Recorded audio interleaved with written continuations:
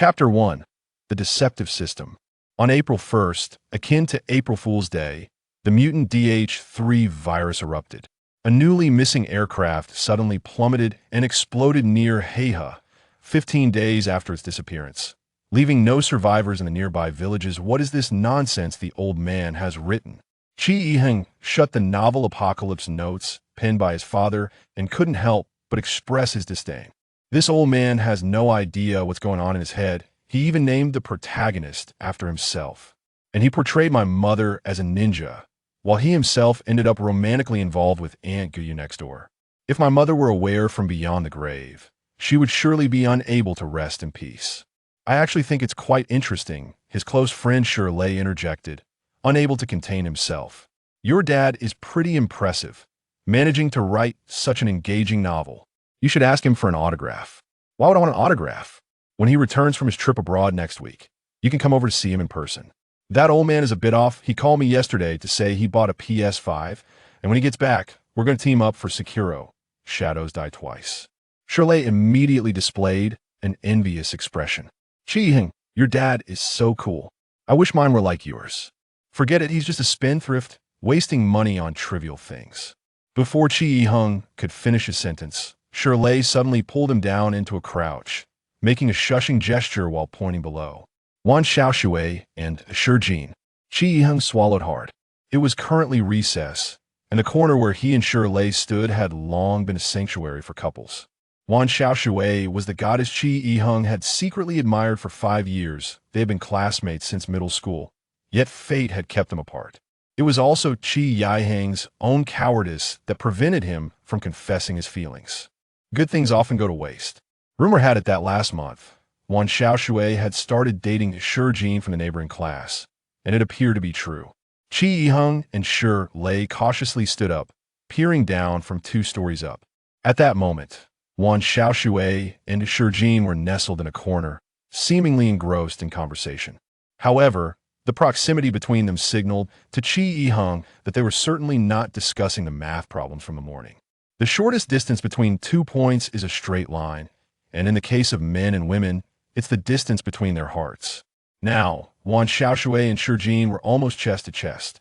Wan Xiaoshui's cheeks were flushed, and Shijin was leaning in, ready to close the gap. Damn, this is truly disgusting, Shirley couldn't help but exclaim. Meanwhile, Chi-Hing felt an indescribable turmoil within. Was his goddess truly about to be kissed by someone else? Absolutely not. Chi-Hing glanced at the bottle in his hand, and with a shake, the Sprite inside spilled all over the two, dousing them in a refreshing cascade. Damn, who the hell are you? Shijin immediately looked up, spotting Chi-Hing and Shirley, and shouted angrily, Fuck you. Chi-Hing, are you two insane? Looking for death. Chi-Hing's mother had passed away long ago, and he detested anyone who insulted her. Shijin's remark struck a nerve in Chi-Hing. He refused to back down and retorted, You're the one looking for death, Shijin. You're the crazy one. Your whole family is crazy. Then come down here. Why don't you come up here? Come down. Come up. Damn it. Frustrated, Shijin grabbed a 1 yuan coin from his pocket and hurled it at Chi-Hing with all his might. As a javelin thrower, Shijin's aim was true, and the coin struck Chi-Hing squarely on the forehead. Chi-Hing felt dizzy and stumbled backward. Ding! The strongest supermarket system is now online. Activation successful. Congratulations, host Chi-Hing. You have successfully bound to the strongest supermarket system. What the hell? Chi-Hing's head buzzed. A system? Is this some sort of joke? Could it be that he had watched too many of his father's novels and was now hallucinating? Yet, Chi-Hing clearly saw a screen materialize before him, accompanied by a crisp system voice outlining the system's features. The strongest supermarket system allows the host to recycle coins and all valuable items, such as gold, into system currency, which can be used to purchase desired goods from a supermarket. Current host balance, 0. Supermarket level, 1. Chi-Hing looked at the available items and found only 2. A regular loaf of bread and a regular bottle of mineral water.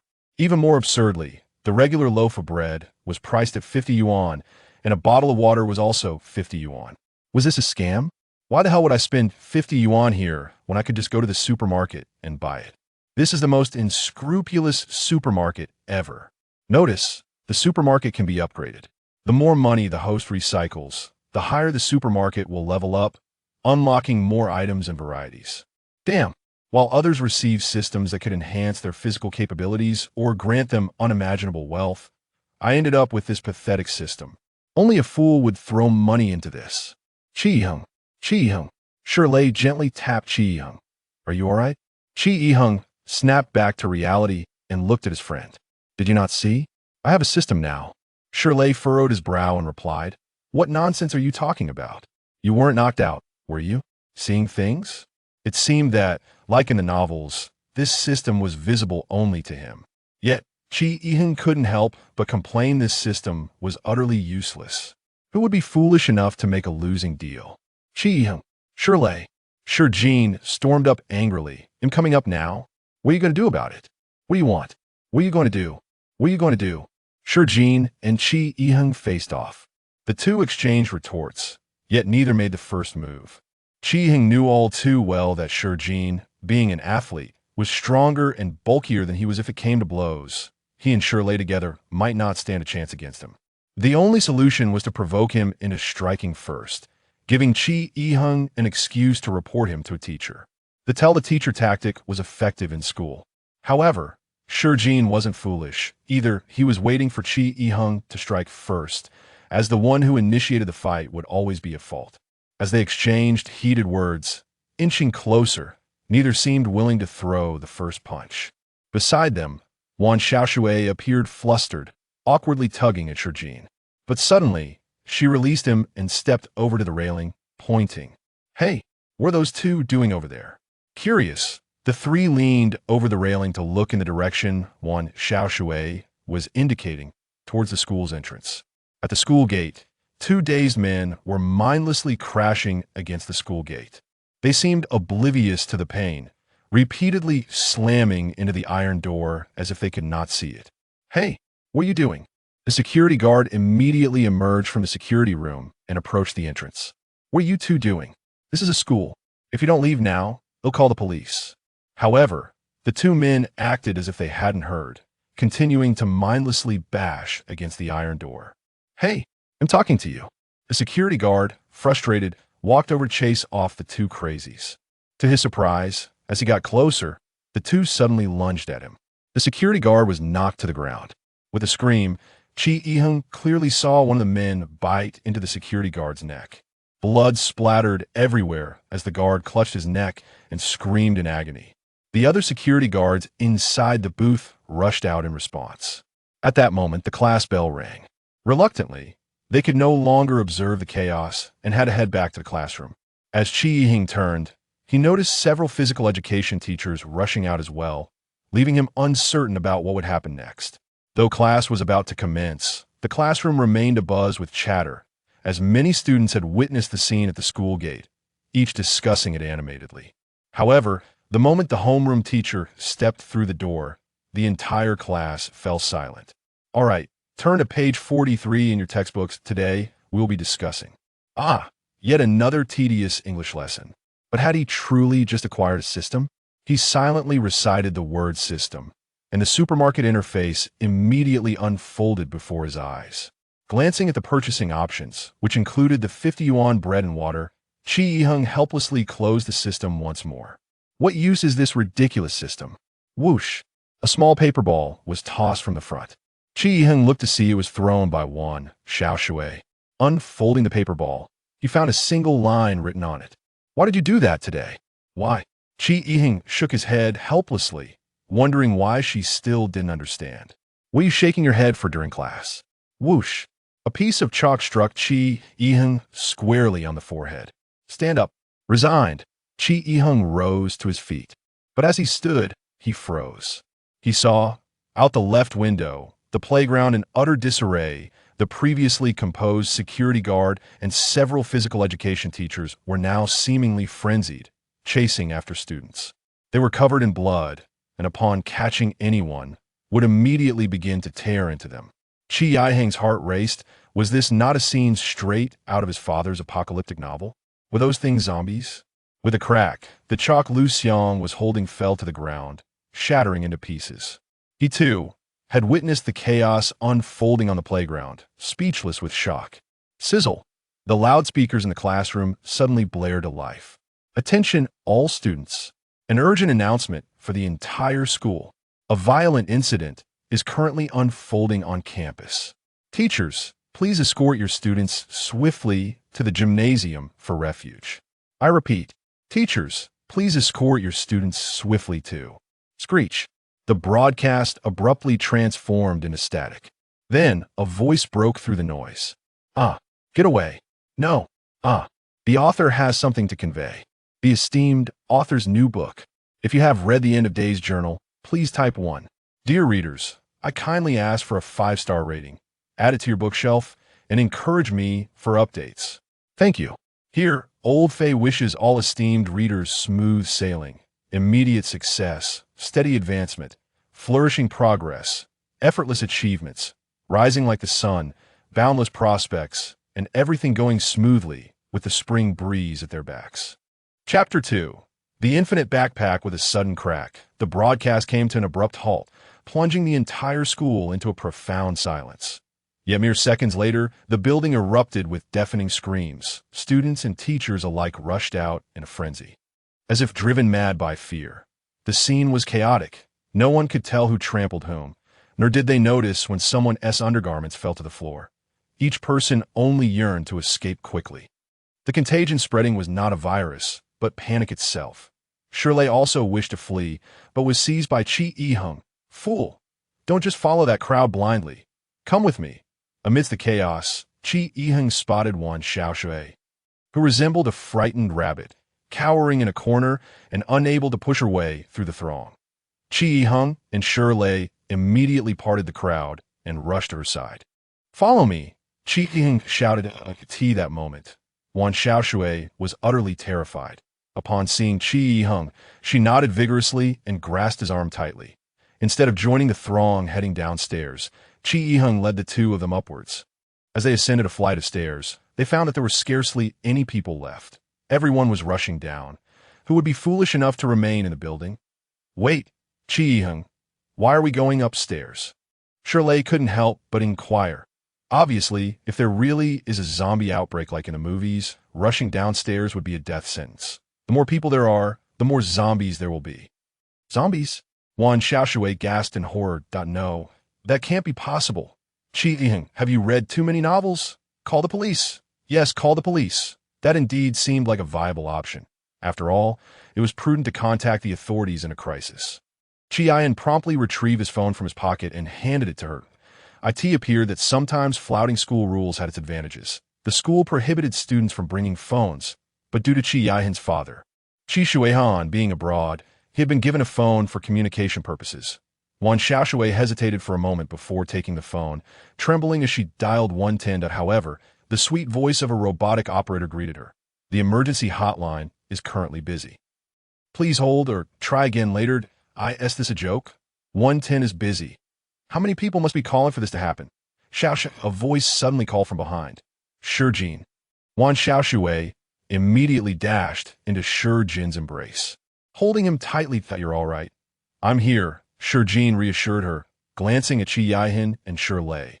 Although the three had their differences, now is not the time to dwell on personal grievances. Let us head upstairs. Going down is not a wise choice. It seemed that Shijin shared the same thought as Chi Yi-hung. All right, I'll follow your lead. Wan Xiaoshui nodded immediately. The two clasped hands and raced upwards. Chi Yi-hung and Shirley exchanged glances before promptly following after them. The teaching building had 5 floors, and the top floor featured an aerial corridor connecting to the adjacent faculty office building.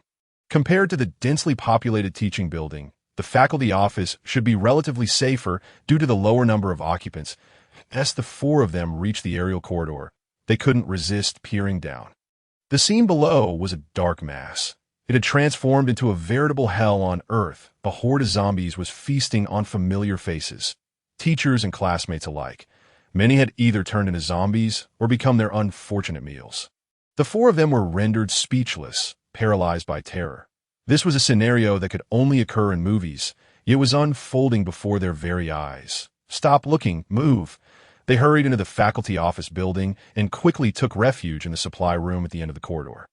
Chi Yiheng locked the door and, together with Shirley, pushed a shelf against it to barricade themselves inside.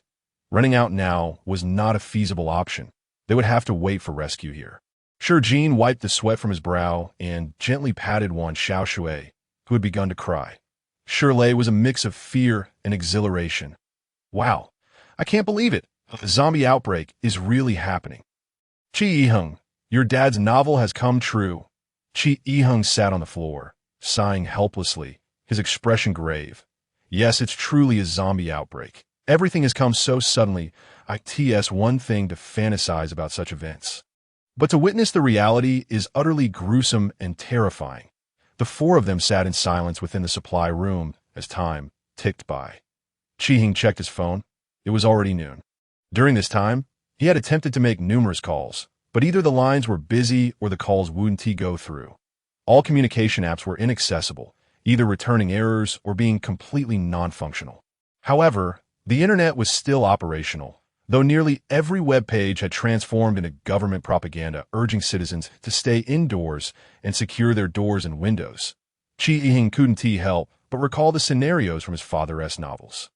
Could it be that the apocalypse had truly arrived? Gurgle, gurgle. Wan Xiaoshui's stomach growled, tea this hour. Everyone was hungry. Tea would be wonderful to have some bread right now, Shirley remarked. Bread? Chi Yiheng rummaged through his pocket and pulled out his wallet, finding it had 400 yuan inside. Alas, having money is futile without a place to spend it. Shirley rolled over, shutting his eyes in an attempt to fall asleep, thinking that if he could doze off, he wouldn't feel hungry. Chi Yiheng pretended to stretch his limbs and moved aside, silently summoning the system within his mind. Greetings, host. How may I assist you? Chi Yiheng continued to mentally prompt. I have 400 yuan in my pocket. How do I charge it into the supermarket system? Ding, 400 yuan has been credited. Whoa, that was fast. Chi Yiheng glanced at his wallet, which was now empty. Congratulations, host. You have successfully unlocked level 2 of the supermarket, and new products are now available. Details can be viewed in the interface. Additionally, the host has been rewarded with an infinite backpack. Would you like to claim it now? Of course, I'd like to claim it. An ethereal backpack materialized on Chi Yiheng's shelf. Infinite backpack certification. Owner, Chi Yiheng. Functionality, capable of storing any item belonging to the host with limitless capacity. The host can freely retrieve or store items or trade with the supermarket, and only the host has access to its contents. It also features a loss prevention mechanism. If lost, the host can return to the system interface and summon it back with a single command. Wow, such formidable functionality. Chi Yiheng examined the newly added items in the supermarket. Within the food category, alongside bottled water and bread, several other consumables were available, including instant noodles, energy drinks, and chocolate bars, all at steep prices. One chocolate bar was a staggering 100 yuan. In addition to food, a section for daily necessities was also unlocked, but it contained few items: scissors, iron wire, regular wooden sticks, and rope, all of which were quite pricey, with the cheapest rope costing 50 yuan. After some contemplation, Chi Yiheng decided to purchase 2 bottles of water and 2 loaves of bread. Host has successfully traded for 2 bottles of ordinary mineral water and 2 loaves of bread, totaling 200 yuan. Remaining balance, 200 yuan. All items have been stored in the host's infinite backpack and are available for immediate use. Close the system. Chi Yiheng was truly amazed to find the mineral water and bread within the backpack. What he initially thought to be a troublesome system now appeared to be a potential lifesaver. Chapter 3. A grin amidst the chaos. Chi Yiheng retrieved the bread and water. Wow, where did you find these? Shirley exclaimed with delight. They were just on the shelf. This backpack actually contains bread and water. I wonder if they're expired. Even if they are, it doesn't matter. It's better than starving to death. Chi Yiheng handed the bread over, but Shirley intercepted him. What are you doing? You're not actually going to give him some, are you? Shirley frowned. Have you forgotten that this guy was about to fight us during the break? Not repaying kindness is one thing, but not settling a score is despicable. Chi Yiheng chuckled lightly. Where did you learn all this reasoning? Never mind. It's not the time to quibble over personal grievances. Upon hearing this, Shurjin unhesitatingly took a piece of bread and a bottle of water from Chi Yiheng's hands, tearing half of the bread to give to Wan Xiaoshui. He offered a shy smile and murmured his thanks. Starving and desperate, Wan Xiaoshui devoured it ravenously. The bread, though lacking in flavor, was quite filling. After consuming half a loaf and washing it down with water, she surprisingly felt satiated. Once full, the natural inclination was to seek sleep. The four of them settled into two separate corners, drowsy and lethargic. They needed rest. No one knew what would come next. Conserving energy was the wisest choice. However, Qi Yiheng found himself unable to sleep. He gazed at Wan Xiaoshui, who was leaning against Shijin, and his heart ached. This was truly tormenting. Alas, what can I do? Who told the goddess to be blind? I'll just have to pretend not to see. Qi Yiheng took out his phone to check the battery. It was running low. He opened a web page, hoping to find the latest news, but regardless of the website or app, all screens displayed a uniform message. On a white background with red text, please remain indoors, securely lock your doors and windows, and await rescue. Warning, do not venture outside. Minimize noise, do not venture outside. Minimize noise. It was clear that the severity of the situation had surpassed everyone's imagination. No one knew what the outside world had become, but it was undoubtedly dreadful. After resting for a while, Wan Xiaoshui suddenly appeared distressed, her legs tightly squeezed together as if she were in urgent need. Meanwhile, Shirley was clutching his stomach, his expression unnatural. Do you guys mind if I take a quick bathroom break here? Shirley paced restlessly within the confines of the room, seemingly in great distress. It was evident that remaining indoors was no longer an option, especially given the passage of time. They were all eager to discover what lay beyond. Qi Yiheng and Shijin cautiously pressed against the wall, straining to listen to the outside world, which was eerily quiet. The group gingerly moved aside a shelf, peering through the gap in the door, and what they beheld was an empty expanse, suggesting a semblance of safety. In the storage room, a few large mops were at their disposal. Each person seized one as a makeshift weapon. Qi Yiheng led the charge, carefully turning the knob and opening the door. As it swung open, a gust of foul air rushed in, revealing a desolate corridor marked only by bloodstains and scattered remnants of bodies. The silence was oppressive, so much so that the sound of a pin dropping could be heard, and each person's heart raced in their throats. The four companions dared not make a sound as they approached the restroom door. This building seems relatively secure. You should hurry in and take care of things, Shijin suggested as he and the others stood guard at the entrance. Shirley wasted no time, rushing straight into the restroom, followed hesitantly by Wan Xiaoshui. Qi Yiheng and Shijin remained poised outside, the atmosphere growing tense and awkward.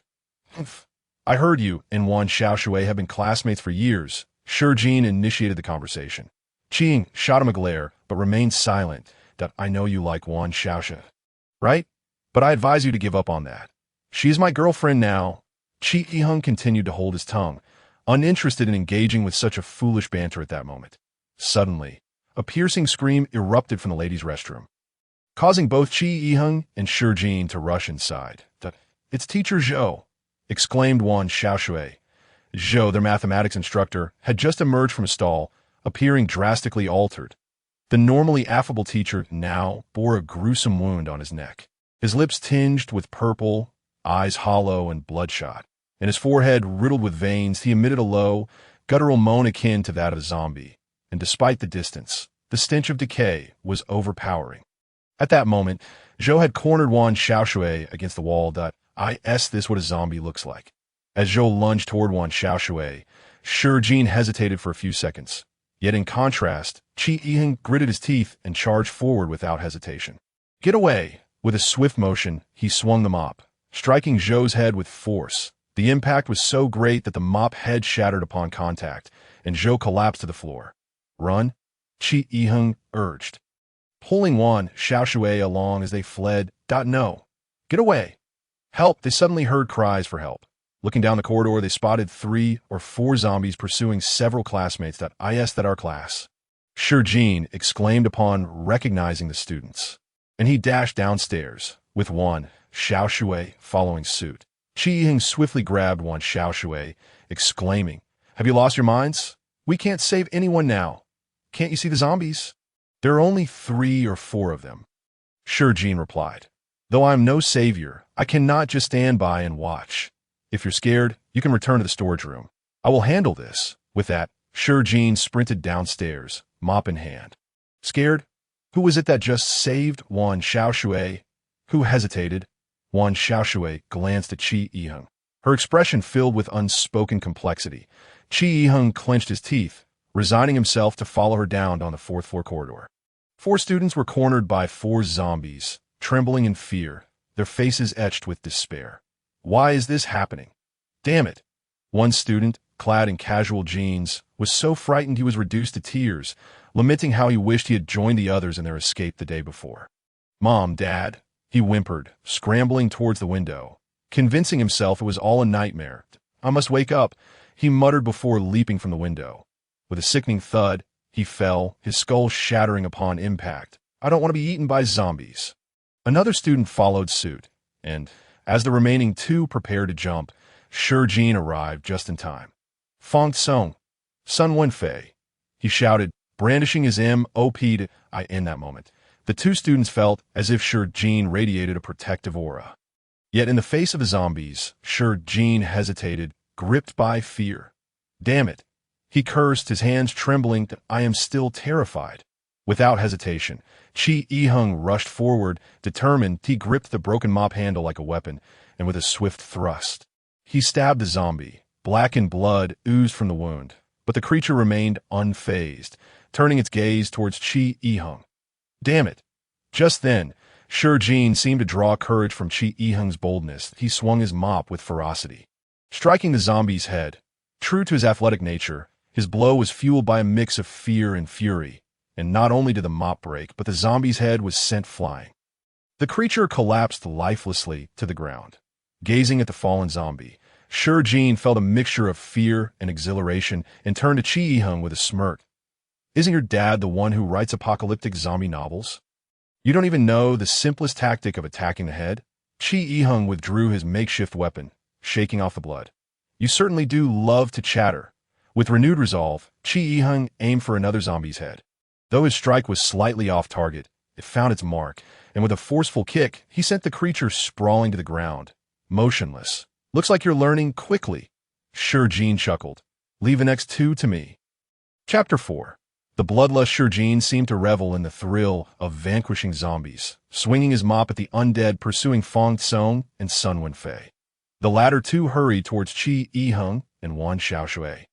Qi Yiheng didn't mind Jean's bravado. If he wanted to show off, let him. With ease, Jean struck another zombie, sending it crashing to the floor. "Come on, you idiots, bring it on," he taunted, fully engulfed in excitement.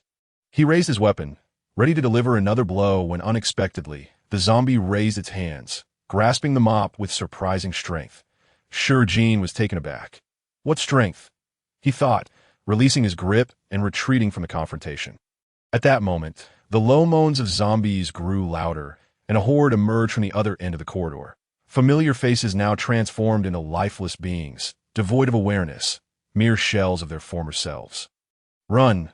Jean shouted, and the group sprinted in the opposite direction, seeking an escape downward. However, a throng of zombies surged upward, seemingly drawn by the earlier commotion or the 2 students who had jumped. "Go! To the rooftop!" With no other options, they fled towards the rooftop. The encroaching horde intensified. Sun Wenfei stumbled, and as Qi Yiheng reached to help him, a zombie's jaws clamped onto his leg.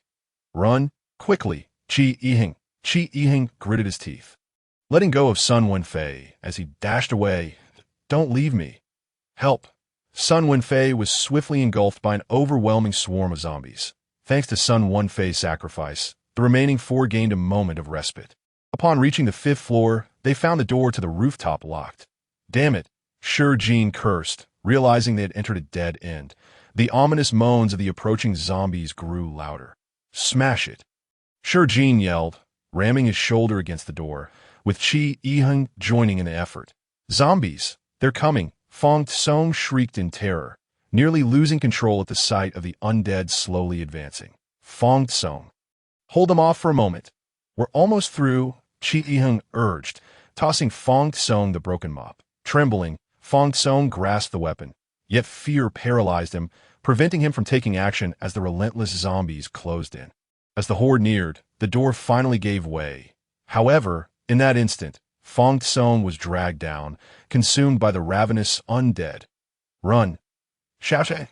Qi Yiheng grasped Wan Xiaoshui and was about to surge upwards, but to everyone's astonishment, a zombie seized Wan Xiaoshui's ankle, preparing to bite down. In a moment of desperation, Shi Jin delivered a swift kick. With a resounding crack, the zombie released its grip. However, a horrified cry escaped Shi Jin's lips as he realized that although his kick had struck the zombie, he had been bitten by another, flesh torn away, blood gushing forth. Run! The three of them dashed onto the rooftop, hastily shutting the door behind them. The rooftop was cluttered with discarded tables, chairs, and office cabinets. Qi Yiheng and Shi Jin secured the door with an iron rod, then quickly piled up the furniture to barricade the entrance. The relentless pounding of the zombies against the door was insufficient to breach their defenses. They were safe. Qi Yiheng collapsed onto the ground, drenched in sweat. Shi Jin, you're injured? Wan Xiaoshui immediately tore a piece from her clothing to tend to Shi Jin's wounded leg. Shi Jin gazed at his injury, unable to suppress a tremor that coursed through his body. Qi Yiheng understood all too well the implications of a zombie bite. He swiftly picked up an iron rod from the ground. Shi Jin's lips quivered as he struggled to stand, insisting, "It's just a scratch. I should be fine." Cough, cough. Suddenly, he coughed up a mouthful of blood. Shi Jin, Xiaoshui, Qi Yiheng instinctively pulled Wan Xiaoshui behind him. "What are you doing?" "Shi Jin, are you all right?" "You must know the truth," Qi Yiheng said, gripping the iron rod tightly as he looked at Shi Jin. A bite from a zombie would lead to transformation. Shi Jin's expression contorted in denial. "No, I won't turn into a zombie. I'm fine. Cough, cough." Blood poured from his mouth. "Shi Jin, Qi Yiheng, get out of the way. What are you talking about? He can't possibly become a zombie." As Wan Xiaoshui attempted to move toward Shi Jin, she froze mid-step. Shi Jin had closed his eyes and collapsed to the ground. Qi Yiheng slowly raised the iron rod, approaching Shi Jin, knowing full well that he would soon rise again. But as a creature no longer human, this can't be happening. Shi Jin is merely unconscious. Nothing like that could possibly occur. The surroundings had begun to mirror the chaos of a novel, and Qi Yiheng interrupted Wan Xiaoshui's thoughts. She covered her mouth, tears brimming in her eyes. "No, it can't be true." The clouds above drifted, revealing the sun, its rays casting down without warmth. Qi Yiheng noticed Shi Jin's hand tremble. "Xiaoshui, step back." Wan Xiaoshui turned to see Qi Yiheng, fierce and resolute, clutching the iron rod, and immediately spread her arms to shield him. "What are you doing?" "No. Shi Jin 1T turned into a zombie. He is an athlete. He is exceptionally strong. He is not like ordinary people. He can't possibly become a zombie. Stay away from him." As her words fell, Shi Jin's eyes snapped open, his body twitching as he sat up from the ground. However, his eyes were blood-red and hollow. His lips a ghastly shade of black and purple, blood trickling down, and dark veins began to creep across his face. He stood, emitting a low groan akin to that of a zombie. "Shi Jin." Qi Yiheng yanked Wan Xiaoshui aside, raising the iron rod towards Shi Jin's head. Shi Jin lunged towards Qi Yiheng with outstretched arms. No. Chapter 5. Level 3 Supermarket. Shi Jin lay motionless on the ground, an iron rod embedded in his skull, never to move again. Wan Xiaoshui knelt, her face streaked with tears. Qi Yiheng looked at Shi Jin's lifeless form and picked up a tattered cloth to cover him. Why did you have to do this?" Wan Xiaoshui cried, "To ensure our survival. I had no choice," Qi Yiheng replied in a low tone. Though he despised Shi Jin, the act of killing him weighed heavily on Qi Yiheng's heart, even if he was no longer human. Wan Xiaoshui, her voice choked with sorrow, said, "I didn't need your help. I didn't want to see Shi Jin like this. If survival means this, I would rather be bitten by him and become a zombie too." Qi Yiheng felt his heart shatter as he struggled to respond. "Shi Jin would want you to live. If I were him, I would wish for your well-being. What do you know?" Wan Xiaoshui wiped her tears and looked up at Qi Yiheng. "Understand now. Qi Yiheng, you despise Shi Jin because he is my boyfriend. You coward. You did this just because he is my boyfriend. I hate you. After all these years, I have always hated you. I loathe you." Qi Yiheng gazed at Wan Xiaoshui, his heart torn. He forced a smile, picked up an iron rod from the ground, and slowly walked toward the rooftop door. "What are you doing? Where are you going?" Since you hate me, I'll only be a nuisance here that I'll go out and distract the zombies. You find a place to hide. Once I draw them away, escape and seek help. Chi Hing cast a sidelong glance at Wan Xiaoshui. You must live. With that, he continued toward the door. What are you saying? Wan Xiaoshui felt a surge of panic, but Chi Hing was already moving the tables and chairs. Hey, you'll die alone. Wan Xiaoshui trembled. Hey, Chi Hing! Suddenly, she rushed forward, embracing him from behind. No. Stop. I'm sorry. What I said earlier was just in anger. Wan Xiaoshui closed her eyes, holding on to Chi Hing tightly, weeping uncontrollably. Please, don't leave me alone. Don't go out. Don T, leave me alone. Her sobs echoed in the air. Chi Hing turned, gently wrapping his arms around Wan Xiaoshui. He had imagined countless moments with her, but never in such dire circumstances. On the first day of the zombie outbreak, he finally held the girl he had secretly loved for years. Heaven, let this moment last forever. Time seemed to stretch, and after what felt like an eternity, they finally parted. Wan Xiaoshui wiped her tears. Hugging her knees against the wall, still despondent, she looked down and asked, what should we do next? Chi Hing gazed into the distance. The city had lost its former visage. Zombies roamed the streets, and black smoke billowed from various locations. Chaos and despair had engulfed the city. Reminiscent of a scene from a film, he scratched his head and admitted, I don't know. Now, they were trapped on the rooftop, with no way to escape. Chi Hing felt a nagging sense of something missing. Shirley? He instinctively covered his face. Damn it. They had forgotten Shirley in the restroom. Wan Xiaoshui, hugging her knees, wore a look of melancholy. Shirley has probably turned into a zombie by now. Chi Hing sighed in resignation as he sat beside Wan Xiaoshui. Perhaps, but they say heavy-set people are resilient. Shirley is a big guy. Hopefully, he is still alive. Chi Hing contemplated their predicament. They were on the 5th floor, the only exit blocked by zombies. Unless they sprouted wings, escaping from this place seemed impossible. If only there were a plane in the system. But even if there was, I wouldn't know how to fly it. Nor could I afford it. Wait. Rope? Chi Hing approached the edge of the rooftop and looked down. The rooftop was approximately 30 meters above ground. If they had a 30-meter rope, they could slide down. He scanned the area and was fortunate to find that the building's shaded side housed a flower bed, narrow and often deserted, now devoid of any zombies. Perfectly safe. Chi Hing quickly summoned the system interface. Hello, host, what do you need? He promptly clicked to purchase rope. Transaction successful. Point 1 rope, length 10 meters, value 50 yuan. Remaining balance, 150 yuan. Item has been stored in the host's infinite backpack and is available for use. What a ripoff. Only 10 meters for 50 bucks? This is a scam. With no other choice, he bought 2 more. Ding. Transaction successful. Point 2 ropes, value 100 yuan. Remaining balance, 50 yuan. Items have been stored in the host's infinite backpack and are available for use. Chi Hing took out the 3 expensive ropes from his backpack and began to tie them together. Seeing this, Wan Xiaoshui stood up to assist him. Where did you find this rope? It was lying over there. Not sure who discarded it. Chi Hing replied evasively. You should be able to slide down the rope, right? Wan Xiaoshui peered over the edge, swallowing hard, her expression conflicted. ITS so high. Saying I'm brave would be a lie. I'll finish this and I'll go down first. Just hold on to the rope and slide down slowly. I'll catch you. Wan Xiaoshui nodded. At present, Chi Hing was the only person she could rely on. Having successfully tied together 3 ropes, Chi Hing gave them a firm tug. He contemplated for a moment before approaching Shurjin, clasping his hands together in a silent apology. He then rummaged through Shurjin's pocket and extracted a wallet. Inside, there was merely a solitary red bill, 100 yuan. This fellow truly was a miser. Nevertheless, it would suffice. Even the smallest morsel is still sustenance. Chi Hing instructed the system to reclaim the 100 yuan. The notification chimed. 100 yuan has been credited. Current balance, 150 yuan.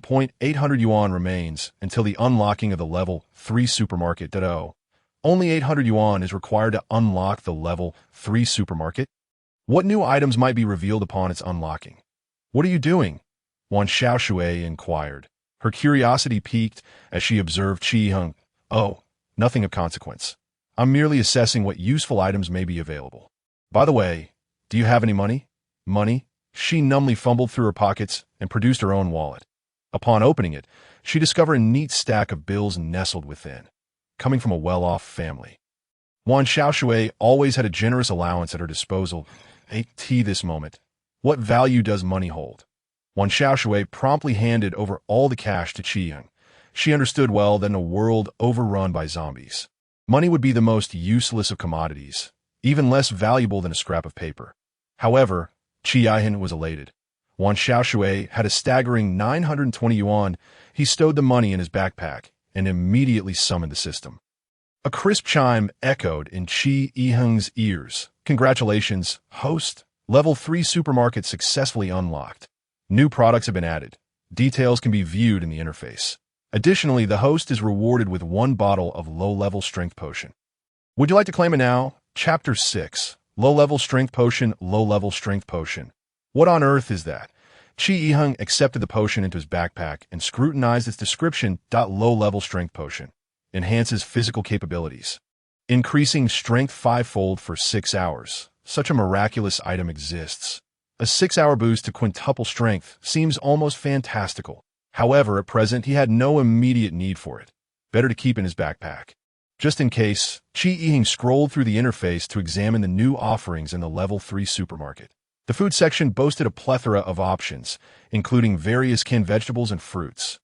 Yet the prices remained exorbitantly high, nearly 10 times their usual cost. The daily necessities section also featured numerous useful items: flashlights, lighters, lamps, and more. Moreover, the supermarket had unlocked 2 additional categories: pharmaceuticals and special items.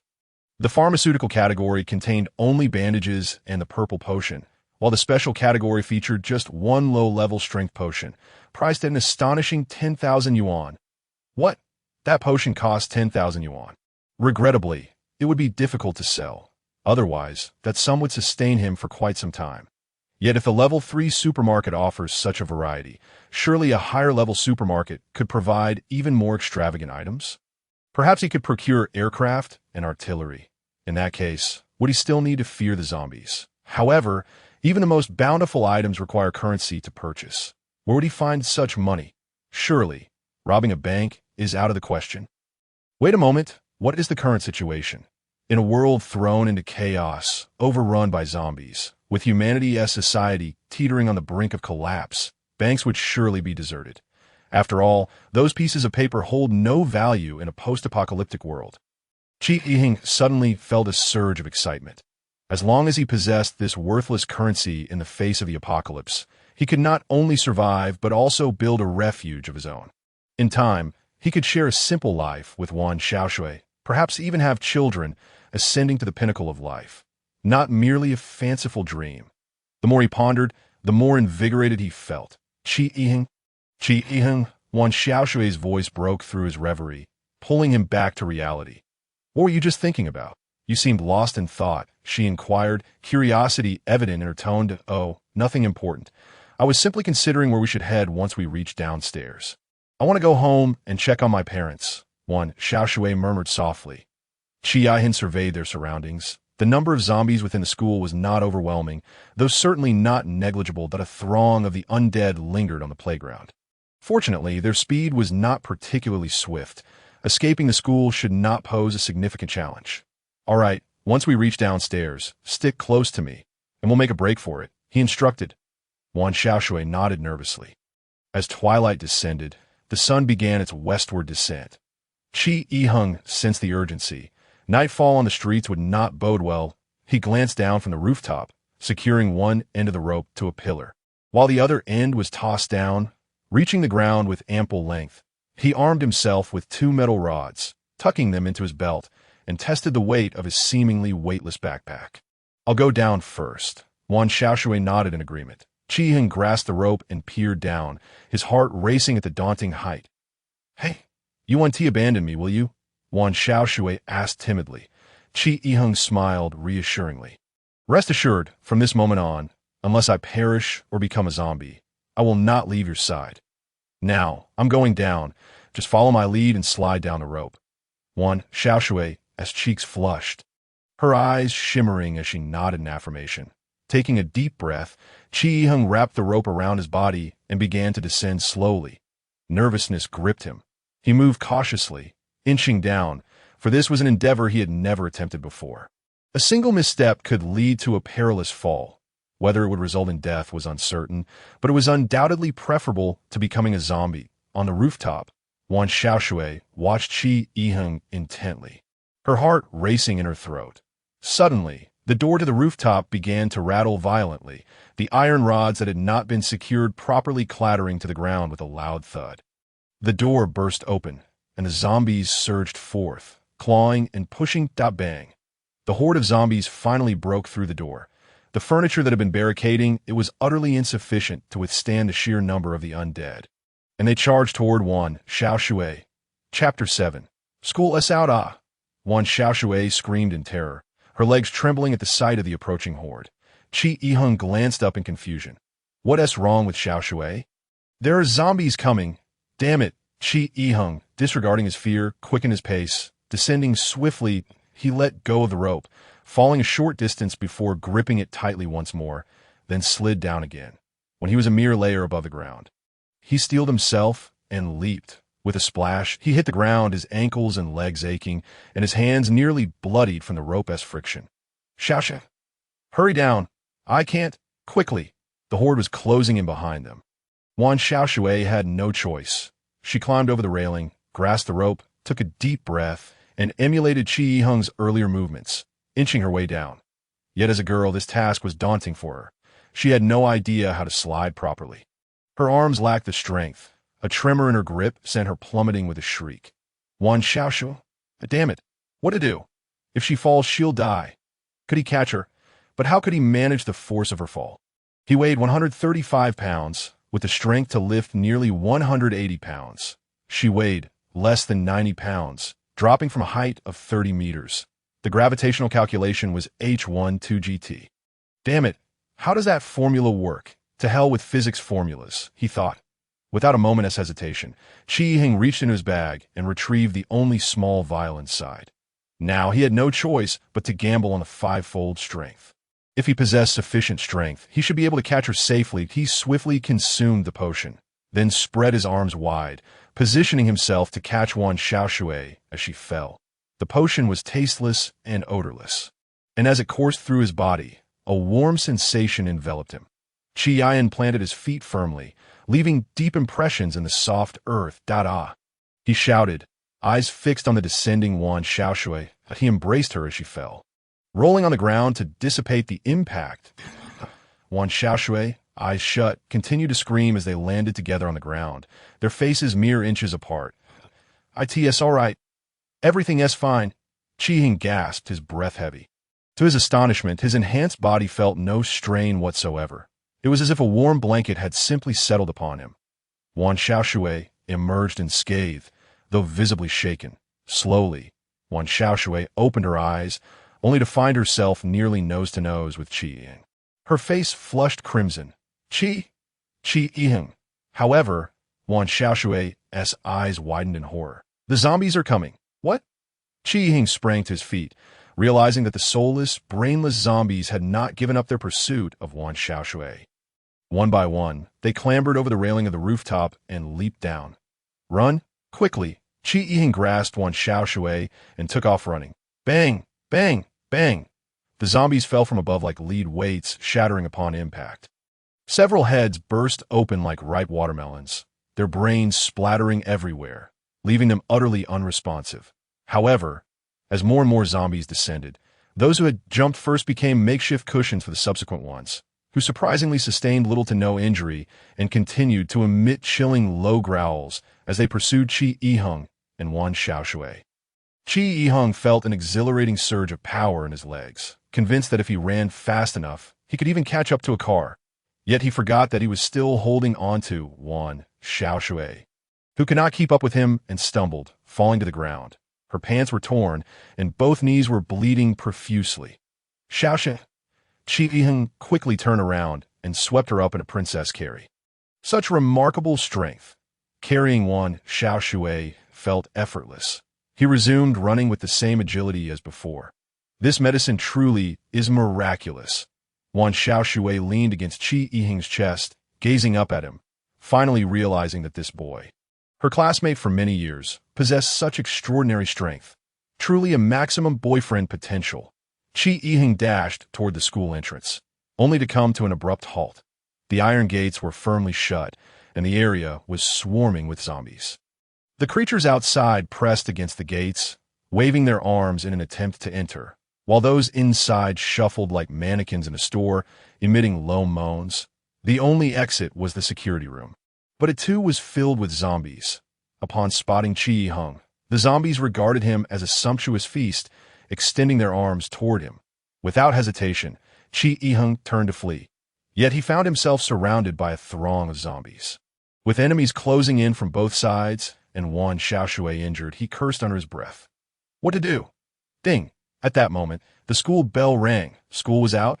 The bell's sound echoed throughout the premises, emanating from speakers strategically placed around the school, some disguised as rocks, others mounted atop lampposts. The resounding chime immediately captured the attention of the zombies, who turned en masse toward the source of the noise, while a few straggling zombies continued their relentless pursuit of Qi Yiheng and Wan Xiaoshui. Qi Yiheng! Hey, Qi Yiheng! A figure in the distance waved at him, whispering, "Over here." Chapter 8. Jesus Shirley? This rotund fellow is still alive. It seems the chubby ones truly are blessed with resilience. Shirley stood beside the cafeteria building, flanked by 6 others, 2 teachers, physical education instructor Gao Jun and political science teacher Zhou Xiong, along with several upperclassmen. Without a moment's hesitation, Qi Yiheng sprinted toward them, still cradling Wan Xiaoshui. His speed was remarkable. The relentless zombies pursuing them stood no chance of catching up upon reuniting with the group. Gao Jun immediately led everyone backward. They entered through the cafeteria's back door, turned, and opened a door leading to a staircase. It turned out to be a fire escape leading to the underground parking garage. Haigang No. 1 High School was a relatively affluent institution, a blend of public and private education, equipped with all the necessary facilities, including an underground garage, despite the limited number of teachers. However, the garage was now eerily empty. With numerous vehicles wrecked and the exit completely blocked, the silence was palpable, so quiet it was unnerving, with the faintest echoes of the zombies' unsettling growls barely audible. "Keep it down. Try not to make any noise," Zhou Xiong admonished the students in a hushed tone. Everyone nodded, too frightened to even breathe. Cautiously, they crept through the underground garage, and under Gao Jun's guidance, they reached a staircase leading upward. The door at the top was tightly shut and locked. Gao Jun produced a key, unlocking the door and leading everyone inside. Once they ascended the stairs, Qi Yiheng couldn't help but exclaim, "So this leads to the gymnasium." The school gym, completed less than a year ago, had remained sealed and unused, its hefty door firmly closed, providing excellent sound insulation, an ideal refuge. Inside the gymnasium, several students had already gathered, and their art teacher, Bai Lu, was tending to them. Upon seeing the group, Bai Lu's face lit up with a smile. "That you're back? Are you all okay? Xiaoshui?" Wan Xiaoshui, an art student with a close bond to Bai Lu, could no longer contain her tears and rushed to embrace her. "Sure, Jean is dead. Sure, Jean is dead. Shoo, it's all right, Bai Lu comforted her. "It's all over now. You're safe. Are you hurt? Let me take care of your wounds. You all should take a moment to rest." Gao Jun instructed the students. The ones who had fled alongside Qi Yiheng sat on the wooden floor, clutching their heads, still in shock. "You lucky fellow. I thought you were a goner." Qi Yiheng lightly punched Shirley's chest, genuinely glad to see him again.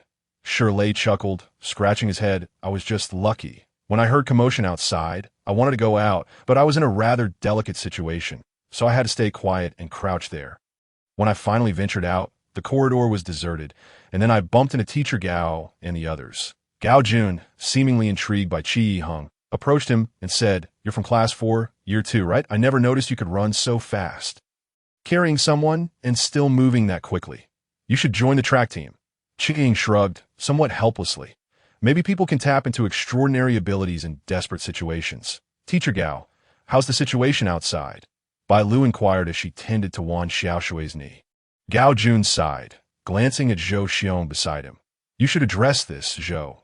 Zhou Xiong, in his 30s, wore a weary expression, his thinning hair disheveled from the earlier chaos. Adjusting his glasses, he spoke somberly. There are still many zombies outside. We scoured the school but found no food. We only managed to save these few students that IT seems we'll have to tighten our belts tonight. We might go hungry. Teacher, I want to go home. I miss my parents. Can I borrow a phone to call my mom? A female student lamented. The sudden turn of events had left many on the verge of breaking down. Zhou Xiong reluctantly pulled out his phone and handed it over. You see, the phone doesn't work. Go ahead and try. The girl swiftly dialed the number, but as she held the phone to her ear, she heard nothing. The call was completely unreachable. Mom, she cried, her emotions spiraling out of control. Emotions are contagious. Her despair ignited a wave of panic among the other students. Mom, where are you? I want to go home. Teacher, are we going to die? Will we become like those monsters outside? Teacher, we don't want to die. Watching the students' faces marred by fear, Zhou Xiong's lips trembled as he reassured them. Please don't panic. Everyone will die eventually, but we're still alive, right? Someone will come to rescue us. His words, however, fell flat, only heightening their anxiety. Don't worry, Gao Jun suddenly exclaimed, his face still adorned with a benign smile, radiating warmth. This place is safe. I promise I will protect everyone, even if no one comes to save us. I, Gao Jun, will ensure your safety. Though Gao Jun was a physical education teacher, he possessed an attractive, youthful appearance, reminiscent of a popular idol. It was said that he had once been a member of the provincial basketball team before an injury led him to become a teacher. His kind and sunny demeanor made him well-liked among students, particularly the girls. His words seemed to have a magical effect, instantly silencing the students' tears. Many female students gathered around Gao Jun, gazing at him with admiration, as if he were a beacon of safety. Shirley furrowed his brow at Gao Jun and whispered to Qi Yiheng, do you think Teacher Gao is radiating light right now? He really reminds me of Jesus. Jesus? Qi Yiheng's expression turned contemplative. Can Jesus ensure we have something to eat tonight? Chapter 9. The Captain Qi Yiheng felt indifferent towards the universally adored Teacher Gao. Not only that, but he also harbored reservations regarding Gao Jun's character. This skepticism stemmed from a past incident where Qi Yiheng had witnessed the star teacher escorting a girl into a budget hotel. You can know a person's face, but not their heart. His father, Qi Shuihan, had warned him on numerous occasions that in this world, the most terrifying entities are not monsters or ghosts, but rather humans. Hell is other people. You can never truly know who it is that stands before you. As darkness began to envelop the sky, the entire basketball court succumbed to shadows. Although the venue was electrified, they dared not turn on the lights. It was common knowledge that light and sound would attract the attention of zombies. Fortunately, the streetlights outside the school had flickered to life, casting a faint glow into the gymnasium. 3 teachers gathered everyone to compile useful items. The suddenness of the crisis left everyone unprepared, aside from 2 lighters and a few pieces of chocolate. Everything else was utterly useless at that moment. Wan Xiaoshui remained close to Teacher Bai, leaving Qi Heng with no opportunity to converse with her, forcing him to steal glances her way. Teacher Bai counted the chocolates. There were only 4, with 3 small pieces forming one, making a total of 12 segments. With 14 individuals present, it was impossible for everyone to receive a piece. It's all right, I want to eat, Gao Jun said with a smile. Let the students have it first. Tomorrow, I will venture out to find food that I promise. I will bring something back. Bai Lu nodded. Then the 3 of us teachers won't eat tonight. We'll save a small piece for emergencies.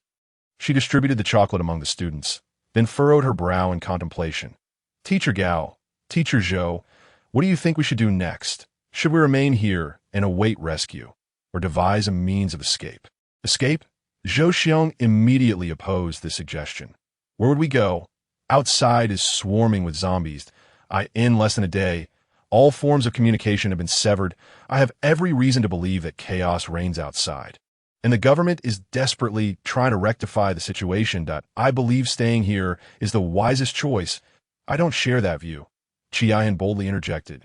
If we merely hide here, we will inevitably starve. Without food or water, and not even a mattress to sleep on, how can we survive? The temperature is dropping. In the end, even if we don't die of hunger, we're likely to freeze to death.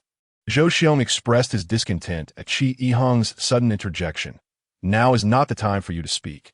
This is a matter for the teachers. However, I find his argument quite reasonable, Bai Lu remarked.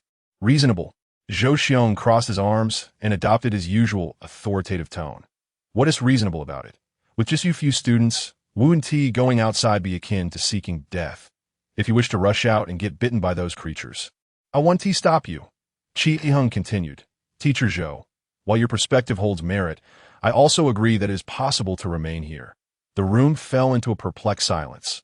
What was Qi Yiheng trying to convey? He seemed to waver between positions.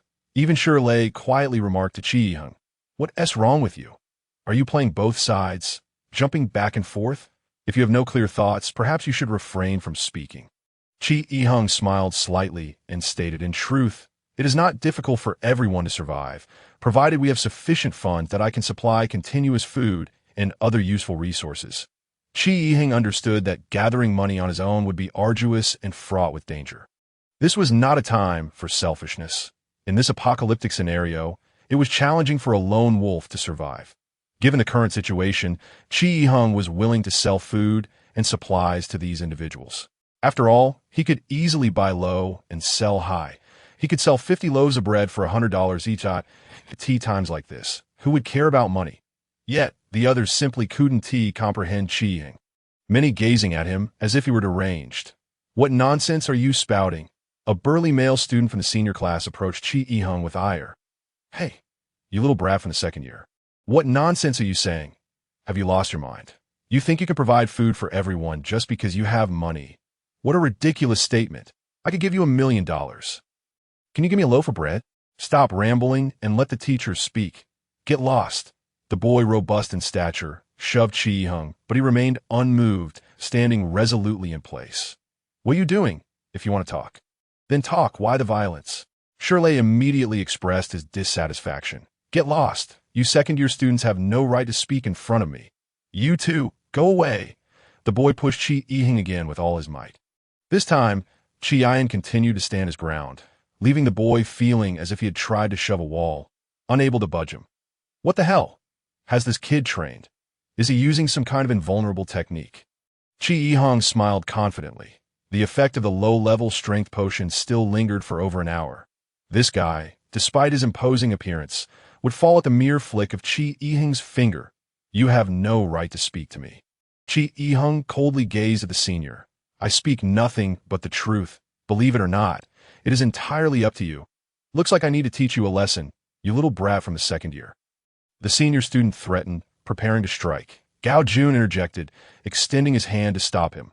All right, Susu, there's no need to be so impulsive at a time like this. We are all in the same boat. Let us not get into a dispute. However, Bai Lu's earlier question has revealed something important." "What is it?" Bai Lu inquired. "The most crucial thing now is to appoint a leader, or rather a captain." Gao Jun smiled broadly and continued, "In such circumstances, a captain is essential.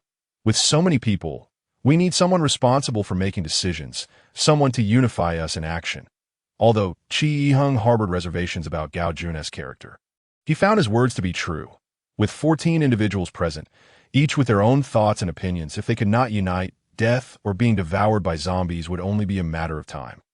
They're all children. If we were to choose a captain, it can only be among us 3 teachers, Zhou Xiong stated. Bai Lu crossed her arms. "If we must choose, it seems there are only you, Teacher Zhou, and Teacher Gao. I am a woman and may not perceive things as clearly as you two. I vote for Teacher Gao." A girl immediately raised her hand. "That I believe Teacher Gao can protect us and ensure our survival." "Yes, I also choose Teacher Gao." "Me too." "Teacher Gao." "I select Teacher Gao." Zhou Xiong remained silent, his expression darkening. The moment this proposal was made, the choice had already been made. Gao Jun was the clear victor. Gao Jun grinned widely. Waving his hand, he relished this moment of being the center of attention. "Since everyone has chosen me, I shall humbly accept the role of captain. I assure you, I will ensure everyone survives." Clap, clap, clap. It was unclear which girl started the applause, but soon others joined in, clapping softly. Yet for reasons unbeknownst to him, Qi Yiheng couldn't shake the feeling that this beloved Teacher Gao was not as he appeared. He harbored a premonition that making Gao Jun the captain would prove to be a grave mistake. I could see that moment. A slender hand suddenly shot up. Can we choose someone else as captain? Everyone turned towards the voice, revealing a girl with long hair, blunt bangs, and a flawless, delicate face. Her curvaceous figure somehow exuded a hint of sensuality even in school uniform. She was the senior class's ice queen. Zui Yue. She gazed coldly at Gao Jun and articulated each word with precision. Whoever becomes captain is fine, but if it is him, I will not agree.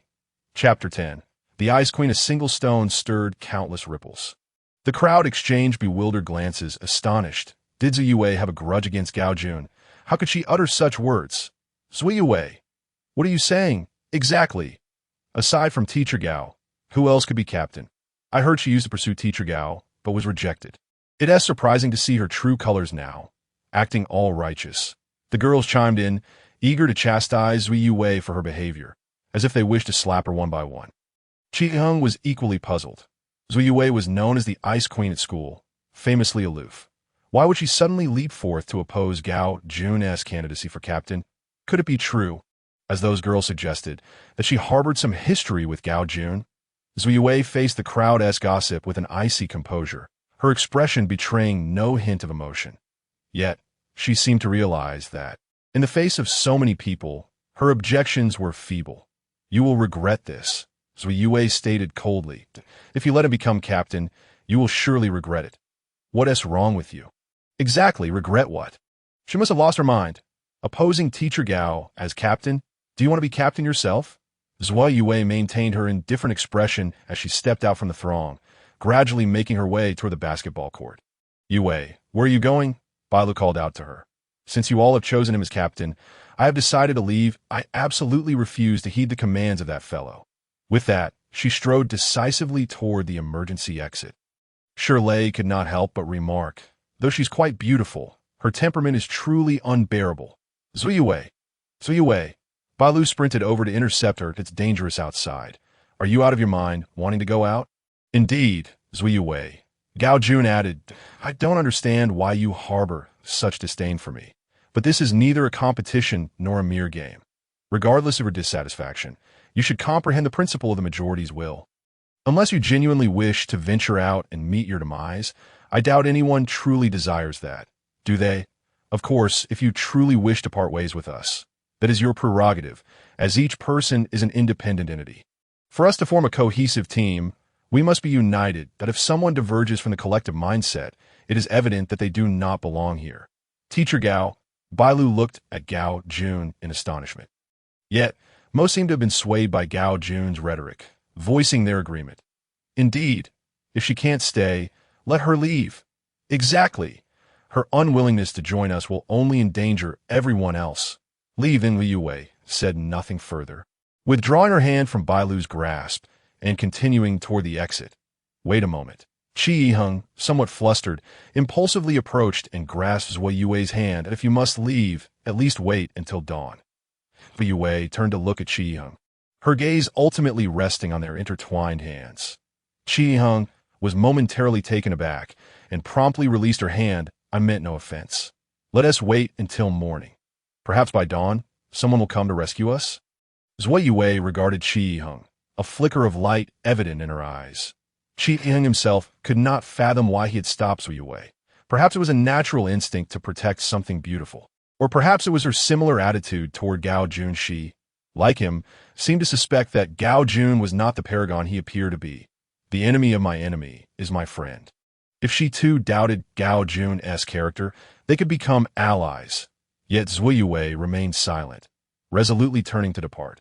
Watching her leave without hesitation, Shirley could not restrain himself from slinging an arm around Chi Yiheng's shoulder. What a stubborn individual. It would be such a pity for such a beautiful woman to perish.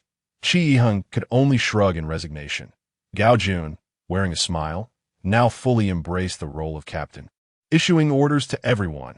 Zhou, could you please check if Zui Yue locked the door when she left and reinforce the exit? The rest of you should rest. It's getting late.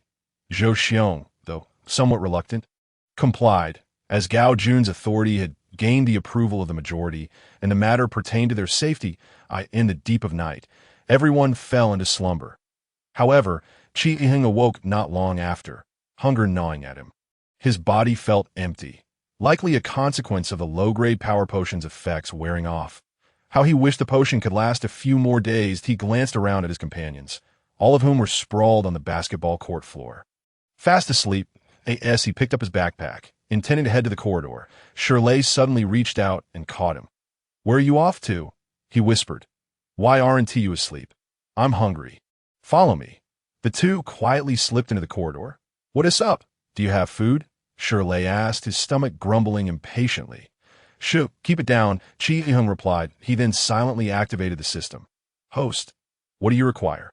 After checking his balance, Chi Ying reluctantly and regretfully purchased 3 loaves of bread. Transaction successful. 3 loaves of bread for 150 yuan. Remaining balance, 920 yuan. Items have been stored in the host's infinite backpack and are available for use. Closing the system, Chi Ying retrieved the 3 loaves of bread from his bag. "Damn, is that all?" "That's it. Just 3." Shirley immediately snatched one and took a hearty bite. Him. This tasteless bread was akin to a feast. "I wouldn't trade this for a mountain of gold." Chi Ying was tempted to say he would, but instead he playfully smacked Shirley's hand, reclaiming the bread. "Don't rush. Go fetch Wan Xiaoshui, but don't disturb the others." Shirley grinned, licked his lips, and stealthily returned to the main area. Before long, Wan Xiaoshui limped in alongside Shirley. "Xiaoshui, you must be hungry." Chi Ying offered her a loaf of bread. Wan Xiaoshui, truly famished, accepted it but hesitated before taking a bite. "Shouldn't we share the bread with everyone?" Shirley quickly interjected. "Are you out of your mind? At a time like this, we just need to fill our own stomachs." "But, Shu," Chi Ying suddenly gestured for silence, as he seemed to hear an unusual sound. Shirley grew anxious, nervously asking, "What is it?" "Shu, don't make a sound." Chi Ying urged the two to remain silent as he crept toward the source of the noise.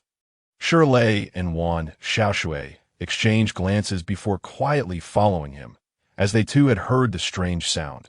The trio arrived at the door of the girls' restroom, where the noises were emanating from. There were voices, along with the faint sound of the restroom door slamming. Could it be zombies? Wan Xiaoshui instinctively recalled the terrifying scene from earlier and gripped Chi Ying's sleeve in fear. "Teacher Gao, is this really okay?" A woman's voice came from inside, seemingly belonging to a senior high school girl. "Rest assured, from today onward, I will protect you well." Thud, thud, thud, the rhythmic banging of the door echoed sharply. Though still somewhat naive, the three quickly grasped the implications of the activities occurring within the restroom. Wan Xiaoshui's face flushed crimson, while Chi Ying and Shirley felt an involuntary dryness in their throats. Chi Ying gestured for them to retreat, leading the way to a nearby equipment room whose door was ajar. Once inside, they shut the door and sat on the floor in a huddle. "Was that really Teacher Gao's voice?" Shirley whispered, his tone barely above a murmur. Chi Ying nodded that I never would have imagined that Teacher Gao would engage in such activities, especially at a time like this. "Who is that girl?" Wan Xiaoshui's face remained flushed. She could hardly believe that the tall and handsome Teacher Gao would be involved in such matters. Chi Ying shook his head. "I can't tell from the voice who it is. But some time ago, I inadvertently saw Gao Jun bringing a girl into a hotel." This revelation, combined with the recent events, shattered Gao Jun's image in Shirley and Wan Xiaoshui's minds, and no wonder Zuyue had such disdain for him. Shirley remarked, "Listen to me," Chi Ying continued earnestly. "Regardless of what Gao Jun may be, I see only the 3 of us as a team, that I trust you both completely, and I hope you will trust me too. I have the capability to ensure our survival with adequate supplies." Shirley nodded immediately.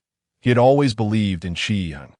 Wan Xiaoshui looked at the bread in her hands, also nodding but voicing her concern. "But what if we 3 eat everything ourselves?" Chi Ying responded solemnly. "Xiaoshui, we are not deities. We cannot save everyone. Naturally, if we have surplus, we will assist others, but the primary condition is that we must ensure our own survival." Wan Xiaoshui gazed into Chi Ying's eyes, feeling an unprecedented sense of security emanating from him. Shirley chimed in, "Exactly, Xiaoshui, out as long as we can survive, that's what matters. Don't be so selfless. Who knows what others are truly like, just like Gao Jun." Wan Xiaoshui silently nodded in agreement. I could see that moment. Footsteps echoed from outside. The three immediately hushed, crouching near the door to peek through the crack. They clearly saw Gao Jun walking past with a short-haired girl, the latter's face flushed and pressed closely against him. "All right, you go in first," Gao Jun said, smiling as he adjusted the girl's clothing. "Don't let anyone see you." The young girl blushed and nodded, rising on her toes to plant a gentle kiss on Gao Jun's cheek before silently slipping into the venue. After a while, Gao Jun followed her inside. The three individuals breathed a sigh of relief. Having finished their bread, they decided to take a rest in the equipment room, which was decidedly warmer than the vast, empty venue. Chi Hung lay on the ground, pulling out his phone to check, but the call still wouldn't go through, and the apps remained inaccessible, leaving him with just 2 bars of battery. He wondered about his father's well-being. Surely he was safe abroad. Shirley was snoring loudly. The gluttonous fellow, seemingly oblivious to the chaos around him, capable of sleeping soundly at any time. Chi Yiheng glanced at Wan Xiaoshui, who had also succumbed to slumber, a cute trickle of drool escaping her lips. Unable to suppress a chuckle, he felt no impure thoughts towards Wan Xiaoshui. He simply wished to be with her, to care for her, and nothing more. The innocence of first love is eternally pure and beautiful. As dawn broke, Gao Jun gathered everyone together. In a moment, I will venture outside to assess the situation and bring back some food. However, I can only carry a limited amount on my own, so I need a few brave souls to accompany me to maximize our haul. Are there any courageous male classmates willing to join? Teacher Gao, I'll go with you. Su, who had been at odds with Chi Yiheng the previous day, was the first to raise his hand, and "I'll join you as well." Chi Yiheng chimed in. Raising his hand, Shirley looked surprised and tugged at Chi Yiheng. "Are you out of your mind? Stay here with Wan Xiaoshui. I assure you I will return safely." Chi Yiheng had his own plans. Unable to sleep the night before, he had meticulously mapped out today's strategy. He intended to head to the finance office, certain it would contain cash. With money, resources would flow abundantly. The finance office was located on the first floor of the administrative building. Relatively secure and easy to access. "All right, any other male classmates? I'll go too," Zhou Xiong added, noting that with 2 adults, their combat prowess would be significantly higher. Gao Jun smiled and nodded in agreement. Then, by Lao Shi, "We leave this place in your capable hands that will prepare and depart shortly." Gao Jun dismantled a shelf in the equipment room, distributing iron rods to everyone as makeshift weapons. After tallying their numbers, 2 teachers and 3 students. The remaining 8 were all female. The girls, filled with hope, cheered for Gao Jun. "Teacher Gao, you must return. Teacher Gao, we will be waiting for your safe return." Chi Yiheng noticed the short-haired girl from the previous night, standing closest to Gao Jun. Her eyes filled with reluctance. Yet, Gao Jun didn't spare her a glance, leaving her seemingly wounded, tears brimming at the corners of her eyes. "All right, let us move out. By Lao Shi, we entrust this place to you until our return." Bai Lu nodded. Chi Yiheng exchanged a meaningful glance with Wan Xiaoshui, a silent communication that seemed to convey 1,000 unspoken words. Descending to the underground garage, Gao Jun led the group back to the dining hall's rear door without incident.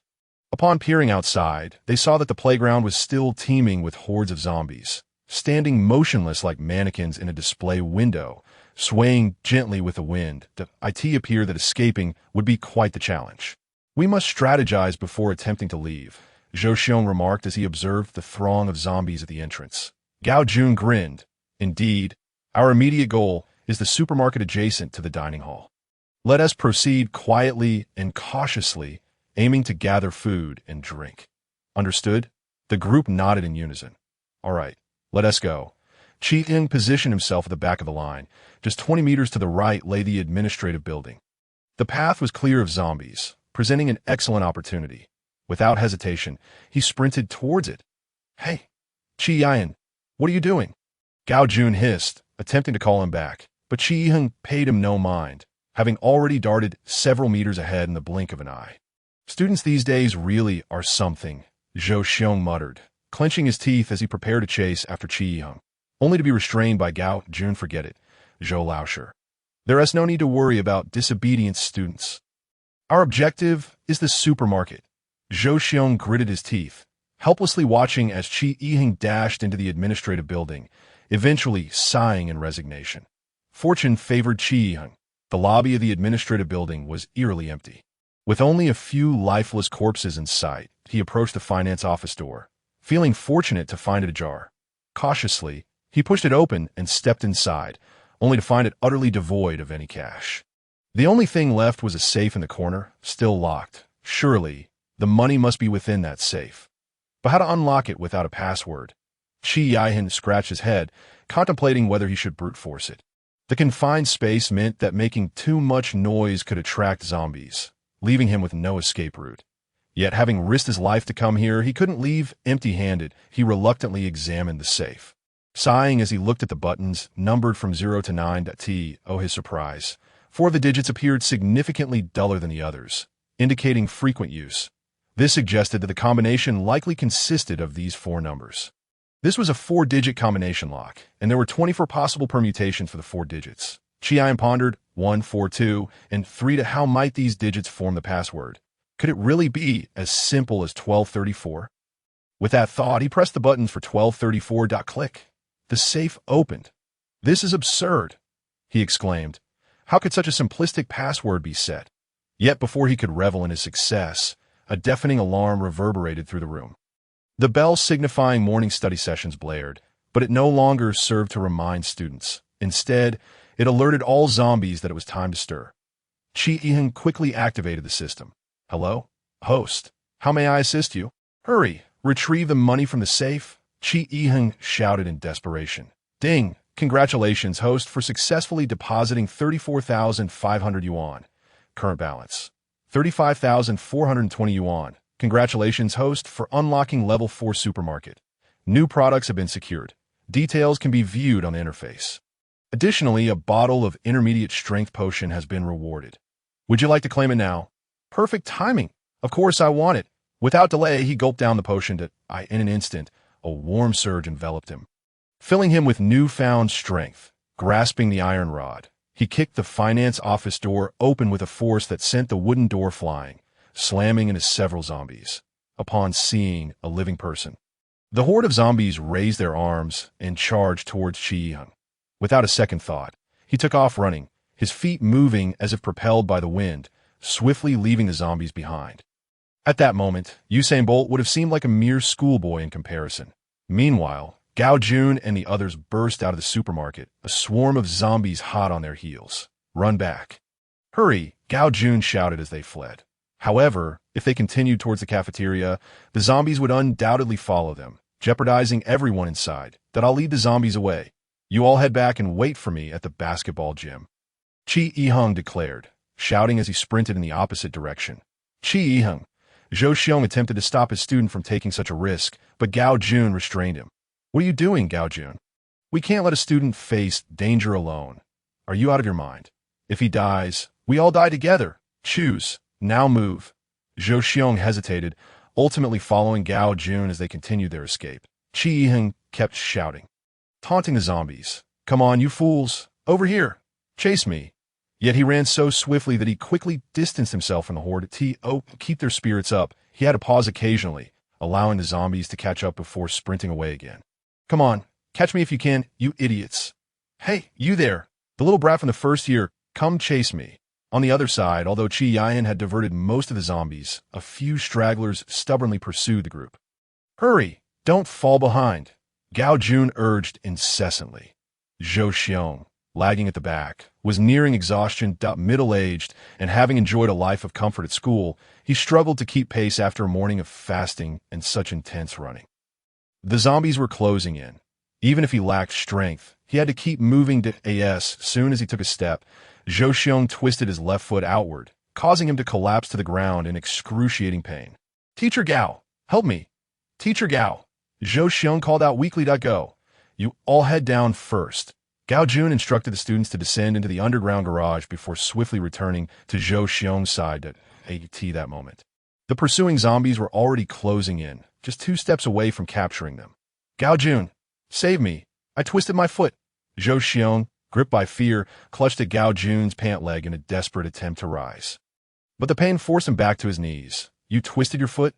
Gao Jun furrowed his brow, then suddenly smirked. "Teacher Zhou, I'm afraid you'll have to make a sacrifice." Zhou Xiong looked at Gao Jun in astonishment. Bang! Gao Jun abruptly kicked Zhou Xiong in the face. His glasses shattered, blood erupted from his mouth and nose, and several teeth were knocked loose as Zhou Xiong screamed in agony. Please, hold them off for me. Gao Jun said with a wicked grin. For everyone's sake, you'll have to make this sacrifice that a powerless individual like you is better off perishing than struggling to survive in this apocalypse. With that, Gao Jun dashed into the back door of the cafeteria, slamming it shut with a resounding bang. Gao Jun! Gao Jun! Chapter 13. A desperate struggle, Qi Yiheng shouted as he ran, the horde of zombies behind him growing increasingly numerous. It was getting close. If they increased any further, he might find himself with no escape. He led the zombies toward the teaching building and then took off running, like a meteor streaking across the night sky. Qi Yiheng swiftly reached the back of the cafeteria, disappearing from the zombies' sight. Those zombies, suddenly devoid of a target, began to wander aimlessly in place at the back door of the cafeteria. The entrance was shut, with several zombies groaning and exuding a foul stench. Qi Yiheng gripped the iron rod in his hand, thinking that with only 4 or 5 zombies, it seemed he would have to confront them head-on. Oh! One of the zombies noticed Qi Yiheng, cocking its head and staggering toward him. Qi Yiheng was astonished to discover that it was Zhou Xiong. Teacher Zhou? Just moments ago, he was perfectly fine. How did he turn into a zombie? Qi Yiheng hesitated with the iron rod in hand, but after a brief moment of indecision, he gritted his teeth and struck Zhou Xiong hard on the head. Crack! Zhou Xiong's head contorted, lying motionless on the ground. With the strength-enhancing potion bolstering his physique, Qi Yiheng found it exceedingly easy to deal with these few zombies, dispatching them with a single blow each as they collapsed lifelessly to the ground. He opened the door and entered the back of the cafeteria, then descended into the underground garage. However, Qi Yiheng encountered some difficulty. His sense of direction was lacking, and in this poorly lit garage, he couldn't discern how to return to the basketball court. It seemed he remembered it should be that way. Qi Yiheng turned left and right in the garage, seemingly moving further away from the entrance to the basketball court. Damn it! Who was the fool that invented underground garages? They all looked the same. Qi Yiheng was thoroughly lost. Thankfully, he hadn't encountered any zombies if he were to get entangled in a confrontation here. Even with his speed, he would ultimately be cornered by the horde. With no immediate way to find his way back, Qi Yiheng decided to rest in a corner for a while. That he summoned the system and checked the newly unlocked level for supermarket. Upon seeing the new interface, he couldn't help but exclaim, "Wow!" In addition to the existing categories, there was a new one, weapons. Qi Yiheng eagerly clicked on the weapons category. There were 3 items available for purchase: a katana, a fire axe, and a dagger. The katana was priced at 10,000 yuan, the fire axe at 10,000 yuan, and surprisingly, the dagger also cost 5,000 yuan. Damn, does this system think the money he painstakingly acquired is worthless? How could a mere ordinary dagger cost 5,000 bucks? Looking at his balance of 35,420 yuan, Qi Yiheng refrained from making any purchases. After all, there was no need to buy these items at the moment. With the intermediate strength potion, he could easily deal with small groups of zombies using just an iron rod. If he encountered a larger horde, he could simply flee. In the special category, he could already purchase the intermediate strength potion. But its price was exorbitant, a staggering 50,000 yuan. This potion only lasted for 24 hours, which seemed less cost-effective than the lower-tier potion. With 35,420 yuan in hand, he could easily afford 50 yuan bread and 50 yuan bottled water without a second thought. If he factored in the consumption of Shirley and Xiaoshui, their daily expenses would be around 500 yuan, meaning his current funds would suffice for about 70 days. Could they wait for rescue? That was an unknown. What was happening outside? Did the government have any solutions? Or was there even any hope of rescue? No one knew. A more daring hypothesis emerged. If the world had already collapsed, and this realm had transformed into a zombie-infested wasteland, where would they go from here? Some questions were better left unpondered. It was akin to calculating the costs of raising a newborn immediately after birth. The final figure would undoubtedly lead one to despair and contemplate jumping off the 18th floor. Closing the system, Qi Yiheng prepared to search for the entrance to the basketball court once more. However, he suddenly felt a chilling breeze at his back and heard the low moans of zombies. Turning around, a zombie staggered out from around the corner. Chi Yiheng frowned. He recognized this zombie. It was none other than Vice Principal Zhu Hui, notorious for her strict demeanor, earning her the grim moniker, the Annihilator. In his first year at school, Chi Yin had been left with a severe psychological scar from her spittle-laden tirades that he swung the iron rod. Addressing the Annihilator, "You are no longer human, so I shall ensure your complete eradication." But after taking just a few steps, Chi Yiheng froze in place, instinctively beginning to retreat. Behind the Annihilator, a massive horde of zombies emerged, forming an insurmountable wall. There was no chance of passing through. Realizing he had no escape, Chi Yiheng turned and fled, the zombies seemingly activated by a switch, all groaning in pursuit. Though he ran swiftly, the limited space of the underground garage and his unfamiliarity with the layout led him into a dead end. Cursed be it! Attempting to turn back, the zombies had already closed in. They would corner him the moment he rounded the corner. With no route left to escape, was he destined to perish here? Chi Yiheng gritted his teeth, determined, and summoned the system. "Hello, host. What do you need?" Without hesitation, Chi Yiheng purchased the katana. Transaction successful for 1 katana. Valued at 10,000 yuan. Remaining balance, 25,420 yuan. Item stored in the host's infinite backpack. It is available for immediate use. Chi Yiheng immediately opened his backpack and retrieved the katana. The brown handle gleamed, and the sharp blade shimmered ominously. Damn, how he wished he had a gun or a grenade. Taking a deep breath, Chi Yiheng knew this was it. He was about to risk everything. Suddenly, an ear-piercing sound erupted. A car alarm blared unexpectedly somewhere. The blaring echoed throughout the underground garage, drawing the attention of the zombies, who immediately turned to run in the opposite direction. "Hey, over here, not far away," a girl waved at Chi Yiheng. Chapter 14. Insulting my intelligence. Zui Wei. She's still alive. Without a moment's hesitation, Chi Yiheng sprinted towards Zui Wei. The two exchanged glances, and Zui Wei quickly led Chi Yiheng in the opposite direction of the zombies. She seemed quite familiar with the area, expertly guiding Chi Yiheng through the maze of the underground garage until they finally entered the electrical room. Closing the door, Zui Wei breathed heavily. The electrical room was small, filled with wires lining the walls. "What are you doing here? Were you also driven out?" Zui Wei inquired, her icy demeanor unchanged as her gaze remained fixed on Chi Yiheng, as if interrogating him with her eyes. "I was out looking for food with Teacher Gao and the others, but we got separated." Zui Wei's gaze slid down from Chi Yiheng's face to the katana in his hand. "I saw you take that sword from your backpack. And I'm curious, how did you fit such a long blade in there?" Zui Wei's question was sharp. Chi Yiheng chuckled awkwardly, glancing at the katana in his hand. "That's a good question. Let me think about how to answer you." Before he could continue, Zui Wei suddenly raised her hand and swiftly slapped Chi Yiheng's hand, snatching the katana from him. The movement was so quick that Chi Yiheng had no time to react. Utterly astonished by her agility, Zui Wei examined the katana, then swung it with her right hand, slicing through the air with a swift and melodious sound. Chi Yiheng was captivated. Zui Wei was undoubtedly skilled with the blade. No, she was a martial artist. Who would have thought that the school's icy beauty was a proficient swordswoman? Zui Wei held the katana in reverse grip, caressing the blade with her left hand.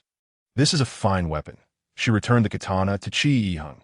Chi Yiheng accepted it, feeling a mix of embarrassment and admiration. Indeed, it was a remarkable sword, and a 10,000 yuan blade was certainly worth its price. "You still haven't answered my question."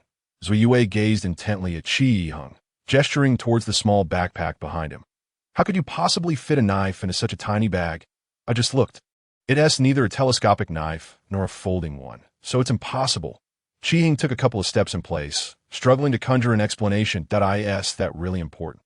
Zui Wei paused, shaking her head. "Not particularly, but I'm simply curious." Chi Yiheng thought to himself, "This woman is quite troublesome. The way she looks at me feels like a soul-searching interrogation, and her unwavering gaze makes me rather uncomfortable." "Fine, I'll tell you." He clapped his hands and said earnestly, "I initially intended to conceal my identity as an ordinary person in this world, but now I won't hide it any longer. I'll lay my cards on the table. Actually, I am." "What are you?" Zui Wei continued to stare coldly at Chi Yiheng. "That I am a traitor." Chi Yiheng fabricated casually to a traitor. So Yue frowned, having never heard of such a profession. Chi Yiheng nodded eagerly. You may not have heard of traders, but surely you've seen doormen? My bag is akin to its magical pocket. It can hold anything. This backpack is a family heirloom. Preserving items just as a refrigerator does. To be honest, I've stored a great deal of food and supplies in it, which is why I confidently told them yesterday that as long as they have money, I could provide them with sufficient sustenance. Zui scrutinized Chi Yihin with eyes sharp as daggers, as if attempting to penetrate his very essence. Chi Yihin swallowed hard. Do you take me for a child? Or do you wish to insult my intelligence? Do you truly believe I would fall for such nonsense? Zui Yue replied frostily. Chi Yiheng chuckled lightly. Not convinced, he unzipped his backpack and effortlessly placed a katana inside. As the weapon vanished into the depths of the bag, Zui Yue's eyes widened in disbelief. In her understanding, such a phenomenon was inconceivable. Her stomach let out a pitiful growl, revealing her hunger after a day without food. Chi Yihin contemplated for a moment before summoning the system. Transaction successful. 1 loaf of bread and 1 bottle of mineral water, valued at 100 yuan. Remaining balance, 25,320 yuan. Items have been stored in the host's infinite backpack and are available for use.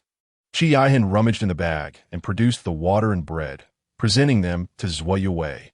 Consider this a token of gratitude for saving me. Please partake. Zui Yue's face betrayed a rare panic as she stumbled back. Losing her balance and landing on the ground, she stared at Chi Yihin in terror. Who exactly are you? The author would like to say, Dear readers, please give a 5-star rating, add to your bookshelf, and encourage updates. Thank you. Hear us wishing everyone smooth sailing, success at every turn, and a prosperous future. Chapter 15. Alternative payment methods. Seeing the usually frosty Zui Yue display such an expression made Chi Yiheng unable to suppress a laugh. It was quite normal. When faced with something beyond one's comprehension, panic often ensues. Didn't I mention? I am a trader. With a smile, Chi Yiheng continued, My bag contains numerous items, as long as you provide the money. I can offer you food, drink, and even weapons. This is the principle of U.S. traders. Profits must be made without loss. That I understand it's difficult for you to believe, viewing this as something that only occurs in novels or films. But look around. Zombies are rampant. Isn't that precisely the kind of scenario depicted in movies or books? Chi Yiheng grinned. Therefore, please do not perceive this world through the lens of conventional understanding, for it harbors many unimaginable elements. Zui Yue finally nodded in acknowledgement. Chi Yiheng couldn't help but admire himself. His spontaneous fabrication had convinced Zui Yue. Perhaps he had indeed inherited his father's knack for storytelling. Truthfully, I didn't wish to reveal my identity, but since you've seen it, there's no choice that I hope you can keep this secret from me. That, of course, should you have any needs, you can approach me. Though it will require payment. Zui Yue nodded again, then reached out to take the bread and water from Chi Yiheng. How much for these 2 items? I already mentioned, it's on the house, just a token of gratitude for rescuing me. Yet, Zui Yue still retrieved a wad of cash from her jeans pocket and handed it over. Didn't you say traders work on the basis of money? I'm helping you, and I don't wish to owe anyone anything. Look at this money. It could buy quite a bit of food and drink. Chi Yiheng pondered for a moment, accepting the money without hesitation. After counting, he noted 13 bills totaling 1,300 yuan. It seemed affluent students were quite common. A mere high school girl casually produced over 1,000 yuan. Yet, Zui Yue's demeanor suggested she belonged to a wealthy family, which was hardly surprising. Chi Yiheng stated earnestly, 1. 300 yuan is only enough for 6 loaves of bread and 6 bottles of water. Of course, if you wish for other items like apples, Snickers, or instant noodles, I can calculate the prices, but they will be more expensive than bread and water. So Yue blinked. Is it really that costly? Chi Yiheng chuckled. Costly? Young lady, try offering 1 million to the zombies and see if they provide you with food. Chi Yihin was well aware that he was not a philanthropist and that his relationship with Zui Yue was merely one of schoolmates. Thus, he would not sell items to her at cost price. The essence of a businessman lies in satisfying others' needs while earning a profit. By effectively utilizing the supermarket system, he could survive on transactions alone without lifting a finger. Zui Yue pondered, biting her lip. What about that knife from earlier? Are you selling it too? Of course it's for sale, 20,000 yuan per blade, cash only. If you have 20,000, I can give it to you right now. Zui Wei froze, her cheeks suddenly flushing. Could I perhaps pay using another method? Another method? Qi Yihan glanced at Zui Wei, who appeared increasingly embarrassed, avoiding his gaze. What does she mean? Is she suggesting? Qi Yihan couldn't help but scrutinize her from head to toe. Her beauty was recognized as that of the school S flower, and her figure was alluringly curvaceous. He swallowed hard. And I'm sorry, Senior Vo. Qi Yihan declared with conviction, I am not that kind of person. Nor do I wish for you to sell yourself. My sole interest lies in money. Chapter 16. The contract. Zui Yue blinked, frowning at Qi Yihan as though regarding a fool. What are you talking about? You're not that kind of person. Her eyes darted, and her face reddened further. What do you think I meant? I meant to ask if it's possible to buy on credit and pay you back once I have the money.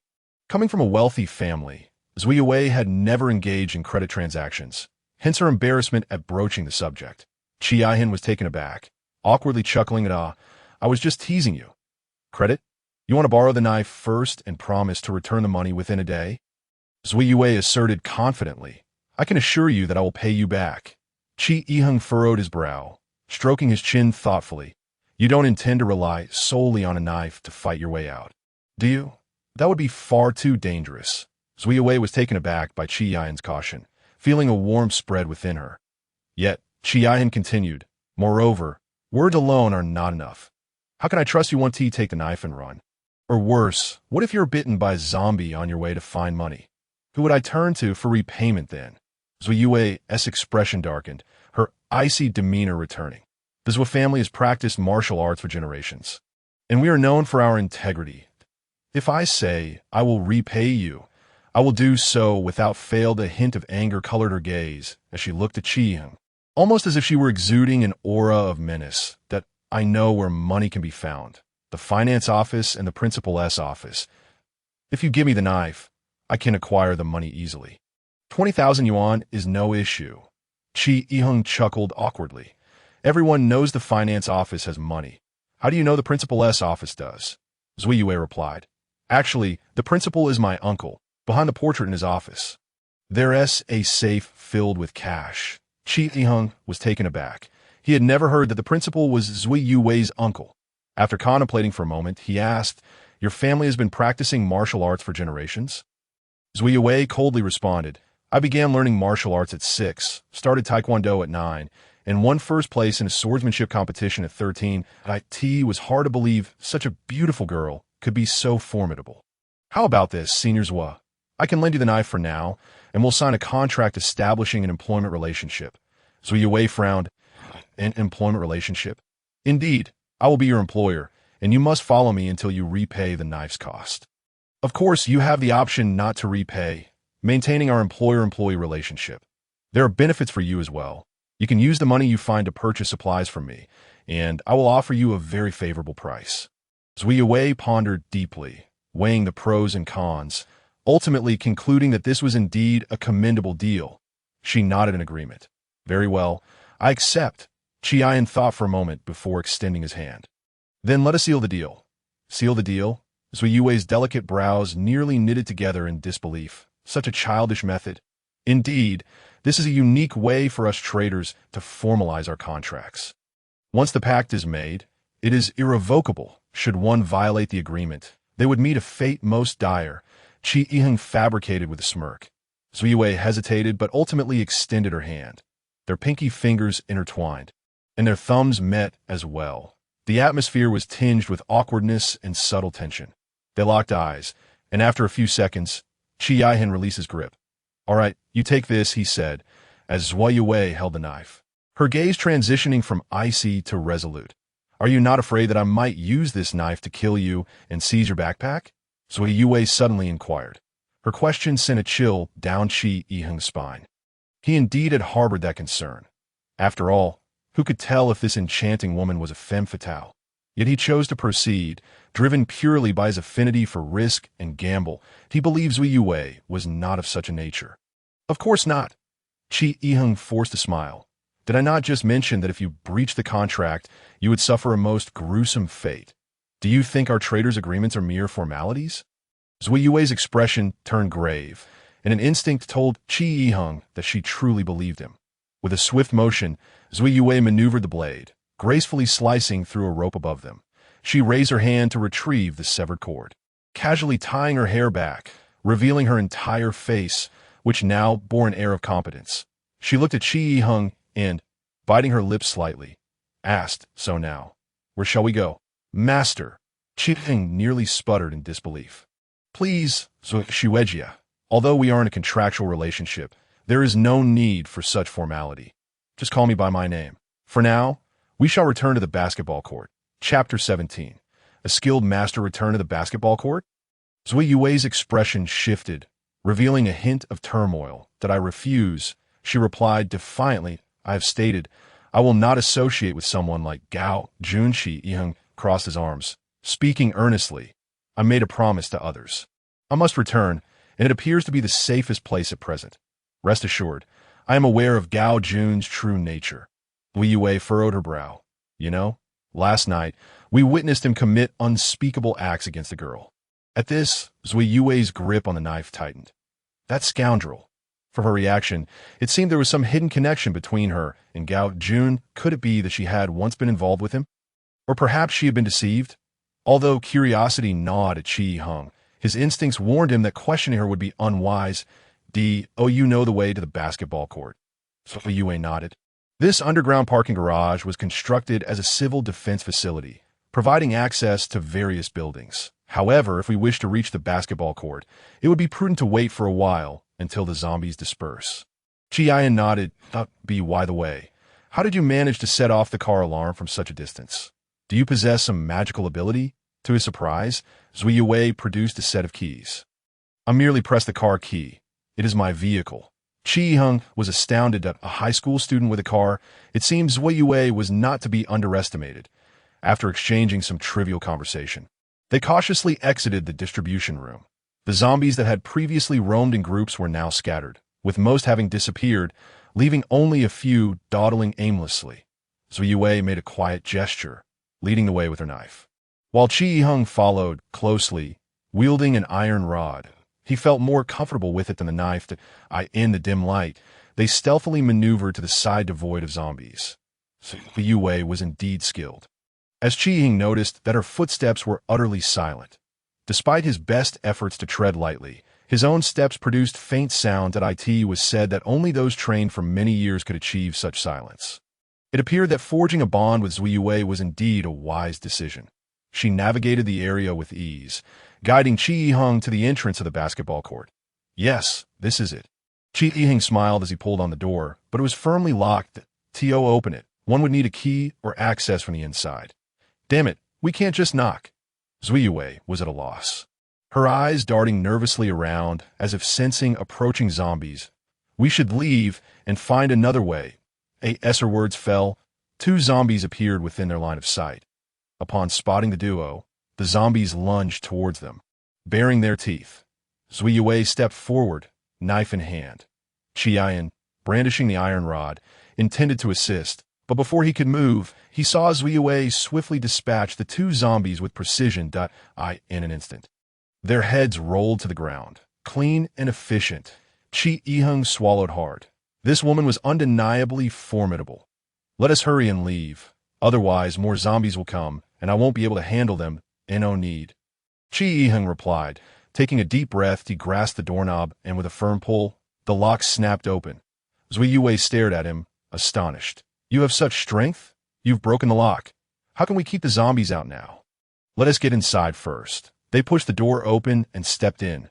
Once inside, Qi Yiheng wedged the iron rod against the doorknob, then gripping both ends of the rod, he gritted his teeth and bent it, securing the door tightly. Zui Yue was taken aback. This guy was a monster. Author's note. Dear readers, please give a 5-star rating, add this to your bookshelf, and encourage updates. Thank you. I wish all of you prosperity and happiness. With good fortune and joyous moments. Chapter 18. I call the shots. Having consumed an intermediate strength potion, Qi Yiheng found bending the iron rod trivial.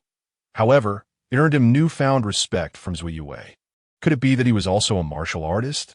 Or perhaps all traders possessed such remarkable strength? At this moment, Qi Yiheng's image appeared somewhat mysterious, and imposing in Zui Yue's eyes, though tinged with a hint of mercantilism. What? Is there something on my face? Seeing Zui Yue staring at him, Qi Ying couldn't help but ask, no, nothing at all. That let's go upstairs. Inside the basketball court, the atmosphere was tense. 5 individuals had ventured out, but only 3 returned. Wan Xiaoshui bore traces of tears, unwilling to accept Qi Yiheng's demise. My apologies. It is the failure of my leadership as captain. Gao Jun expressed regret. Feeling guilty for not being able to bring back Teacher Zhou and Qi Yiheng. It has nothing to do with you. Gao Lushi, Su Su interjected immediately. Defending Gao Jun. Qi Yiheng was a complete lunatic. He ran straight into the administration building by himself after leaving and deliberately acted the hero to lure away the zombies. He brought this upon himself. Frankly, he deserves to die. What did you say? Shirley glared at Su Su. Despite his seemingly foolish demeanor, he valued loyalty above all. Say it again if you dare. Shirley pointed at Su Su's nose. Su Su shot back defiantly. What did I say wrong? You younger students are so naive. It's infuriating. If he had followed orders, we wouldn't be in this mess. If he hadn't set off the alarm for no reason, Teacher Zhou wouldn't have died. All of this is his fault. If he hadn't died, he would eventually be our downfall. I say, good riddance. Enough, Su Su. Gao Jun interrupted. People have died. Let us show some respect for the deceased. Qi Yiheng indeed had a distinct personality. He wandered off after leaving, causing us to be chased by zombies. Although Teacher Zhou's death can be attributed to him, the man is gone now. There is no need to dwell on it. The dead deserve our reverence. Who says I am dead? Qi Yiheng slowly entered the venue, with Zui Yue closely behind him, knife in hand. Upon seeing the two, Gao Jun was intrigued. These two truly had remarkable luck to have survived. Damn, I knew it. Shirley rushed forward, delivering a hearty smack to Qi Yiheng's chest. I knew you wouldn't die so easily. Wan Xiaoshui's tears transformed into a smile. Qi Yiheng regarded Gao Jun with a frown. Gao Laoshi, there's one thing I cannot comprehend. Why do you place the blame for everything on me? That alarm was clearly the morning bell. Why do you hold me responsible? Had I not lured away those zombies? Would you have returned alive? And Teacher Zhou's death, am I to blame for that as well? His barrage of questions left Gao Jun momentarily speechless, his expression darkening. Qi Yiheng and Zui Yue were not individuals easily controlled, and their presence posed a potential threat. Is it not because of you? Without waiting for Gao Jun to speak, Su Su immediately expressed his dissatisfaction, saying, Why do you refuse to follow orders? Why do you disregard Teacher Gao's words? If it weren't for you triggering the bell, would we have only received this meager amount of food? Would Teacher Zhou have perished because of you?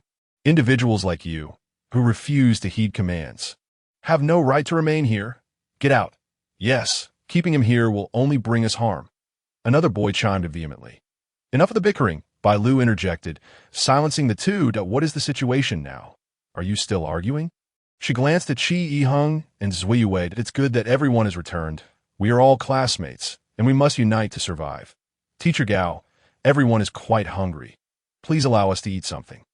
I'm sorry, Teacher Bai, Gao Jun said with a smile that belied his earlier demeanor. Pointing at Qi Yiheng and Zui Yue, he continued, Those two are not members of our team. This food was obtained at the cost of Teacher Zhou's life. They have no right to partake in it. I will not give them a morsel. Bai Lu was taken aback, and before she could respond, the other students quickly echoed Gao Jun's sentiments. Exactly. Why should we feed them? Right. Those who do not listen to Teacher Gao have no right to eat. Teacher Gao, I believe they should not be allowed to stay here. The students glared at Qi Yiheng as if he were their sworn enemy. It was unclear what kind of influence Gao Jun had over them, as they revered him almost like a deity. Bai Lu felt anxious and quickly exclaimed, Do not act this way. We are all classmates. Teacher Gao, isn't what you were saying rather excessive? Excessive. Gao Jun's smile darkened. Teacher Bai, have you not grasped the gravity of the situation? We are a team now, and to survive, we must stand united. However, if there are individuals who threaten our harmony, we must expel them without hesitation. Otherwise, we will all perish. If you do not understand, let me clarify in a more unpleasant manner. I'm the one who calls the shots here. If I say they are unqualified to share the food, then they are unqualified. The author has a message. Dear readers, please give a 5-star rating, add to your bookshelf, and urge for updates. Thank you.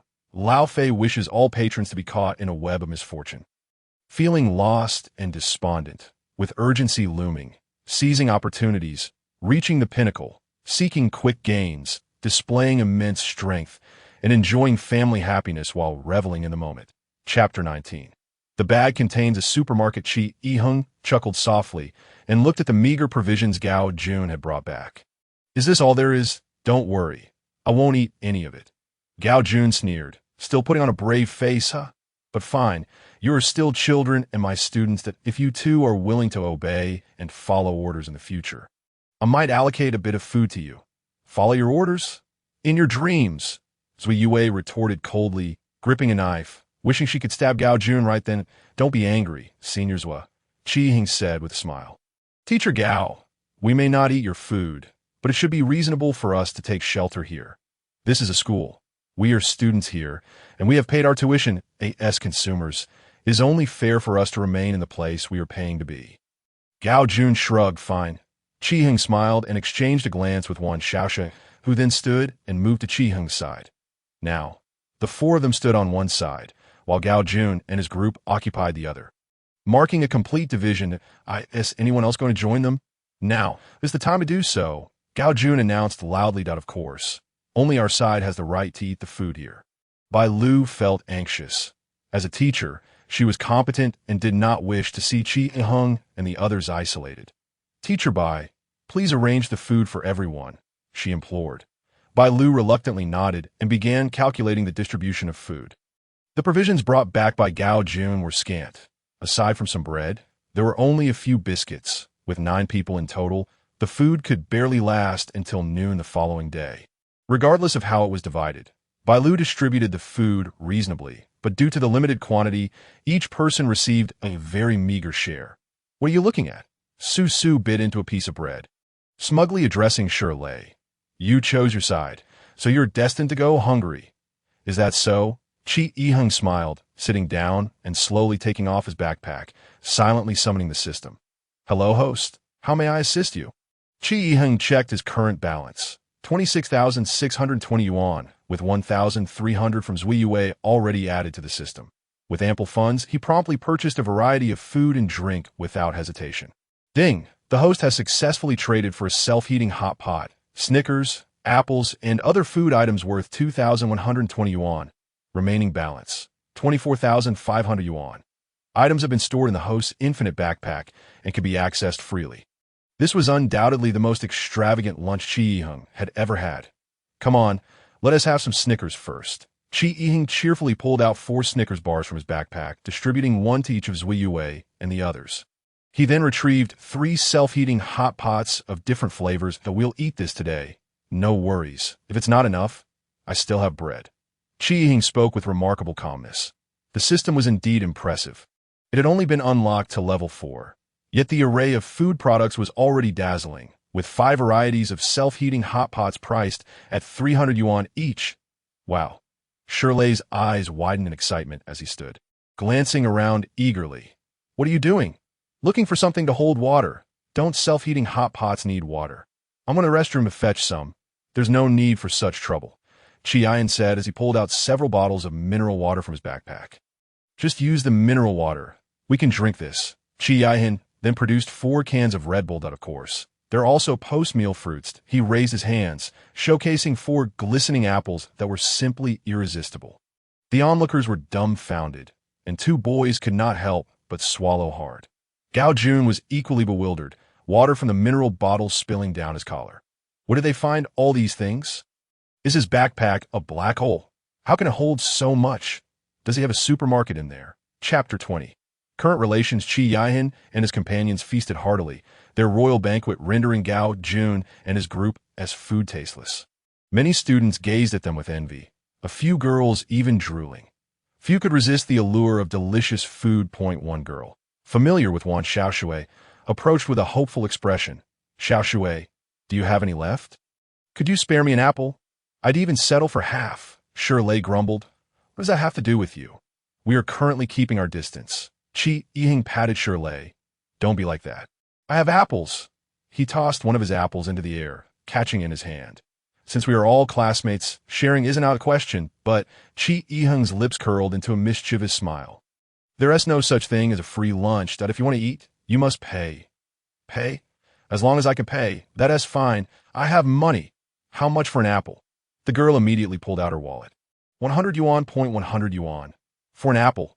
That's robbery. But being trapped here, money is less useful than a bottle. Fine, 100 yuan. I'll give you that. I still have 500. What else can I buy to eat? The girl promptly handed Chi Yiheng 500 yuan.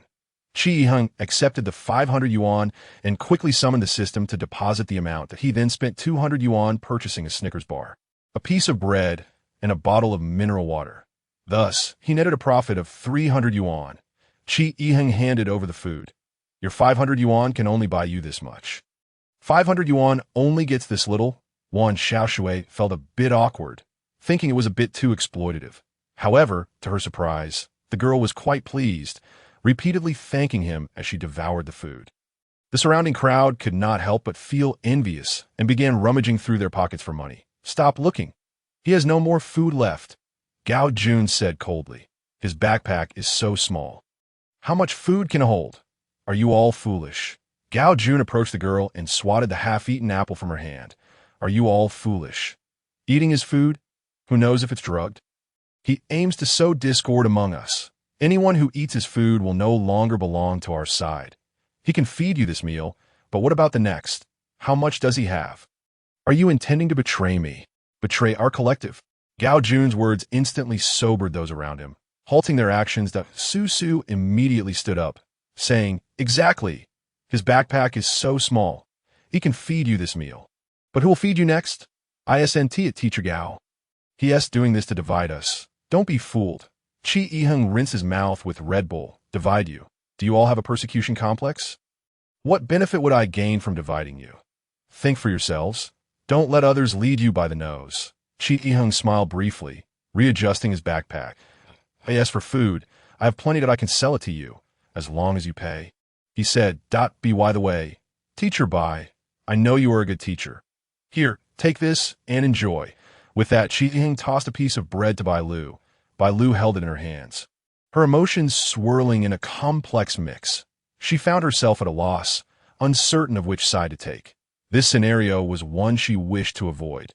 Chi Yiheng, however, did not comprehend the depths of the situation.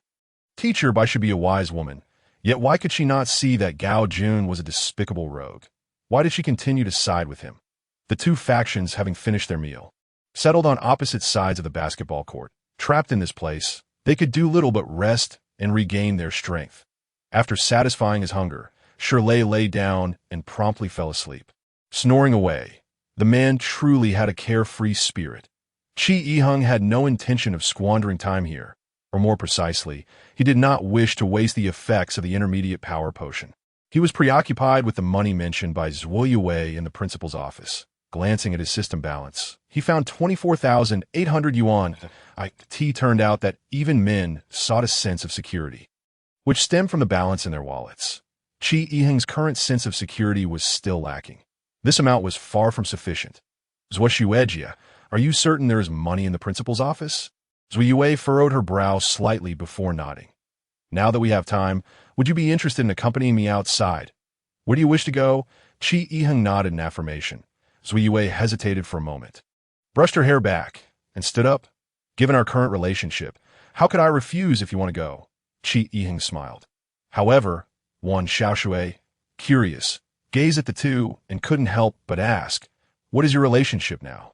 Chapter 21. It doesn't matter what relationship. Chi Yiheng quickly clarified. Xiaoshui, Zhuo Xuejia, and I share merely a simple classmate relationship. Nothing more. Observing Chi Yiheng's anxious expression, Wan Xiaoshui paused for a moment before chuckling. I was merely asking. There's no need for you to explain. When are we departing? Zhuo Yue inquired, holding a knife. Just a moment, Chi Yiheng replied, kicking Shirley awake and pulling him to a corner. I need to go out with Zhuo Yue. Can you stay here with Xiaoshui and protect her? Shirley yawned. Going out? But it will be dark soon, and it's dangerous. Don't concern yourself. Do I need to repeat that I will definitely return? Shirley reluctantly nodded, assuring, as long as I'm here, I'll take good care of Wan. Xiao Shui. Qi Yihan nodded, exchanged a glance with Zui Wei, and they proceeded toward the exit. Gao Jun immediately followed with Su Su. Where are you two going? Teacher Gao, do we need to report our whereabouts to you? I'm just worried you might break the door and attract the zombies, Gao Jun said, stunned. Why is the doorknob wrapped in iron rings? Qi Yihan casually straightened the iron rod in front of Gao Jun, leaving him and Su Su dumbfounded. Teacher Gao, do you need me to secure the door from the outside? Qi Yihan asked nonchalantly. No need, Gao Jun replied. Pleased with Gao Jun's terrified expression, Qi Yihan shared a knowing glance with Zui Wei and stepped outside. Gao Jun picked up the straightened iron rod, gritting his teeth as he attempted to bend it. But no matter how hard he tried, he could not move that sturdy iron rod even slightly. Teacher Gao, is that guy even human? What nonsense are you spouting? Go find something to block the door. Block it so they can't get in. If we block it, how will we get out? Find some chains or ropes and secure the door. And do you really think that guy can be stopped by anything if he can bend that iron rod? With his hands on his hips, Gao Jun pondered deeply. Under Zui Wei's guidance, they wound through the underground parking garage and soon reached the door. Zui Wei quietly opened it, confirmed it was safe, and led Qi Yihan upstairs. They returned to the administrative building. Had he known such a route existed, Qi Yihan would not have gone through so much trouble that morning. The first floor is the finance office. If you want money, we can go there first, then to the principal's office on the top floor, Zui Wei whispered. Qi Yihan shook his head. No need. Let's go directly to the principal's office. I've already been to the finance office this morning. Zui Wei glanced at Qi Yihan, seemingly unfazed. She carefully observed the corridor's surroundings and asked softly, May I ask you a question? Sure. Are traders also martial artists, endowed with divine power? Is that important? Not particularly. But I am curious. Qi Yihan. And do you have feelings for Wan Xiao Shui? Qi Yihan. Must I answer these inconsequential inquiries? Zui Wei replied coolly, Not necessarily. I am simply curious. Then I shall tell you when I feel like it. Qi Yihan said helplessly that I never expected the icy beauty, Zui Wei, to be so inquisitive. I have another question. Qi Yihan. What is it? An important question. How much do I owe you for lunch today? I need to keep track. After considering for a moment, Qi Yihan fabricated, Don't worry. I'll keep track that we have a contract, and once you repay me, it will automatically dissolve. Zui Wei took a deep breath, twirling a knife in her hand before gripping it tightly. Then I hope to dissolve our contract soon. With that, she stepped out quietly, knife in hand. Qi Yihan immediately followed her down the staircase. A few zombies, taken by surprise, were swiftly dispatched by Zui Wei's blade. Fortunately, there were not many of them, and they made their way up without incident. Upon reaching the principal's office door, they exchanged glances before pushing it open. The office was somewhat chaotic, papers strewn across the floor. Qi Yihan gently closed the door and locked it. However, Zui Wei suddenly gestured for silence, her brow furrowed, knife at the ready for battle, and a chilling sound made Qi Yihan's scalp tingle. Beneath the mahogany desk, something stirred. Zui Wei cautiously approached the desk and leaped atop it. Tension coursed through her as she gripped the knife tightly. Step by step, she finally glimpsed what lay behind the desk. Underneath, the principal was sprawled on. Zui Wei took a deep breath, approached, and unsheathed the katana, then made her way to the wall. There hung a large self-portrait, the very likeness of the principal. Zui Wei raised her hand and directly removed the painting, revealing a moderately sized square on the wall, at the center of which was a safe's lock. It appeared that the movies were indeed based on reality. Wealthy individuals truly delight in crafting such secret compartments to conceal their riches. Zui Wei skillfully manipulated the combination lock, while Qi Yihan watched in eager anticipation, convinced that such a clandestine location must harbor a substantial fortune. With a click, the safe opened. However, in the next moment, both Qi Yihan and Zui Wei were left dumbfounded that it was empty, devoid of any contents. Zhuozhuo, why is it empty? Zui Wei, equally astonished, furrowed her brows and muttered, No, it shouldn't be. How could there be no money? She glanced at her uncle, realizing that this question would remain unanswered. Qi Yihan scratched his head in a frenzy, exclaiming, Ah, my head hurts. We took such great risks, only to end up with nothing. Zui Wei felt a tinge of disappointment. After all, she had nearly lost her life. That I'm sorry, she said, her face flushed, Zui Yue had always exuded an air of arrogance, aloofness, yet here she was, apologizing to Qi Yiheng, evoking an indescribable feeling within him. Never mind, it's not your fault. The existence of a safe suggests that there once was wealth here. Only the safe knows where it has gone. Qi Yiheng glanced helplessly at the principal's lifeless form, and then at the window, where the sun was nearing its descent. Let us depart. Zui Yue nodded in agreement, but just as they were about to exit, Qi Yiheng tapped her shoulder. Wait a moment, he was staring intently at a painting on the wall. It was a renowned masterpiece. Zui Yue remarked casually, my uncle acquired it for over $1 million in an auction that I was present that day. The painting is titled Daisy of Adam. Qi Yiheng nodded. Recalling having seen the painting in a magazine, recognizing its significance, that means a smirk crept onto Qi Yiheng's lips. If I'm not mistaken, the system can retrieve anything of value. Since this painting is a luxury item, it must possess worth. Therefore, it is eligible for retrieval. He immediately concentrated, invoking the system in his mind. Greetings, host. How may I assist you? Can this Daisy of Adam be retrieved? This painting is a modern piece, with a retrieval value of 500,000. Would the host like to proceed with the retrieval? 500,000? But that painting was auctioned for over $1 million. Is your system trying to cheat me? Apologies, host. The value of art lacks a strictly defined price that we can only assign value based on the artwork's age. This piece is modern, under 50 years old, hence it is valued at 500,000. Would the host like to proceed with the retrieval? Well, something is better than nothing, and 500,000 exceeds my expectations that I choose to retrieve it. The sound of a pleasant chime resonated. 500,000 has been credited. Current balance, 524,800 yuan.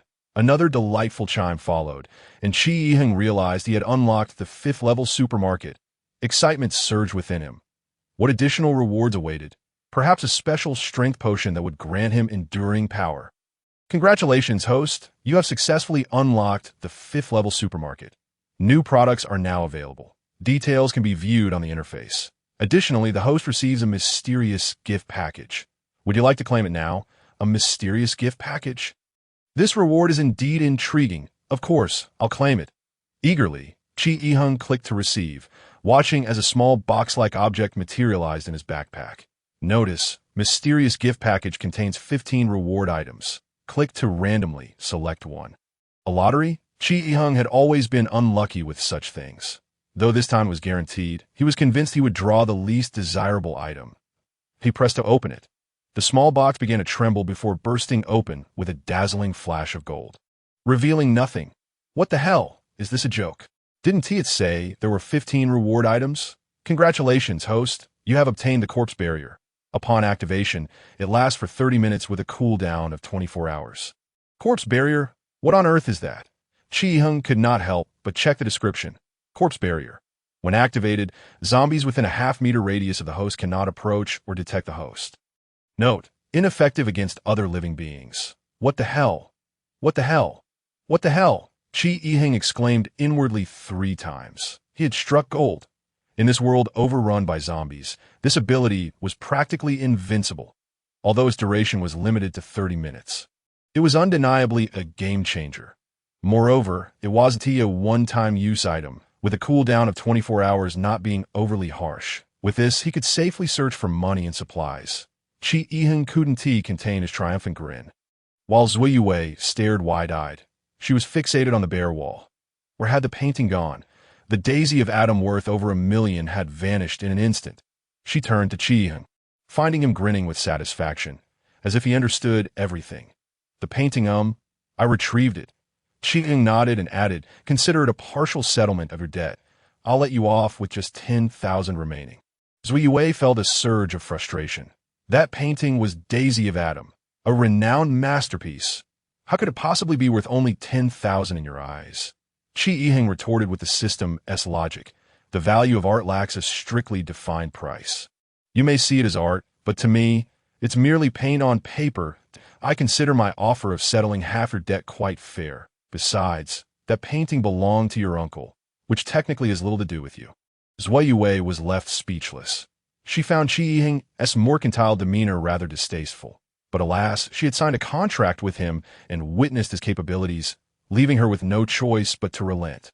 All right, since there are no further gains, let us head back.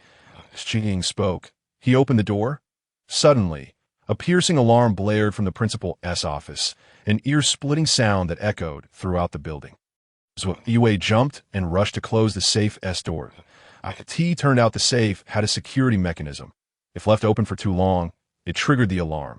The previously silent administrative building began to stir with agitation, and Qi Yiheng understood that a horde of zombies was rapidly approaching. Hurry! The two dashed towards the staircase, but upon reaching the top, they were forced to retreat. That a throng of zombies surged forward like ravenous wolves, roaring as they charged at the pair, leaving them with no choice but to flee. Bursting into the office, Qi Yiheng immediately locked the door. The desk! Quick! He hastily barricaded the door with tables and chairs. Yet the relentless pounding of the zombies threatened to splinter the wooden door. What now? Qi Yiheng gritted his teeth. They were on the 6th floor. Must they once again descend via rope? He approached the window. Looking down, his heart sinking. Unbeknownst to him, a considerable number of zombies had gathered below. To descend from here would be akin to walking into the jaws of a tiger, trapped between a rock and a hard place. They found themselves with no escape. The fragile door began to splinter, and the frenzied zombies would likely breach it within a minute. Am I to perish here? Yue thought. Her family had always faced death standing tall. Clenching her teeth, she readied her sword, prepared for a bloody battle against the zombies. Yet Qi Yiheng took a deep breath, realizing it was time to rely on the corpse barrier. He hadn't anticipated it would be needed so soon. However, this ability only kept zombies at bay within a half-meter radius around himself. What about Zuyue? Zuyue. Qi Yiheng inhaled deeply and instructed, "Come here, hold on to me." Author's note. Today has been particularly busy. Expect an explosive update tomorrow. Chapter 23. The princess weeps. Faced with the overwhelming tide of zombies, Zuyue felt an initial wave of anxiety. Yet when Qi Yiheng suddenly instructed her to hold on to him, her emotions took a sharp turn. What was he thinking at a time like this? What did you say? Zuyue furrowed her brows and I said, "Hold on to me." Qi Yiheng took a deep breath, silently invoking the system to activate the corpse barrier. Ding! Host has activated the corpse barrier. Countdown. 29. 59 to hold on to you? Yue bit her lip. Though she faced imminent danger, she had not intended to die alongside him. I'll fight my way out. If you can run, then do so. As for the debt, it seems I won't have the chance to repay you. With a crash, the door burst open, and the frenzied zombies charged at them like wolves. Zuyue gritted her teeth, raising her sword to charge forward. She leapt up, only to feel a strong arm encircle her waist from behind. Qi Yiheng pressed closely against her. What are you doing? I told you. Hold on tight. Qi Yiheng's tone was stern, leaving Yue momentarily speechless. However, she had no time to ponder. As hordes of zombies surged towards them, it was over. She was about to die here. Zuyue lowered her head. How did it come to this? Why had things turned out this way? Memories from the past flashed through her mind incessantly. Mom and Dad, I'm sorry I couldn't return alive. I've brought shame to the Zhou family. Zuyue felt an overwhelming urge to cry. Even the proud princess had her moments of vulnerability. She closed her eyes, turned around, and tightly embraced Qi Yiheng. Deep down, she yearned for love. She wished to dress up like an ordinary girl, to shop and stroll. Yet, being a member of the Zhou family destined her to a life unlike that of regular people. Tears soaked Qi Yiheng's clothes. The warmth of his chest provided her with a sense of security. The howls of the zombies pierced her ears, causing her eardrums to ache. Why hadn't they bitten her yet? Or had she already succumbed to death? Hey, Senior Zhou, please don't wet my clothes. I can't wash them or change in this situation, Qi Yiheng said. Zuyue slightly lifted her head and saw Qi Yiheng's face. His smile tinged with the hues of the setting sun. Are we still alive? Zuyue glanced around. The zombies seemed oblivious to their presence, wandering aimlessly. Confused, Zuyue wanted to pull away from Qi Yiheng, but found herself held firmly in his embrace. Don't let go. I can only guarantee safety within a 50-centimeter radius around me.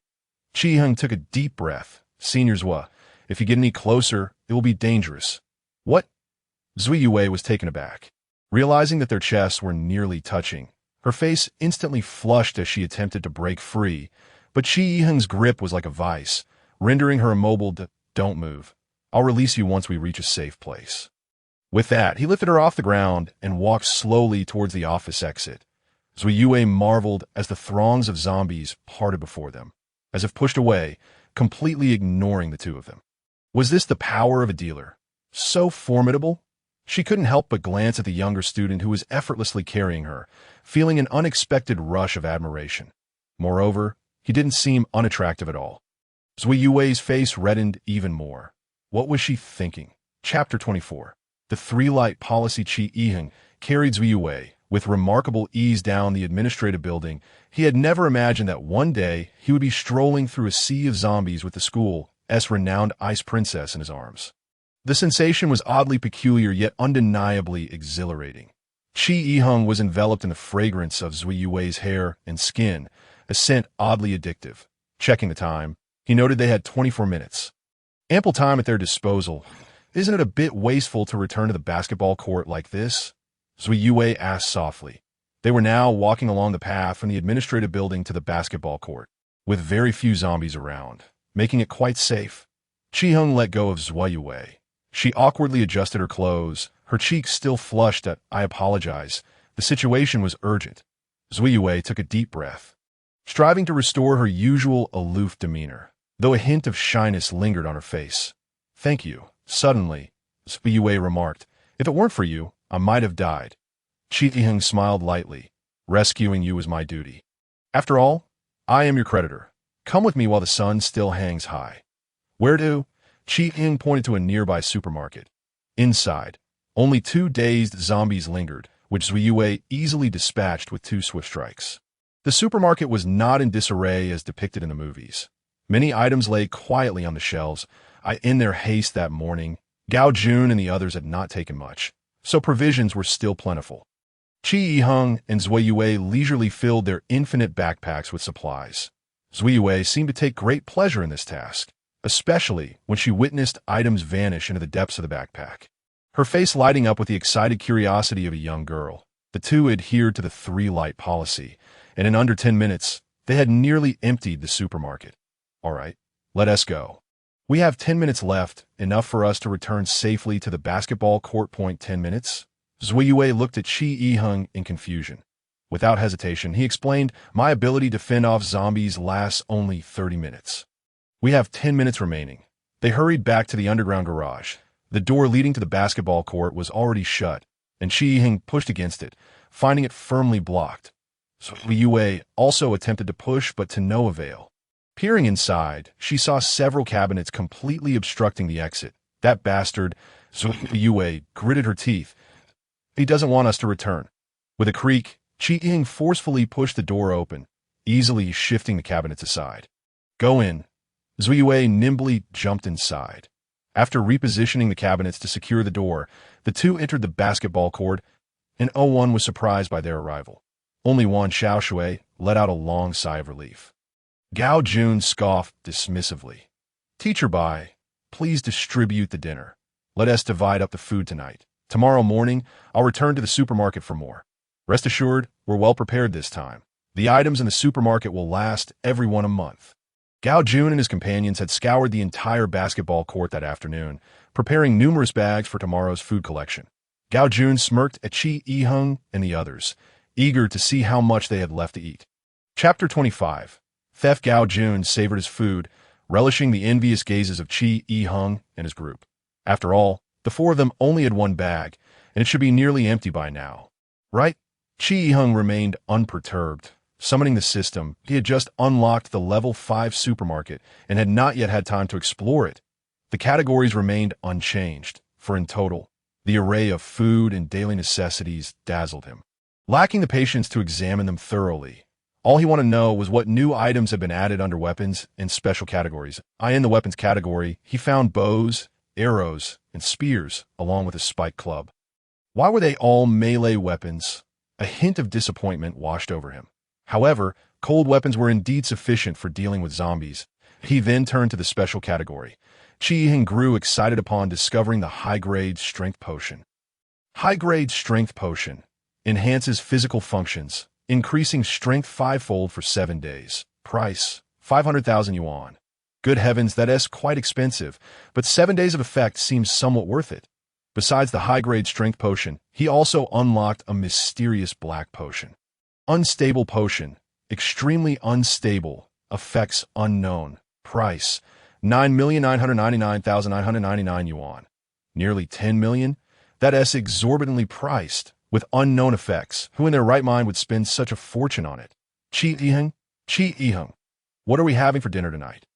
Shirley had grown somewhat hungry.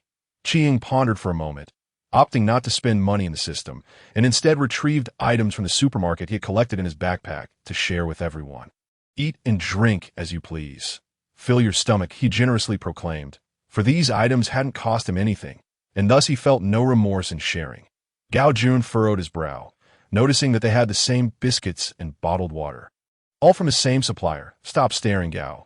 We're eating the stuff from the supermarket. By the way, just a friendly reminder, I cleared out the supermarket, so don't bother going tomorrow. It's a waste of time.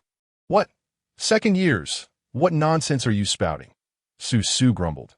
You cleared it out? With your gaze? Qi Yiheng grinned. Believe it or not, it's up to you that I've warned you out of kindness. Come, let's eat. The supermarket's offerings were primarily snacks, all cold. The group nibbled on what they could, and Wan Xiaoshui could not help but exclaim how wonderful it would be to have a cup of hot water right now. Indeed, I could really go for a bowl of instant noodles, Shirley added. Zui Yue wiped her face, longing for hot water to wash up. When one is no longer preoccupied with mere survival, they begin to seek quality of life that tea this hour. Their desire for hot water overshadowed even their hunger. Qi Yiheng smirked, recalling that he had seen something related to hot water. Sure enough, there was an electric kettle for sale among the daily necessities. It was quite affordable, priced at 200 yuan. Host successfully purchased an electric kettle for 200 yuan. Remaining balance: 524,600 yuan. Item has been stored in the host's infinite backpack and is available for use. As Qi Yiheng pulled the electric kettle from his bag, everyone was astonished. Many students from Gao Jun's side stood up, covering their mouths in disbelief. Was Qi Yiheng a magician? How could such a large electric kettle appear from his bag? Shirley's eyes widened in astonishment. You little rascal can perform magic? What else is inside? Show me at once. However, Qi Yiheng discreetly moved his bag away from Su's view, making a subtle gesture to keep quiet. In truth, I am indeed a magician. Don't get ahead of yourself. I'm not discussing this with you. I'm going to boil some water. There's water in the restroom, and the gymnasium still has electricity. As the steam rose from the boiling water, many students looked on enviously. This time, Qi Yiheng was quite generous, directly stating that anyone who wanted to use it could do so. After all, water and electricity belonged to the school. The students immediately erupted in cheers, and many girls looked at Qi Yiheng with newfound admiration, hurriedly preparing to boil water. Gao Jun did not intervene, his teeth clenched as his gaze remained fixated on Qi Yiheng's bag. There must be something amiss with that bag. Around 4 or 5 o'clock, the sky began to hint at dawn. The gymnasium was enveloped in silence. This time of sleep was the most precious. Suddenly, a figure stood up in the darkness, stealthily making his way towards Qi Yiheng, slowly reaching for the backpack behind him. Qi Yiheng was fast asleep, completely unaware. Success! Who's there? Zui Yue abruptly opened her eyes. Seizing a knife and striking a silver moon sliced through the air in the darkness, the sound melodious. Thud. The shadow stumbled back 2 steps, the floor creaking beneath. Gradually, Zui Yue discerned the figure's identity. Gao Jun. You scoundrel! How dare you steal a bag?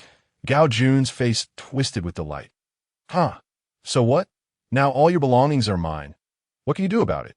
Chapter 26. The showdown. Gao Jun's arrogant laughter roused everyone from their slumber.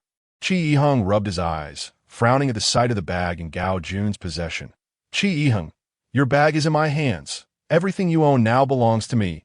Bai Lu, observing Gao Jun's frenzied demeanor, couldn't help but exclaim, Gao Jun, what on earth are you doing? Have you stooped so low as to steal from students? Return their belongings. As she approached, no one anticipated that Gao Jun would abruptly shove her to the ground. Get lost. Bai Lu, are you still pretending at this point? What a joke, stealing. What era are we living in?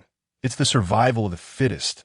Whoever seizes it is the rightful owner. Bai Lu trembled as she gazed at Gao Jun. Put away that self-righteous expression, Bai Lu. I dated you for 3 months, and you wouldn't even let me touch you. I'm already sick of you. You're quite annoying, you know." Gao Jun's expression grew increasingly deranged. He had revealed his true nature. He was nothing but scum. All the students looked on in shock, unable to utter a word in fear. "Now everything edible is in my possession. Whose orders will you heed? Choose wisely." Bai Lu's eyes turned red, tears welling up. Yet she rubbed her eyes, standing tall and glaring at Gao Jun. "Gao Jun, is what you said true? Everything you just claimed is genuine? I'm annoying. Of course. Do you realize you're the most pretentious woman I've ever encountered? We're all adults here, so why put on such an act? I was only after your body when I dated you. You wouldn't let me touch you. Even now, you still refuse. What are you pretending for? Without me, you'd be dead by now. You really know how to put on a show. But I don't need you anymore," Gao Jun said as he forcefully pulled the girl with short hair, whom he had previously torn apart, into his embrace. "You women, aren't you eager to please me? If you wish to survive and eat, you better kneel and grovel." The students were left in a daze, unable to fathom how the usually sunny and kind Gao Jun had transformed into this monster. Bai Lu's face flushed with anger as she charged at Gao Jun, only to be knocked down by a slap. Bai teacher, Wan Xiaoshui rushed over to assist her. "I warned you. You will regret this." Zui Yue brandished her knife, aiming it at Gao Jun. Qiheng reached out to stop her. "Teacher Gao, why don't you check if there's anything in the bag?" Gao Jun opened the bag and peered inside. Finding it empty, he rummaged through it in disbelief, desperately shaking it upside down, but nothing emerged. Impossible. How can this be? Where are the items? Gao Jun's expression gradually turned frantic. "This bag must be rigged. Tell me how it works. If not, I swear I'll kill her." Gao Jun suddenly grabbed the short-haired girl by the neck. The girl looked at Gao Jun in terror. "Teacher Gao, whether I kill her or not is none of your concern."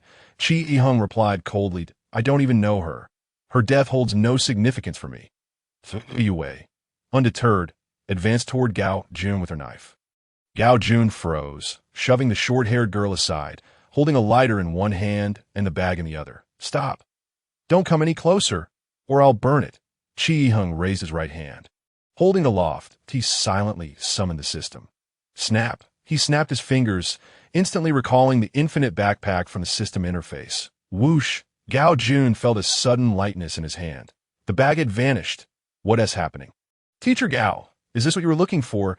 Qi Yiheng waved the infinite backpack, declaring, "What belongs to others will always remain theirs, no matter what." Gao Jun was taken aback, cold sweat trickling down his forehead. This Qi Yiheng is a monster. At that moment, Zui Yue quickened her pace, swiftly closing in on Gao Jun, and just then, a series of strange sounds echoed from outside, growing louder as if the entire building were shaking. "What is that noise? It's a helicopter! A helicopter! We're saved!" Chapter 27. The helicopter seemed to hover directly above the school, the sound crystal clear that everyone's eyes lit up with excitement. This was hope. Gao Jun immediately dashed toward the exit, and the students flocked after him. Qi Yiheng and his companions would not remain idle.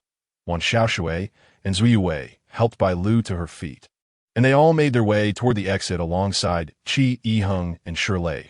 At that moment, Gao Jun and his two male companions had already cleared the cabinet that blocked the door, and Gao Jun snatched up a metal rod before sprinting outside. The other students, casting aside their fears, desperately followed Gao Jun. Gao Jun reached the playground, shouting to the sky, "Hey, we're here!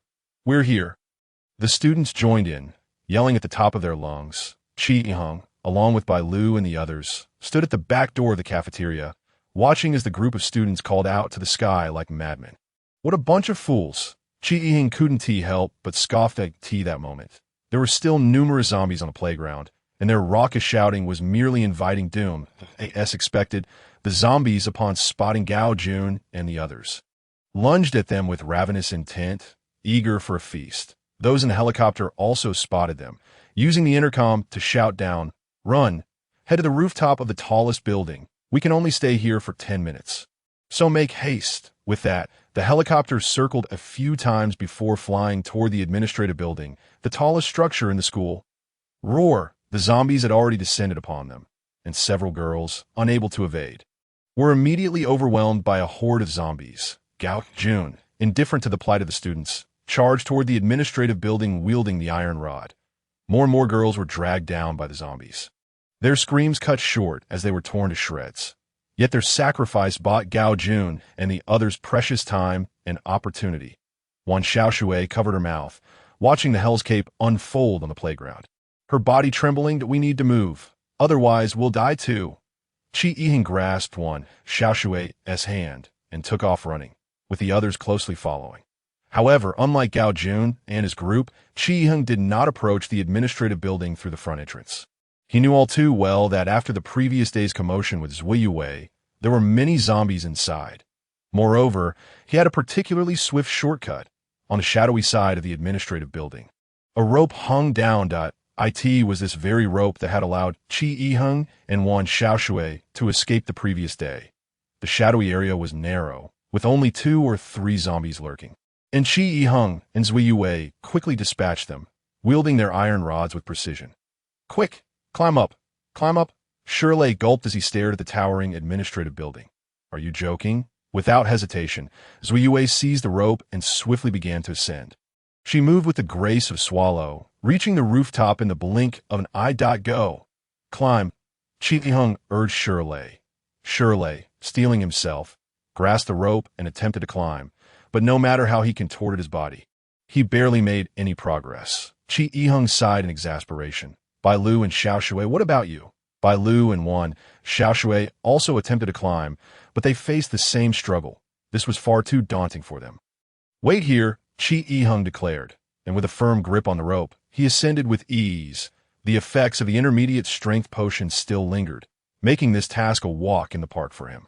On the rooftop, the zombies had already been dealt with by Zui Wei. Having faced numerous encounters with zombies, she had conquered her inner fears and was now more adept at handling them. Hey, wrap the rope around yourselves a few times, then hold tightly. Shirley was somewhat perplexed about what Qi Yiheng intended to do. Just do it. The 3 individuals exchanged glances, yet they still clumsily grasped the rope together. Hold tight. With a determined grit of his teeth, Qi Yiheng exerted a sudden force. Astonishingly, all 3 were lifted off the ground. Qi Yiheng turned around, seized the rope, and draped it over his shoulder. You must hold on tightly. Gritting his teeth, Qi Yiheng took off running. The 3 individuals were whisked upward as if on a roller coaster. All right, stop. The 3 tumbled onto the rooftop tiles with a thud.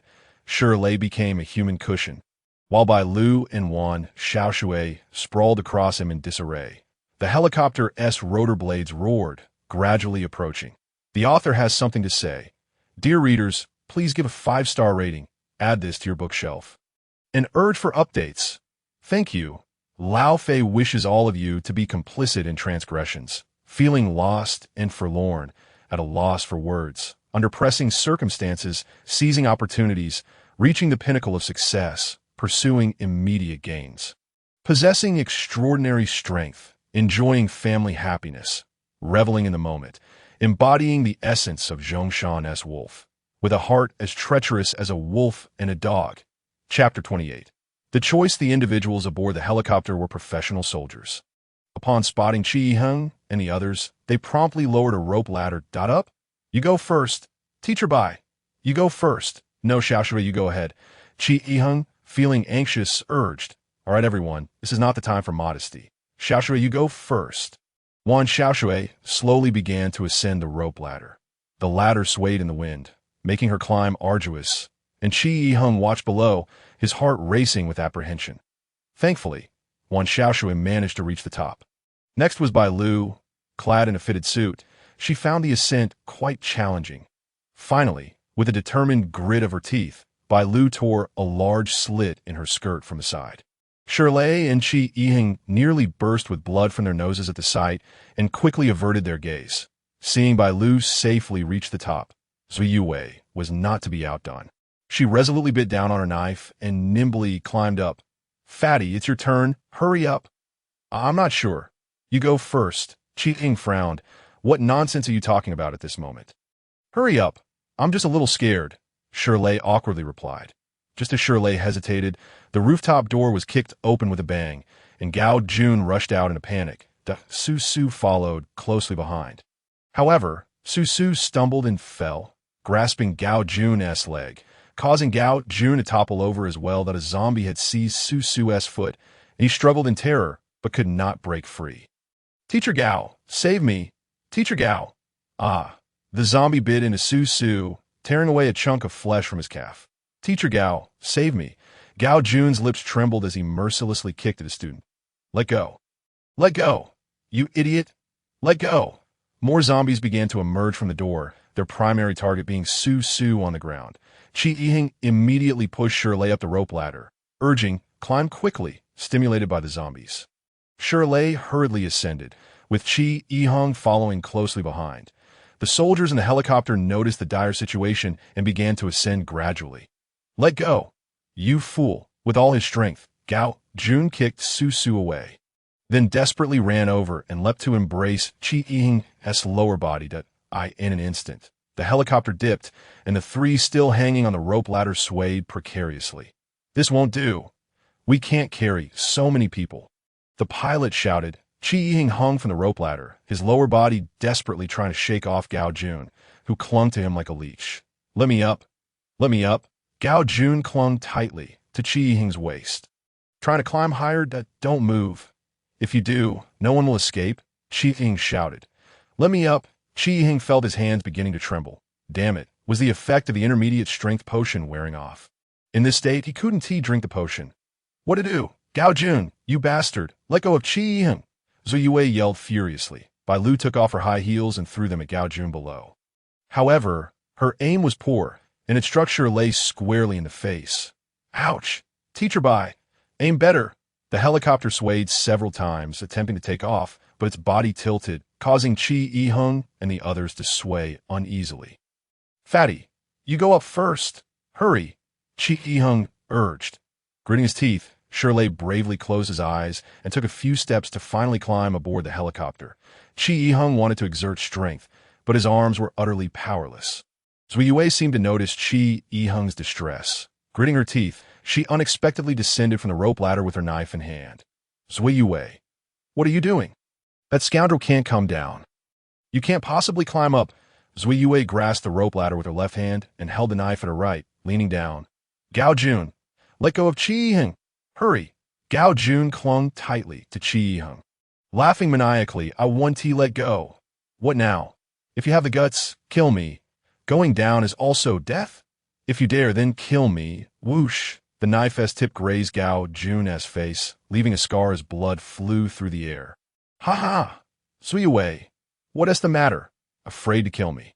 Then let us all die together. Gao Jun shouted madly. Zhu Yue gritted her teeth in rage. Although she despised Gao Jun immensely, could she bear to kill him? Ultimately, she lacked the courage to take a life. More zombies surged onto the rooftop. Qi Yiheng understood clearly that if this continued, everyone would perish. He had to make a choice. Zhu Yue, they're in your hands now. What? Qi Yiheng smiled, suddenly releasing his grip. Qi Yiheng, Zhu Yue and Wan Xiaoshui simultaneously cried out his name in despair. Bang! Qi Yiheng and Gao Jun fell onto the rooftop. The helicopter successfully ascended and flew south. Commander, where are we headed? Shirley asked. South. Beyond the Grand Canal lies the safe camp. Brother, Shirley bellowed with all his might. You must survive and reach the Grand Canal. Qi Yiheng knelt on the ground.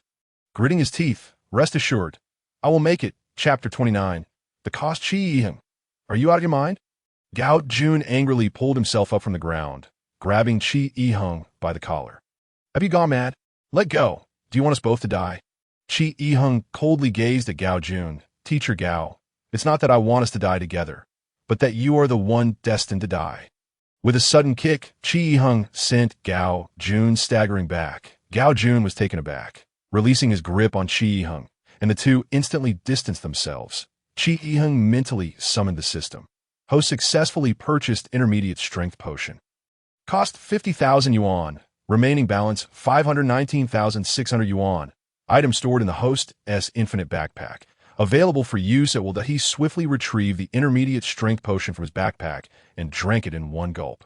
A warm wave coursed through his body, restoring his strength.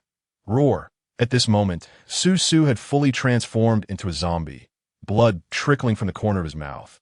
And like his kind, He charged toward Chi Yiheng and Gao Jun. Gao Jun was startled, scanning the surroundings for a weapon. However, Chi Yiheng suddenly surged forward, dashing towards him.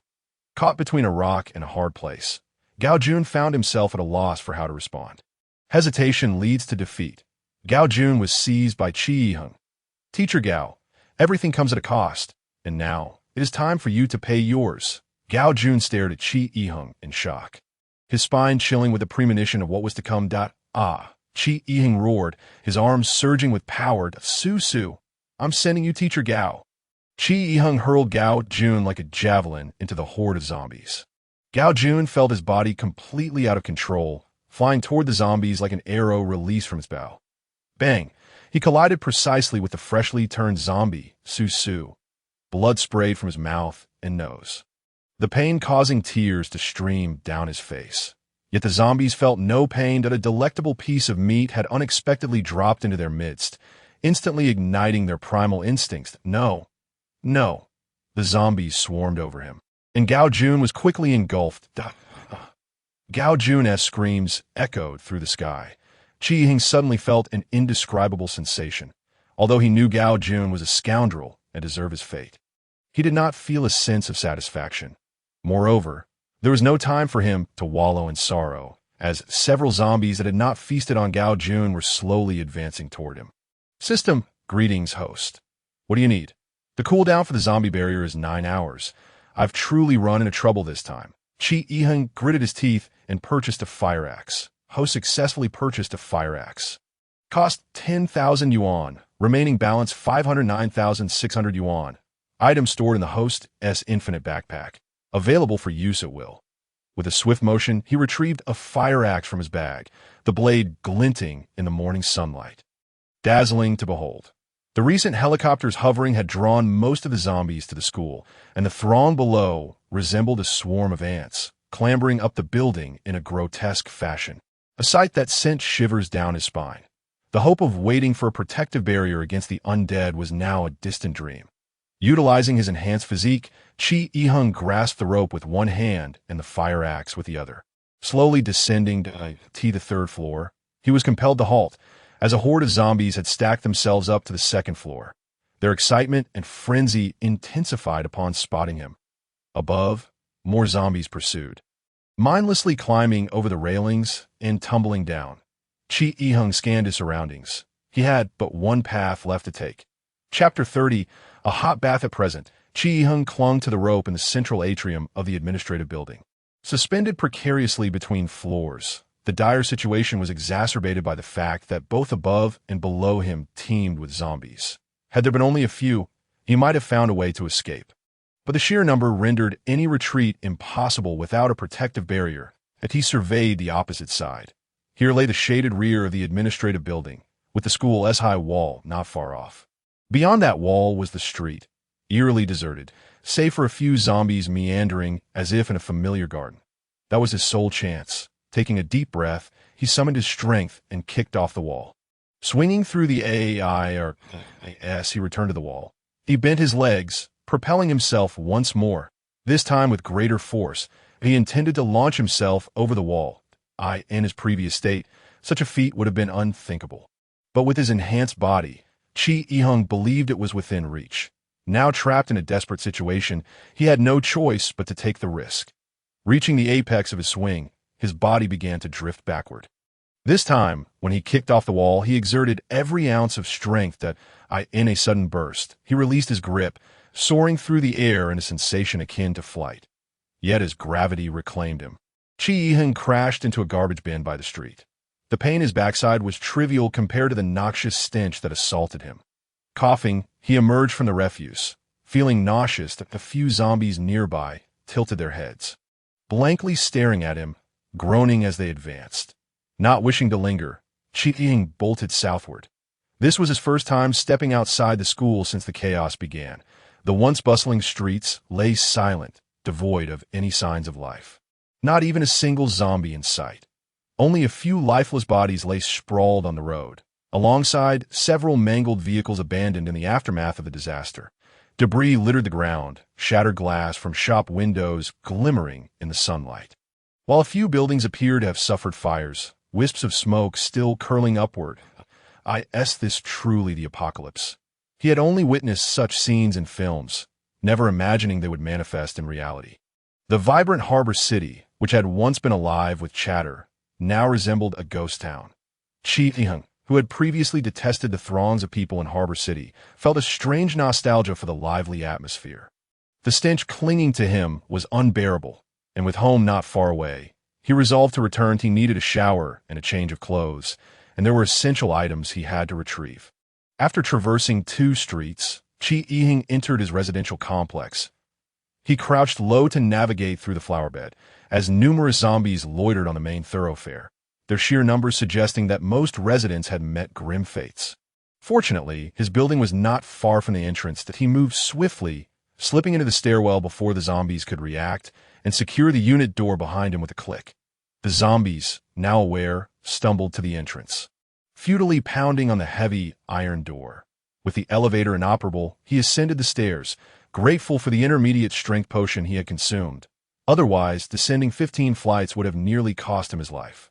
He encountered no zombies on his ascent, yet remained cautious, striving to minimize noise. Upon reaching the 10th floor, he discovered the staircase cluttered with various chairs. What on earth? Clearly, this was a human-made barricade. Could there still be survivors above? Carefully, he maneuvered through the makeshift barrier of chairs that on the 15th floor, all was eerily quiet, as if life had continued as usual.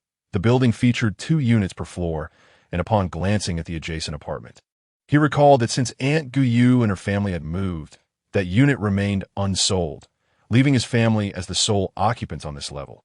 The door to his home was securely locked.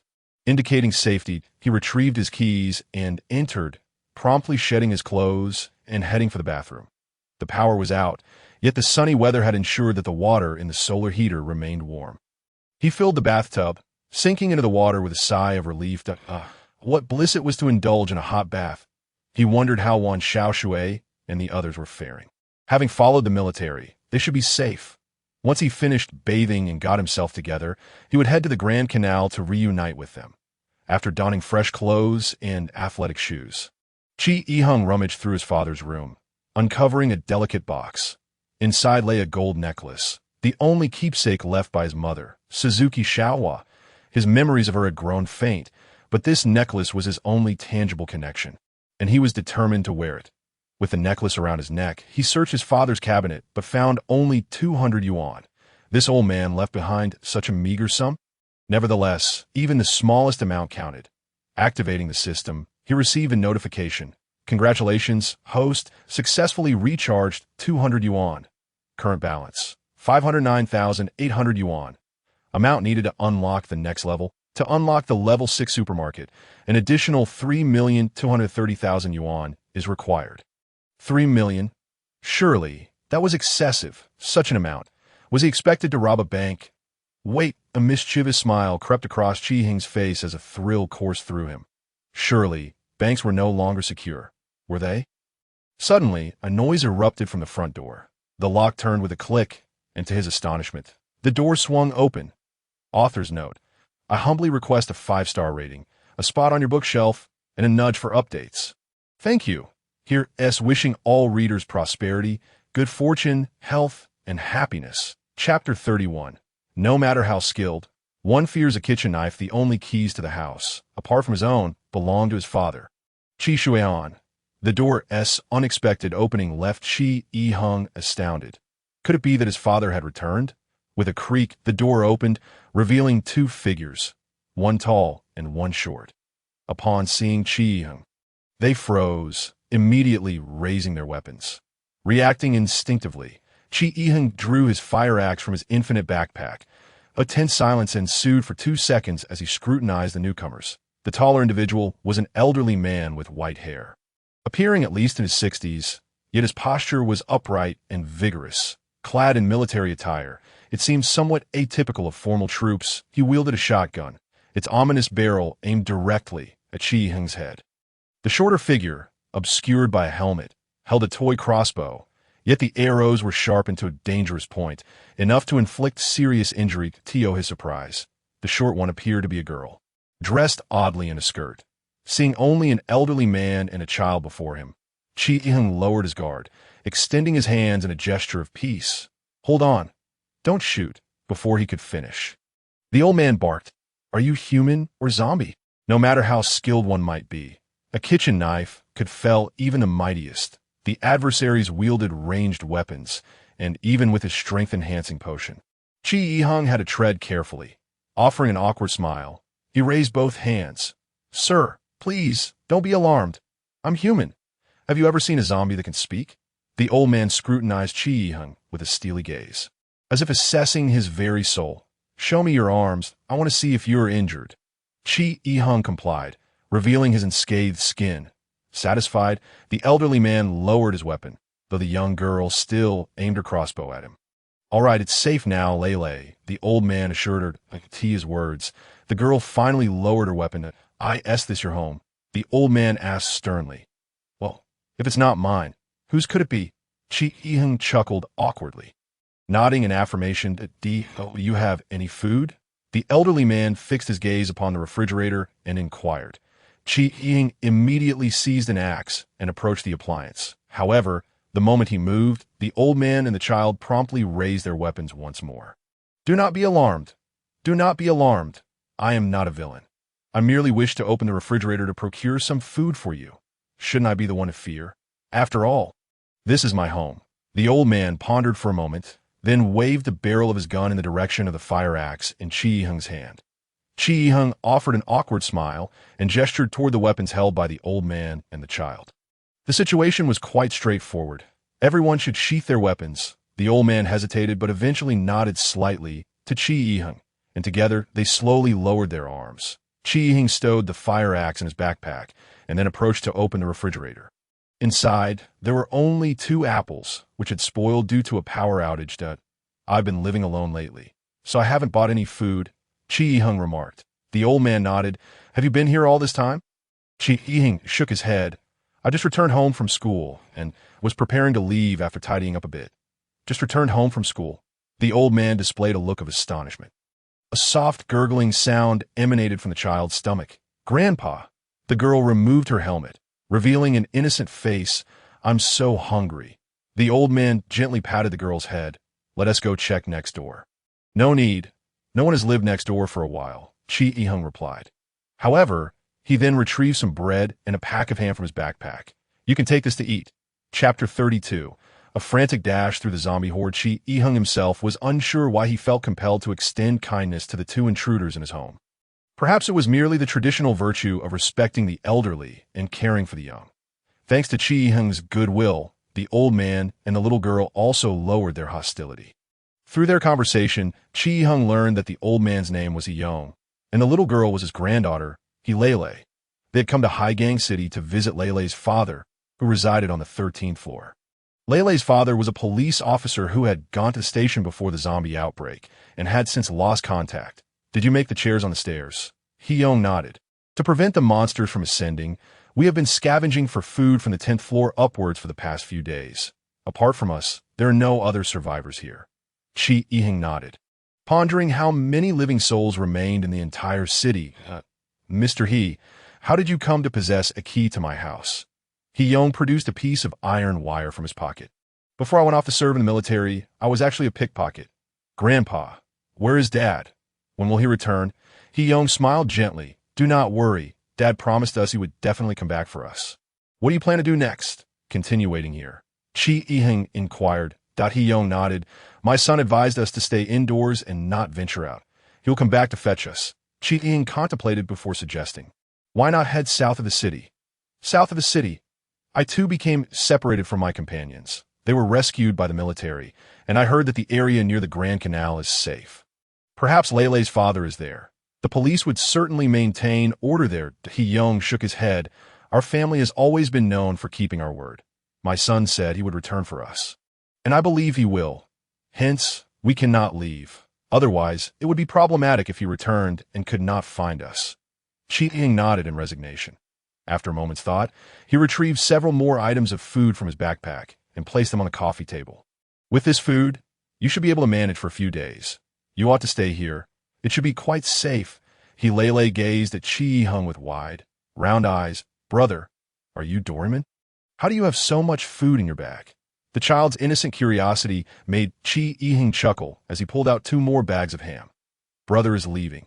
You and Grandpa must stay here and wait for Dad to return." Lele nodded obediently. "Young man, wait a moment."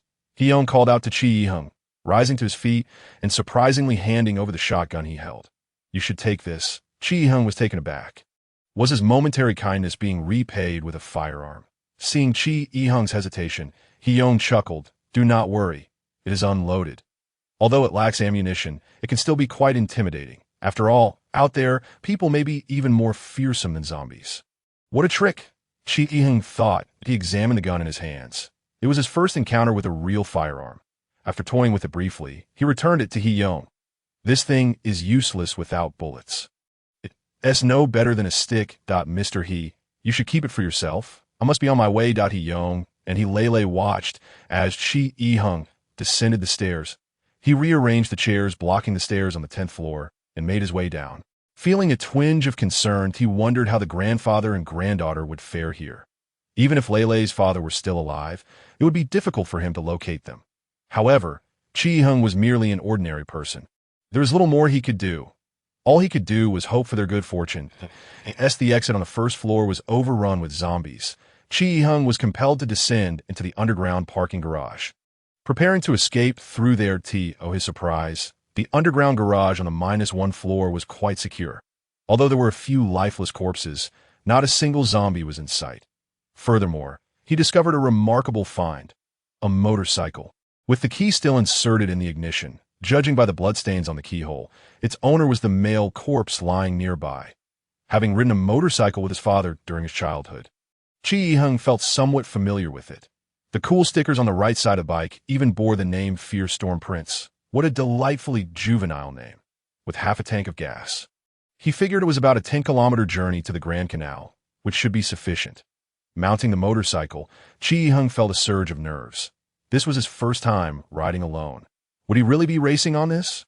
With a press of the throttle, the motorcycle roared to life, its engine purring like a heartbeat. Taking a deep breath, Chi Yiheng twisted the throttle. With a roar, the motorcycle sped out of the underground garage. The exhilaration brought by the wind and speed compelled Chi Yiheng to shout in delight. Wow!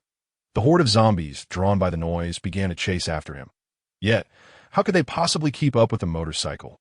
Stumbling along like fools, Chi Yiheng found the thrill intoxicating, revving the throttle as he circled the neighborhood, drawing the attention of nearly all the zombies to himself. "All right, I've had my fun. Farewell, neighbors." With that, Chi Yiheng yanked the throttle wide open, darting out of the community, a gaggle of dazed zombies trailing behind him, soon vanishing from sight. He pressed the throttle to the limit, racing down the deserted streets. Riding a motorcycle was such a liberating experience. Was this what they called speed and passion? With a sudden screech, the vehicle came to an abrupt halt, causing the rear to lift sharply due to the force of inertia. Chi Yiheng firmly pressed down on the car body. Landing with a thud, he raised his gaze to the right, where the gilded letters of the Central Bank's harbor branch still gleamed on the wall of the adjacent building. A wicked smile crept across Chi Yiheng's face as he turned off the engine and removed the key. Passing by. I truly was merely passing by. Chapter 33. The vault of Central Bank's harbor branch stood as the largest bank in Harbor City. Its lobby as opulent as a 5-star hotel. However, the floor was now littered with debris, devoid of life, and several service windows had been shattered. Chi Yiheng approached the counter, peering inside, where scattered bills lay on the ground. Though not in great quantity, a door remained ajar within, said to lead to the bank's interior, where the vault containing at least hundreds of millions in cash could be found. Chi Yiheng could not suppress a swallow. The mere thought of such wealth thrilled him. Clambering over the counter, he retrieved a fire axe from his bag. His instincts warned him that the quieter it was, the more cautious he needed to be. He opened the door and peered inside, revealing a dimly lit corridor that exuded an eerie chill. On the floor lay a figure, seemingly lifeless. As Chi Yiheng approached slowly, the figure suddenly lurched to its feet, weakly flailing its arms. With a swift motion, he severed the zombie's head with a decisive swing of the axe. Glancing at the grotesque sight of its severed head, Chi Yiheng kicked the body aside and ventured further within. Opening the door at the end of the corridor revealed a spacious office. Despite the daytime, this nearly windowless chamber was shrouded in darkness, visibility severely limited. Chi-Hing took out his phone and activated the flashlight feature. The device now reduced to only this function due to its dwindling battery and lack of signal. The office was in a state of disarray, cubicles empty and documents strewn about. The low ceiling felt oppressive, leaving him puzzled as to how the bank employees could endure working in such a place. With one hand holding the phone and the other gripping the fire axe, he cautiously navigated deeper into the unfamiliar. Suffocating darkness, feeling a twinge of unease as he was alone. Damn it. It seems being a lone wolf is not as easy as it appears. In the southeast corner of the office stood a door, the only option available. Yet, faintly, he heard unsettling noises. His heart raced, and scenes from horror films involuntarily flickered through his mind. Chi-Hing gritted his teeth, mentally cursing. Damn it, this is a zombie film. Don't throw in horror elements. The beam of his flashlight slowly illuminated the source of the sound. To his shock, 3 zombies lunged at him with a united roar. Startled, Chi-Hing muttered a curse, raising the fire axe to strike at their heads.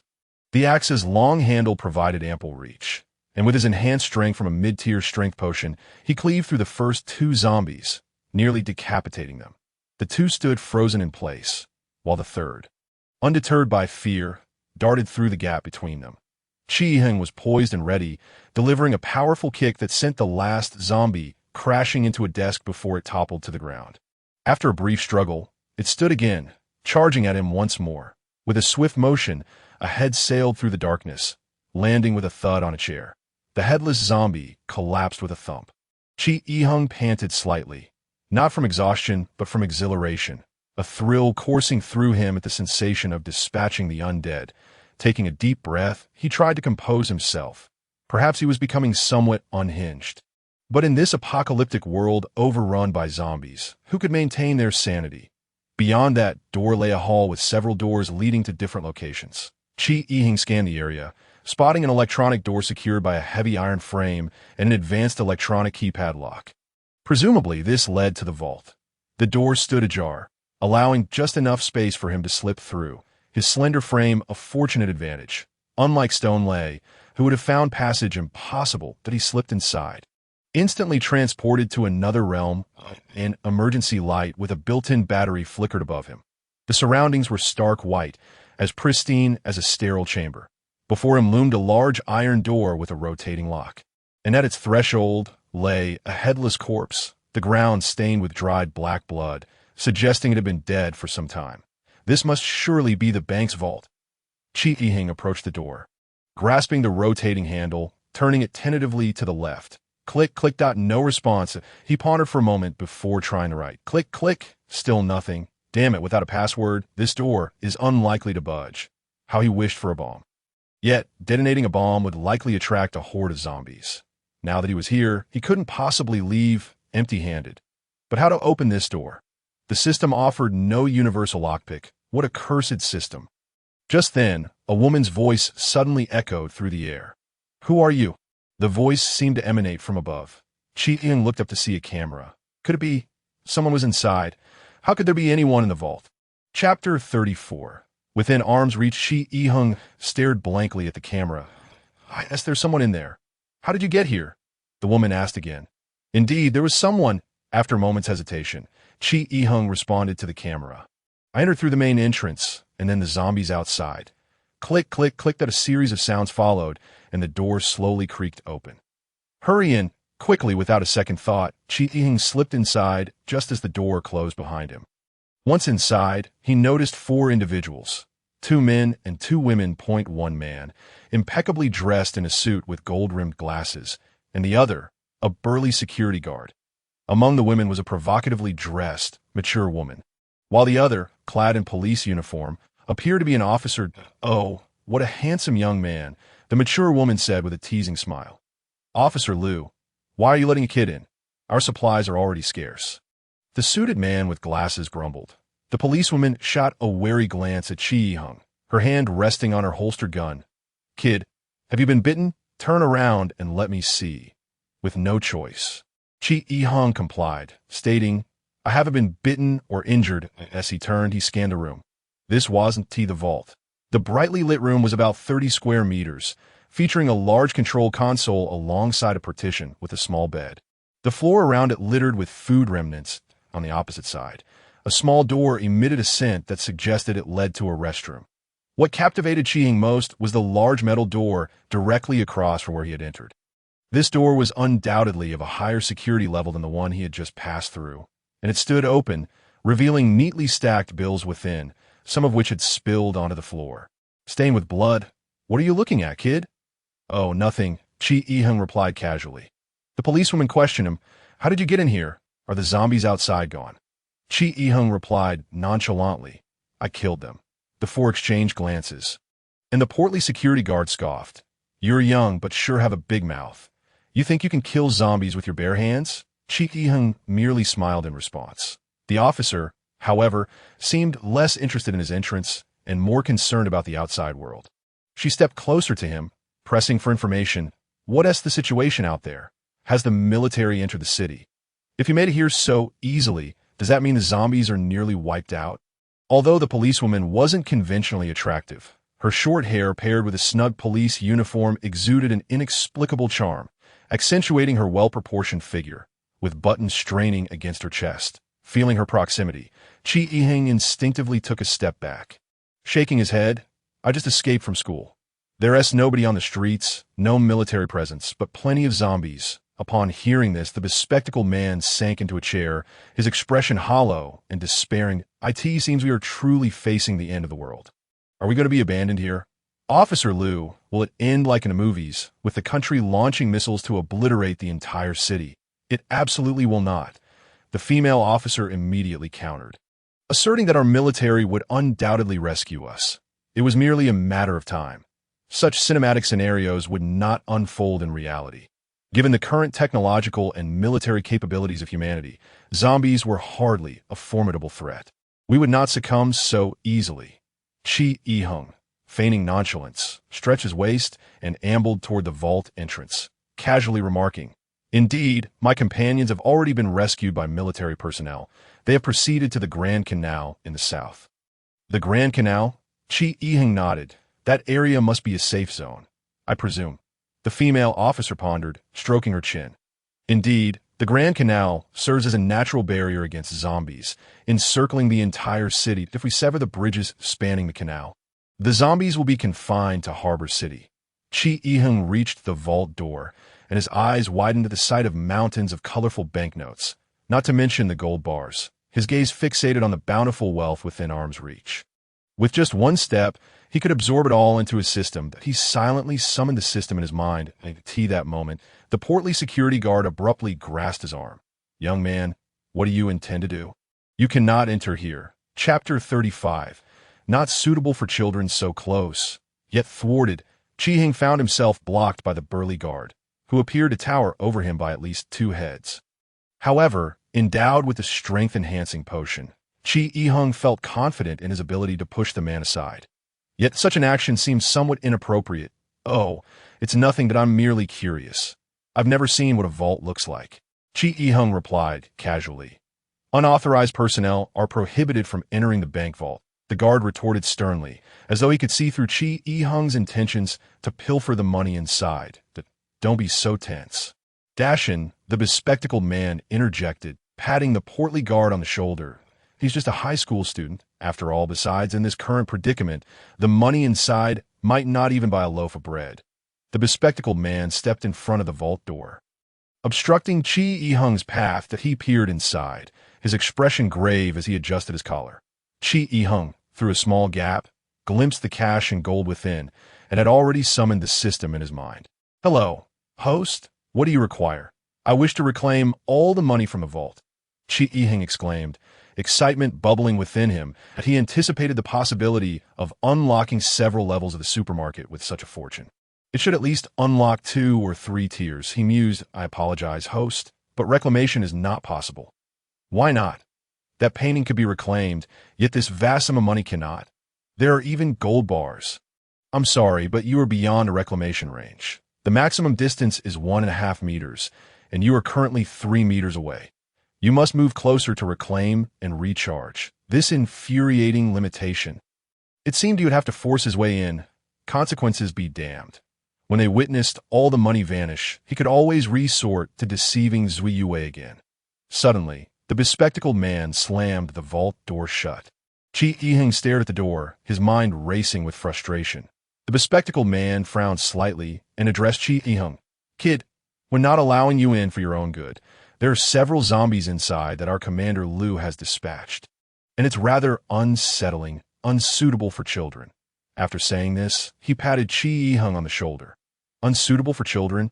Qi Yiheng felt underestimated. Like the teen nearly 18, he resented being treated as a child. That is what you said earlier true? The Grand Canal in the south is indeed a safe zone. The female officer inquired again. Qi Yiheng, feeling somewhat irked, nodded. It should be, though I can't be certain why companions shouted that to me from a military helicopter, urging me to head to the Grand Canal in the south. Isn't there a large bridge there? Also, officer, my name is Qi Yiheng. Please refrain from calling me kid. His expression grew serious, exuding a sense of determination and valor that momentarily startled the female officer. She then smiled warmly. Hello, Qi Yiheng. I am Liu Xiaobei, a detective from the 3rd Division of Harbor City. That I greatly appreciate the information you provided. Rest assured, I will ensure your safety as we head to that safe zone. Indeed. Let's be on our way. The mature woman interjected. If the south is secure, we should proceed there. We cannot remain here indefinitely. It's stifling in this place, and I feel as if I might faint.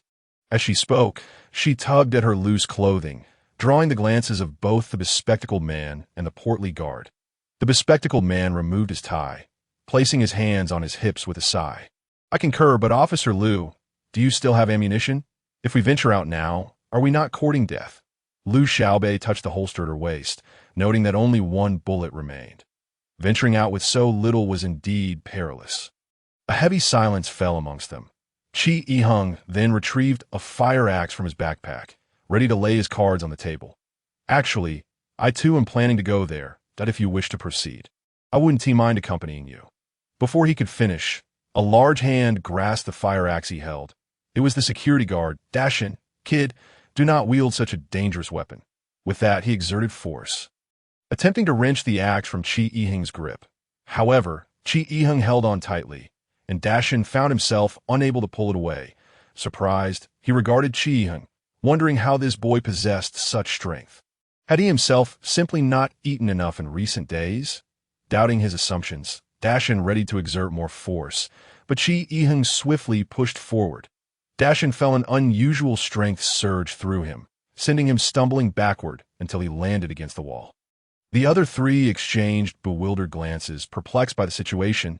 Dashin, what are you doing? Are you acting? A high school student just pushed you back that far.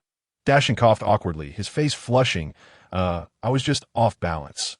Look, the mature woman suddenly exclaimed, pointing at the monitor on the screen. Two zombies staggered toward the entrance, as if sensing the presence of the living. They began to pound against the iron door. Bang, bang, bang. Everyone felt a chill run down their spines. How could the zombies have found this place? It was impossible. The door was soundproof, and no noise could escape. The bespectacled man wore a panicked expression.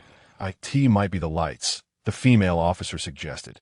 Observing the flickering emergency lights outside, or perhaps the noise I made while dispatching zombies in the office area attracted them, Qi Yiheng remarked, holding the fire axe with a calm demeanor. As words fell, several more zombies ambled into view, seemingly drawn by the scent of the living, joining the two in their relentless assault on the iron door. What do we do? The mature woman fretted. Does this mean we cannot escape? Are we to perish here? Stay calm, the bespectacled man urged. This door is secure. As long as we do not open it, they cannot get in. But, Vice President Li, Dashin interjected awkwardly, we do not have much food left. We may well starve tonight. Now, two options lay before them. Either starve within the confines of the vault or venture out to battle the zombies. Liu Xiaobei drew a firearm, declaring, I will open the door. While the zombies are still few in number, I will cover your escape. Cover? With what? How many bullets do you have left? I do not wish to die. The mature woman cried out in despair. Dashin, too, wore a look of panic, beads of cold sweat trickling down his brow. Chi Yiheng stood before them all, exuding an air of calm confidence. In truth, I can ensure your survival. Chapter 36. Resolute determination. The four turned their gaze toward Chi Yiheng, their expressions a mix of confusion, as if they were regarding a madman. If you wish to remain here, I can provide sufficient food and water. I can supply you for not just 10 days or half a month, but for a year or two, as long as— Chi Yiheng's lips curled into a wicked smile. As long as you have money. What nonsense are you spouting? What is wrong with this kid? Is he out of his mind? Are high school students these days so deluded? Chi Yiheng, we do not have the luxury of time for your games.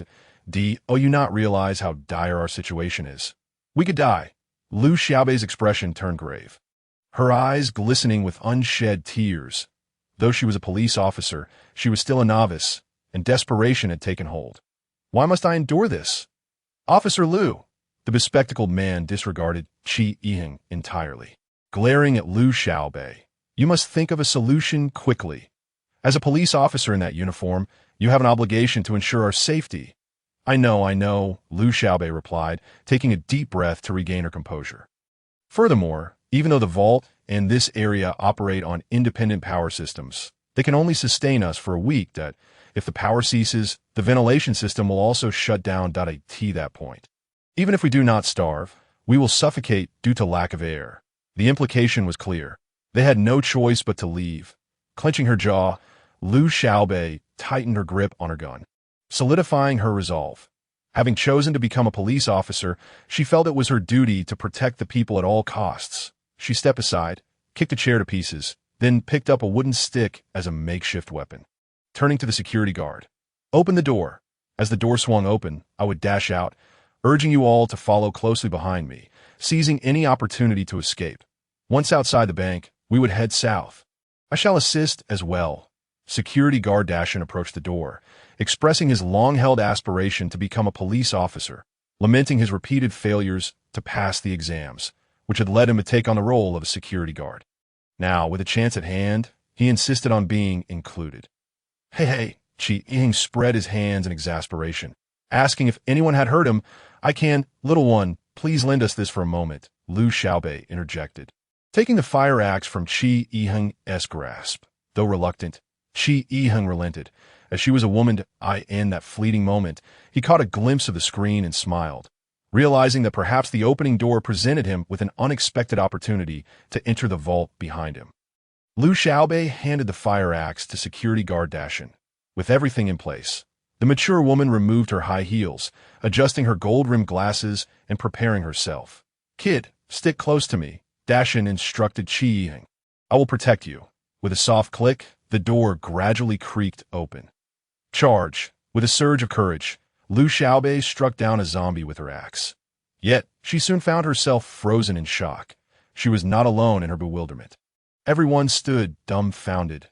Outside, a throng of zombies had gathered, their numbers overwhelming, leaving no space to maneuver. Close the door! Hurry! But it was too late. The zombies surged in like a frenzied tide. Bang! Lu Xiaobei fired her last bullet. And one zombie collapsed to the ground. We're doomed. I want to die, the mature woman cried. The 5 of them were pushed back against the wall. Open the door. Open the vault. Chi Yiheng shouted urgently. Without hesitation, the woman in gold-rimmed glasses crouched by the door, inputting the password. Beep, beep, beep. Incorrect password. Hurry. Beep. The door clicked open. The woman wasted no time diving inside, just as Chi Yiheng was about to follow. The door slammed shut with a resounding thud. What the hell are you doing? You bastard! Open the door. Chi Yiheng pounded on the iron door with all his might. Despite his enhanced strength, the heavy metal door remained unmoved, utterly unresponsive. The zombies were closing in, leaving the 4 of them with nowhere to escape. The mature woman had lost control of her fear, a warm stream trickling down her legs. I don't want to die. I don't want to die, she cried. Yet in her panic, she charged out, only to be instantly overwhelmed by the zombies, her scream echoing before falling silent. With a determined clench of his jaw, Dashin stepped in front of Chi Yiheng and Lu Xiaobei, wielding the fire axe. Though fear flickered across his face, he showed no sign of retreat. It's better for one to die than for three. I am strong. I'm big. You stay behind me, and I'll carve a path for you to escape. With that declaration, Dashin raised the axe and charged forward. Whoosh! He roared as he swung the axe, effortlessly decapitating two zombies in one fell swoop. Chi Yiheng activated the system, checking the cooldown time for the corpse manipulation barrier. 5 minutes remaining. The host successfully purchased one fire axe and one katana, spending 20,000 yuan, leaving a balance of 489,800 yuan. The items were stored in the host's infinite backpack for immediate use. With no escape in sight, they had no choice but to fight valiantly. Chi Yiheng retrieved the fire axe and katana from his pack. He handed the katana to Liu Xiaobei, who hesitated for a moment but ultimately accepted it without doubt. Her hands trembled with fear, and Chi Yiheng, noticing, took a deep breath while gripping the axe. Why unreliable father once told me, whatever you do, if fear takes hold, you've already failed. Life is short, lasting but a few decades. There's nothing to fear. If worst comes to worst, we can always start anew. Hearing this, Liu Xiaobei glanced at Chi Yiheng, gripping the hilt of the sword tightly, her trembling subsiding. What else did your father say? Chi Yiheng smiled. Either die fighting or fight to the death. With a resounding battle cry, they both charged forward. Blades danced, blood sprayed. When fear was conquered and death ceased to be an obstacle, humanity's strength could overcome all. One zombie after another fell. Yet more surged forth, an endless tide. Dashin, positioned at the forefront, finally found himself unable to wield the axe any longer. Momentarily distracted, a zombie bit down on his arm, with a surge of strength. He shook off the zombie and beheaded it, but as he gazed at the bite on his arm, his lips trembled. Realizing he could not survive, Dashin plunged into the horde of zombies who swarmed him. Though he could not provide Chi Yiheng and Liu Xiaobei with an opportunity, he fought until his last breath. Liu Xiaobei watched in horror as Dashin was overwhelmed by the horde, her heart trembling. She too was exhausted, having gone days without sufficient food or rest, her stamina at its limit. Hold on. Officer Liu. Be careful. Chi Yiheng leaped towards Liu Xiaobei, striking down a zombie that nearly bit her. 30 seconds left. Hold on. Faced with the countless zombies before them, Liu Xiaobei's eyes glistened with tears. Let us give up, kid. She knelt, propping herself up with a sword, her head bowed deeply.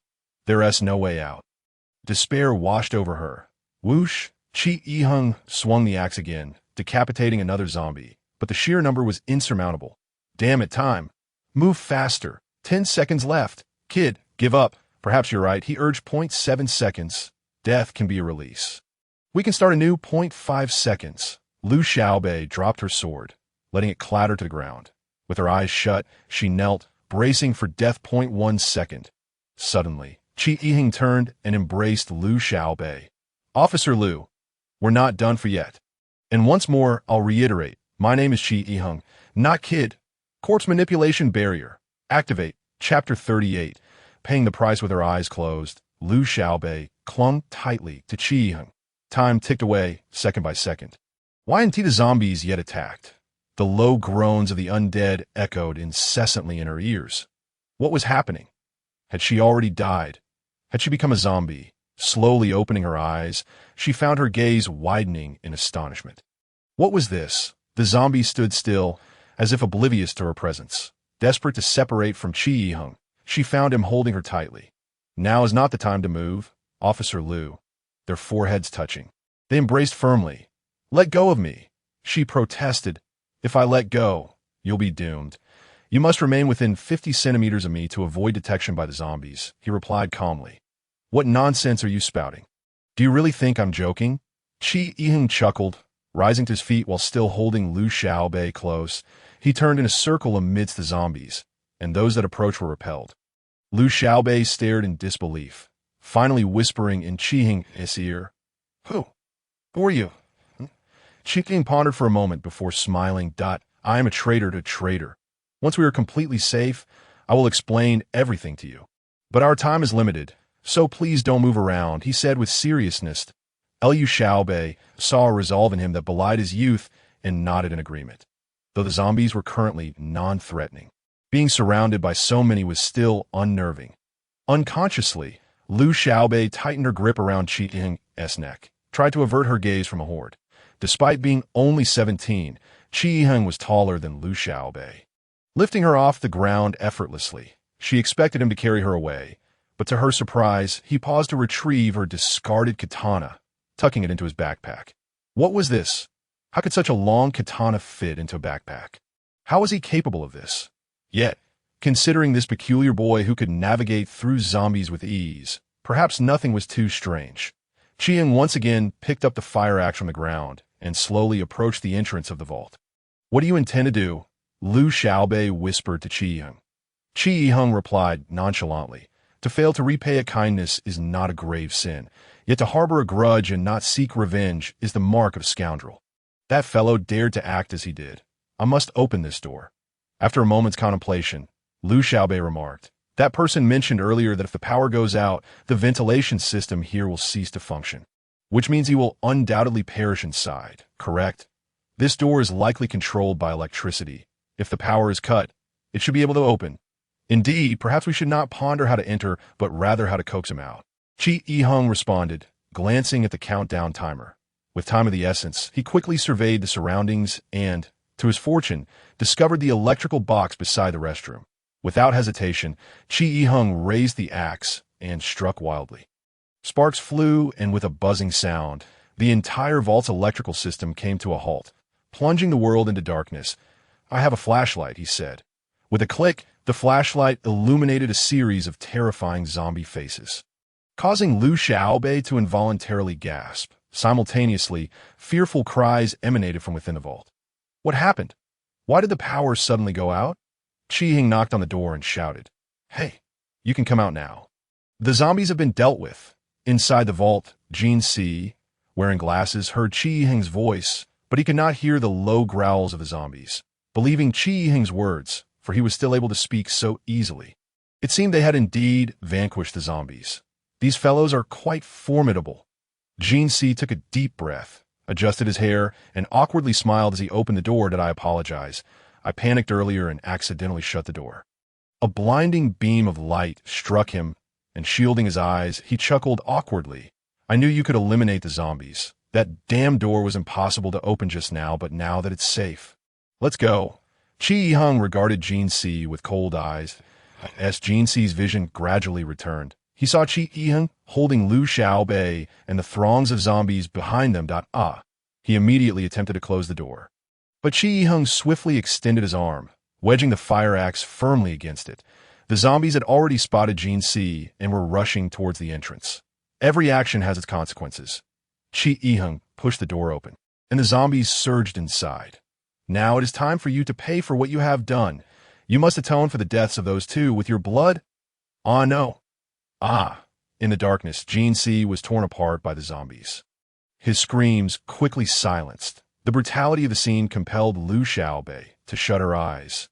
Qi Yiheng stepped into the vault, surveying the room filled with riches, and silently summoned the system. Ding, ding, ding. Congratulations, host. You have successfully recharged 200,000 yuan, current balance. 243,689,800 yuan. Congratulations, host. You have unlocked level 6 supermarket. Congratulations, host. You have unlocked level 7 supermarket. Congratulations, host. You have unlocked level 8 supermarket. The author has something to say. Dear readers, if you do not leave a 5-star review, a like, or a request for updates, I will jump. Chapter 39. Sense of direction, unlocking 3 levels at once left Qi Yiheng somewhat exhilarated, yet he also realized that the cashier was not as abundant as he had anticipated. There were only over 200 million. He had expected much more. The system's notifications continued. Additionally, the host has received 3 mysterious gift packs. Would you like to claim them now? It seemed that future unlock rewards would include mysterious gift packs. And given that his previous draw had yielded a corpse barrier, he was certain there would be even better items this time. Claim, claim. Liu Xiaobei remained with her eyes closed, sensing Qi Yiheng standing still beside her. She quietly asked, Aren't we leaving? Checking the time remaining on the corpse barrier, there were still 17 minutes left, ample time. Never mind, there's no rush to open it. We should prioritize getting out of here. Holding the fire axe, and cradling Liu Xiaobei, Qi Yiheng hummed a tune and casually walked outward. The surrounding zombies parted like the Red Sea, as if he were an emperor on a procession. Liu Xiaobei slowly opened her eyes and gasped at the sight of the zombies flanking Qi Yiheng. Unless you were dreaming, this high school student was certainly no ordinary person. Exiting the bank, the Philstorm Prince motorcycle remained quietly parked with no zombies in sight. Only then did Qi Yiheng set Liu Xiaobei down. She fixed her gaze on him intently. Who exactly are you? Why aren't the zombies pursuing you? Well, how should I explain this to you? My identity is… what? A traitor. Traitor. Liu Xiaobei clearly struggled to comprehend this term, standing still with a furrowed brow in contemplation. Qi Yiheng glanced back at the bank, mounting the motorcycle. Officer Liu, do you wish to stay and study the zombies behind you, or will you come with me? Liu Xiaobei's voice had already drawn the zombies from within the bank. They shuffled forward, groaning and moaning toward her. Without hesitation, Liu Xiaobei hopped onto the motorcycle, pushing Qi Yiheng onto the back seat. Hold on tight. Hold on to her. Vroom. With a twist of the throttle, the motorcycle shot forward like an arrow released from a bow. Liu Xiaobei nearly maxed out the throttle, the speed surpassing even Qi Yiheng's. The motorcycle sped through the city, weaving left and right, darting down every available path. The vast city transformed into Liu Xiaobei's racetrack. Qi Yiheng held Liu Xiaobei's waist, his thoughts racing to this how crazy female officers are. The exhilarating speed allowed Liu Xiaobei to release her pent-up stress, and after a short while, she burst into laughter. Wow, this is exhilarating. Officer Liu, shouldn't we head south? Aren't we going south right now? Does the sun set in the south? Ahead, the sun began its descent toward the horizon, and Liu Xiaobei realized she had misjudged the direction. Stop the bike, Liu Xiaobei said, feeling a bit embarrassed. My sense of direction is a bit off. Qi Yiheng sighed. Let me handle it. We can still reach the Grand Canal in time. No, you don't have a license. You can't ride. Virum. The motorcycle roared back to life. Liu Xiaobei, now more composed, eased off the throttle, but soon her speed began to decrease. It seems we're running low on gas. Earlier, Liu Xiaobei's reckless racing had consumed a significant amount of fuel. They were still about 10 kilometers from the Grand Canal to the south, and at this rate, they would likely arrive after dark. Turn left ahead. I remember there's a gas station, Qi Yiheng suggested. The gas station was deserted, with not a single car in sight, and the glass of the shop had been smashed. Though it was dark, it was apparent that the interior was in disarray. Liu Xiaobei stopped the motorcycle, picked up the gas pump, but hesitated. The current gas station equipment is self-service. Without staff or a card, we can't refuel. Qi Yiheng understood this as well and glanced inside the gas station. I'll go check. There should be a card inside. Just wait for me here. After taking a few steps, Qi Yiheng turned back and told Liu Xiaobei, if anything happens, just shout. The impatient expression flashed across Liu Xiaobei's face. Qi Yiheng entered the building. The space was small, and he quickly surveyed the area. He rummaged through the cash register and, indeed, found a gas card beneath the register. Just then, a shout from outside pierced the silence. Chapter 40. Faithful believers. Qi Yiheng immediately drew the fire axe and rushed outside. But instead of zombies, he encountered 3M and Liu Xiaobei was being held hostage by one of them, a knife pressed against her throat. Ha ha ha! I never expected to run into living people here. And a stunning beauty at that. The leader, a man with yellow hair, inhaled deeply near Liu Xiaobei's neck, his expression grotesque. He wielded a machete, and the tattoos on his arms signified to Qi Yiheng that he was no saint. Hey, little girl, is she your sister? Quite a pretty one, isn't she? Let her go, Qi Yiheng demanded. You fool. Who would let her go? The burly man holding Liu Xiaobei laughed heartily. Big brother, I've never tried a female cop before. The yellow-haired man chuckled. After I'm done with her, it'll be your turn. Hey, little girl, throw your axe over here, and we want that motorcycle and this woman too. Hurry up, don't waste time, chimed in the skinny man beside them. Grinning wickedly, Qi Yiheng gritted his teeth, his voice icy. Have you all lost your minds, lost our minds? The yellow-haired man laughed uproariously. In this day and age, whose mind is still intact. I saw my sister and mother transform into zombies with my own eyes. Then I had to personally behead them, one by one. Slice and dice. Ha! Ghosts can still remain sane. The muscles on the yellow-haired man's face contorted grotesquely, prompting the other two individuals to succumb to uncontrollable laughter. They were hardly virtuous to begin with, and the outbreak of zombies had rendered them even more reckless. Now, the entire city belongs to us. We can do as we please. If you wish to live, just comply.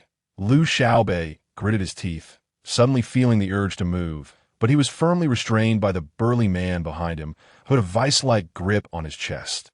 Damn, the sensation is rather pleasant. Ha ha! Officer, do take care not to act rashly. Your life or death is of little concern to me. Little brat, hurry up if you don't want to see your sister perish at our hands. Toss the axe over here. Qi took a deep breath, lowering his head. Don't worry about me. Kid, just get away. Liu Xiaobei shouted through gritted teeth at Qi. Qi grasped the axe with one hand and retorted. I meant to say your brains must be scrambled to think you can use her to threaten me? What? Qi lifted his head, a wicked smile spreading across his face. You are not entirely incorrect.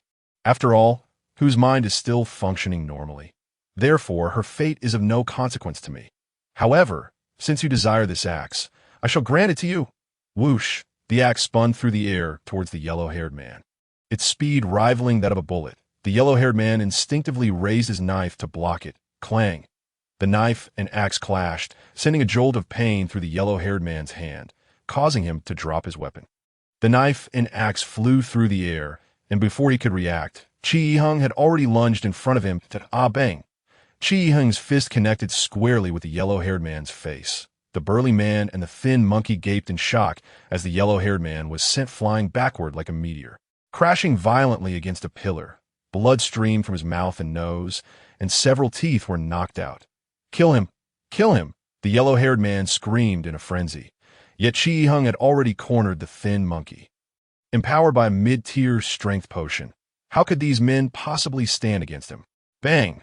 The thin monkey had no time to react before being knocked down to the ground by a single punch, his eyes rolling back as he lost consciousness. Monkey! Monkey! The burly man swallowed hard, one hand pinning Liu Xiaobei, while the other held a knife blade pressed tightly against her throat. Don't come any closer. I will kill her. I swear I will. Qi Yiheng continued to advance, stating, I already said, I am completely indifferent to such matters. The burly man's hand trembled slightly.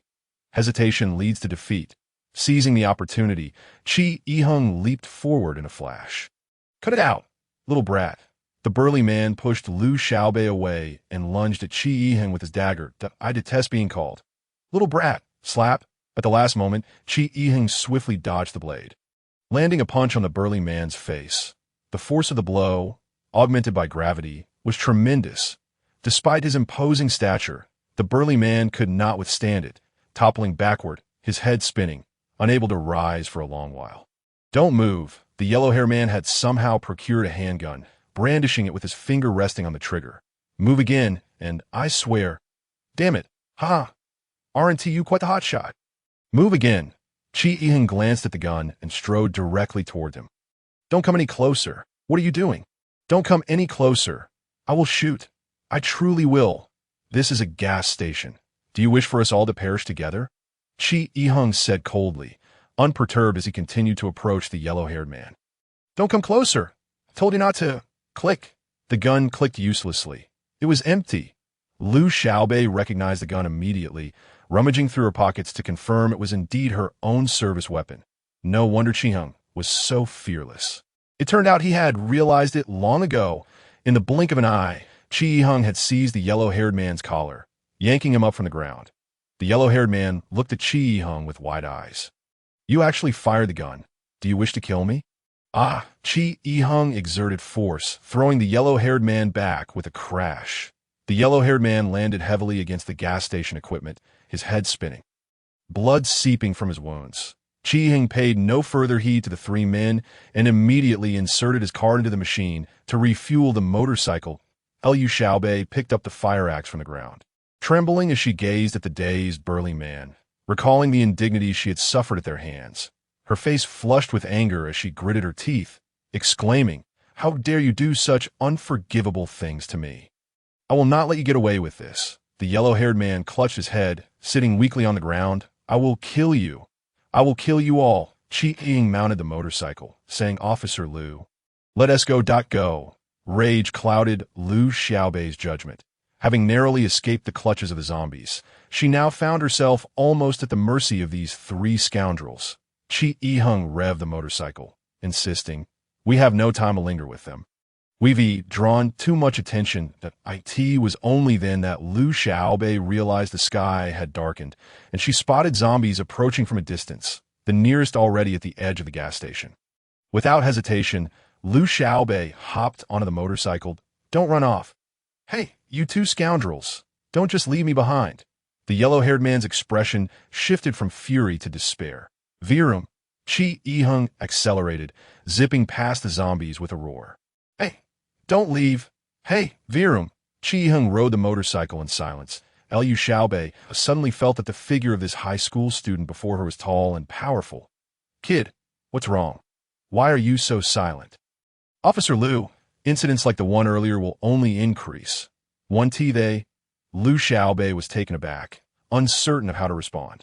Rest assured, they are merely a few bad apples. Liu Xiaobei encouraged. There are still many good people in the world. And soon, the zombies will be eradicated. Don't worry. It will be all right. Really? Yet I feel troubled. It has been less than a week since the outbreak, and I have already driven several loathsome scoundrels to their doom. Yet I feel no guilt. None at all. Instead, I feel a strange thrill and exhilaration. Chapter 41. To live is justice. Liu Xiaobei hesitated, unsure of what to say. Chi Ying was still just a high school student, and her words could influence his future. But now, who could be certain of their future? Besides, do I have the right to judge what is right or wrong? Just moments ago, I too had contemplated killing those three scoundrels. Strictly speaking, Chi Yiheng had not personally killed anyone. He merely handed them over to the zombies. In truth, there is no absolute right or wrong, nor a clear distinction between justice and evil. If you believe your actions are justified, then they are indeed right. Chi Yiheng gradually slowed the motorcycle. Liu Xiaobei continued. Besides, you were only trying to save me. I see nothing wrong with that. If this world crumbles, devoid of order and human society, my singular thought would be to survive. Living is more important than anything else. I assenti it. Chi Yiheng halted the motorcycle, turning to glance at Liu Xiaobei over his shoulder. Man is indeed hell. To live is justice. Exactly. To live is justice. The sun had fully set, and the streetlights would no longer illuminate the darkness that enveloped the world. There are still several kilometers to the Grand Canal, and with the darkness now upon us, it would be unwise to continue traveling. Let us find a place to rest for the night and proceed tomorrow, Chi Yiheng suggested. For safety's sake, continuing on the road was undoubtedly imprudent, especially since Chi Yiheng had no cooldown left for the corpse barrier. Liu Xiaobei surveyed the surroundings and pointed. That road over there. My home is just beyond it. Chi Yiheng followed her, slowly driving towards the entrance of a high-end residential area. This is the upscale residential district of Haigang City, with an average house price reaching 50,000 per square meter. He parked the motorcycle at the entrance, and the two walked into the community. Chi Yiheng led the way with a fire axe, proceeding cautiously. Why now? Darkness had fully descended. Without the moonlight, one might as well be blind. Fortunately, their journey had been smooth thus far, and inexplicably, there were no zombies to be seen in this neighborhood. Here we are, Liu Xiaobei announced, stopping in front of a villa. Chi Yiheng was taken aback. This three-story villa must be worth at least $10 million. Officer Liu, are you quite wealthy? Liu Xiaobei rummaged through her pocket, producing a key and clicking it open. The door, originally electronic, now lacked power and could only be opened manually. Fortunately, Chi Yiheng was strong enough to open it effortlessly. Creak. The door hinges emitted a feeble sound. They quickly shut the door behind them and slipped inside the villa. Liu Xiaobei instinctively kicked off her shoes upon entering, pressing the light switch, but the lights remained dark due to the power outage. She sighed in resignation. Sit a moment. I'll see if there is any food. Officer Liu, I think we should still be cautious, Chi Yiheng advised, maintaining his vigilance. Although this is your home, we cannot be certain whether any zombies have invaded. Do not worry. Several villas in our vicinity remain unsold, and our home is equipped with the finest security system. Before any power outages occur, it is highly unlikely that anyone would intrude. After speaking, Liu Xiaobei approached the refrigerator, opening it to be met with a foul, moldy stench. The contents had spoiled. With no choice but to close the refrigerator, Liu Xiaobei rummaged through the cabinets and finally discovered a few packets of instant noodles. The gas is still functional. Shall we boil some water and prepare the noodles? After a long day, despite the invigorating effects of the strength potion, Qi Ying truly felt hungry, but let's not boil water. The flames might attract zombies, which is unsafe to— I have food here, Qi Ying replied. Already summoning the system, he had unlocked an 8th-level supermarket system, yet he had yet to explore what new items had been added. Glancing at the interface, he found the categories for food and daily necessities overwhelming. An extensive list made it cumbersome to scroll through. Fortunately, the system had thoughtfully included a search bar, allowing him to find any desired item with ease.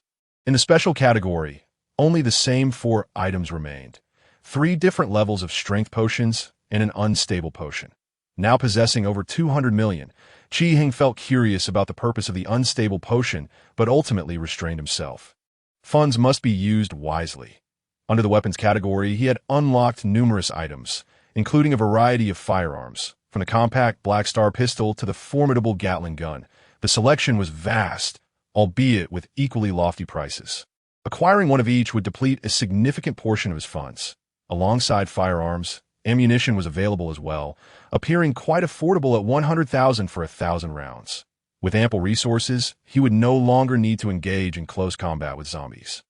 In addition, Qi Ying had unlocked a new category: vehicles. Currently, 5 items were available for purchase: a Jinbei van for 800,000, a military jeep for 4,200,000, a heavy truck for 8 million, a speedboat for 20 million, and a small helicopter for 40,800,000 for a mere Jinbei. I might as well grab a random vehicle off the street. However, the presence of a helicopter is astounding, albeit the price is exorbitant. Moreover, even if purchased, how would one operate such machinery? He examined the purchase instructions closely. Vehicle purchase instructions. Upon purchase, the item will appear within a 100-meter radius of the host within 30 seconds. This is rather considerate, delivering right to my doorstep.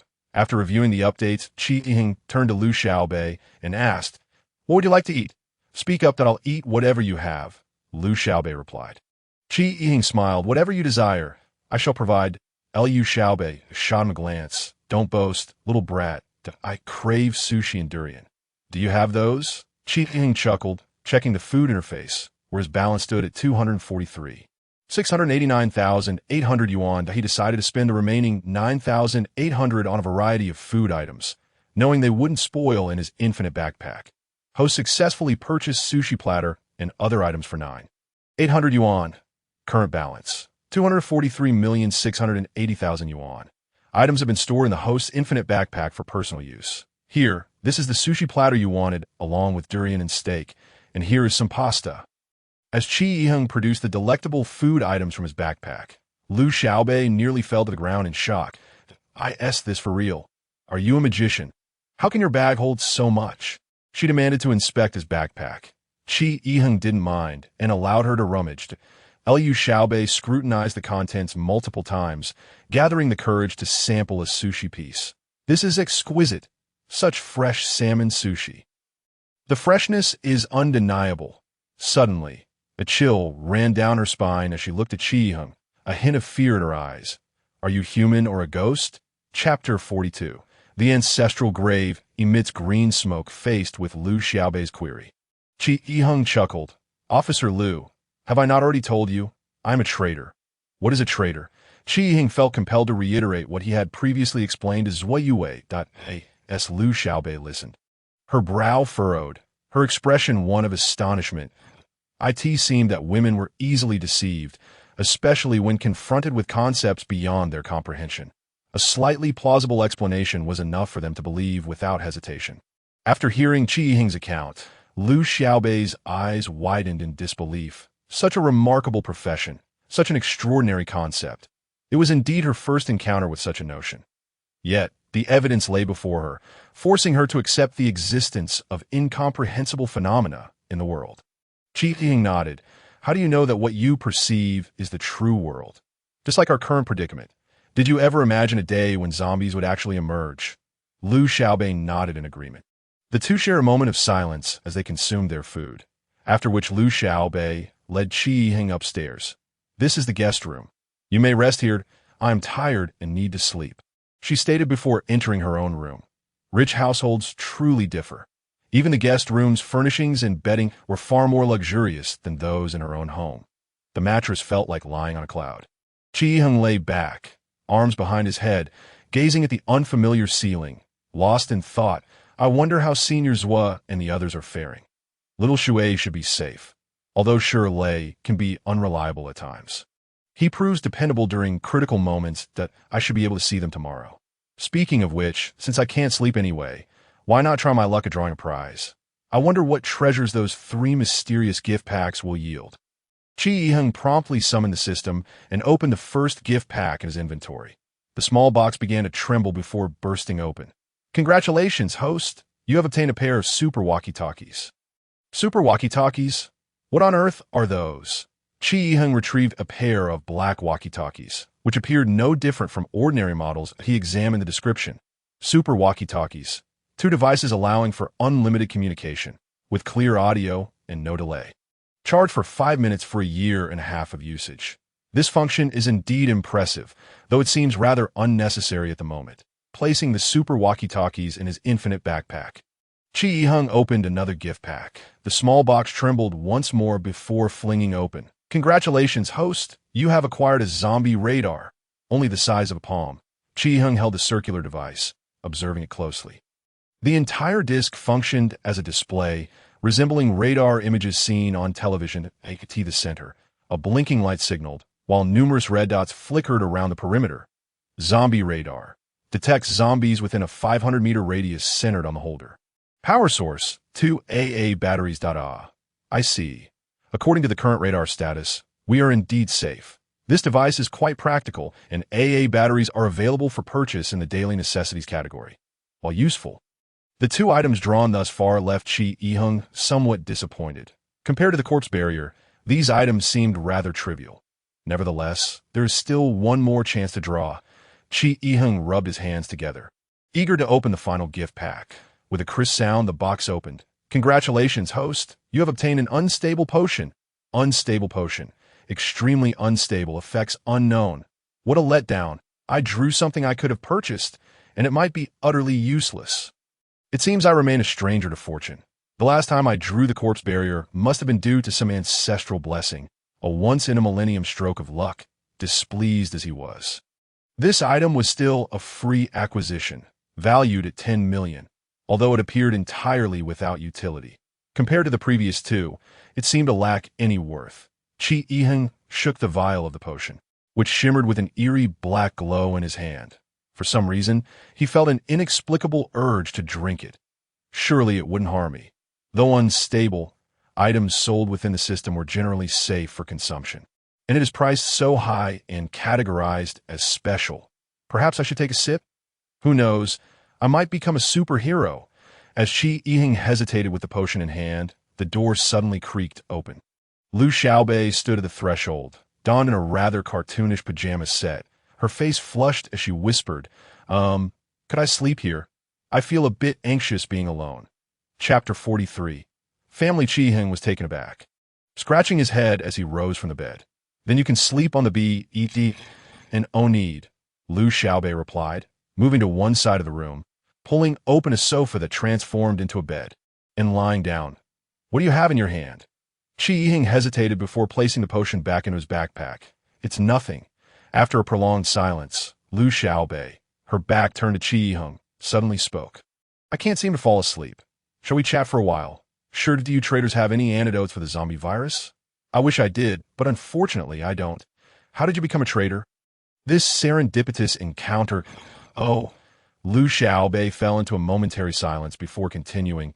You must be quite curious as to why I reside in such a luxurious house. Qi Yiheng nodded.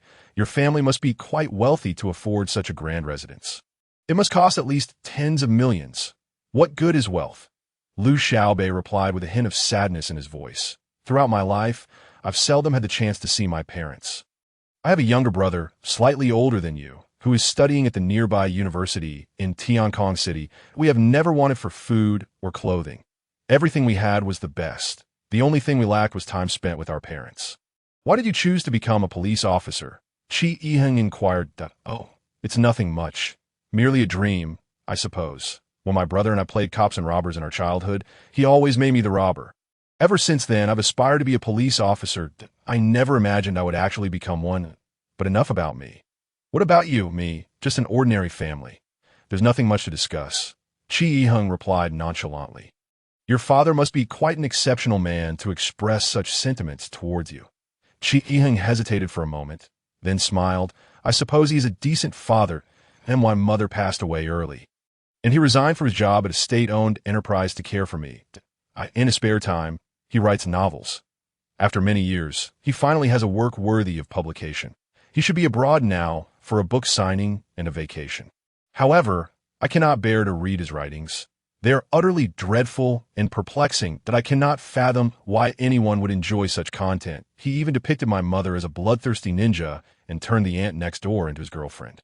It seems he had his eyes on Aunt Guyu long ago. If he were to tell me, I wouldn't oppose. Liu Xiaobei offered no response to Chi Yiheng, the soft sound of breathing indicating that he had already fallen asleep. As dawn broke, Chi Yiheng opened his eyes and stretched. Liu Xiaobei was no longer in the room. Upon exiting, they collided. Liu Xiaobei had changed into athletic attire, the snug-fitting outfit accentuating her curvaceous figure. Let's grab a bite. We should be on our way, Chi Yiheng said, nodding while stifling a yawn. Suddenly, a faint sound emanated from the bed. Chi Yiheng approached and rummaged through the bedding, discovering the zombie radar. At that moment, the radar displayed numerous red dots, rapidly converging towards the center like mold spreading across the surface. This is not good. What's wrong? Chi Yiheng immediately sprinted upstairs, with Liu Xiaobei following closely. Standing on the third-floor balcony, the duo witnessed swarms of zombies approaching. However, these zombies were not heading towards the house. They were pursuing 3 living individuals in front of them. Grandpa, I can't run anymore. Lele, hurry up. I'll carry you. Quickly, the zombies are coming. Chi Yiheng furrowed his brow, recognizing 2 of the individuals, a grandfather and his grandson, He Yong and He Lele. Chapter 44. Shooting. There was a man accompanying He Yong and He Lele. Undoubtedly Lele's father. He really went back. We must save them. We have to find a way. Liu Xiaobei urged. Chi Yiheng hesitated. Behind the trio loomed at least 100 zombies. Save them? With what? Without the corpse barrier. I can't guarantee we'll make it out alive. Yet, Chi Yiheng felt a strong urge to help them. Regardless of his emotions, he surveyed the surroundings, deep in thought. Hey, over here! Liu Xiaobei suddenly raised her hands and shouted towards the 3. Wait, Officer Liu! Chi Yiheng quickly stopped her. We need to think this through, that if you let them in, the zombies will swarm here too. It won't just be them. We won't be able to escape either. But it was too late. That He Yong and the others had already spotted them and were rushing over. Chi Yiheng and Liu Xiaobei dashed down the stairs. As Liu Xiaobei rushed into the yard to open the door, Chi Yiheng halted her. Wait. Liu Xiaobei looked at him in confusion. Chi Yiheng activated the system. Hello, host. How may I assist you? This is a headache. Just when I have some money, I need to spend it extravagantly today. Chi Yiheng sighed and swiftly shopped for weapons. Purchase successful. 1 Gatling gun, 1 M4, a 1 carbine, 10 sets of ammunition. Total expenditure, 18 million yuan. Remaining balance, 225,680,000 yuan. Item stored in the host's infinite backpack, available for immediate use. Chi Yiheng swiftly summoned the infinite backpack. Upon seeing the backpack materialize in his hands, Liu Xiaobei couldn't help but swallow hard. Chi Yiheng immediately pulled out the gun. The enormous Gatling gun left Liu Xiaobei in awe. Take this. Chi Yiheng handed the M4A1 to Liu Xiaobei. You know how to use it, right? The basic structure of firearms is largely the same. Liu Xiaobei nodded, clutching the gun, with the Gatling gun readied. Chi Yiheng pointed it towards the door and nodded at Liu Xiaobei. Open the door. Gritting her teeth, Liu Xiaobei summoned all her strength to pull open the heavy iron door, upon seeing the imposing Gatling gun. He Yong and the others were instantly taken aback. Get down. The 3 immediately dropped to the ground. The Gatling gun erupted with a fierce blaze as bullets rained down upon the horde of zombies.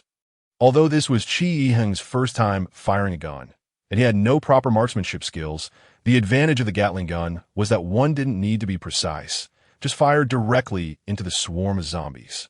As spent shells flew out from the right side of the barrel, Chi Yi-hung felt not exhilaration but sorrow. Each bullet cost 100 yuan. The barrage quickly depleted, and the scorching gun barrel made it impossible for Chi Yi-hung to reload. And he wasn't quite sure how to do so anyway. Nevertheless, this round of fire had taken down many zombies, buying enough time for the three individuals. Seeing that Chi Yi-hung had ceased firing, Liu Xiaobei dashed out, gun in hand. "Hurry inside, come on." The man was the first to scramble to his feet and rushed inside, while He-yong aimed to carry Lei Lei in too. However, he hesitated and turned to Liu Xiaobei. "Please take my granddaughter inside. Let's go, all of us." He-yong glanced down at his legs, and Liu Xiaobei followed his gaze, noticing a bite wound on He-yong's calf. "A zombie's doing. Grandpa, let's go. Stay with this sister. Lei Lei, live on." He-yong pushed his granddaughter away, standing tall, addressing Chi Yi-hung in the yard. "Young man, Lei Lei, I'm counting on you." Chi Yi-hung noticed He-yong's injury, gritting his teeth and nodding "Da-da. You bastards, come on, chase me." He-yong, limping, yelled as he moved away, trying to draw the zombies away. "Grandpa, Grandpa." Tears streamed down Liu Xiaobei's face as she scooped up Lei Lei and rushed inside. Chi Yi-hung swiftly slammed the door shut behind them.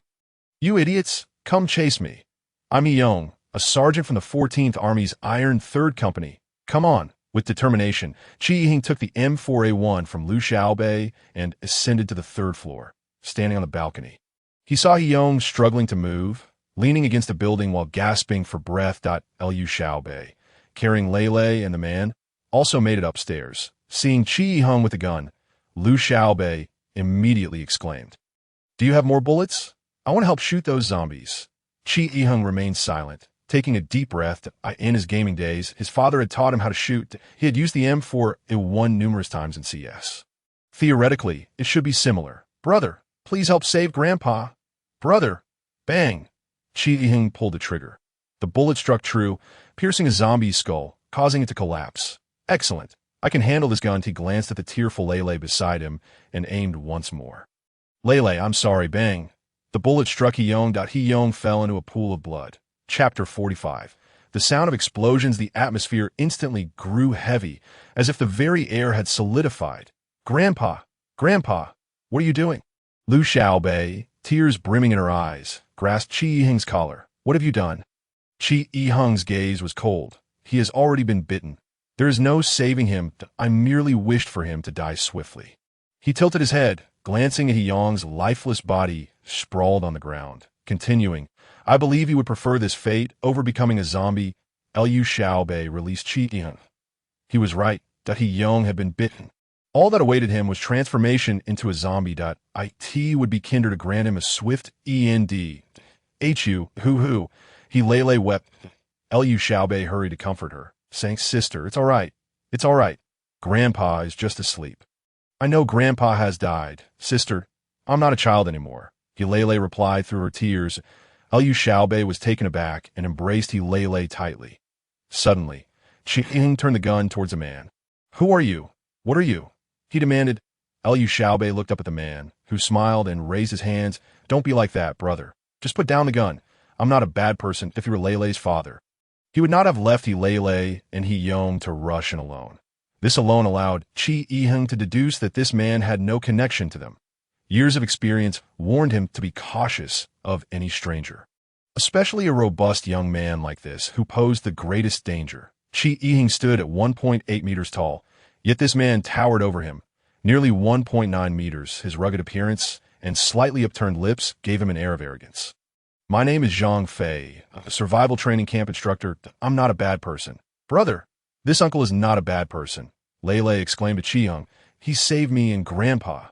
"Lei Lei, how did you get out of the community? Weren't you waiting at home for Dad?" Chi Yi-hung inquired. "After you left, Grandpa walked around the house, thinking you were right, so we decided to come out. Later we encountered zombies. If it weren't for this uncle, we would have been bitten long ago. Children do not lie." Chi Yiheng slowly lowered his gun and squatted down to Lele. I'm sorry, Lele. I only acted that way because I wanted Grandpa to go to heaven peacefully.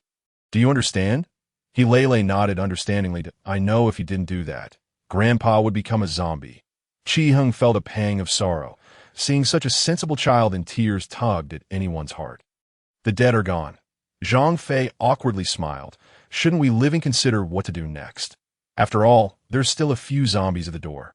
Although Hyung had drawn away most of the zombies, a few remained, sluggishly banging against the door. If more joined them, given their numbers, the door would soon be breached. Follow me. We have transportation, Lu Xiaobei said, leading everyone downstairs into the yard and opening the garage door. Inside, a white Hummer stood quietly. Chi Yiheng quietly stowed his weapons in his backpack, and soon everyone boarded the vehicle. The Hummer's engine roared with a deep, powerful sound as Lu Xiaobei slammed the gas pedal. They crushed several zombies and sped away. Gurgle. Lele's stomach emitted a weak sound. Chi Yiheng opened his backpack and distributed some ham sausages and bread he had scavenged from the school supermarket. Suddenly, a loud bang echoed in the distance. A large cloud of black smoke rose slowly from the eastern part of the city. Lu Xiaobei frowned. That place. He began, but before he could finish, another explosion rang from behind them. A thick plume of smoke shot up into the sky. Lu Xiaobei sensed something was amiss and pressed the gas pedal harder. What's going on? If I'm not mistaken, those two explosions were the bridges to the east and north being blown up. Chapter 46. Obeying orders. Haigang City, a true harbor city, is oval-shaped and surrounded by water, with the sea to the west and rivers on the other sides. From a map, it resembles an island. There are 3 major bridges leading to the neighboring Sky City to the south, north, and east. These are the only ways to leave Haigang City. If Lu Xiaobei's assertion holds true, then the only remaining escape route is the southern bridge. Moreover, if those 2 bridges have indeed been destroyed, it indicates that the government has begun to take action. Are they truly abandoning this city? If the zombies are uncontrollable, abandoning Haigang City might indeed be the wisest choice. As the saying goes, losing one is better than losing many, for the sake of the nation and the world. Sacrificing a city is entirely justifiable. Lu Xiaobei pressed the gas pedal to the floor, and suddenly, several figures appeared ahead. Startled, he slammed the brakes, causing the vehicle to skid across the ground, and a man and a woman ran towards the Hummer. The woman clutching a small child in her arms. Please, help us, let us in, the man shouted. They reached the car, pounding on the door, crying out for salvation. Lu Xiaobei was about to open the door when Chi Yiheng pressed the lock button. What are you doing? Lu Xiaobei exclaimed. Chi Yiheng's gaze swept over the disheveled couple, both of whom bore injuries, their arms and legs wrapped in thick bandages. The child appeared feverish, seemingly in a state of unconsciousness. Drive, Chi Yiheng gritted his teeth. What did you say? We can't just leave them to die. Lu Xiaobei protested. Chi Yiheng glared at him, insisting that he'd already been infected. Lu Xiaobei hesitated, swallowing hard as he regarded the couple just a door away. It's all right, just take my child, the woman pleaded hoarsely. Please, just take my child. Chi Yiheng's heart softened as he glanced at the child. His keen eyes caught sight of a large wound on the child's arm, blood seeping through the woman's efforts to conceal it, staining her shirt. Drive, Chi Yiheng urged again, but Lu Xiaobei hesitated. The woman realized they had discovered the wound and immediately explained, Listen. No, my child wasn't bitten. He just fell. We haven't been bitten. Please, don't save us. Just save my child. As Chi Yiheng and the others remained resolute in not opening the door, the man, in a fit of rage, sought a rock to smash the window. Hurry up and drive, Chi Yiheng shouted. Finally, gritting his teeth, Lu Xiaobei floored the gas pedal, and the vehicle sped away. In the rearview mirror, the couple fell to their knees, clutching their child and weeping in despair. Lu Xiaobei's hands trembled slightly, his heart a tumult of emotions. Are we doing the right thing? I think we did the right thing. Zhang Fei suddenly interjected. We shouldn't risk bringing them along. They re-injured. If they turn, we'll all perish. Chi Yiheng gazed ahead, remaining silent for a long while the last. They spotted the southern bridge, bustling with people and vehicles. Finally, living people. The road ahead was choked with a throng of people and cars, forcing the 4 of them to disembark and walk towards the bridge. Sister, are we saved? Will we see Dad soon? Liu Xiaobei lifted Hilele, smiling gently. Yes, look at all these people. Everyone will be saved. Don't worry. We will reach a safe place soon. As they hurried towards the bridge, voices of protest erupted. Why won't you let us through? We have a right to cross the bridge. Yes, why are you stopping us? We haven't been infected or bitten. In the middle of the bridge, the military had set up barricades, armed police and soldiers preventing the citizens of Haigang City from leaving. A uniformed officer announced through a megaphone. We apologize, but we have received orders to seal off the bridge. Please step back. Why? Someone shouted, My family has already crossed. Why won't you let us through? Yes, why now? We have so many people still waiting. We're taxpayers. You're just our servants. What right do you have to stop us? The police chief gritted his teeth and approached the officer. Sir, we are the police of Haigang City. Our duty is to protect its citizens. What we're doing, before he could finish, the officer interrupted. You must understand, this is a military order. You are to cooperate with us. If you have any issues, you can leave now or stand over there. The chief clenched his teeth, forced to walk away in silence. A man jumped atop the nearest car, raising his arms and shouting, We want to cross the bridge. Yes, let us through. We want to cross. We want to cross. We must cross the bridge. The impassioned crowd began to chant slogans in unison, their fervor suggesting they might break through the barricade at any moment. The officer adjusted his military cap and approached the blockade, pointing at the man. Disperse at once and retreat. It is perilous for so many of you to congregate here. You're talking nonsense. If you want to let us through, we'll charge ahead. Yes, let us push through. Yes, let us go. The officer lowered his head and reiterated, I shall say this once more.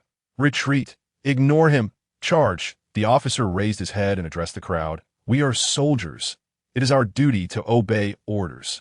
We have been commanded to guard this bridge, and under no circumstances can any of you cross. Therefore, I regret to inform you. With that, the officer abruptly raised his hand. Bang! A shot rang out. The bullet pierced the man's forehead, and he fell to the ground with a thud, lifeless. Chapter 47. Military orders are absolute. And one anticipated that the officer would truly fire his weapon. It was not until the man tumbled from the car roof and landed in a pool of blood that everyone realized this was no jest. The military would not allow them to pass. Alert! The officer shouted a commanding order. The soldiers swiftly raised their rifles, aiming them at the people on this side of the bridge. Please step back. The officer commanded sternly. Chi Yiheng witnessed the entire scene, his heart sinking. It was clear that the people here had little chance of leaving Haigang City. Chi Yiheng, behind the blockade, several familiar figures were waving at him. Xiao Shui, Shilai, Sisters Wa, Teacher Bai, how wonderful. Everyone is safe. Chi Yiheng waved back frantically. I knew it. Shirley exclaimed excitedly. I knew this guy wouldn't go down so easily. A hint of a smile appeared on Zhuo Yue's perpetually indifferent face. Bai Lu rushed over to the officer, saying, Sir, there are my students. Please let them through immediately. The officer glanced at Bai Lu, his disdainful gaze indicating he had little regard for her. Did you not hear what I said? No one is allowed to cross. And what about me? Shirley stepped forward, chin raised with a hint of pride.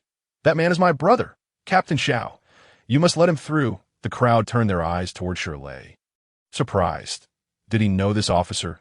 The officer coldly regarded Shirley, adjusted his cap, and, with a touch of reverence, replied, Young Master Shir, I regret to inform you that even if you were the son of a general, I cannot allow him to pass.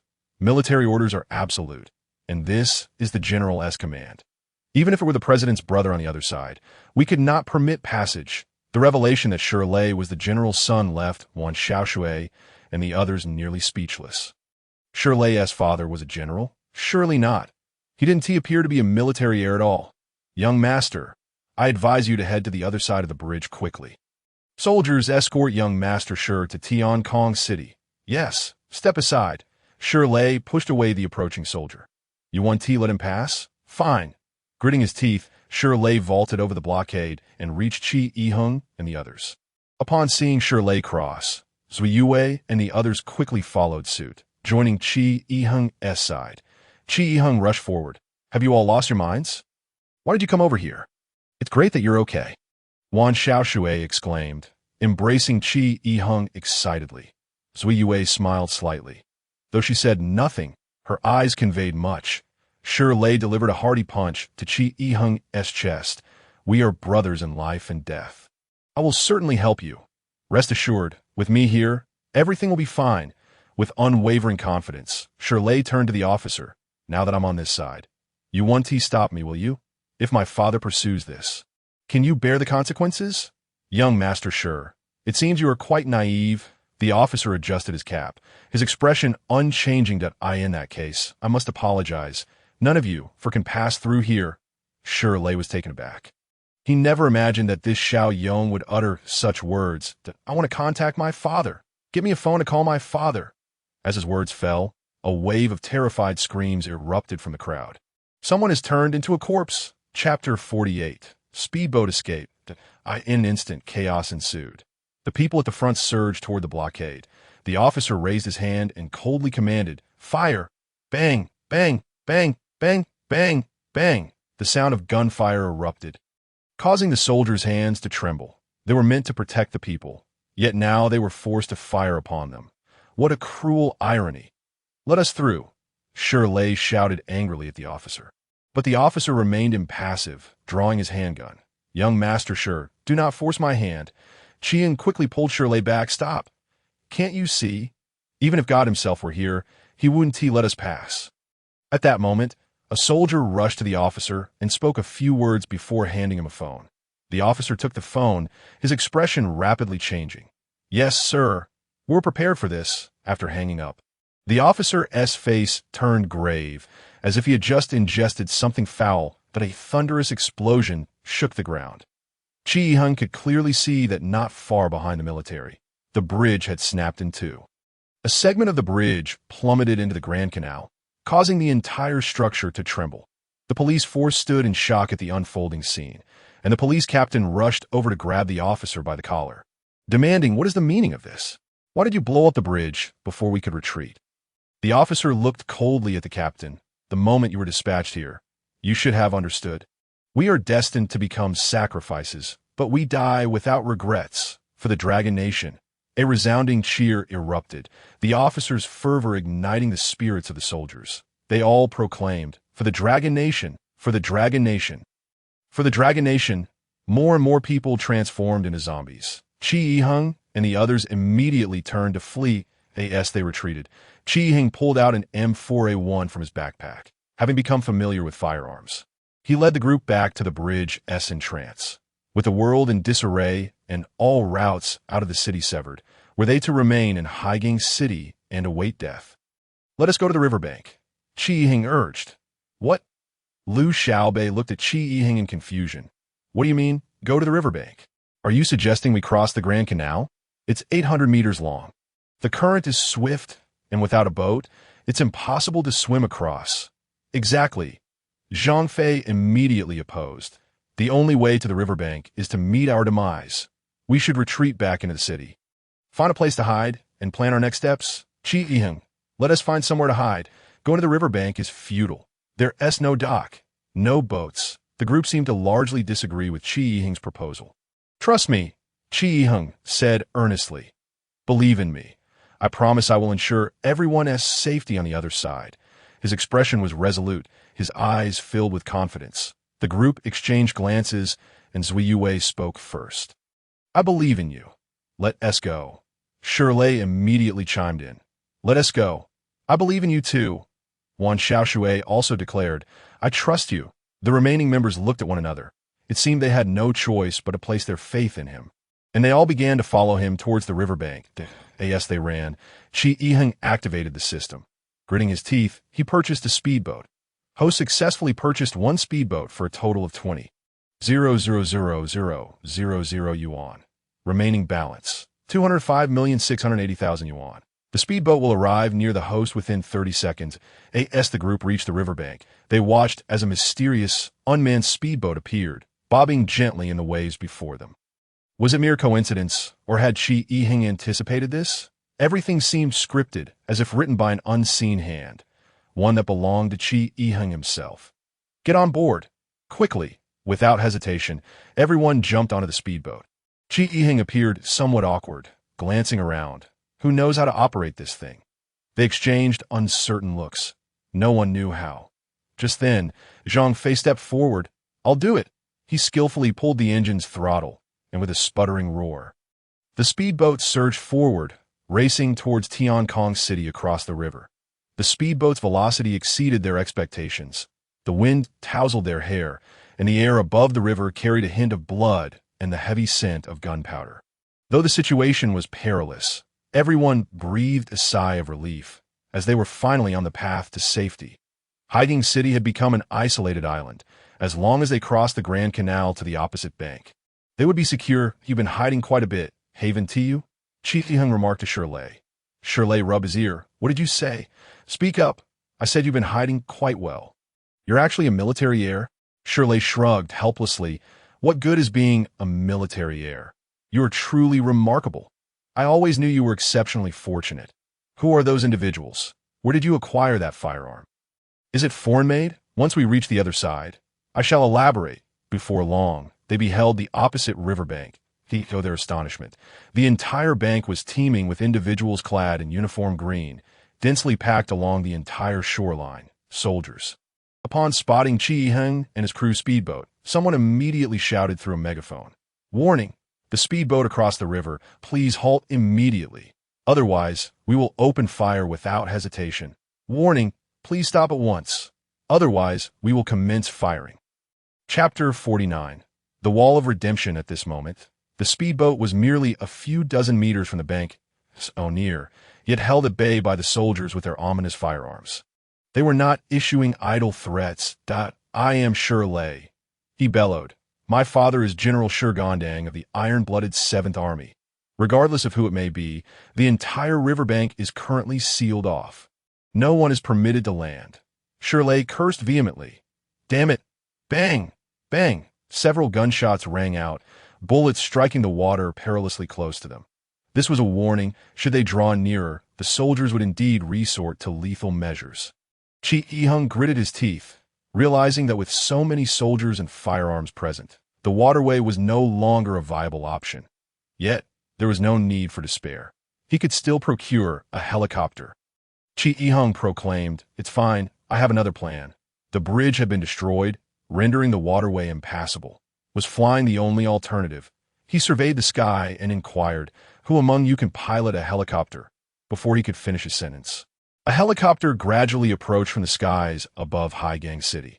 Its black fuselage suggested it was not a military aircraft. Clearly, someone shared Qi Yiheng's intentions. The helicopter proceeded at a steady pace, nearing the sky above the city. When suddenly, with a whoosh, a rocket propelled from an unknown source and struck the helicopter with precision. Boom! A brilliant flash erupted, and the helicopter was instantly reduced to scrap metal, plummeting into the Grand Canal with a cacophony of crashing waves that nearly toppled everyone into the river. Zhang Fei, skilled in navigation, swiftly adjusted the vessel and began steering southward along the current. There must be a place where we can land, Zhang Fei declared. The riverbank is extensive. I refuse to believe the soldiers can seal off the entire stretch. Silence enveloped them. The air was thick with despair. They felt akin to the dust of Haiyang City. Left to fend for themselves, the greater the hope, the deeper the disappointment. Time passed as they navigated the river. And Zhang Fei ultimately conceded. Along this interminable coastline, every few dozen meters, there were clusters of soldiers stationed, effectively sealing off the entire riverbank. Landing was utterly impossible. Damn it, how many soldiers did they send? Shirley gritted his teeth. If only I had a phone, I would call my father to rescue us. Do you not yet comprehend? Qi Yiheng glared at the soldiers on the opposite bank. Even if your father were here, he could not save us now. Zhang Fei added, They have completely sealed off Haiyang City to prevent the spread of the zombie virus, sacrificing one city to ensure the safety of the entire Dragon Nation. Were I in their position, I would make the same choice. What? Lu Xiaobei's eyes reflected despair. Does that mean we have been abandoned? Being abandoned is not the worst fate. Zhang Fei gazed into the distance. What is truly frightening is being abandoned only to be crushed.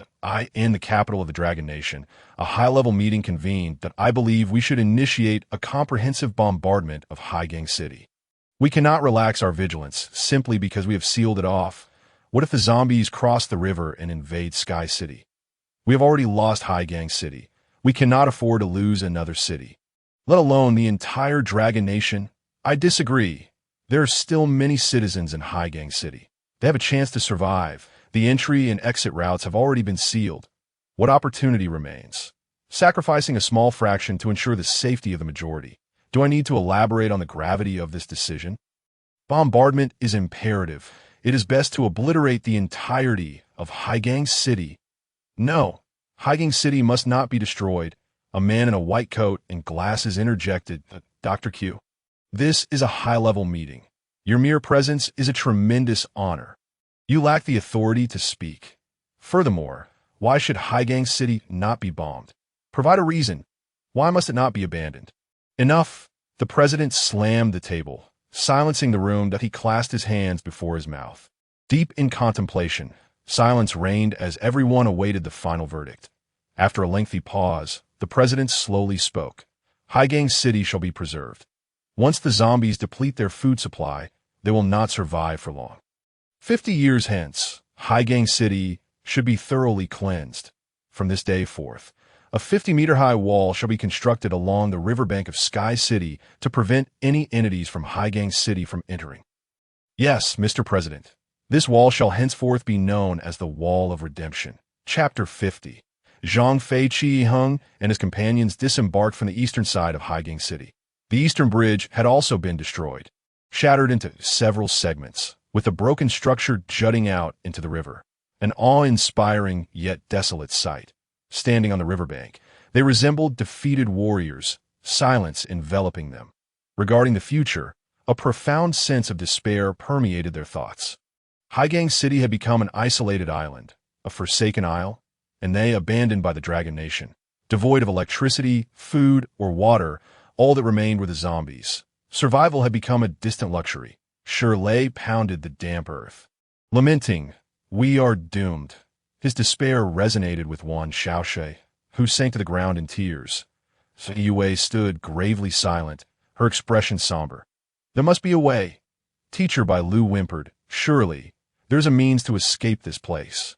Zhang Fei crossed his arms, stating, "If, and I emphasize if, they do not unleash a catastrophic bombardment upon this city, we face two grim choices. Either endure in this city rife with zombies or embark on a perilous journey across thousands of kilometers to Eagle Nation. We would need to navigate the sea for over half a month, lacking both seaworthy vessels and skilled navigators, rendering it tantamount to suicide. So, are we merely awaiting death? Awaiting death? Qi Yiheng rose, gazing across the river at Sky City. "We shall not await death. We will survive." He gritted his teeth, turning to face the familiar skyline. "Trust me, we will endure, and I will ensure we escape this place. There must be a way. There has to be a way out." Zui Yue looked at Qi Yiheng, sensing an aura of hope emanating from him. "I believe in you," she declared. "I refuse to resign myself to fate and await death. Our education and work have always been for survival, and now our lives are more pure than ever, solely for the purpose of surviving." Indeed, Shirley stood resolute. "We must survive. I am not yet married. I do not wish to die so young." The fervor for life rekindled hope in their eyes, ignited by Qi Yiheng's unwavering confidence and strength to help them endure. Zhang Fei picked up a stick from the ground, sketching an oval shape and several horizontal lines, effortlessly outlining a map of Haigang City. "This is the general layout of Haigang City. We must now select a suitable refuge." They gathered around the oval, contemplating their options.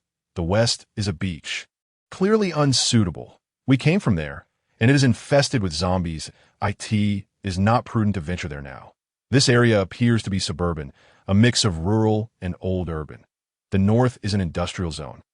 I believe that would be more suitable, as it is rich in resources, allowing us to replenish supplies, Zhang Fei proposed. However, Qi Yiheng shook his head that I believe this area is most suitable, although it is on the outskirts of Haigang City. The population is sparse, and I estimate there are fewer zombies. Additionally, there are farmlands, providing ample space for us to establish a base. That I concur with Qi Yiheng. Shirley immediately expressed his agreement. Our school is to the north. which is now crawling with zombies. Far too dangerous. I share that sentiment. So the UA added, my grandmother's home is nearby. The population here is low, and even if a zombie outbreak occurs, there should be many safe places. Zhang Fei shrugged in resignation. Very well then, let us proceed. Gurgle, gurgle. Hilei's stomach grumbled. Brother, I am hungry. As noon arrived, the atmosphere here could be deemed safe enough for everyone to sit down and have a bite to eat. Qi Yiheng distributed the food, all of which had been scavenged from the school supermarket. The supplies were dwindling, and if they continued for another day, they would likely need to purchase more food. Although he still had a credit limit of 200 million to spend in the supermarket system, mindlessly consuming would not sustain them for long. After having a bit to eat and drink, Qi Yiheng moved behind a bridge pier to relieve himself. However, upon turning the corner, he discovered Zhang Fei was there as well. It seemed he had mentioned needing to urinate earlier. Yet, Zhang Fei was now mysteriously fiddling with his watch, which emitted a red glow. Hearing a noise behind him, he quickly pulled down his sleeve.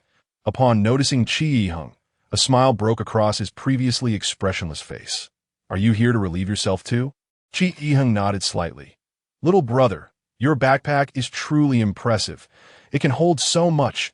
Zhang Fei seemed quite fascinated by Qi Yiheng's bag, his gaze fixated on the backpack behind him. Instinctively, Qi Yiheng tugged at his bag. Responding, yes, this is my personal backpack. It can hold just about anything. Curiosity piqued, he added, by the way, what happened to that gun you had earlier? I saw you with it before, but now it's gone. Did you stash it in your bag? Don't be so stingy. Let me have a look. Zhang Fei smiled and reached for the bag. Qi Yiheng frowned and took a step back, swiftly drawing the M41A from his bag, aiming the barrel steadily at Zhang Fei. Zhang Fei was taken aback, a sheepish smile creeping onto his face. Impressive. It really fits in the bag? But little brother, you know you shouldn't point a gun at your companions, right? It could easily go off. As he spoke, Zhang Fei attempted to push the gun away. Yet, Qi Yiheng maintained his aim. Companions? Apologies, but aside from you, I am familiar with everyone else here, and we've all faced life and death together. You, on the other hand, are a complete unknown. Qi Yiheng scrutinized Zhang Fei. You hardly appear to be a mere survival training instructor. Who exactly are you? If you don't clarify, you won't be following us any longer. Zhang Fei awkwardly laughed and once more tried to move the gun's muzzle away. Hey. Are you out of your mind? I told you my name is Zhang Fei, and I'm... Click. Qi Yiheng directly disengaged the gun's safety. You are no ordinary survival instructor. You can easily sketch the main route map of Harbor City and know how to operate a speedboat. And what exactly are you wearing on your wrist? Zhang Fei's lips quivered slightly. Come on, aren't you being a bit too sensitive? As a harbor native, is it really that difficult to draw a map of the city? Besides, I am a survival instructor. Knowing how to operate a speedboat isn't an issue, is it? Their conversation attracted the attention of others, who approached, bewildered by the scene. Qi Yiheng, what are you doing? Lu Xiaobei exclaimed, staring at him in disbelief. He is not a survival instructor at all? We barely know him. He can't stay with us? Qi Yiheng gritted his teeth. His repeated experiences had made it clear to him that humans could be far more terrifying than zombies. This Zhang Fei, who deliberately concealed his identity, was undoubtedly a dangerous figure. What are you talking about? Lu Xiaobei frowned. Didn't he save Lei? We've traveled this far together. In situations like this, we must unite to survive. Exactly. Zhang Fei raised his hands awkwardly, grinning. Little brother, are you scared of something? I understand. You're just a high school student, and after everything you've been through, it's only natural to be a bit disoriented. You shut your mouth. I saw what you had on your wrist. Qi Yiheng snapped. Zhang Fei shook his wrist. Look, it's just a regular watch. Qi Yiheng observed it closely. Indeed, it appeared to be an ordinary timepiece. Had he perhaps misjudged? But Shirley had noticed a peculiar tattoo on the inner side of Zhang Fei's right arm.it was a spot usually concealed, but due to their hasty escape. Zhang Fei's shirt had torn, revealing that area. Shirley stroked his chin in thought. The tattoo seemed familiar, but from where? What do you think? I'm right, RNTI. Little brother, don't be anxious. I know I'm the least familiar with you all. But that doesn't mean I'm a bad person, right? Qi Yiheng clenched his jaw, feeling a bit lost. Was he truly being overly sensitive? No. Suddenly, Shirley seemed to recall something, pointing at Zhang Fei as he spoke to Qi Yiheng. Gee, be careful. He is a spy from Eagle Country, what? The group gasped in shock. Before anyone could process this, Zhang Fei acted swiftly, grabbing the gun from Qi Yiheng's hand and delivering a swift kick to his stomach. Qi Yiheng felt a sharp pain, and the gun slipped from his grip as he fell to the ground. The effects of the intermediate strength potion had worn off. Don't move. Everyone, step back. Zhang Fei aimed the gun at them. Retreating several paces. Little fatty, how did you know I'm a spy? The tattoo on your inner arm. Qi Yiheng replied through gritted teeth. Why Dad told me that spies from Eagle Country always have an eagle's claw tattooed there. Zhang Fei glanced at his sleeve, cursing under his breath. Damn it, I was careless. But even though I'm from Eagle Country, I never intended to harm you. Qi Yiheng, gritting his teeth, rose from the ground. You re full of it. What were you just doing? Zhang Fei shook his watch. The dial quickly changed, revealing a flashing red that blinked rhythmically. I'm sending a signal, hoping that my CIA contact can come to rescue me. I never meant to harm you. You're lying. Not a single person from Eagle Country is trustworthy. You're all infamous for being a hegemonic empire. Shirley retorted angrily that I wouldn't be surprised if you orchestrated the zombie outbreak in Harbor City. Zhang Fei shook his head helplessly to AS for this zombie incident. Perhaps only you Dragon Country folks truly know the answer. Believe it or not, that is up to you. So, what do you want now? Do you intend to kill us? Steal our supplies and leave? Zhang Fei shook his head. I'll take this gun with me. You wouldn't let an eagle person remain with you, would you? Since our paths diverge. I'll take my leave. Good luck. With that, he continued to aim the gun at them as he slowly backed away, taking a few steps before turning to flee. Don't let him go. He is a spy. Qi Yiheng shook his head. Forget it. He hasn't harmed us, which exceeds my expectations. But he took our only weapon. Qi Yiheng smiled. Only, he turned back, setting down his backpack and quickly accessing the system interface. Hello, host. How may I assist you? Qi Yiheng examined the weapons section and then clicked the purchase button. Host has successfully purchased one AK-47, one M4A1 carbine, and 3 Black Star handguns, totaling 40 million yuan. Remaining balance, 165. 680,000 yuan. Items have been stored in the host's infinite backpack and are available for use. Qi Yiheng retrieved the weapons one by one from his bag, leaving everyone, except for Zui Yue and Lu Xiaobei, utterly astonished. Shirley even sat down in disbelief. In no way. Brother, this ISN team magic. It's sorcery. How is it possible to pull so many weapons from such a small backpack? Bai Lu and Wan Xiaoshui gazed at Qi Yiheng in shock. Conversely, Hilele looked at him with admiration. Brother, you must be Doryman. Qi Yiheng took a deep breath. It seemed he would have to maintain the lie he told Zui Yue and Lu Xiaobei. However, reflecting on the name traitor, he found it quite amusing. Qi Yiheng grinned at Shirley and said, Brother, you've kept your military lineage well hidden. I too have my secrets. In truth, I am a traitor. Which is why I can assure everyone that as long as I'm around, you will definitely survive. The author has a word. Consider this the completion of our team. The chapters tonight promise to be thrilling. Traitor, what is that? Wan Xiaoshui inquired of Qi Yiheng. Qi Yiheng recounted the elaborate tale he had woven earlier to Zui Yue, embellishing it to appear incredibly mysterious and powerful. In short, as long as there is money, I can ensure everyone lives comfortably. Shirley awkwardly remarked, what if we run out of money? Don't worry, I currently have over 200 million. Oh wait, now it's just over 100 million. Qi Yiheng replied earnestly. What we need to do now is find a safe place to establish our base. Leave the rest to me.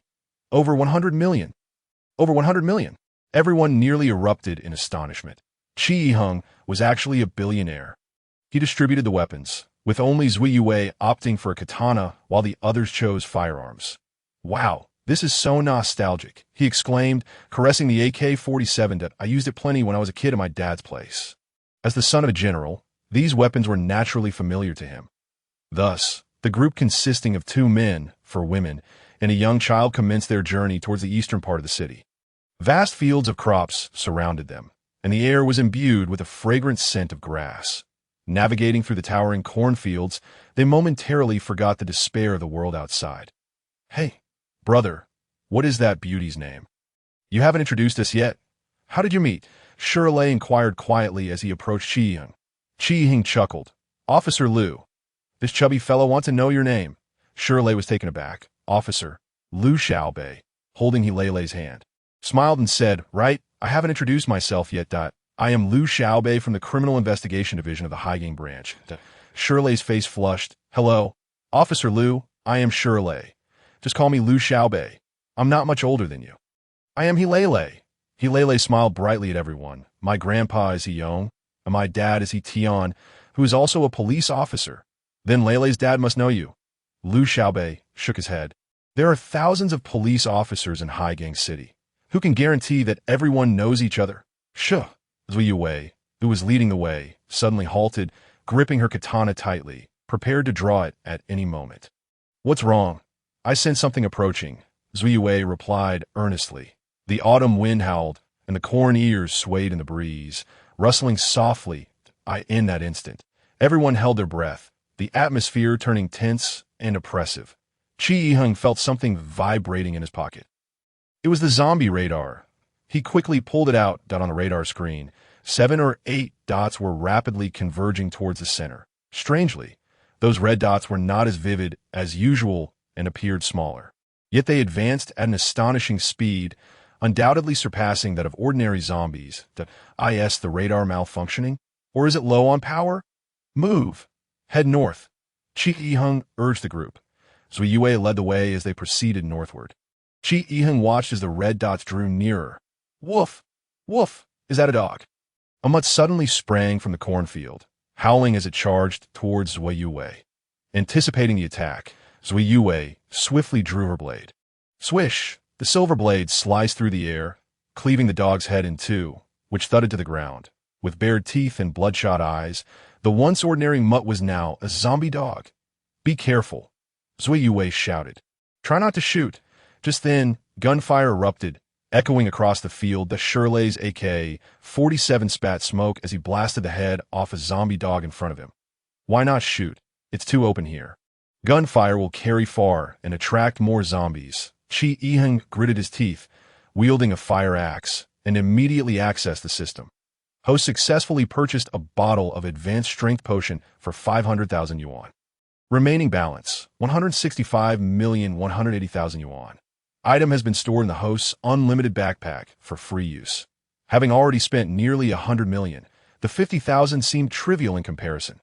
The advanced strength potion was decidedly cheaper than those weapons.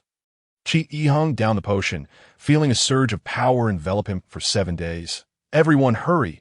We must leave this place. If there are zombies nearby, the gunfire will soon attract them," Zui Yue urged. "You all run ahead. I'll hold them off. Rest assured, I can catch up," Qi Yiheng shouted. The group took off running. Suddenly, a zombie dog lunged at Qi Yiheng's neck. "Get away!" With a swift swing of his axe, he decapitated the creature.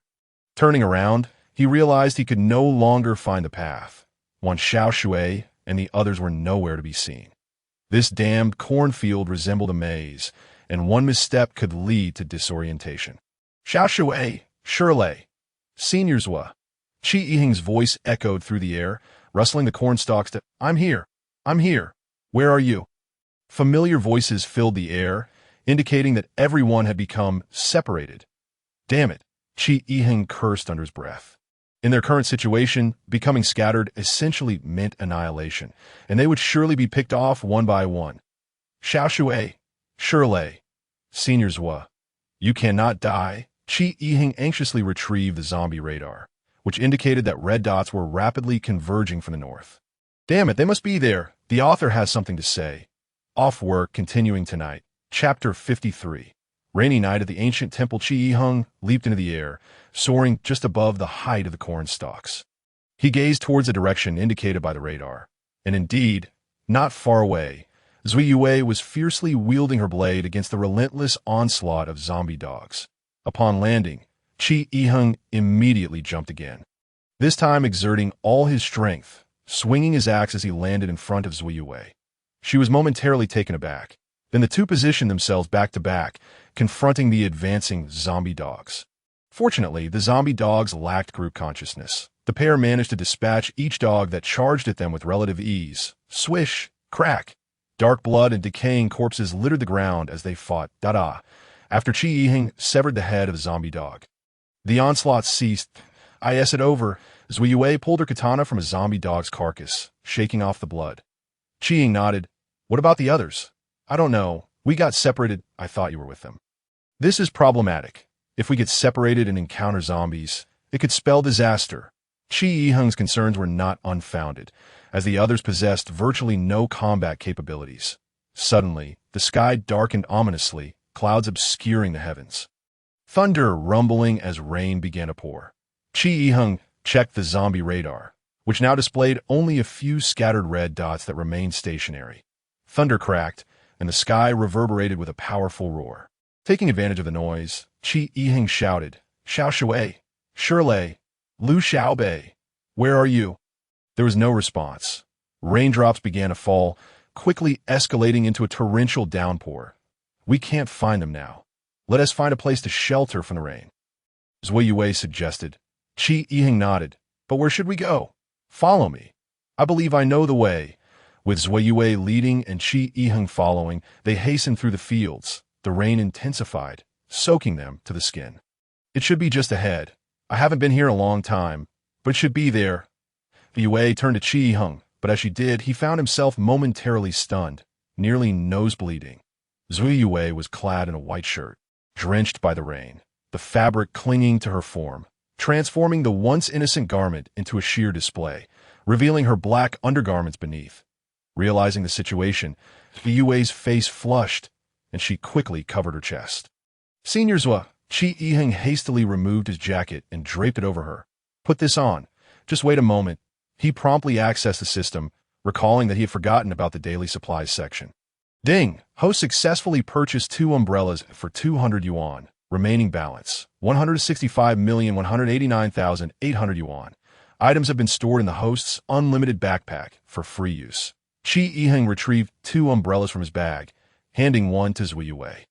She opened the umbrella, and although she was covered by Qi Yiheng's jacket, her cheeks remained flushed as she indignantly said, Why did you only take it out now? Were you doing it on purpose? On purpose? Purpose for what? Qi Yiheng replied, his expression blank. It's nothing. Let's hurry. Zui Yue turned and walked away. After walking for a while, they finally emerged from the fields, only to find a small hill ahead. Atop the hill stood an abandoned ancient temple, quietly nestled amidst the misty rain, exuding an ethereal aura. The rain continued to pour down. Yue couldn't help but sneeze several times. Achoo! It seems we took a wrong turn. Qi Yiheng glanced at the temple and checked the zombie radar, noting that there were no zombies nearby. The rain showed no signs of letting up, and Zui Yue trembled slightly from the cold. No matter. Let's go inside to avoid the rain. It will be dark soon, Qi Yiheng said as he led Zui Yue up the hill. Upon closing the temple door and securing the latch, Qi Yiheng immediately stripped off his wet clothes, wringing them out. Zui Yue, hugging her arms, felt a bit awkward. There were only 4 walls, and she certainly couldn't undress completely in front of Qi Yiheng. Qi Yiheng discerned her embarrassment and promptly accessed the system to check for any available items. Browsing through the daily necessities section, he found no clothing, but there were large bath towels and quilts for sale. After a moment's contemplation, Qi Yiheng began his shopping spree. The host successfully purchased 1 lighter, 2 bath towels, and 4 quilts, totaling 2,100 yuan, leaving a balance of 165,187,700 yuan. The items were stored in the host's infinite backpack for his unrestricted use. Qi Yiheng immediately retrieved the bath towels and quilts. Senior Zua, here is a bath towel. Please remove your clothes and dry off with it. Then wrap yourself in the quilt while I start fire to dry our clothes. He instructed before walking towards a corner to smash an old donation box and ignite a fire. I'll step outside for a moment. Call me when you're ready, he said, exiting the temple and shutting the door behind him. Zui Yue, inside the temple, smiled at the closed door before sitting down in front of the fire and methodically shedding her garments. Standing at the entrance, Qi Yiheng, though bare-chested, felt no chill. It seemed his enhanced physique was indeed formidable. Unable to resist, he pinched the muscles on his arm and glanced at his chest.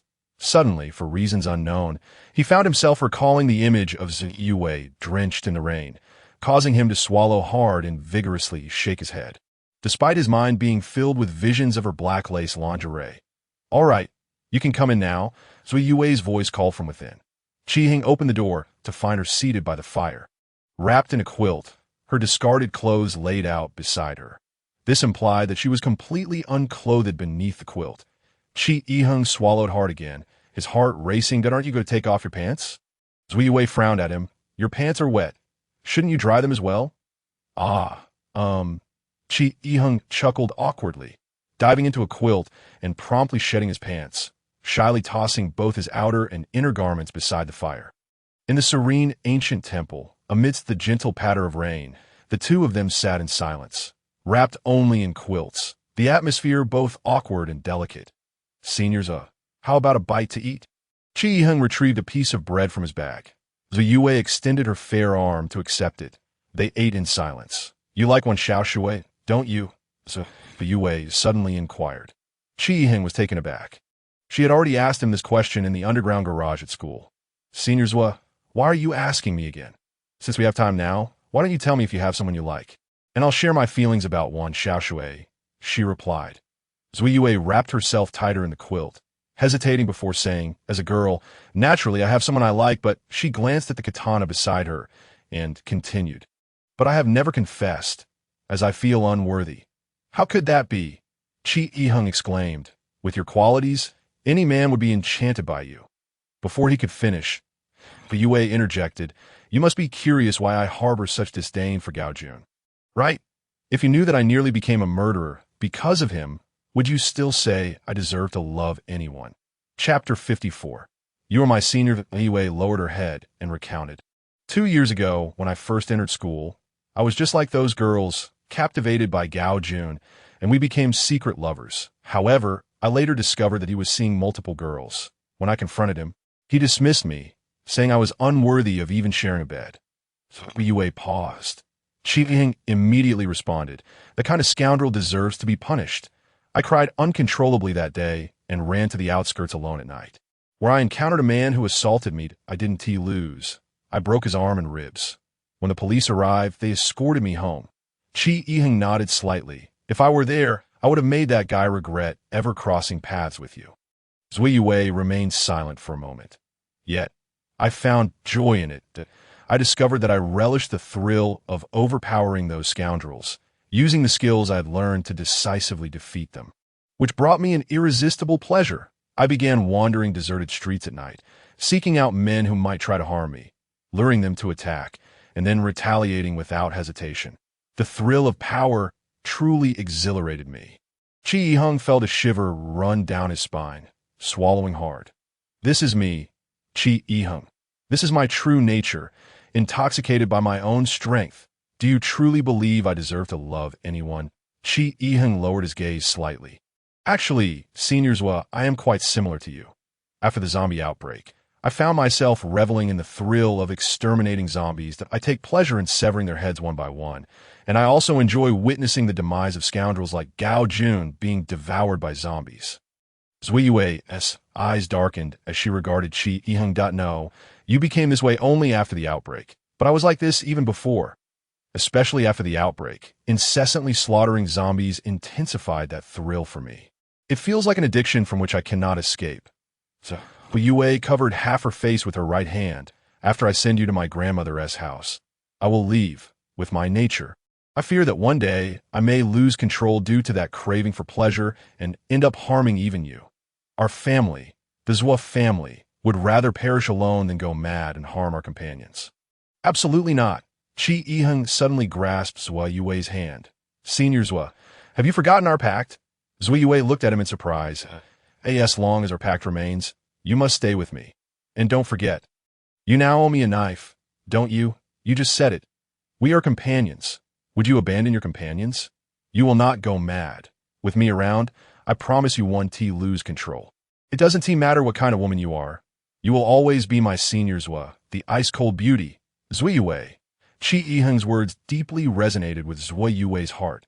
She gazed at him, her expression earnest, and her cheeks flushed. The crackling fire illuminated the moment, while outside, the storm raged. As Chi Yiheng held Zui Yue's hand, the atmosphere shifted into something intimate and delicate. They locked eyes, speechless. Zui Yue's gaze became dreamy as she tilted her head. gradually leaning toward Chi Yiheng. A gust of wind swept through the crack in the door, causing the fire to flicker. The two of them snapped back to reality. Embarrassed, Chi Yiheng released Zhua Yui's hand. She blushed, retracting her fair arm back into the quilt. One Xiaoxue, it must be very happy, right? Yue suddenly remarked. Chi Yiheng chuckled awkwardly. Actually, I'm not in a romantic relationship with her. Although we've been classmates since middle school, I still lack the courage to confess my feelings. Ironically, on the day of the zombie outbreak, I personally dealt with her boyfriend after he turned into a zombie that I think it's pretty difficult for us now. Chi Yiheng continued, but that's okay, that I just want to protect her. Being able to watch over her is enough. Everything else is unimportant. In the current situation, surviving another day is a victory. Noticing Zhua Yue staring at him, he scratched his head awkwardly. I mean it. Rest assured, with me as the traitor, I will ensure everyone survives and thrives. Zhua Yue smiled, a sweetness in her expression that had never been seen before. Even the ice-cold beauty could melt into the warmth of a neighborly sister. That's why I say Xiaoxue is fortunate. With an admirer like you, she truly is blessed. Chi Yiheng chuckled sheepishly. Since I can't sleep, let us continue our conversation for a while. Sure. On that stormy night, two individuals, strangers to one another, wrapped in quilts, lay on the ground and began reminiscing about elementary school. Transitioning to middle school, and then back to kindergarten. Tick-tock. Morning came, and the sound of water droplets from the eaves fell softly onto the bluestone slabs at the door. Zhua Yue opened her eyes to see Chi Yiheng drooling in his sleep. This guy looking like a child now. She couldn't help but smile. Chi Yiheng woke up, wiping his mouth. Good morning, Senior Zhua, he exclaimed, stretching as he stood up. Zhua Yue, feeling exasperated, covered her face with her hands. It's very early. But could you not showcase your body art so early in the morning? Only then did Chi Yiheng realize he was still naked, hastily wrapping himself in a quilt. I'm going outside to get dressed. Call me when you're ready, he said, hurriedly grabbing his clothes and darting out. However, upon opening the door, he was met with a horde of zombies standing in front of the ancient temple. Groaning and stumbling about, as soon as he stepped outside, the zombies noticed him and immediately lunged toward the temple, arms raised. Damn it! Chi Yiheng spun around and dashed back inside. Zhua Yue, half-dressed in her underwear, was startled by his sudden return and instinctively covered her chest. What are you doing? There are zombies. The two individuals, momentarily disregarding any sense of embarrassment, found themselves in a rather precarious situation. Zhua Yue swiftly burrowed into the quilt, and within mere seconds, emerged fully clothed. Chi Yiheng, clad only in his undergarments, heard a cacophony of violent banging at the door behind him. The relentless sound echoed. Bang, bang, bang. How many zombies could there be outside? Perhaps 7, 8, 9, or even a dozen. Grasping a samurai sword, Zhua Yue's expression morphed back into its familiar icy demeanor. A dozen zombies should be manageable for her. Open the door, she commanded. Chi Yiheng promptly shifted aside, and with a resounding crash, the door was violently flung open by the horde of zombies. Zhua Yue was about to charge forward when her eyes widened in disbelief. Were there truly that many? The doorway was densely packed, a veritable sea of undead, the author mused. Despite my diligent updates yesterday, was there really no one to urge me for more? If you're still reading, please respond with a 1. A conjecture regarding the female protagonist. Who could it be? Chapter 55. Heart bleeding, it was uncertain where such a multitude of zombies had emerged from. It appeared there were at least 30 or 40. Would anyone make it back after charging in? Chi Yiheng reacted swiftly, leaping into action to seize the infinite backpack on the ground, pulling out an M4A1 from within. Without a moment's hesitation, he opened fire. The sound of gunfire rang out. Rat-a-tat-tat-tat-tat-tat. He did not relent from the trigger until an entire magazine had been expended. Yet, how could there still be so many zombies in the chaos? Chi Yiheng had barely managed to aim. Most of his bullets struck the bodies of the zombies rather than their heads, resulting in little to no reaction from the undead. Seeing Chi Yiheng out of ammunition, Zhua Yue brandished her sword and rushed forward, successfully dispatching 2 zombies before retreating in a leap. There were simply too many zombies. She could not afford to linger, as she could not guarantee her own safety from their grasp. I'll use this, Chi Yiheng said, swiftly reloading his weapon and handing a pistol to Zui Yue. With so many zombies, if you advance any further, you 1T return. Yue accepted the firearm, hesitated for a moment, then fired a shot into the throng of zombies. The bullet pierced the skull of one, causing it to collapse instantly.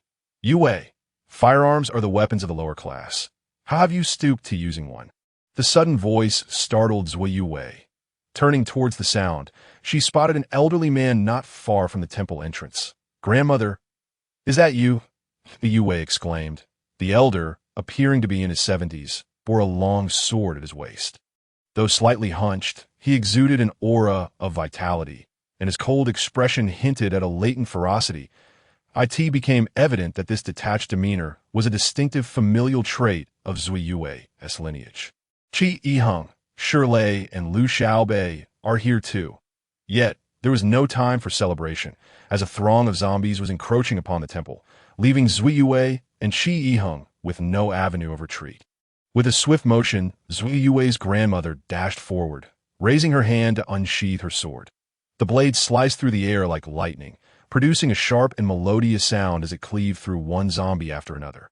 "Your grandmother is quite formidable," Qi Yiheng remarked, unable to contain his admiration. "She was the national swordsmanship champion decades ago," Yue replied, taking a deep breath before drawing her own blade. She was determined to demonstrate her prowess to her grandmother. The onlookers were left in awe as they watched the two combatants dispatch the zombies as effortlessly as cutting through vegetables. At tea last, the wave of zombies fell, surveying the ground strewn with corpses. The grandmother and granddaughter exchanged a meaningful glance. Zui Yue's grandmother let out a deep sigh, sheathing her sword. "Cough, cough, cough. Are you all right, grandmother?" Yue immediately approached her grandmother. "I'm fine. It's just that I'm getting old and haven't exercised in a while." "How did you know we were here?" Qi Ying inquired. "We weren't certain, but grandmother suspected you might be hiding here. So we got separated yesterday, and it was grandmother who saved us. Rest assured, Xiao Shui and the others are safe at grandmother's home. Not a single one is missing," Shirlei chimed in cheerfully. Feeling a wave of relief wash over him, Qi Ying exhaled deeply. "All right, this isn't a place for conversation. Follow me." Yue's grandmother turned, her demeanor serious as she led everyone down the slope. Unable to restrain himself, Qi Yiheng whispered to Zui Yue, "Your grandmother is quite stern." Zui Yue smiled wryly. Following along as they traversed the farmland, a grand villa soon came into Qi Yiheng's view. Could it really be there? "Indeed, that is the place," Shirlei replied with a grin. "Yesterday, grandmother already welcomed us at its spacious and comfortable." Qi Yiheng gulped. In strict terms, the house could hardly be called a villa. It resembled a castle. 3 stories high, adorned with an ancient architectural style, the outer courtyard was constructed from sturdy stones towering over 2 men. Its imposing presence seemed somewhat out of place amidst the surrounding farmland, reminiscent of a secluded aristocrat, instilling a sense of awe. The front door, made of wood, was intricately carved with lions and tigers, exuding a fierce aura. Pushing the door open, grandmother ushered everyone inside. Upon entering, Qi Yiheng was taken aback. Within the vast courtyard lay 3 headless corpses, all having succumbed to zombification. Zhong Bo, Wang Auntie, Yue gasped upon seeing the familiar figures. "Were they your relatives?" Qi Yiheng inquired, unable to contain his curiosity. Zui Yue shook her head slightly. They were all workers from grandmother's household. Indeed, with such a large estate, it would be impractical to manage without a few workers. Grandmother cast a glance around. "Come inside. You are Yue's friends. Consider this your home now. However, from this point forward, we must rely on ourselves. Brother, Qi Yiheng." One Xiao Shui and he Lele rushed over, one wrapping her arms around his neck and the other around his leg. "It's wonderful that you're safe." Qi Yiheng chuckled. "Oh, what could possibly happen to me? I'm perfectly fine. Haha. Please take a seat. Yue, come with me. We need to prepare some food that it's time to eat." Grandmother instructed the group. "I'll help." Teacher by Lu rolled up her sleeves. "I'll lend a hand too." Lu Xiaobei chimed in. Fortunately, with so many women present, there was no need to fret over meal preparation. Given the distance from the city, Grandmother S. household had stocked an ample supply of food, including dried vegetables and fruits. Moreover, the house was equipped with an old-fashioned wood-burning stove and a well, making cooking and boiling water a breeze. Together, the women prepared a sumptuous breakfast. As Chi Yiheng savored the warm meal, he felt rejuvenated.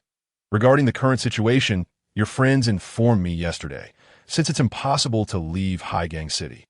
Why not use my grandmother's place as a base? It seems that what has been deemed obsolete in this era may yet prove useful. I have a warehouse out back with some flour and corn. It should suffice for about half a month. Wiping his mouth, Chi Yiheng reassured, there is no need to worry about food and drink, grandmother. I can procure various supplies. Our priority is to devise effective defenses against the zombies. I believe your courtyard is sufficiently elevated, which is advantageous. However, we must reinforce the main gate, and this alone won't suffice that I plan to dig a trench 2 men deep, 50 meters around the courtyard. If a horde of zombies approaches, it should provide some delay. That's an excellent plan, Shirley exclaimed, slapping his thigh. We could also set traps and hidden weapons. If zombies come, they won't leave. Chi Yiheng chuckled, don't get too excited. We're the only 2 men here. With such a monumental task, there's no escaping it for you. I can help. Lu Xiaobei immediately raised his hand. I can assist too. Wan Xiaoshui echoed, lifting her hand as well. Grandmother, with an expressionless nod, turned to Chi Yiheng. Young man, what's your name? Chi Yiheng. Cough, cough. Chi Yiheng, your name signifies perseverance. A good name indeed. Your plan is commendable. I've heard that you are their leader? Leader? Chi Yiheng chuckled awkwardly. I wouldn't call myself a leader. We are all comrades who have faced life and death together. Grandmother rose, brushing off her sleeves. You're a fine young man that I entrust this place to you. Feel free to make yourselves at home. This will be everyone's home from now on. Yue, come here. I have something to discuss with you. Yes, grandmother. Zui Yue followed her grandmother into the inner room. After finishing their meal, Chi Yiheng and Shirley began to survey the courtyard, contemplating how to arrange their defensive structures as they stepped outside and took a look around. They noted that the detached villa was surrounded by ample open land. Digging a moat would not pose a problem, though the workload would be considerable. Chi Yiheng checked the zombie radar to confirm that there were no undead nearby and began sketching out the trench's location on the ground. After a busy half-day, the 2 finally defined the area for the trench and promptly set to work. Grandmother's home was indeed fully equipped. Adjacent to the granary was the tool shed, stocked with shovels, saws, axes, and ladders, saving Chi Yiheng the trouble of purchasing them from the system. Not only that, but there was also a small wooden bathhouse at the back of the house, resembling a sauna, where they could burn charcoal. This place was truly fit for a king as a base. Digging this pit is truly a labor-intensive task, requiring both time and effort. Fortunately, Chi Yiheng possesses the strength-enhancing potion, allowing him to do most of the digging. By the time dusk fell, he had excavated a pit measuring approximately 5 or 6 meters in length and 2 meters in depth. All right, it's time to eat. Lu Xiaobei called out to the 2. Chi Yiheng sprang up, leaping directly out of the pit. I'm here. Shirley grinned foolishly. Hey Chi, do you feel that sense of, how should I put it? The feeling of men plowing the fields while women weave. Like we're toiling in the fields, and then our wives call us home for dinner. Chi Yiheng brushed off the dirt from his clothes, chuckling. Even at this hour, you still have the energy for such idle thoughts. What's wrong with that? It's only natural to think this way at a time like this. Shirley teased. You've got enough stamina, it seems. You worked all day without showing any signs of fatigue. By the way, did anything happen between you and Zui Yue last night, being 2 lonely souls together? Get out of here, Chi Yiheng retorted. In no way, Shirley exclaimed, wrapping his arm around Chi Yiheng's neck. If you ask me, Zhuo Shueji is far more enticing than one, Xiao Shui. Why not kill 2 birds with 1 stone? Chi Yiheng shot a glare. Does your mother dislike having too many sons? I'll beat you up. The evening meal was once again sumptuous, prepared by Zui Yue and her grandmother. Everyone enjoyed their meal with great enthusiasm, while Shirley practically devoured everything in sight, nearly consuming his bowl as well. This is delicious. Zwishueja, Grandma Zwa. You've taught me one thing. Women who can wield a knife certainly cook well. Grandma Zwa finally broke into a smile. What a pity we don't have any wine. A drink would surely help everyone unwind. Who says we don't have wine? Chi Ying interjected. Grandma, what kind of wine would you like? He promptly summoned the system. Host has successfully purchased 1 bottle of Maodai, 1 bottle of Highling Boer, and 1 bottle of 82 Lafite, totaling 30 million yuan. Remaining balance, 135,187,700 yuan. Items have been stored in the host's infinite backpack, available for immediate use. Damn it, Chi Ying was momentarily stunned by the bill. 7 or 8 bottles of wine cost 30 million. Is this system out of its mind? For the price of a few bottles, I could buy several guns. Yet having already made the purchase, returning them was not an option.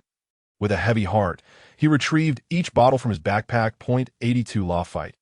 Chi, you really have something this exquisite? Highling Boer. These are all precious wines. They cost hundreds of thousands per bottle. Shirley's eyes widened in disbelief. Hundreds of thousands? 30 million. Chi Ying's heart bled at the thought. Come on, everyone. Let us drink until we drop tonight. Chapter 56. A deceptive and useless system Chi Ying had hardly ever drunk before. But after a few glasses, he felt little effect, perhaps due to the high-grade strength potion. Meanwhile, the others were becoming quite tipsy. Liu Xiaobei had even begun singing with Bai Lu, their carefree laughter echoing in the air. These recent days of desperate evasion had left everyone on edge, and tonight, under the influence of alcohol, they finally found respite. Chi Ying felt a bit warm, so he went to wash his face in the restroom and then sat on the stairs leading to the second floor to rest. Shirley, too, had indulged, pulling Lei into a sing-along, much to her delight, as such moments were rare with the adults. Chi Ying. Wan Xiaoshui approached, clutching a bottle of foreign white wine, which, according to Shirley, was quite expensive, costing hundreds of thousands. She plopped down beside him. Everyone's having fun. And you're just sitting here alone? Chi Ying turned his neck. I'm just a bit tired.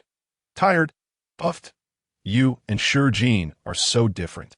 He is always full of energy and never sulks like you. He always knows how to make me laugh. Chi Ying clenched his fists, lowering his head. Speak up, Wan Xiaoshui urged, her cheeks flushed and her words slightly slurred. What is the matter? After all these days, you don't even have the courage to talk to me. That is why you can't measure up to Shi Jin. Enough. Chi Ying's hands trembled as he suppressed his rising anger. Shi Jin. I'm not him. And he's already dead. I killed him with my own hands. Face the reality, Wan Xiaoshui. I have always protected you, and I will continue to do so, ensuring everyone survives. I will make sure we all live well. Wan Xiaoshui sobered up slightly. Her face flushed as she lowered her gaze. Suddenly, she stood on her tiptoes and kissed Chi Ying on the lips. The unexpected kiss left Chi Ying in a daze, his mind going blank. Nearby, Zuyui's cheeks flushed as she leaned against the wall, arms crossed, keeping her distance from the thud. Chi Ying lost his balance, and both of them tumbled down the staircase, separating in the process. Not good. Chi Ying gently pushed Wan Xiaoshui away, his head buzzing. If this continues, I might lose control. Avoiding her gaze, he pretended to look elsewhere. Wan Xiaoshui paused, then smiled. I'm also tired. I'm going to sleep. Chi Ying's head continued to buzz. He couldn't recall how he returned to his room or how he ended up in bed. When he finally regained his senses, he was met with the sound of Shirley's snoring. Had he really just kissed Wan Xiaoshui? His cheeks felt hot. What was that feeling? Why couldn't he remember? Why was it that the dream he'd longed for was now a blank? When he awoke again, it was already past 6 in the morning. Suddenly, Zuyui's voice pierced through the silence. Grandma? What is wrong, Grandma? Chi Ying quickly got dressed and bolted out of the room. On the stairs from the 2nd to the 3rd floor, Grandma Zua sat, looking quite weak. Nothing. Just my old ailment. You go to my room and bring me the medicine box from beside my pillow. It turned out Grandma Zua had diabetes and needed to administer insulin regularly, where she would face severe complications like fainting, nausea, and abdominal pain. After the injection, her face regained a semblance of calm. Grandma, is the insulin gone? Grandma Zua nodded slightly. There was only so much at home that a few days ago I had planned for Aunt Wang to buy more in the city, but I didn't expect this to happen. We can't do without insulin. Zuyue appeared anxious, then turned to Chi Ying, her eyes pleading. Don't worry, I might have some. Chi Ying replied, summoning the system interface. Hello, host? What do you need? The long-forgotten category of medications displayed numerous items, but none included insulin. Insulin. Sorry, host, this type of medication is not available for purchase in the supermarket system. Chi Hing felt a surge of frustration, cursing inwardly, damn, what a heartless and useless system. Zwashuejia. I am sorry, but I don't have such medicine, he said apologetically. It's fine. Yue said, tying her hair back, I'll make a trip to the city. It's not far from here. I'll be back before dark. In no way. It's too dangerous for you to go alone. After a moment of contemplation, Chi Hing offered, I'll accompany you. 2 people are better than one that I'll go to. Shirley volunteered. You stay here and protect everyone in this house. Chi Hing pulled out the zombie radar and handed it to Shirley. This is the zombie radar. It can detect zombies within a 500-meter radius. It's safe here for now, but you all should be cautious. And take this walkie-talkie. With it, we can stay in touch no matter the distance. Holding the 2 gadgets, Chi Hing handed him. Shirley looked astonished. Chi, how many good things do you really have? None left. I've saved all the good stuff for you. Just take care of things here. Do you have enough bullets? I'm good. Don't worry. With me, Shirley. Everyone here will be safe. Shirley patted his chest confidently.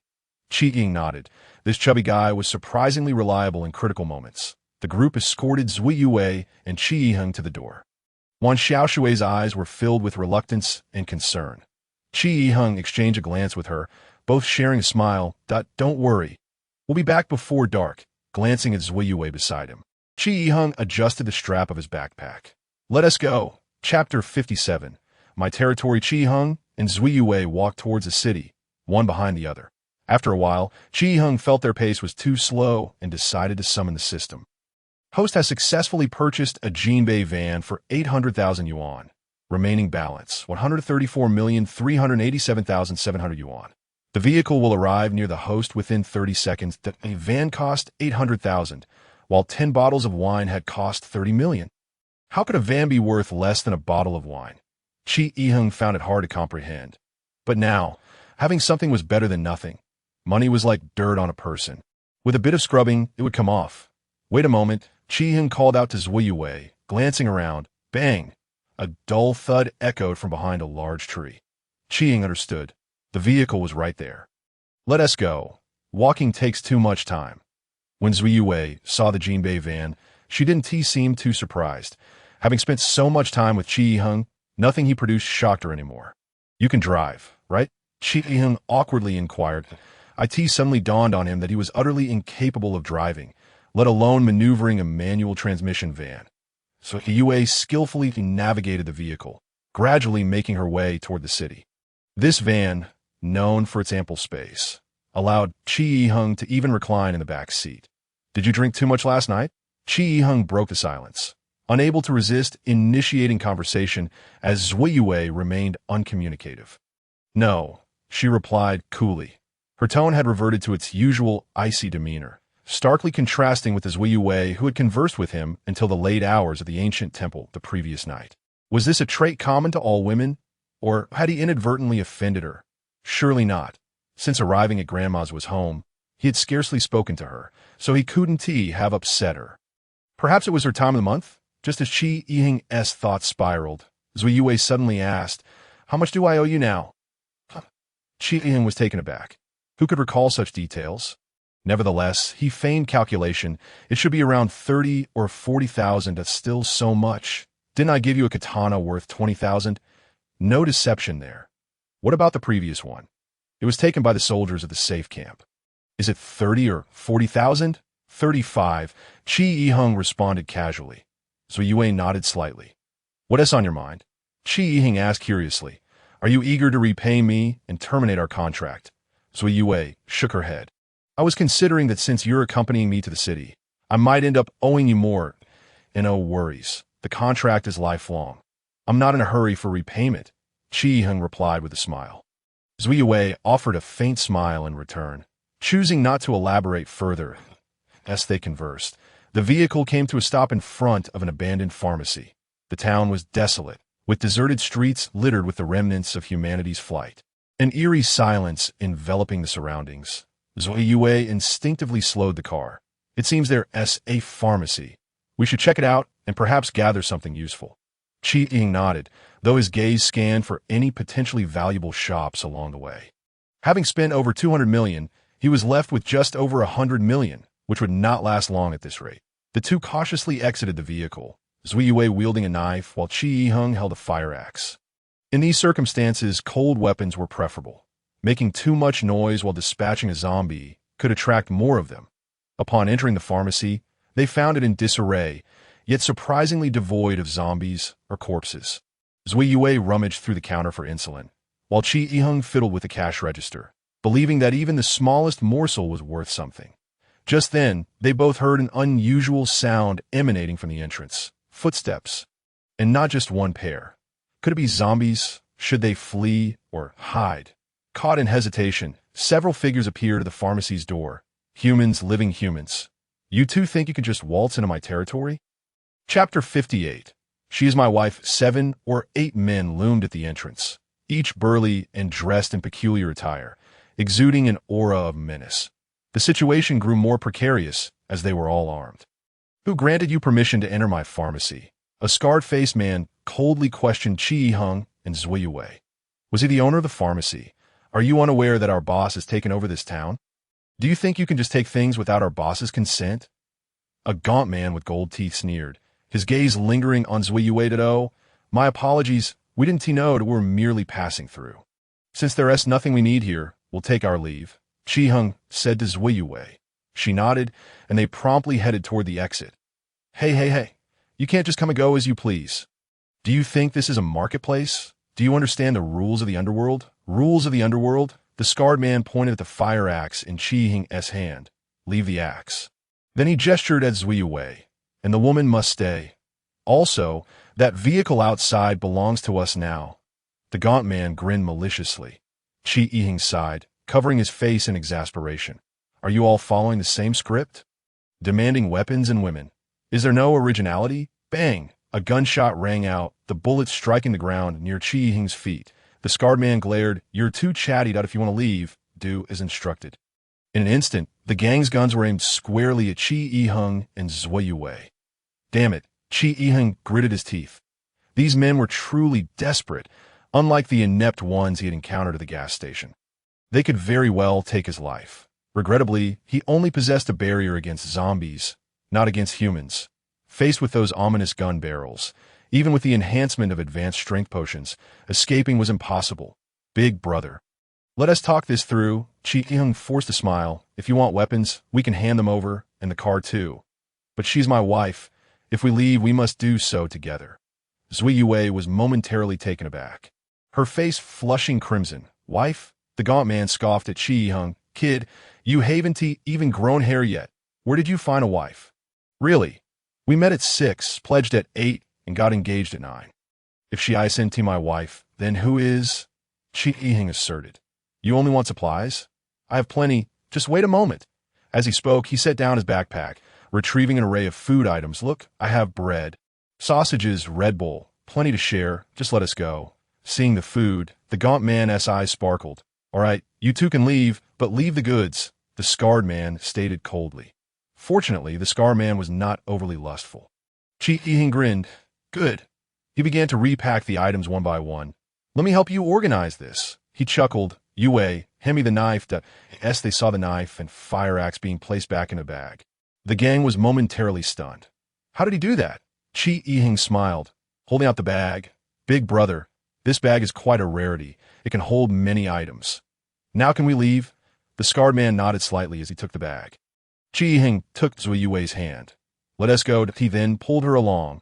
Breaking into ARUNAS, they fled. The scarred man sensed something was amiss and immediately opened the bag, finding it empty. Big brother, we've been tricked. Impossible. We saw him put things inside. Don't let them escape. Grab them. The scarred man whirled around and opened fire. Bang, bang, bang. Gunfire erupted behind them. Qi Yiheng reacted swiftly, pushing Zui Yue down into a side alley. Run, Qi Yiheng urged, gripping Zui Yue's hand as they both dashed away. Chapter 59. One-on-one as they ran, Qi Yiheng summoned the system, recalling the infinite backpack. The two were unfamiliar with the streets. Darting wherever they could, eventually slipping into a secluded funeral home. Hiding beneath the counter, they dared not breathe. Outside, footsteps echoed. Where are they? They must be around here. Chase them. We cannot let them get away. Hearing the footsteps fade into the distance, Chi Yiheng let out a sigh of relief. What has happened to people now? Zui Yue whispered. Not surprising. Haigang City has become an isolated island, a lawless land where no one adheres to morality. He replied, glancing outside at the deserted alley, devoid of any souls. As they wandered the alley, they soon found themselves lost, the wretched path resembling a maze with no exit in sight. There they are. The gaunt man hollered, spotting Chi Yiheng and Zui Yue. Run. They immediately took off. It turned out that decisions made in panic often lead to the right course of action. They sprinted out of the alley and onto the main street. Bang, bang, bang. Bullets whizzed past them. The two ran for their lives. Bang. Ah, so Yue screamed, suddenly letting go of Chi Yiheng's hand and collapsing to the ground. She had been shot in the arm. Yue, don't worry about me. Go, how could I leave you? Chi Yiheng spun around to rescue her, but the scarred man and his thugs had already encircled them. Run. Why aren't you running? The gaunt man howled, baring his teeth. With 4 or 5 guns aimed at him, Chi Yiheng found it impossible to escape. The gaunt man smacked Chi Yiheng hard across the face. Kid, you've got guts. You dare to play tricks on us? You must be tired of living. The scarred-faced man approached, casting a glance at Chi Yiheng, and delivered a resounding slap. The force of the blow split Chi Yiheng's lip, causing blood to flow profusely. Big brother, kill him. Yes, big brother, put him to death. The henchman cheered and jeered. Chi Yiheng spat and let out a cold laugh. It seems a mosquito just bit me. Can you believe there are still mosquitoes in this weather? Whoosh! Another slap came hurtling towards him, but Chi Yiheng did not evade it, absorbing the blow with stoic resolve. His left cheek flushed red as he rubbed his face and nonchalantly remarked, Damn mosquitoes. Rainway, did you see that? Such a large mosquito, it bit me twice. Zui Yue looked at Chi Yiheng with concern, unsure of how to respond. You little brat, still putting on a brave front. Where's the stuff? The stuff? Didn't I just give it to you? Chi Yiheng replied, feigning surprise. What? It's not in the bag. He mused. How did this bag end up back with me? Quite curious. The scarred-faced man glared, his eyes glinting with malice. Do you know what I despise the most? Being played for a fool. Thud. Another punch struck Chi Yiheng in the abdomen. He coughed twice, chuckling. You're just bullying the weak because you have in numbers.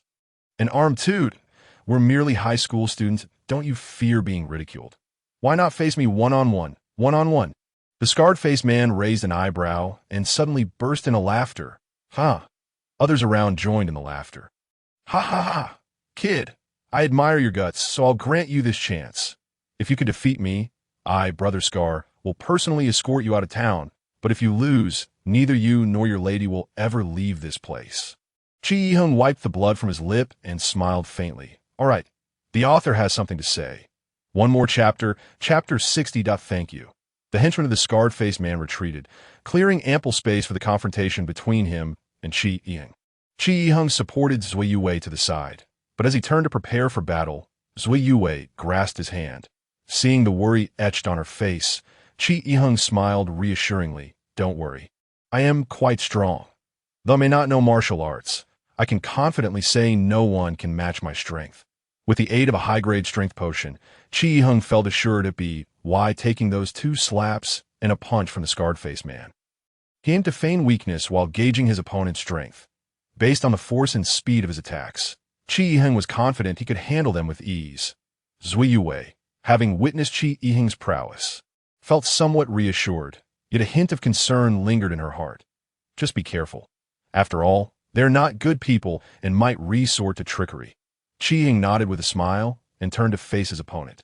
You look no older than your teens. Don't say I'm bullying you. I'll let you land a punch, the scarred-faced man stated with unwavering confidence. Let me land a punch? Chi Yiheng chuckled, never having heard such a request before. Are you sure you won't let me hit you? No regrets? Our boss never has regrets. Exactly. Kid, our boss is being generous. The scarred-faced man stood with his hands clasped behind his back, exuding confidence. Regrets? Those words do not exist in my vocabulary. If I say you can hit me, then you can hit me.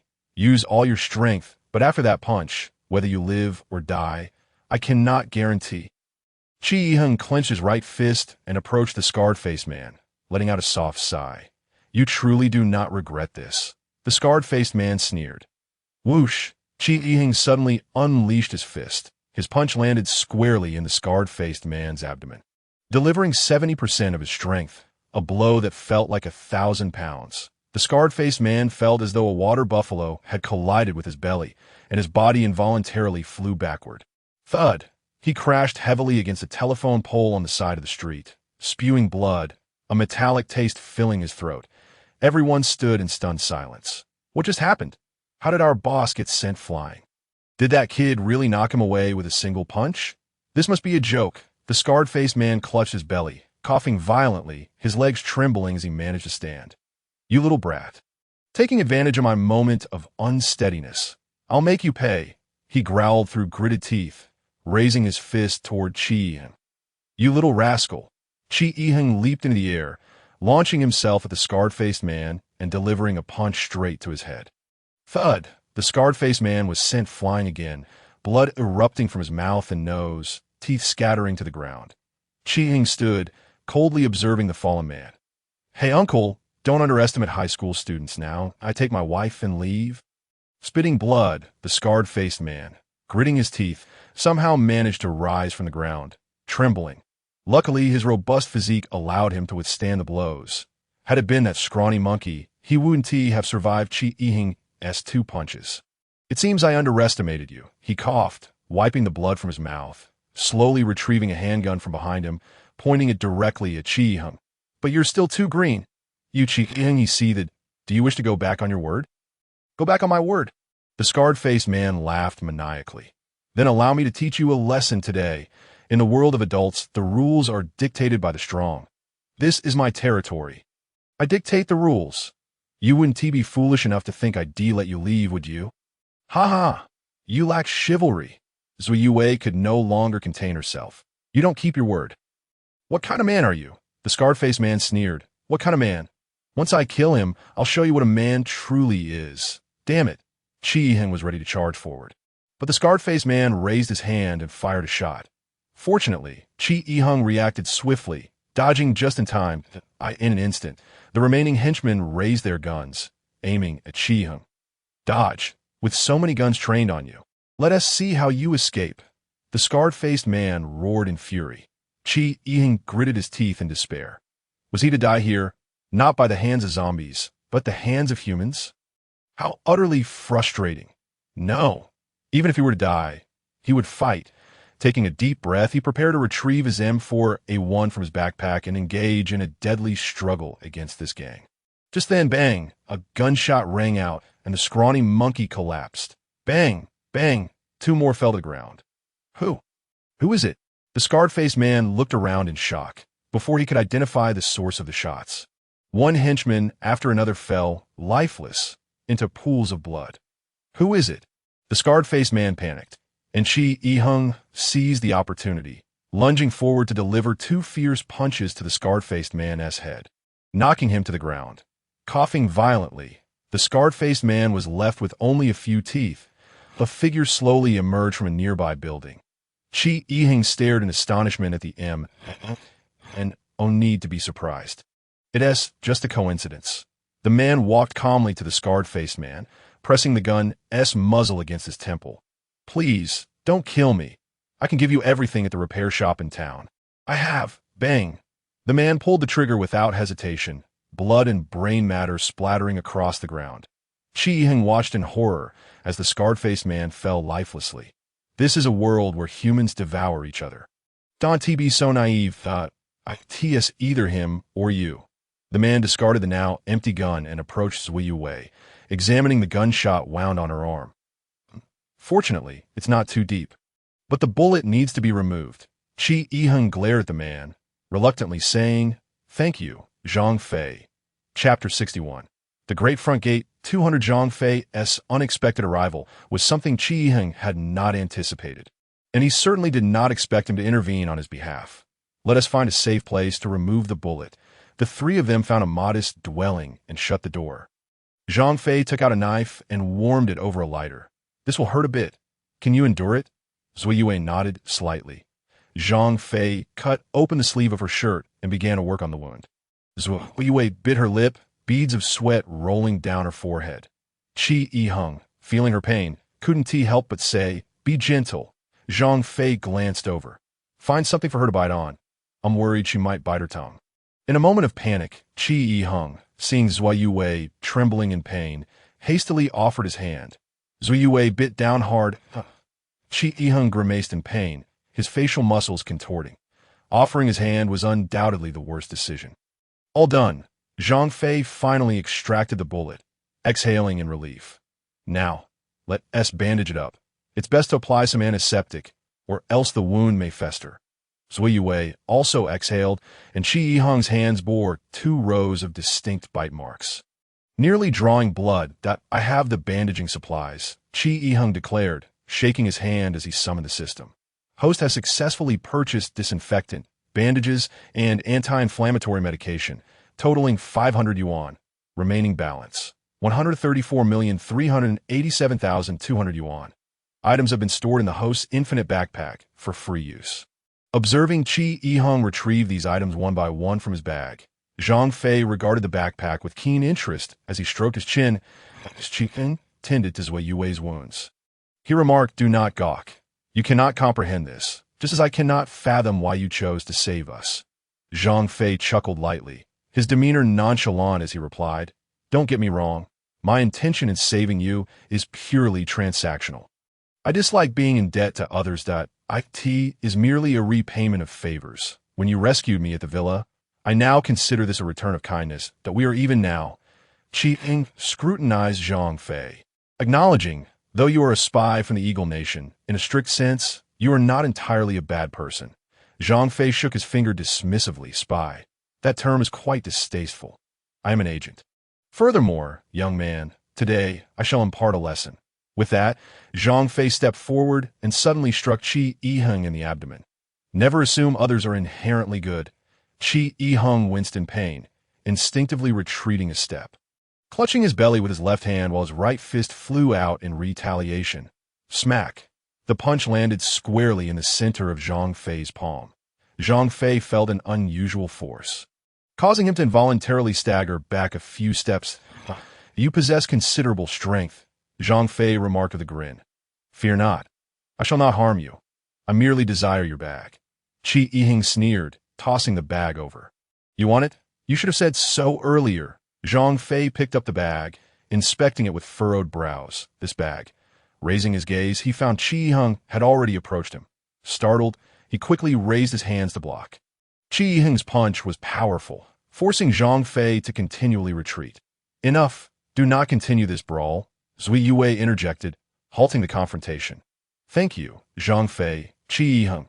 We must take our leave, aware of the urgency in acquiring medication." Qi Yiheng dusted himself off and slung his bag over his shoulder. "Where are you headed?"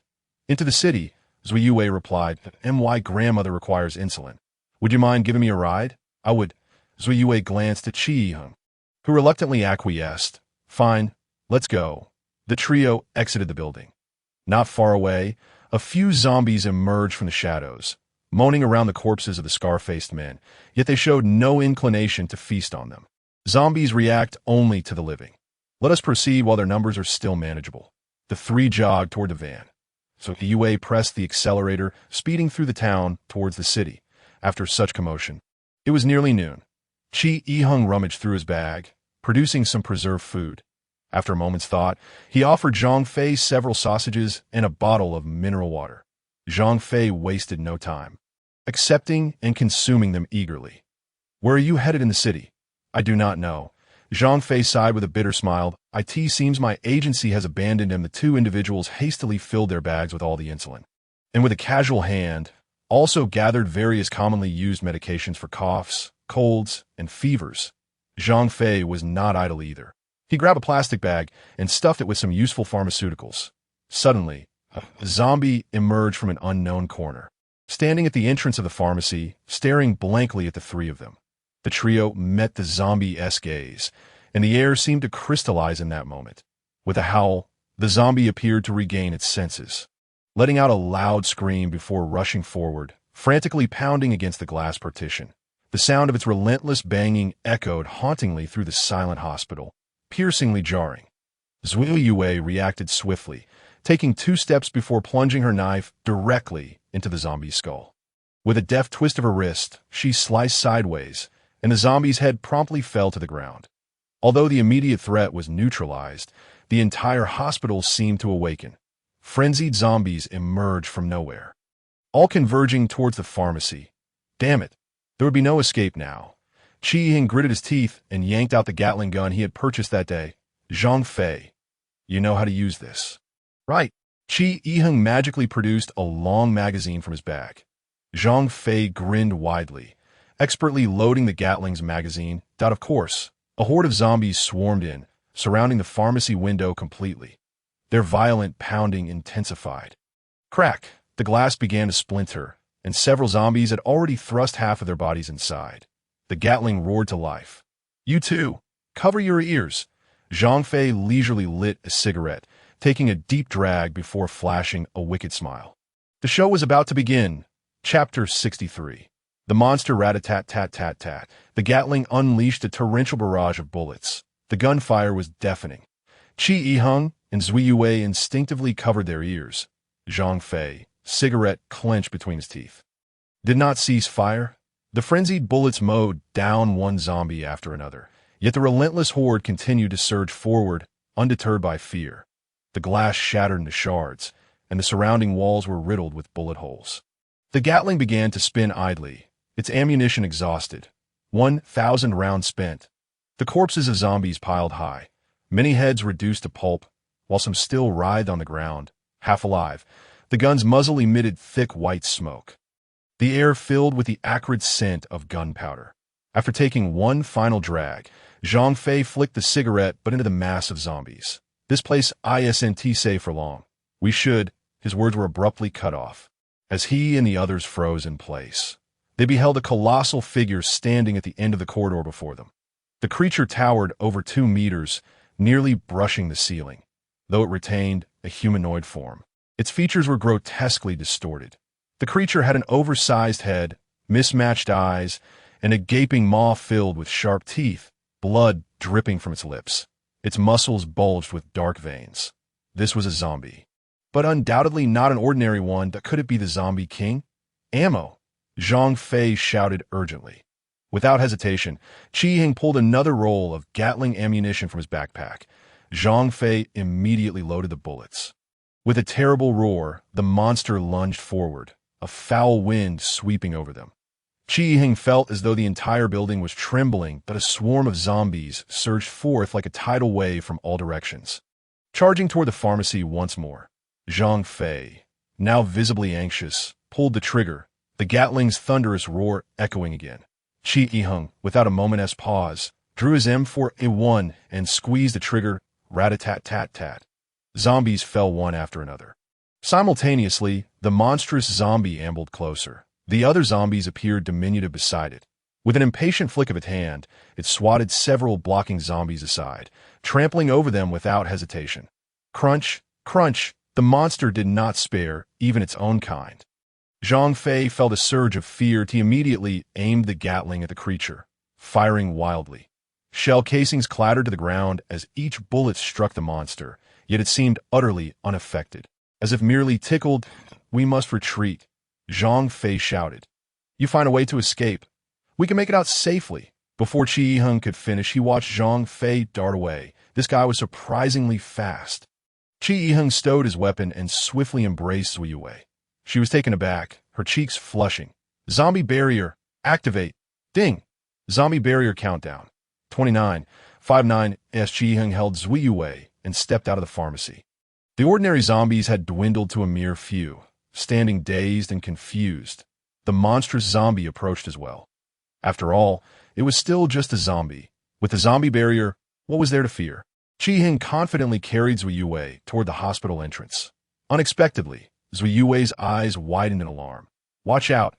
A gust of wind rushed from behind them. Bang! A forceful blow struck Qi Yiheng's back. He coughed up blood, sending him and Zui Yue flying several feet before crashing heavily to the ground. "What? It can see me."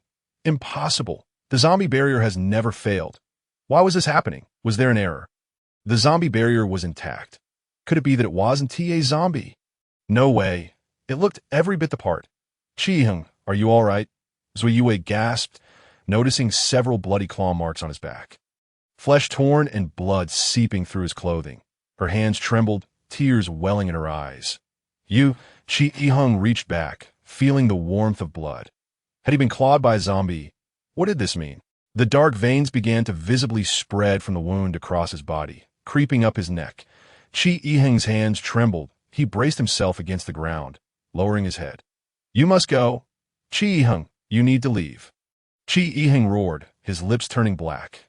Zui wept, desperately clinging to him. Thud, thud, thud. The monstrous zombie steadily approached the two. Hurry and go. Chi-hung forcefully pushed Zui away, sending her crashing to the ground. Separated from Chi-hung, Zui instantly became the target of the horde.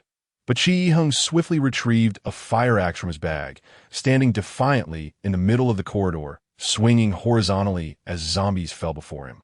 Cough! Chi-hung spat out blood. The agony coursing through his body forced him to use the axe to steady himself. Go. Suddenly, a van screeched to a halt, and Zhang Fei shouted to Zui. Get in the car. Senior sisters wa. You too must survive. Cough. Chi-hung spat out another mouthful of blood. This time it had begun to darken. Zui fought back her tears and climbed into the vehicle. Watching them drive away, Chi-hung finally smiled. He sat weakly on the ground, feeling the irreversible changes occurring within him. His mind was in chaos. Ding. Host life signs are fading. System unbinding in progress. 30 seconds remaining. 30 seconds? So, in 30 seconds, I will become a zombie. Chi-hung's vision began to turn blood red. 25, 24. Damn it, I'm not ready to die. I thought having a system would allow me to defy fate. To survive in this zombie-infested world. Chi-hung glanced at the monstrous zombie, closing in on him. With such a creature around, humanity could never triumph. Damn it. How foolishly noble of me. Nearing death, yet still concerned for humanity. 2019, what a disaster. There were still many items left in my backpack. It was a pity I hadn't brought Zui's grandmother's medicine. The system interface was fading away, and it would vanish in less than 15 seconds. Wait, there was still an unstable potion left, worth nearly 10 million. What would happen if I drank it? But at this point, what did it matter? I might as well die faster. Chi-hung swiftly retrieved the potion, drinking it without hesitation. Thud! A sharp pain shot through his heart as if it were about to burst. Thud! Thud! Thud! Suddenly, his heart raced uncontrollably. I'm going to die. I'm really going to die. Dad, one xiao shui. Fatty, senior sisters wa, farewell. The excruciating pain coursed through Chi-hung, twisting his entire body. 32. Beep. Host life signs are stable. System unbinding has been cancelled. Host, how may I assist you? Chapter 64. A hint of the supernatural. The grotesque zombie creature stood before Chi-hung. Its disdainful smile widening as it beheld Chi-hung's motionless form on the ground. It prepared to walk away. But unexpectedly, Chi-hung's hand moved swiftly, grasping the creature's ankle with unyielding strength. The zombie, glancing sideways at Chi-hung, initially mistook it for a mere corpse transformation, but was taken aback when Chi-hung spoke to feeling a bit uncomfortable. You've reduced me to this state. Where do you think you're going now? With a sudden surge of unnatural force, the creature felt itself propelled backward with astonishing speed. Thud! It collided violently with the wall of the hospital, debris scattering as the wall buckled under the impact. Chi-hung rose to his feet, rubbing his neck, and was astonished to find his skin had taken on a brown hue, his nails elongated. The pain in his back had vanished, replaced by an overwhelming sense of power coursing through him. This sensation was unlike that brought on by any advanced strength-enhancing serum. It was an indescribable feeling, akin to ruling over all, with a palpable disdain for everything beneath him. In that moment, the zombie appeared as insignificant as an ant in Chi-hung's eyes, and he felt an exhilarating thrill, a bloodlust igniting within him, that he was eager to rid himself of this creature, believing it would bring him immense satisfaction. The zombie scratched its head, then roared as it charged toward Chi-hung. With a fierce yell, it swung its fist, But Qi Yiheng perceived every movement with clarity. He merely tilted his head, effortlessly dodging the attack, and seized the zombie's arm. With a powerful tug, he ripped its arm clean off. Dark blood mixed with green pus spilling onto the floor. The zombie was taken aback, overwhelmed by a sense of fear it had never experienced before. It was utterly terrified of Qi Yiheng, the embodiment of a true monster. In a panic, the creature attempted to flee, yet the sight of blood only heightened Qi Yiheng's murderous desire. He laughed maniacally, his grin taking on a twisted aspect. His outstretched right hand radiated heat, and the exhilaration of power drove him further into madness. You wish to escape? With a swift motion, Qi Yiheng slashed his hand through the air. Crack! Deep gouges appeared along the wall at the end of the corridor. The zombie stood frozen in place, paralyzed by shock. Moments later, with a sickening sound, the creature was torn into several pieces, its black blood and chunks of flesh littering the ground, creating a nauseating stench that filled the air. Qi Yiheng erupted into laughter, losing all control over his own frenzy. Despite the chaos, he relished the sensation of power coursing through him. After taking a few steps, he caught his reflection in a nearby mirror. Is this truly me? His skin was now brown and rough, his eyes bloodshot, teeth resembling the fangs of a vampire, and his hair a wild white, a visage akin to a specter. What have I become? Am I half human, half corpse? His stomach grumbled, an urgent cry for sustenance. He observed his reflection morphing at an alarming rate. Gradually, his skin returned to its normal hue, his nails shortened, and his hair darkened, in mere seconds. He regained his human appearance. Turning to glance behind him, he found no trace of any wounds. What has happened to me? His stomach growled once more, an insistent reminder of his hunger. Qi Yiheng sank to the ground. Rummaging through his bag for food, devouring it voraciously, he stuffed bread into his mouth, washing it down with water. Driven by insatiable hunger, it was not until he consumed all the supplies from the school's supermarket that he finally felt satisfied. Letting out a loud belch. Seated by the corridor, several zombies staggered by, appearing oblivious to Qi Yiheng's presence. The corpse-controlling barrier had refreshed, and they seemed to disregard him entirely. Could it be that I am truly half-human, half-zombie? He pinched his own face, feeling pain. After a moment of contemplation, he picked up a shard of glass and sliced his fingertip. Blood flowed forth, bright red, a confirmation that he was still human, confounded yet relieved. He decided not to dwell on it. After all, he was unharmed, and the zombies posed no threat to him. Why ponder too deeply when things seemed to be turning in his favor? With a smile, he slung his bag over his shoulder and dashed off, eager to catch up with Zui Yue and the others, envisioning their astonishment upon his arrival. Zhang Fei drove the vehicle, with Zui Yue seated beside him, her expression grave, eyes glistening with unshed tears. Stealing a glance at her, Zhang Fei pulled a cigarette from his pocket and lit it. Do you have feelings for him? He inquired gently. Zui Yue lowered her head, responding with a simple, Chapter 65. The twin-rotor helicopter. It is often only after loss that one learns to cherish. Zui Yue clenched her fists tightly, regretting her failure to express her feelings the previous day. Now this secret would remain forever buried within her heart. I can understand your pain. Witnessing the demise of someone you care for is profoundly agonizing, Zhang Fei said, his gaze deep and his face etched with untold stories. Zui Yue gripped her katana tightly, pondering the nature of the monstrous creature they had encountered. Zhang Fei exhaled a long breath. I cannot answer that question, but that creature is likely a product of your city. Suddenly, he slammed the steering wheel, sending the van into a dramatic 360-degree spin, and a massive horde of zombies had blocked their path, overwhelming in number and obstructing the entire street. Zhang Fei revved the engine, transforming the van into a makeshift race car, flooring the gas pedal in the opposite direction. By the way, do you know where we're headed? Zui Yue asked. First, we're returning to Qihua Town, she replied. Then we must head south and take a detour to the east. Zhang Fei concluded, his options limited as the horde pursued them relentlessly. He pressed the accelerator to the floor. However, the van, despite its capabilities, was no Ferrari. Suddenly, the speed began to dwindle until the engine sputtered and stopped completely, emitting a noxious odor. Damn it! Zhang Fei cursed, leaping from the vehicle, glancing around before sprinting toward a nearby office building. Zui Wei, unsure of where to go, followed him. They rushed into the building, relieved to find the first floor deserted of zombies. However, the relentless pursuit from behind forced them to dash up the fire escape. Climbing the 33 flights of stairs, they pushed themselves to the limit. After reaching the 20th floor, Zui Wei could no longer bear the strain, panting heavily as she leaned against the railing. Below, the chaotic footsteps of the zombies echoed, their insatiable hunger pushing them to chase like mad. Zui Wei gritted her teeth, continuing her ascent, but fatigue weighed heavily on her. As a female, her physical strength paled in comparison to that of a male. After climbing 20 flights, even she felt exhausted and sore.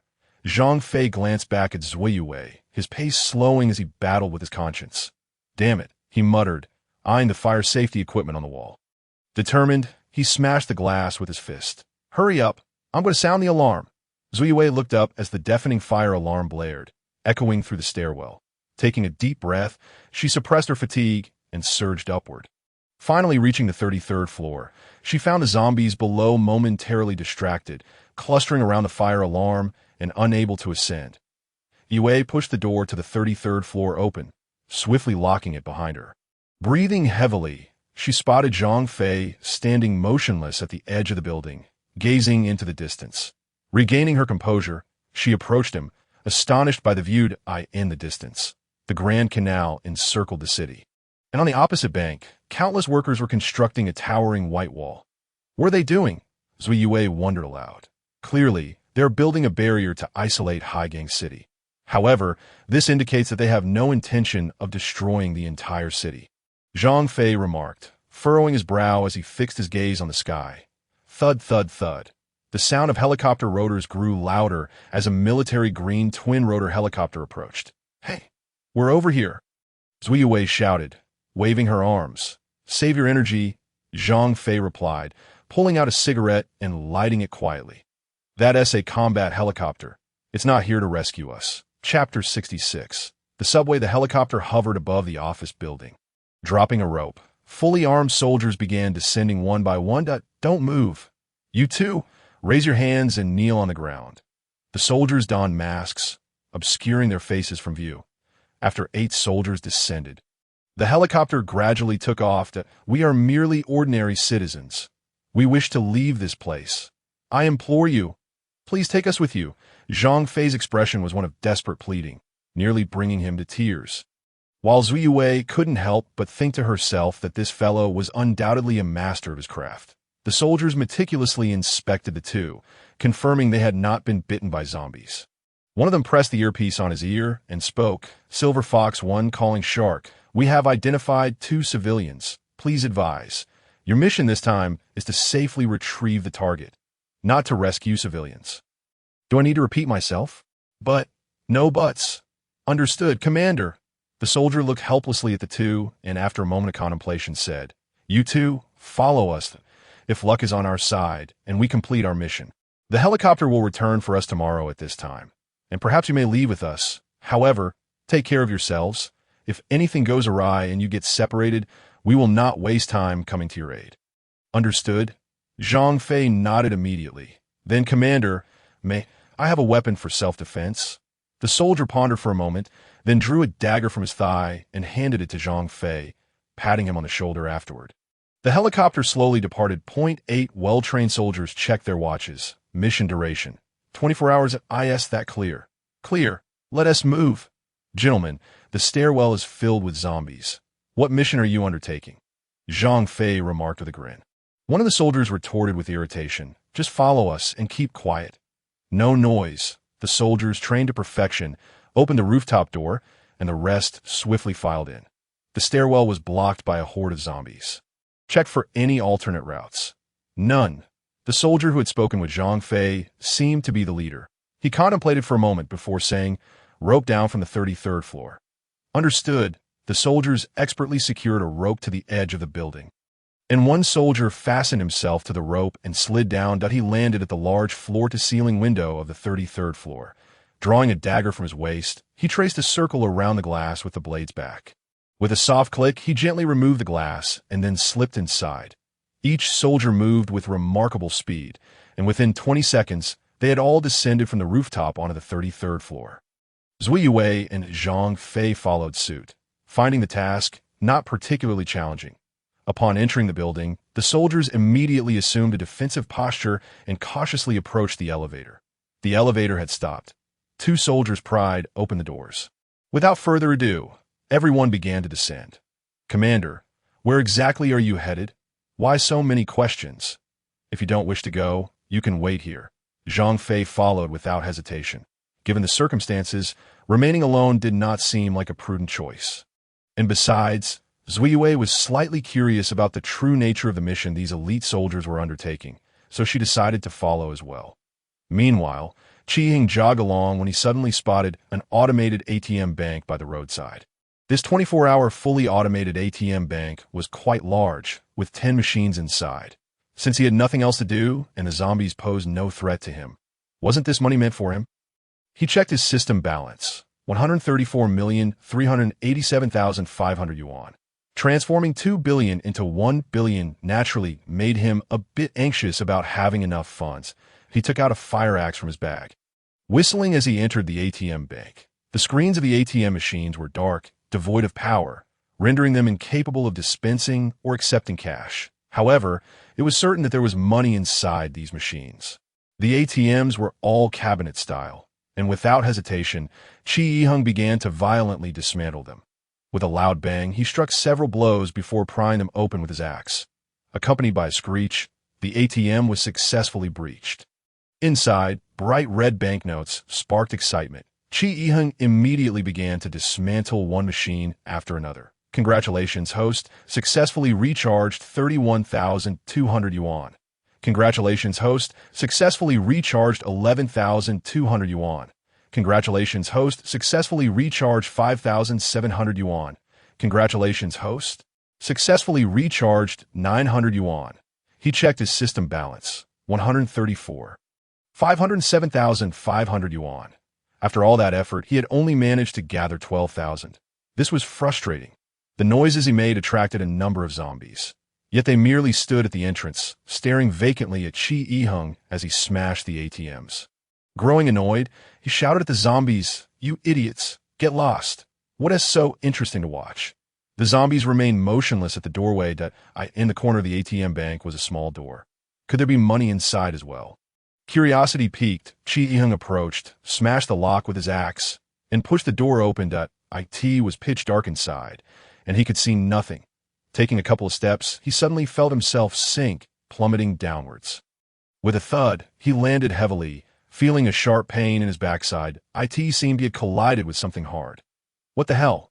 He touched beneath him, feeling something metallic, square, and lengthy. What was it? He summoned his system and found a flashlight. Host successfully purchased a flashlight for 100 yuan, remaining balance, 134,507,400 yuan. Item stored in host's infinite backpack, available for use at will. The flashlight's beam pierced through the darkness. Qi Yiheng stood up and surveyed his surroundings, realizing he had landed on the subway tracks. Above him was a large hole, seemingly created by an explosion. Damn it, this place is desolate. I have no idea which way to go. However, since it was a subway, there should be a station somewhere down the line. Whatever. Qi Yiheng took the flashlight and opted for one path. Although he was now immune to zombies, walking through this pitch-black underground tunnel felt oppressive, and a sense of unease crept over him. He did not know how long he had been walking when he suddenly saw a glimmer of light ahead. An exit? Qi Yiheng couldn't help but quicken his pace. But suddenly a gunshot rang out, and a bullet whizzed past his cheek. He felt a warmth on his face as blood began to flow. What the hell? Who's there? He exclaimed, clutching his face. It's a person. Don't shoot. Chapter 67.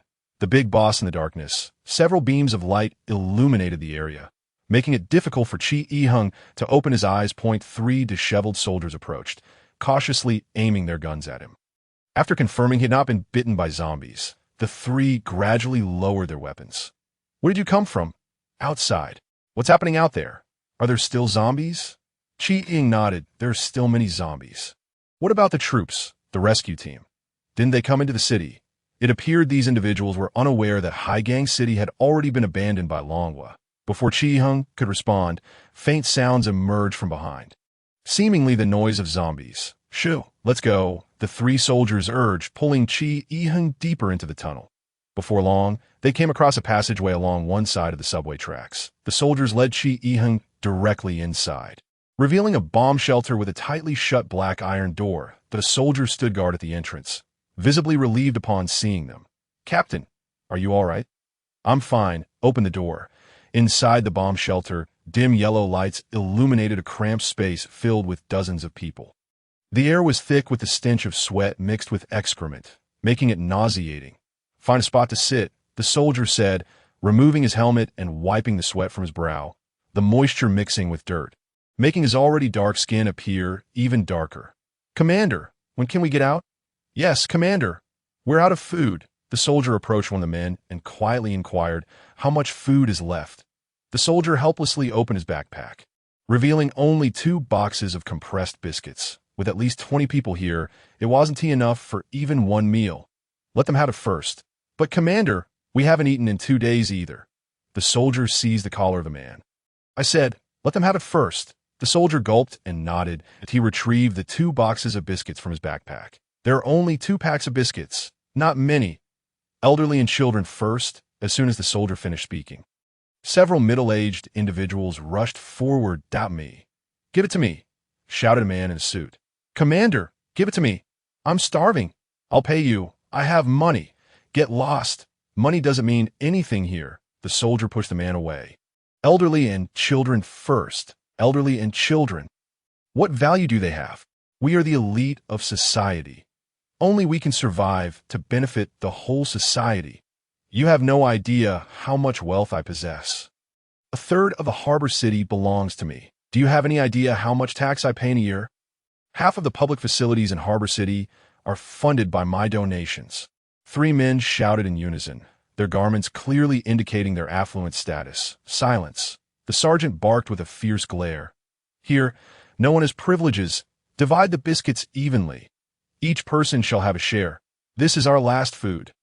The sergeant lit a cigarette, his expression grave as he continued, "This is not a sustainable solution. Rather than waiting here for rescue, we might as well venture out and take our chances. After this meal, those who dare to risk it can join us in seeking help. The rest shall remain here, and I promise to return for you within 3 days." Chi-hing sighed in resignation. "Captain, come here. I have something to discuss with you." The sergeant and Chi-hing stepped aside, where Chi-hing revealed the current situation outside. "What did you say?" "Impossible," the sergeant exclaimed, gripping Chi-hing's collar tightly. "We cannot abandon this place." "Before the signal was cut off, we were ordered to stay put and await rescue." "There will be no rescue," Chi-hing replied coolly. "The bridges leading out of the city have been destroyed. We have been forsaken by Long Nation." The sergeant's hand trembled as he clutched Chi-hing's collar, staring at him intently, unwilling to accept his words. Chi-hing pried the sergeant's hand away, leaning against the wall. The sergeant smoked nervously. Chi-hing was indifferent to what the soldiers would do. His concern lay solely with the 3 wealthy individuals. Clutching a small piece of biscuit, the 3 affluent men wore sullen expressions, their stomachs growling with hunger. "3 bosses." Chi-hing grinned, seating himself amidst them. "Would you care for something more delectable?" "What a question! At this point, I would settle for a steaming bowl of instant noodles. And I would willingly pay $1 million for it." "Forget $1 million. I would pay $10 million. Whoever can give me a bowl of beef noodles, I shall reward them with $100 million." The 3 tycoons, each worth over $100 million, were accustomed to luxury. The past few days of hunger were truly taking a toll on them by food, but I wonder how much cash these 3 wealthy gentlemen possess. Chi-hing smirked. "You?" One of the portly men scoffed, eyeing Chi-hing disdainfully. "Who do you think you are? Step aside.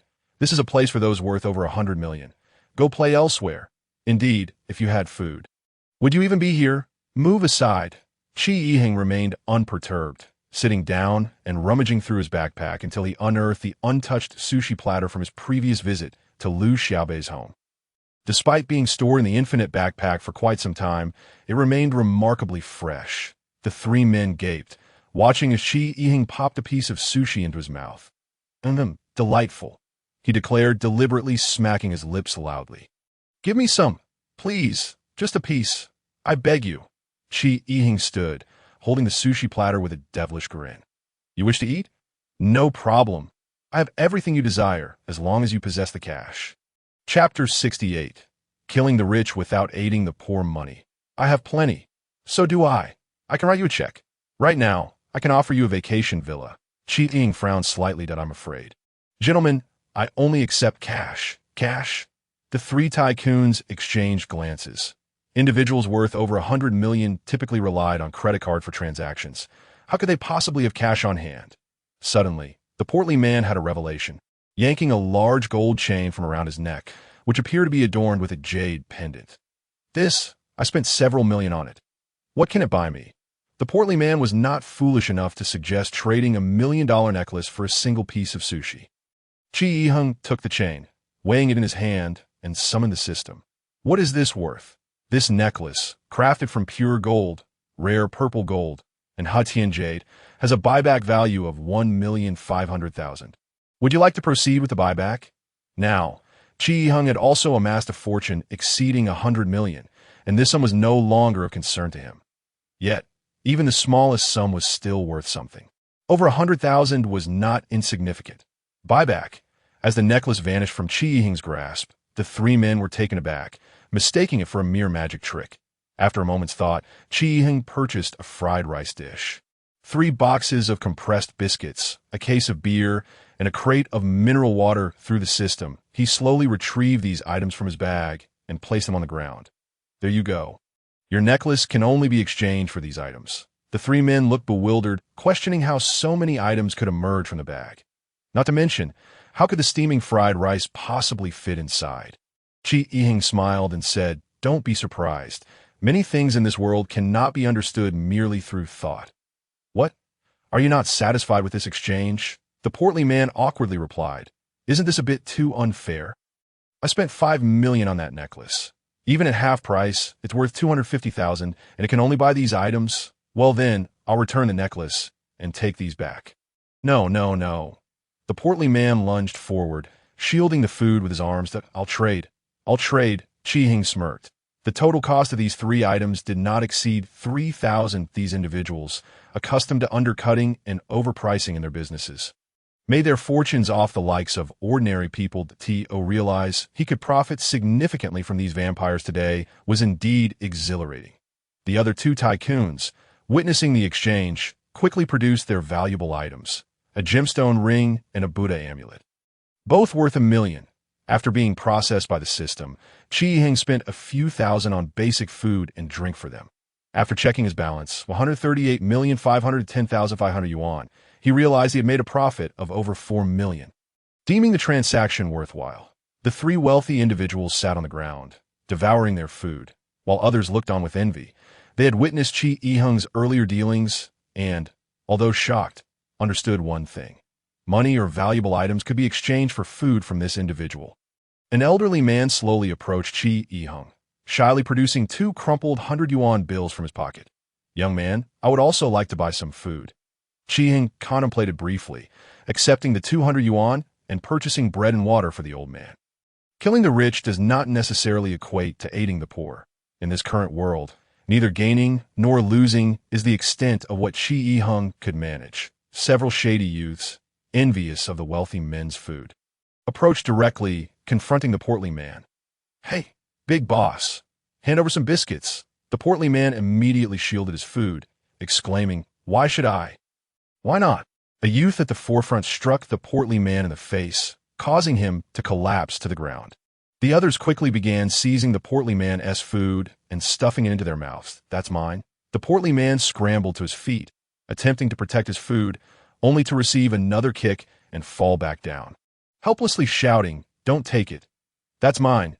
As others witnessed the scene, they could no longer contain themselves and rushed over to snatch the portly man's provisions. Chapter 69. Enjoy how the situation quickly spiraled out of control.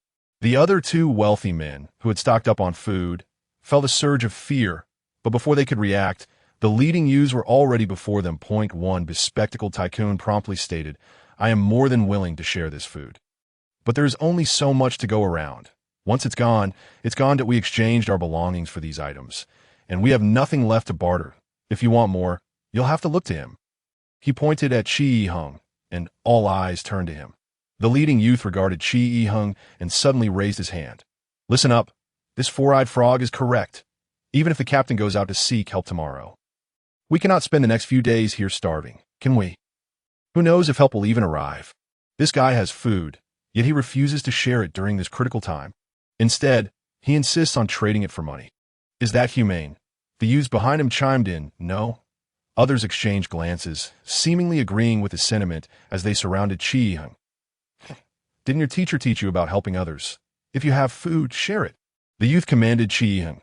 Chi Yi-hung stood, ready to confront him without fear. He had anticipated this scenario when the group began robbing the portly man. Chi Yi-hung fixed a cold gaze on the youth and stated clearly, "Do not presume to impose your values upon me. I have food, and it is mine. You have no right to dictate how I should distribute it. I possess food, drink, and supplies, but the terms are simple. Trade me cash or valuable items in exchange." Do you not understand the principle of equivalent exchange? Have you ever attended school? The act of trading is a fundamental characteristic of human civilization. Or are you merely a beast? The young man, incensed by Chi Yi-hung, immediately took action, launching a punch towards Chi Yi-hung's head. Chi Yi-hung was already prepared. He tilted his head to evade the attack and countered with a strike. His fist shot out like a dragon, landing squarely on the young man's face. The young man was robustly built, sporting a tank top that showcased his muscular physique. Yet after receiving Chi Yi-hung's blow, he was sent flying, crashing into the crowd and toppling several people in the process. Ouch! The young man clutched his mouth and nose, exclaiming in pain, blood gushing through his fingers. "Everyone stop!" A dark-skinned soldier approached, brandishing a rifle. He parted the crowd and reprimanded them with discontent. "What is happening? Are you still fighting amongst yourselves at a time like this?" Faced with the soldier and the gun, the crowd recoiled in fear. The soldier stood before Chi Yi-hung, scrutinizing him and then glancing at the backpack behind him. "Your bag. We are requisitioning it for the army." Chi Yi-hung frowned slightly, questioning on what grounds. The soldier, clearly taken aback by Chi Yi-hung's retort, glared, spitting out words. "On what grounds? Who brought you safely here? Without us, would you even be alive? If you have food and water, you must share. Only then do we have a chance to survive." Chi Yi-hung took a deep breath, chuckling coldly as he looked at the soldier, who was still crouched in the corner smoking. "To be precise, it is because of me that you have any hope of survival. If your commander hasn't informed you yet, allow me to deliver the news. There will be no rescue. There is no salvation. Harbor City has been abandoned." Chi Yi-hung's words struck with gravity. Each statement was like a boulder, extinguishing the flickering flames of hope in everyone present. "What did you say?" The dark-skinned soldier, enraged, raised his foot to kick Chi Yi-hung, but Chi Yi-hung easily dodged. "I speak the truth. If you don't believe me, go outside and see for yourselves. The 3 major bridges leading out of Harbor City have been destroyed." "Impossible." Immediately, someone challenged Chi Yi-hung's claims. "Yes, that's not possible. The government would never abandon an entire city." "Exactly. They dispatched troops here. They wouldn't give up so easily. Our army is so powerful. How could they possibly be overwhelmed by zombies?" They dismissed his words, unwilling to confront the worst-case scenario, especially at such a critical moment. Just then, gunfire and terrified screams erupted from outside. Bang! "No, don't come here. Open the door. Quickly, open the door." Outside, the soldiers fell silent, replaced by the low moans of the zombie horde and the earth-shattering thuds against the metal door. The banging grew louder, and some women began to scream in terror. The zombies, hearing the screams, seemed to perceive it as a delightful symphony, becoming more frenzied in their assault on the iron door. "Reinforce the door. Hold it shut," the soldiers shouted angrily. The remaining soldiers, although terrified, obeyed the order, hastily moving anything they could find to barricade the iron door. Except for Chi Yi-hung, every face was etched with profound fear. Death loomed all too close. Many were weeping, children and women alike, their cries hauntingly sorrowful. This stirred a sense of pity within Chi Yi-hung. He sighed and raised his voice. "All right, everyone, stop crying out if you remain quiet. I will go out alone and eliminate all those zombies. They won't attack me. I can easily slay every last one of them outside. However, once we're all outside, I expect you to provide me with cash or valuable items in return that I won't take without offering something in exchange. Click. The dark-skinned soldier cocked his gun, aiming it at Chi-Ying. At a time like this, you still say such things. Blackie, what are you doing, pointing your gun at the people? The soldier shouted in outrage. Captain, we're about to die. What else matters? The bunker door is the sturdiest. The zombies can't break through. This guy has food. If we take his supplies, we can last until help arrives. Yes, he has food. Let's seize it. He has been stirring up trouble. I suspect he is part of a cult. Yes, definitely. Kill him. The utterance of those frenzied words, kill him, ignited a collective fury among the desperate people, transforming their desire to survive into a blind hatred for Chi-Ying, regardless of age or gender. They now viewed him as a target of their wrath, that he possessed food, but refused to share it freely, deceiving them into believing that Harbor City had been forsaken by the government. He deserved to die.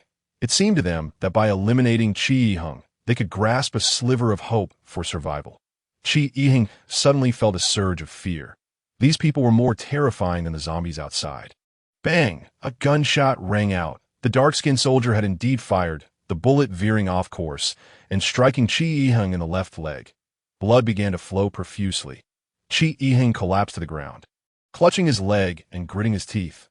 All my belongings are in my bag. Rob him. The frenzied crowd surged toward Chi-Ying, their intent clear. They aimed to devour him alive. Why? Why had it come to this? Chi-Ying felt terror, yet an overwhelming rage bubbled within him, that he chuckled bitterly. But that bitter laughter soon morphed into a maniacal cackle. He sensed a power awakening within him. The advancing crowd halted, stunned as they gazed at Chi-Ying, gradually retreating. Ha ha ha ha! Chi-Ying laughed maniacally, his hair turning white. His skin took on a brownish hue, his eyes blood red, and his hands transformed into demonic claws, sharp nails etching deep grooves into the cement floor. The bullet wounds on his body healed rapidly. Fire! Fire! He is a monster. No, he is a zombie. Several soldiers immediately opened fire on Chi-Ying. Yet the bullets struck him like cotton, having no effect whatsoever. He abruptly raised his head, his eyes filled with murderous intent. The soldiers recoiled in terror. Chi-Ying stood up, silently moving towards a door. What do you want, monster? The soldiers nervously retreated, uncertain of how to deal with this creature. Monster? Who is truly the monster here? You people would only dirty my hands by killing you. Enjoy hell. With a screech, Chi-Ying tore open a corner of the iron door, accompanied by a deafening sound. He wrenched the door half off its hinges. The horde of zombies surged in like ravenous wolves. Chapter 70. Is he even human? Inside the bunker, cries of despair echoed. Gunfire erupted, yet could not halt the relentless tide of zombies flooding in. Chi-Ying stood coldly at the entrance, watching the bloody carnage unfold with indifference. Blood pooled on the ground, the stench of gore mixed with foul odors only fueling Chi-Ying's anger and bloodlust. Suddenly, he broke into a wild grin, spotting the dark-skinned soldier. With a powerful leap, he was upon him. Grasping the soldier's neck, he lifted him off the ground. Didn't he want this? Why did you shoot me? Why? The soldier struggled violently, blood spilling from his mouth. With a flick of his wrist, Chi-Ying tossed him into the throng of zombies, who instantly engulfed him, tearing him apart. The bunker became a frenzied banquet for the undead.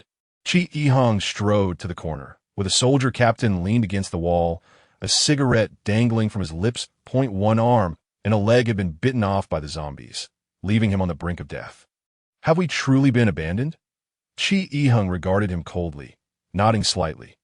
Yes. The captain coughed, the cigarette falling to the ground as black veins crawled across his face. With his remaining hand, he slowly raised his pistol to his temple. For the Dragon Kingdom, bang! The bullet pierced through his skull, and before transforming into a zombie, he took his own life. Not far away, the elderly man with whom he had shared a meal extended a feeble hand towards Chi-Ying. Chi-Ying approached him. The old man's words were cut short as he breathed his last. Chi-Ying rose, his fists clenched tightly. The rage within him morphed into an intangible force, and with a sudden flourish of his arms, A cacophony of sounds erupted. Deep gashes appeared on the walls of the air raid shelter, and the zombies were dismembered into several pieces. The ground was soaked with blood and entrails. Gradually, Chi Yiheng's body began to revert to its normal state, and the malevolence in his heart dissipated significantly. He gazed down at the corpse of the old man, his emotions tumultuous and unsettled. He was uncertain of the righteousness of his actions. All he knew was that he had narrowly escaped death at the hands of these creatures. Was he the monster, or were they? Rising to his feet, he slowly exited the shelter, stepping over the bodies of the zombies as he made his way back onto the subway tracks. His body reeked of blood, and his stomach growled with hunger. As famished, he sat down on the tracks, numbly consuming his food, still not fully recovered from the inferno of human torment he had just endured. A series of footsteps echoed. Were they zombies? It didn't seem so. He turned towards the sound. Several shadowy figures emerged into view. Upon seeing Chi Yiheng with food and drink in hand, one of them exclaimed, "Hold your fire. It seems to be a person." "Hey, speak up. Are you human?" "Uh-huh," Chi Yiheng replied. "Damn, you really are bold. Eating alone here?" Chi Yiheng wiped the blood from his face. That not permissible. A familiar figure stepped forward from behind the group. Zui Yue. Her form trembling slightly. Chi Yiheng. Senior Zua? Chi Yiheng felt a surge of joy at seeing her. Zui Yue's eyes glistened with tears, and she was about to rush forward to embrace Chi Yiheng when she was abruptly halted by Zhang Fei. "This is impossible," Zhang Fei exclaimed. "We saw him get clawed by a gigantic zombie." "What?" clattered the soldiers as they immediately aimed their guns at Chi Yiheng, ready to pull the trigger. The author has something to say. Good night. Everyone. Chapter 71. Research Plans Yue stared at Chi Yiheng, bewildered. Indeed, she had witnessed him being injured by that monstrous zombie, and he had displayed early signs of transformation. Yet, the person before her was unmistakably Chi Yiheng, and he had not become a zombie. "I have not turned into a zombie," Chi Yiheng stated calmly. "I bear no wounds. You may inspect me if you wish." The ability to converse normally was indeed a trait not exhibited by zombies. However, for safety's sake, the Special Forces captain gestured for one of his men to cautiously approach Chi Yiheng and examine him closely. "All clear, he has no injuries," the soldier reported, prompting a collective sigh of relief. Zui Yue dashed forward, leaping to embrace Chi Yiheng's neck. "This is wonderful. I'm so glad you're safe." Her voice trembled as her head rested on his shoulder. Chi Yiheng felt somewhat dazed. Yet the warmth of her body and the fragrance of her hair enveloped him like a gentle spring breeze, washing away the remnants of his earlier fury. He wrapped an arm around her back, gently patting her. "Rest assured, as long as our pact remains unbroken, I shall not perish." They parted, and Zui Yue's cheeks flushed. "How did you escape?" Chi Yiheng smiled and made a quiet gesture. "Don't forget. I'm a traitor." He then glanced at the Special Forces soldiers and asked, "Who are they?" "We're the Silver Fox team," the captain replied, removing his helmet and wiping his sweat. "Let us take a 5-minute break. This damned place is stifling. The air is terrible, and the odor is unbearable." Zhang Fei approached, scrutinizing Chi Yiheng closely. "We clearly saw. You must have misinterpreted. That blood is not mine," Chi Yiheng said with a slight smile. Zhang Fei pondered for a moment, but chose not to pursue the matter further. He produced a cigarette and approached the Silver Fox team leader, attempting to engage in small talk. "Sir, where are you headed?" "What's the mission?" The captain glanced at Zhang Fei, accepted the cigarette, lit it, and took a drag, a relaxed expression settling on his face. "Sorry, I can't divulge that." Zhang Fei observed the direction they were heading. "Are you going to the Northern District? It's an industrial area. What's worth the risk there?" The captain took a deep drag from his cigarette and smiled at Zhang Fei, but then his expression hardened as he grabbed Zhang Fei by the collar. "If you want to live, keep your mouth shut, understand? The more you know, the worse it is for you." "All right, no questions. I'm just curious." Zhang Fei chuckled nervously as he sat beside Chi Yiheng and Zui Yue. "You must know something," Chi Yiheng whispered. Zhang Fei. Zhang Fei lit a cigarette for himself, but to his surprise, Chi Yiheng extended his hand. "Give me one too." Zhang Fei paused, then complied, lighting one for Chi Yiheng as well. They both took a drag. Chi Yiheng continued. "That unreliable old man said smoking can alleviate tension that he needed to detach from the recent carnage." "Cough, cough, cough." Zhang Fei chuckled. "That you'll get used to after a few coughs." He glanced at the Silver Fox Team S members, lowering his voice. Some things, perhaps, I needn't to mention. When we get there, you'll find out for yourselves. The Silver Fox captain readjusted his mask and turned to Chiang. Look after yourself. We don't have time for you. Let us move. The group traversed the dimly lit underground subway in this shadowy realm. There was little light, and time seemed to be devoured. After an indeterminate duration, a soldier holding a tablet suddenly announced, Captain, we've arrived. Everyone halted. The Silver Fox captain glanced at the coordinates on the tablet, then scanned the surrounding walls. Along one of the walls, sections of rebar were embedded, forming a staircase. This way up, climbing upward, they encountered an iron door in the darkness. Pushing it open, they were met with more obscurity. Click! The soldiers activated tactical flashlights, illuminating their surroundings. They had entered an indoor space filled with sophisticated instruments. Although their functions were unknown, they appeared highly advanced. The floor was littered with corpses, caked with dried blood, sticky beneath their feet. Be careful. You three. Don't get lost. The Silver Fox captain warned as he chambered round his weapon and lowered his night vision goggles. Cautiously, they advanced in silence. Click! Suddenly, a sound echoed. The world seemed to awaken, regaining brightness. Zhang Fei stood a few steps away, his hand resting on a switch. He had activated the backup power supply point one by one. The lights flickered to life. The soldiers gasped, nervously training their weapons on their surroundings. What the hell are you doing? Zhang Fei immediately raised his hands, stammering, In nothing. I just accidentally found this switch. I'm an electrician by trade. And thought it might be a power switch, so I checked, and lo and behold, it worked. ISNT it right now. ZZ. Meanwhile, a display screen on the wall flickered to life. A large letter Q appeared, followed by a scene of a bespectacled man in a lab coat addressing the screen. It is now 3 a.m. on April 1 SD. Day 32 of the Corpse Research Project. We have extracted an unknown element from the mummy excavated from the underground pyramid. We have tested it on 10 corpses, and it has proven effective. They have regained vitality. Although they lack human consciousness, they can move freely. If we refine and train these reanimated corpses, they will become cheap and efficient labor. While the old geezers of the National Security Bureau oppose this plan, funding has increased significantly. They fail to comprehend what this could mean, that if successful, Longwu will possess countless tireless laborers, and our nation will swiftly ascend to industrial supremacy. Suddenly, another voice interrupted the video. Dr. Q, there's been a situation. Come quickly. Oh, damn. With a sudden crackle, the video feed was interrupted, followed by a rapid display of data racing across the screen. Data is being deleted. Data is being deleted. Chapter 72. The Monster on the Chair. Anyone with a modicum of intelligence could surmise the situation from the preceding video. It turns out that all the chaos unfolding in Harbor City is the result of that cursed corpse research program. The extinction of humanity will ultimately be self-inflicted. Suddenly, the screen went dark. The surrounding lights turned red, and an alarm blared, both melodious and jarring. Howl! A few zombies, as if resurrected, charged out from a distant door. The Silver Fox team immediately opened fire while retreating, displaying no signs of panic as they maintained their formation. With Chi Yiheng and his companions closely following, they retreated to one side, where a reinforced door was firmly locked. More and more zombies emerged, baring their teeth and rushing towards the group with gaping maws. A soldier clutching a tablet frantically pounded on the keypad. Beep, beep, beep, click.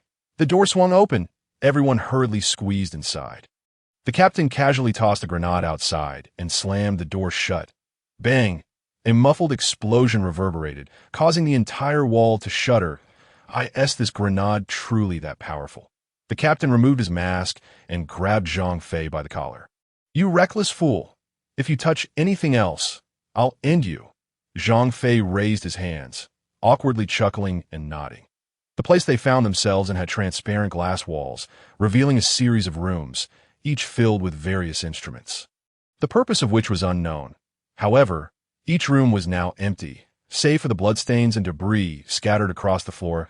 At the end stood a metal door, also secured with a keypad lock. As they slowly approached the door, suddenly, the soldier at the front halted. Captain! The others moved closer, only to discover a grayish-white figure seated in a glass chamber, 3 rooms away from the iron door. The figure had its back turned, rendering its face invisible, yet its body moved rhythmically, indicating it was likely alive. The individual was bare from the waist up, donning only yellow trousers. Its exposed torso was covered in dark purple veins, and its hands bore thick, crocodilian scales, with claws as sharp as daggers. Gulp! The captain swallowed hard and gestured forward. Suddenly, the figure stirred, slowly rising to face them. Towering over them, it looked down with blood-red eyes, exhaling hot breath from its nostrils. Most terrifyingly, it had no mouth. To be precise, it lacked lips. Its teeth and gums were fully exposed, triangular teeth glistening like a shark's. Zombie, before the captain could utter the word shoot. The creature lunged forward, crashing through the sturdy glass wall. It seized the soldier by the neck, sinking its teeth into him. Blood gushed forth. The remaining soldiers frantically opened fire, yet the bullets merely sparked against the zombie's body, having no effect whatsoever. Run! Hurry! The captain shouted, disregarding the soldier caught in the creature's grasp, urging the others to retreat towards the door at the end. Quickly inputting the code on the keypad, the door clicked open, and everyone surged inside, with Chi Yiheng, his companions, and one soldier bringing up the rear. Just as Zhang Fei entered, the zombie released the decapitated soldier and, mouth stained with blood, advanced towards the group. The captain, ignoring those still outside, prepared to close the door. However, Chi Yiheng steadfastly blocked the door, invigorated by a strength-enhancing potion, making him a match for even 3 Silver Fox captains. "What are you doing?" the captain exclaimed in exasperation. As the zombie drew nearer, closing in on the door, bang, bang, bang, the last soldier covering their retreat shot in panic. Chi Yiheng yanked Zui Yue inside. Simultaneously, the last soldier sprang forward, leaping into the door. Howl! The zombie's claw swiped through the air, spraying blood as it raked across the soldier's back. Yet he slipped inside just in time. Everyone was now safe. "Close the door! Quickly! Bang!" Chi Yiheng decisively shut the door like a T that moment. A violent pounding echoed from outside. Bang! Bang! Bang! The heavy iron door buckled under the impact. The zombie roared in furious frustration. Thankfully, the iron door was sufficiently secure, offering a solid barrier between them and the creature. The last soldier staggered, spewing a mouthful of blood. His combat uniform was torn, revealing a gruesome wound with 5 deep claw marks. Nearly exposing bone, he coughed again, blood darkening as black veins appeared on his neck. He was turning into a zombie. "Captain, save me!" The Silver Fox captain, without hesitation, approached the soldier with his handgun drawn. Gritting his teeth, he asked, "Is there anything you wish me to convey to your family? I'm an orphan." With that, the soldier's eyes rolled back, and he collapsed. Moments later, he opened his eyes anew, blood-red and frenzied, rising to bite. Bang! The Silver Fox captain pulled the trigger, the bullet piercing the soldier's skull. He was rendered motionless. The atmosphere grew heavy. They found themselves in a small room, devoid of anything but 2 doors. One door led in, while the opposite wall housed another door, secured with several locks in addition to a complex keypad lock, rendering it impenetrable. The captain wasted no time mourning the fallen comrade. He ordered the remaining soldiers to begin unlocking the door. "Captain, we've managed to unlock the other locks, but this keypad requires an 11-digit dynamic password, changing every 3 hours. The IT must be hacked with a computer, which will take at least 8 hours. The captain showed no surprise. As if he had anticipated this delay, he plopped down on the floor, removed his mask, and declared, "Let the computer handle it." The group finally had a moment to catch their breath. While outside, the zombies had fallen silent. Glancing at the time, it was already past 6 in the evening. Zuyue's expression was grim. "What's wrong?" "I'm a bit worried about my grandmother." Chi Yiheng retrieved a super intercom. "Hey, fatty, are you there?" After a lengthy pause, Shirley's voice came through. Yes. Chi Yiheng, are you all right? We're fine. How about you? Don't worry, everything is great here. Grandma Zua is also doing well. Today I extended our line of defense by several meters. By the way, have you found medicine? Shirley inquired. Yes, rest assured, both Zui Yue and I are fine, and we found the insulin. That's good. When will you come back? We've encountered some issues, but don't worry. We should be able to return tomorrow. All right then. Let us not discuss this further. Take care of everyone. I will. You can count on me. Zui Yue's expression remained troubled, as if she had something on her mind yet couldn't voice it. While in the subway, she had already informed Chi E-hung about the events following their departure from the hospital. He understood that she wished to bring others with them if they could escape Harbor City. She had never been one to think only of herself, especially with her grandmother still there. Chi E-hung approached the Silver Fox captain, crouching before him. "Sir, I would like to discuss something with you." "What is it?" The captain's expression was sour, his impatience evident. Having lost 2 subordinates and with a zombie lurking outside, it was no wonder he was in a foul mood. "If your mission is successful, can you truly take us out of Harbor City? If so, we have a few friends not far from the eastern suburbs, and I hope you can bring them along as well," Chi E-hung stated earnestly. He too wished not to miss the opportunity to leave Harbor City. The captain regarded Chi E-hung coldly. "What are you thinking? Bringing you all out is merely a possibility, and you want me to take others too? Who do you think you are? I'm not in the mood for this right now, so don't bother me." Chi E-hung took a deep breath and said to the captain, "I understand your concerns, the zombie outside. However, perhaps I can eliminate it, provided you agree to my earlier proposal." "What do you say?" The captain furrowed his brow, regarding Chi E-hung for a few moments before breaking into a laugh. "You think you can handle that zombie? You're quite the bold one for someone so young. Who do you think you are?" "Blue Bow, kid, have you read too many novels or comics? Do you think you're a hero or a superhero? I've already lost 2 comrades. They're all seasoned soldiers, battle-hardened and expertly trained. If you wish to avoid death, then once the door opens, obediently hide behind us and follow closely. But for now, kindly take a seat over there. Do not trouble me." Chapter 73. The metal box. Chi E-hung had anticipated this outcome. Convincing the captain of the team was no easy feat thus. He refrained from further discussion and simply returned to sit beside Zui Yue. The 3 of them silently resting against the wall in this place. The passage of time was imperceptible, with no distinction between day and night. Yet, hunger was unmistakably gnawing at them. The soldiers unfastened their supply packs, retrieving compressed biscuits and bottled water. The captain took a sip and gestured towards Chi E-hung, and the 2 others. One soldier approached, carrying a small package of biscuits and water. "You may eat," he offered. Chi E-hung waved his hand dismissively. "No need. We have our own." Having exhausted their supplies, Chi E-hung had no choice but to spend money. Host successfully purchased 1 serving of Zylonkan hot pot, 1 portion of beef tripe, and 1 portion of lamb, totaling 3,000 yuan, remaining balance 138,507,500 yuan. Items have been stored in the host's infinite backpack for free access. Chi E-hung was indeed famished, and having just earned millions in the bomb shelter, spending 3,000 yuan for a meal felt far from extravagant.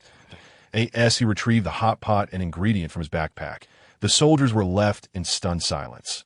Not only them, but Zhang Fei was also taken aback. "How did you manage that? Please, enlighten me on what you mean by being a traitor." Chi E-hung handed Zhang Fei a pair of chopsticks. "Why so many questions? Whether you eat or not is your choice." "Of course I will eat. Not eating would be foolish." "Wow, charcoal hot pot.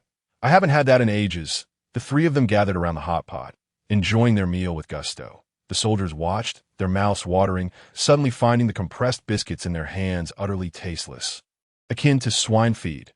However, being well-trained soldiers, none dared to approach. After finishing their rations, they immediately leaned against the wall to recuperate. Once Chi E-hung and Zui Yue had finished eating, they too sat on the ground, leaning against the wall to rest.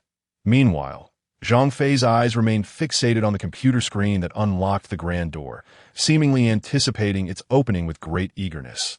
Chi E-hung was indeed feeling fatigued, especially after a hearty meal, which made him drowsy. Beep, beep, beep. He was jolted awake by a series of sharp sounds. The grand door hummed open. Everyone stood up. Within the doorway, radiating white light, lay a black rectangular metal box. The box was not large, measuring approximately 1 meter 60 by 50 centimeters. They approached it cautiously. The metal box bore no visible seams or openings. It appeared to be a solid block of metal. Captain Inhu stared intently at the rectangular object. Could it be that he had risked his life for such a mere slab of metal? Or perhaps a troubling thought crossed his mind. Could it contain a mummy? Chi E-hung circled the box and suddenly noticed something peculiar. The metal surface was impeccably smooth, devoid of any blemishes, yet upon closer inspection, a tiny groove was visible on its side. The groove seemed to function as a switch. Pressing it might reveal its contents. Driven by curiosity, Chi Yi-hung extended his hand. "What are you doing?" Captain Inhu immediately aimed his weapon at Chi Ying. "No one is to touch it. Seal it up." "Understood." Several soldiers promptly produced capsule-like devices and placed them at the four corners of the rectangular metal. With a hissing sound, the devices inflated, enveloping the entire metal block. One soldier effortlessly lifted the metal piece and secured it tightly behind him. Checking his watch, Captain Inhu addressed everyone. "Task completion is halfway. We have ample time, ITS time to head home. But could they safely exit without facing the zombie?" The members of Team Inhu exchanged glances, seemingly formulating a comprehensive battle strategy. The captain donned his helmet, slowly activated the device beside the iron door, and with a click, the door began to creak open. Chapter 74. In the darkness you three, do not blame me for failing to remind you. Captain Inhu earnestly addressed Chi Yi-hung and his companions once more. "Stay close to us, otherwise bear the consequences." The soldiers prepared for battle, well aware that once the door opened, either the creature outside would perish or they would. There was no third option. "Rest assured, Commander, should anything happen to us, we will not hold you responsible," Chi Yi-hung replied, as he retrieved weapons from his pack, handing a katana to Zui Yue and an AK to Zhang Fei. Although he would not openly admit it, in this dire situation, Chi Yi-hung had already considered Zhang Fei a comrade. Seeing the three arm themselves, Team Inhu appeared somewhat relieved. Their interest piqued, not only by Chi Yi-hung's pack, but also by the fact that these individuals were not merely ordinary civilians. However, there was no time for conjecture regarding Chi Yi-hung and his companions' identities, for the door had now opened. Beyond the door lay an empty, chaotic scene. The floor was strewn with shards of glass and metal fragments. The door through which they had entered stood ajar, and no traces of zombies were in sight. Had it fled? The members of Team Inhu maintained their vigilance, moving cautiously towards the entrance. Not a single room remained intact. Everywhere, shards of glass littered the ground, and many machines lay dismantled. For some unknown reason, the zombie had unleashed a violent rampage here. Yes, they pushed open the partially ajar door. Everyone gasped in unison. Outside lay a scene reminiscent of hell on Earth, littered with the remains of zombies. No, to be precise, it was the remnants of the undead, dismembered limbs, severed arms, with half-eaten entrails hanging from tables and monitors. The acrid stench of blood was nauseating. Not a single wall was clean. Everywhere was stained with dark crimson, transforming the entire ambience into a nightmarish hue of blood and darkness. Zui Yue covered her mouth and nose, nearly retching, while even the well-trained members of Team Inhu emitted a few dry heaves. This carnage could not have been accompanied by a harrowing scream. A metallic object plummeted from the sky, crashing heavily onto the ground. Following that, blood and dismembered limbs fell as well. Ultimately, a severed head tumbled to the earth like a ball, rolling to the feet of Captain Silver Fox. Fear intertwined with rage, and the few remaining soldiers immediately opened fire upon the head. Gunfire erupted in a cacophony. One soldier, mustering all his strength, hurled a grenade upwards. Boom! Debris rained down, and the immense fireball briefly illuminated the underground passage. Chi Yi-hung clearly saw, not far from them, a lipless zombie clinging to the wall, its body suspended in midair, gazing at them with a vacant, cruel stare. In its other hand, it held a blood-soaked heart. Chapter 75. Trash. The others also beheld the grotesque creature. Such a horrifying sight rendered everyone speechless. Be careful. Zhang Fei suddenly leapt up, tackling Chi Yi-hung to the ground, and a massive stone fell, precisely striking the spot where Chi Yi-hung had stood. Had it not been for Zhang Fei's timely intervention, he would likely be dead or, at the very least, severely injured. Yet, not everyone was so fortunate. A boulder landed squarely on the head of the soldier who had thrown the grenade.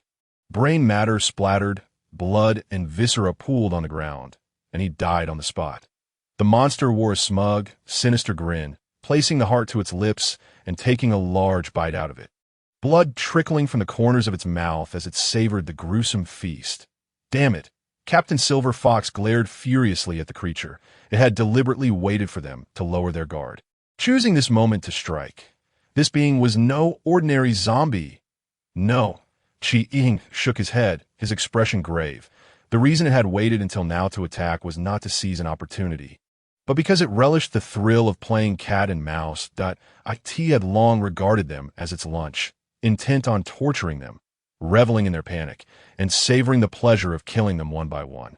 Everyone swallowed hard, Chi Ying's words instilling fear in their hearts. This monster was impervious to blades and bullets, and it certainly possessed that capability.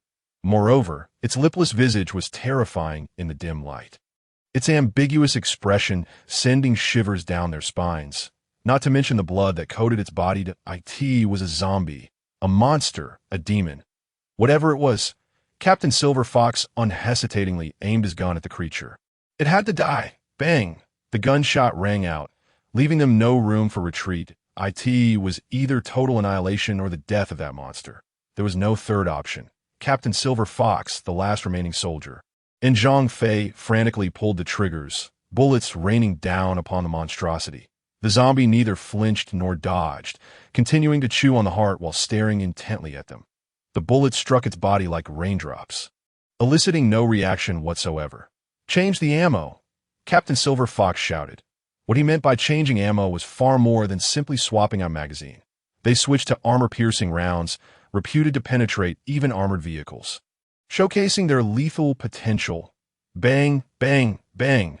The sound was deep and explosive, yet those specialized bullets still failed to harm the creature, instead enraging it. The monster leapt down, landing squarely on the last soldier, sinking its teeth into his throat. Before he could even scream, Captain Silver Fox's final comrade fell lifelessly into a pool of blood. Go. Zhuiyue, you all must leave. Chi Ying urged. Immediately leave? Yes. Zhang Fei. Hurry and take her away. And what about you? Zhuiyue grasped Chi Ying's hand, insisting they leave together. Don't worry. I will be fine. Chi Ying replied earnestly to Zhuiyue. I will catch up with you. Gritting her teeth, Zhuiyue began to run with Zhang Fei. The monster showed no urgency in pursuing them, remaining hunched over the soldier's corpse, tearing into it. Blood poured onto the ground, pooling at Captain Silver Fox's feet, the illustrious Silver Fox squad of Longwa. Utterly decimated, he trembled, his gun now empty, ammunition exhausted. He retrieved the last grenade he had. That was his personal honor grenade. He was a soldier, prepared to die in battle, but he absolutely could not be defeated. In his left hand, he held the grenade, while he intended to draw his dagger with his right to engage the monster in close combat, only to remember that he had given his dagger to Zhang Fei before departing. Damn it, he cursed, ready to pull the pin on the grenade and charge forward. But Chi Ying reached out to stop him. Don't you want to complete the mission? Captain Silver Fox froze, staring at the black metallic cube at his feet. His emotions in turmoil, as he did not fear death. He simply felt ashamed as a soldier for failing to complete the mission. You take the item and go. I will hold it off, Chi Ying said coldly. But I have a condition. Allow the three of us to leave Haigang City and take along a few of our friends. You little brat, now is not the time for grandstanding. Just go. I will die with it. Chi Ying yanked Captain Silver Fox's collar, glaring fiercely. If it weren't for you, I wouldn't care about your life. Now go. Gritting his teeth, Captain Silver Fox no longer hesitated. He shouldered the black metallic box and fled. Chi Ying took a deep breath, twisting his neck. He was eager to discover just how much power he possessed in that monstrous state. His actions were indeed risky, a gamble on his ability to defeat this creature. The monster he was about to transform into was likely one of the 10 experimental subjects. Since he could take down that one, he would surely triumph over this one as well. With a swift motion, the monster had devoured the soldier's heart in one bite. Its blood-soaked visage made it appear even more terrifying. Now it's just the two of us. Hey, monster, if you want to chase after those three, you'll have to get past me first, Chi Ying declared coldly. The monster spat, discarding the half-chewed heart from its mouth. It regarded Chi Ying with a look of disdain and contempt, seemingly dismissing him entirely. There was another reason for allowing them to leave first. Chi Ying took a cold, deep breath. He did not wish for them to witness him in this state. Transform. The words felt a bit childish as they left his mouth. But he had no idea how to enter that monstrous state, so he shouted it out in an attempt. However, seconds passed, and Chi Ying's body showed no signs of change. Meanwhile, The zombie had already taken several steps towards him. The two locked eyes. Damn it. The zombie swung its hand at Chi Hung, who reacted swiftly, extending his hand to block. Yet the overwhelming force sent him flying, crashing into a pile of rubble. He coughed up blood. Feeling as if his ribs were shattered, his body in excruciating pain, completely immobilized. Even with the strength-enhancing potion, he felt this way. Had he not consumed the potion, he might have already perished. This monster was incredibly powerful. In just 2 steps, the zombie was before Chi Hung, its sharp claws poised at his throat, piercing the skin and drawing blood. Its gaze was cold, shaking its head, emitting a series of guttural sounds. Little brat. Worthless. After saying that, it surprisingly abandoned its intent to kill Chi Hung, nimbly leaping towards the direction where Zui Yue and the others had fled. Little brat? Worthless? The monster zombie was taken aback, but it was too late. Chi Hung had already leaped to confront it, seizing its head with his right hand and forcefully slamming it into the ground. Bang! A resounding crash echoed as the ground cracked with fissures. Chi Hung's skin transformed into a deep brown, his hair turned white, and his eyes glowed crimson. He stared coldly at the monster zombie beneath him. What did you just say? Trash. Chapter 76, Dead Mission. The monster zombie lay pinned to the ground, utterly immobile, its eyes wide as it gazed at the indifferent Chi Hung, struggling to articulate a few indistinct words. Are you one of us? One of us? Chi Hung scoffed. I am nothing like you. To be honest, I don't even know what I am, but I am certainly not trash like you. The creature clenched its fists, summoning all its strength to throw a punch at Chi Hung's head. Whoosh! Chi Hung dodged the attack. In the blink of an eye, he had distanced himself by 2 paces. The monster rose, glaring furiously at Chi Hung. Chi Hung bore no injuries. All wounds had healed, and his fearsome appearance instilled a sense of pressure in the zombie. The pressure stemmed from power. The creature sensed an insurmountable force emanating from Chi Hung. Chi Hung regarded the monster coldly. The two stood facing one another, unmoving. The monster's muscles tense. It no longer knew what fear was. It had been stripped of that feeling the moment it became a corpse. It craved slaughter, frenzied slaughter. Even though the small demon before him was terrifyingly powerful, it could not halt his relentless march towards slaughter. A howl erupted as the zombie charged towards Chi Hung. With a sharp hiss, the air seemed to tear apart. Chi Hung raised his left hand into the air, and the zombie froze like a statue. Stiff and immobile, in the next moment, the creature's head slowly tilted away, and with a sickening gurgle, it plopped onto the ground. The sound of blood spraying was exquisitely melodious. Black blood erupted forth, and the body thudded heavily to the ground. Legend has it that as long as the cut is swift enough, the sound of blood splattering is as pleasing as the wind's whisper. It seems the legend holds true. Ha ha ha. Chi Hung couldn't help but laugh maniacally. The power and gore ensnared him in a frenzy of bloodlust from which he could not extricate himself. After a long while, his laughter gradually subsided, and his body returned to a semblance of normalcy, accompanied by an intense wave of hunger that he was so starved that he could scarcely walk. Sitting on the ground, he began to devour the food in his backpack. It appeared that transforming into a monster was contingent upon his emotions. Whenever he lost control, consumed by rage, he would manifest that horrifying visage. He understood clearly that once he became a monster, the ensuing carnage would render him uncontrollable. Therefore, it was imperative that he maintain mastery over his emotions. Zui Yue and Zhang Fei had escaped to the basement level of the office building. Hearing footsteps behind them, they halted and waited. The moment they laid eyes on Captain Silver Fox, Zui Yue felt a tightening in her chest. Where is Chi Hung? Where is he? Captain Silver Fox wiped the sweat from his brow and stammered. I don't know if he said to hold off that monster. Since the zombies haven't pursued us and he hasn't shown up, he has likely already sacrificed himself. Time is running out. We must ascend. The helicopter will arrive shortly. The captain hesitated for a moment before adding, Rest assured, I promised him that I would get you out of here. I will also request to evacuate your friends from the outskirts of Harbor City. You have aided me in completing this mission, so it shouldn't be too difficult. Impossible. He must still be alive, Zui Yue insisted. That monster, you saw how terrifying it is. Chi Hung cannot face it alone and expect to survive. Zhang Fei urged. We need to hurry up, even for Qi Yiheng's sake. If that monster catches up, we won't escape, and his sacrifice will have been in vain. Yue gritted her teeth, firmly believing that Qi Yiheng was still alive.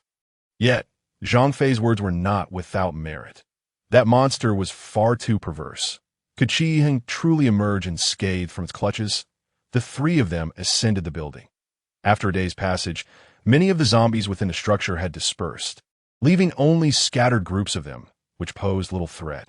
Zhang Fei and Zhou Yue forged ahead, and the trio ascended to the 33rd floor without incident.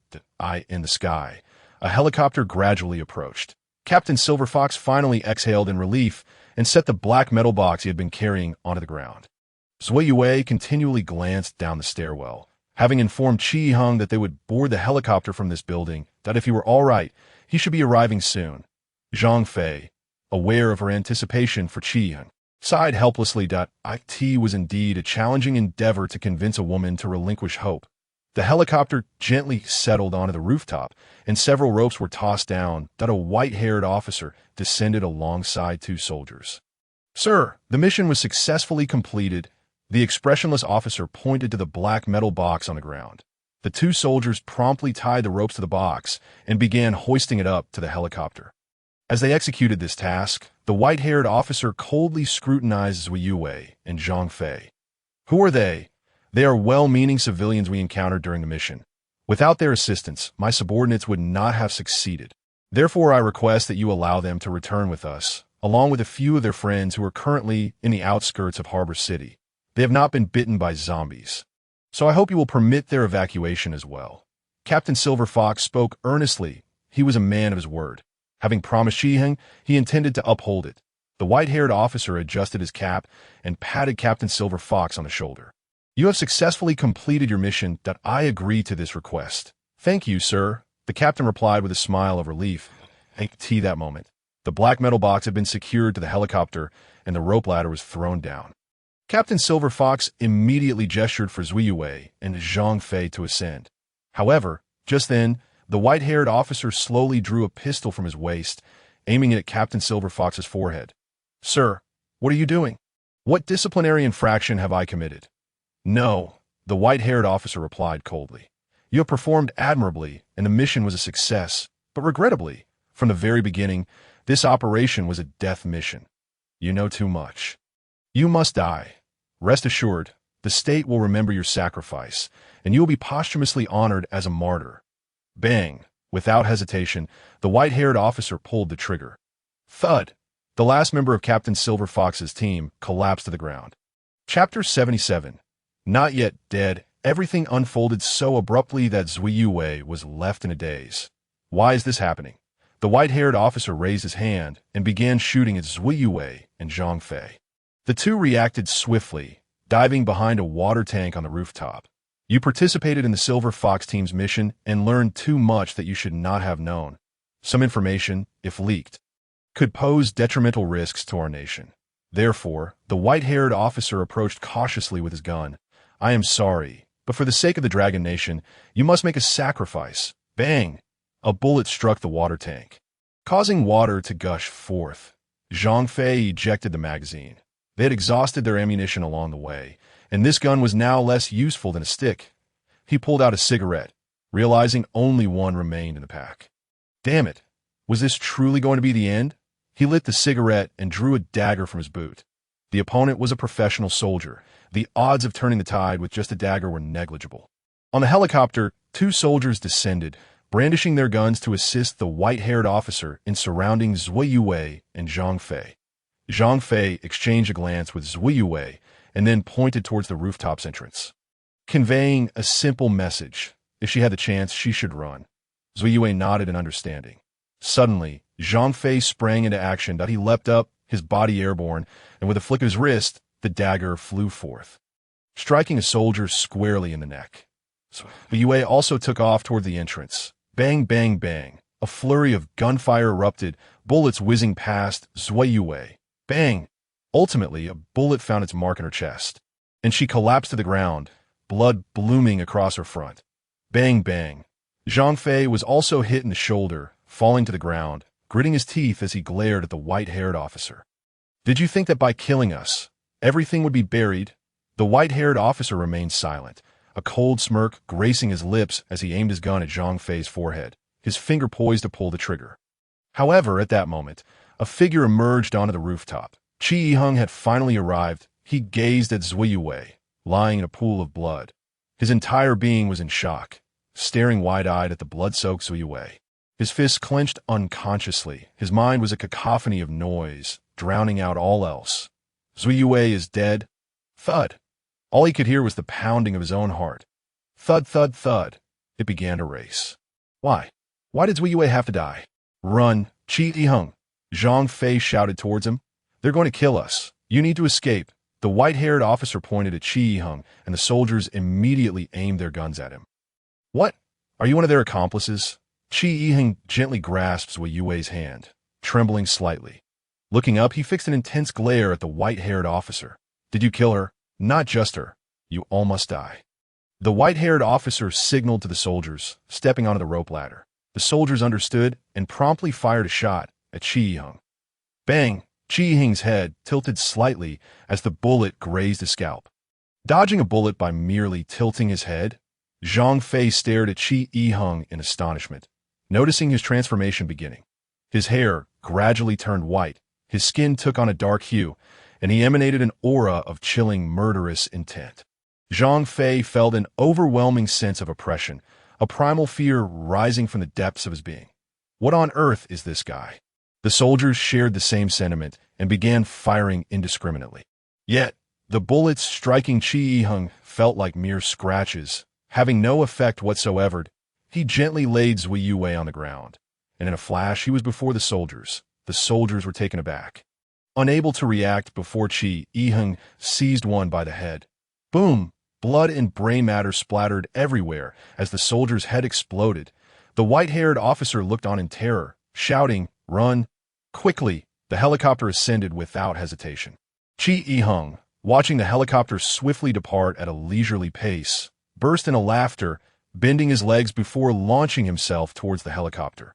Zhang Fei could only watch in astonishment as Qi Yiheng leaped out like a bird in flight. Grabbing hold of the rope ladder still dangling from the helicopter with a forceful thud, the entire helicopter dipped momentarily, swaying precariously in the air, struggling to stabilize.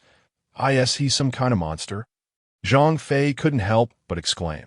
The white-haired officer aboard the aircraft was equally terrified, questioning what manner of creature this was. The machine guns erupted with a barrage of bullets, but none could inflict any harm upon Qi Yiheng. With a thunderous explosion, flames erupted beneath the helicopter. In a moment of desperation, the officer threw a grenade. The immense blast sent the helicopter into a violent tremor, threatening to plummet from the sky. As the smoke from the explosion began to dissipate, Qi Yiheng remained unscathed, clutching the rope ladder. "You killed Zui Wei. I will make you pay with your lives." The muscles on the officer's face twisted in fear. A monster! How could they encounter such a creature? Just then, from the rooftop of the office building, Zhang Fei shouted at the top of his lungs. "Qi Yiheng, hurry! Zui Wei is still alive." Chapter 78. The fall. Zui Wei is still alive? Qi Yiheng's face lit up with joy as he turned towards the rooftop. Zhang Fei was supporting Zui Wei, who was sitting up with a pained expression, her lips trembling, though her eyes remained closed. It was certain she was indeed alive. Without hesitation, Qi Yiheng released his grip on the helicopter and plummeted swiftly, landing with a thud on a rooftop before launching himself towards the building. Thud! He landed heavily on the rooftop and immediately rushed to Zui Wei's side. Zui Wei! Zui Wei! Zhang Fei, uncertain whether it was mere luck or fate, observed that her heart was on the right side. The bullet had missed her vital organs, but she required immediate medical attention and a blood transfusion. Qi Yiheng shot a glance at Zhang Fei. With blood-red eyes filled with murderous intent, Zhang Fei felt a chill run down his spine, sensing that Qi Yiheng harbored thoughts of killing him. "Since you can diagnose her, you should be able to save her, right?" A sinister smile naturally crept onto Qi Yiheng's face, causing Zhang Fei to feel uneasy. Zhang Fei swallowed hard, stating, "Our agents are trained in basic life-saving techniques." "Then let us get to it." Qi Yiheng scooped up Zui Wei and glanced into the distance. A private hospital lay just 2 blocks away. You, get on my back. Oh. Zhang Fei gulped and climbed onto Qi Yiheng's back. Although separated by clothing, he could feel the hardness of Qi Yiheng's skin, so hard that it felt as if it could cut. Qi Yiheng bent his legs slightly, causing the ground beneath him to fracture. Thud! With a powerful push, he took off into the air, carrying Zui Yue and Zhang Fei with him. Below them lay towering buildings and streets, and Zhang Fei swallowed again, realizing he was soaring for the first time in such a manner. This is unbelievable. Who exactly is Qi Yiheng? No. Is he even human? Thud! With a crash, Qi Yiheng, along with Zui Yue and Zhang Fei, crashed through a window, landing on the top floor of the private hospital. Upon landing, Qi Yiheng released Zui Yue and braced himself against the ground, gasping for breath. His body gradually returned to normal, and the devilish grin that had lingered on his face began to fade. Quickly, save Zui Yue! Qi Yiheng lay exhausted on the ground, his stomach growling with hunger. Maintaining his monstrous state had drained his stamina significantly. Who are you? In the corner, a woman in a blood-stained white coat held a scalpel. Nervously eyeing the trio, the helicopter swayed in the air. Though it had shed Qi Yiheng, black smoke now billowed from its tail, the earlier explosion having damaged its power system. Sir, I'm afraid we won't make it to Sky City. The pilot lamented, No. Whatever it takes, we must leave Haigang City. Even if we crash, it must be in Sky City. That is an order. Yes. The white-haired officer's face paled. He never anticipated that his operation would encounter such dire complications. Who on earth is that boy? Thud. Ultimately, the helicopter could not withstand the strain.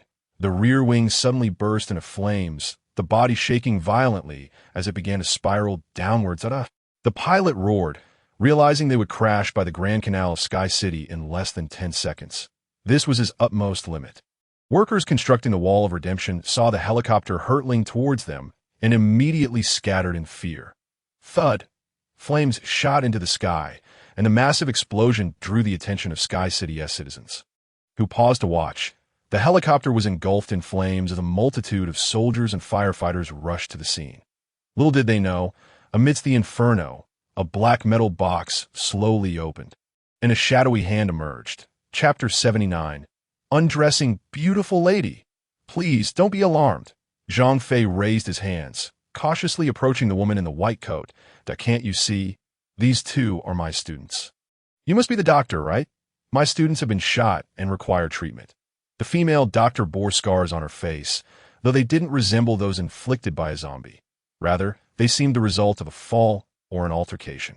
Her clothes were tattered, the white coat now a shade of gray, with several holes in her black stockings. Glancing at the unconscious Zui Yue, before she could even speak, Zhang Fei snatched the scalpel from her hand. Beautiful lady, we mean no harm. Could you please provide some bandages to staunch the bleeding? She also needs a blood transfusion. Growl. The doctor's stomach emitted a weak sound of hunger. Qi Yiheng was equally famished. He rummaged through his bag, offering food to the doctor. If you save her, I can provide you with something to eat. The doctor swallowed hard and immediately rushed to Zui Yue's side, meticulously examining her. Help me lift her up and follow me, the doctor instructed before pushing open the door to an empty hospital devoid of any staff. Please remain quiet. There are only the 4 of us on this floor. As long as we stay silent, we will be safe. The doctor opened the door to a patient room. Place her on the bed. Hesitant, Zhang Fei leaned against the wall, stuffing food into his mouth. Feeling somewhat revitalized as he swallowed. Tear off her clothes.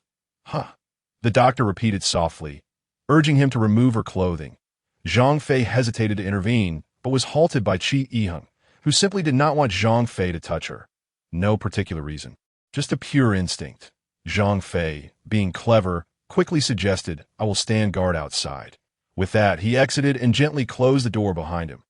Qi Yiheng hesitated for a moment, but ultimately pulled down Zui Yue's collar, revealing her black lingerie beneath.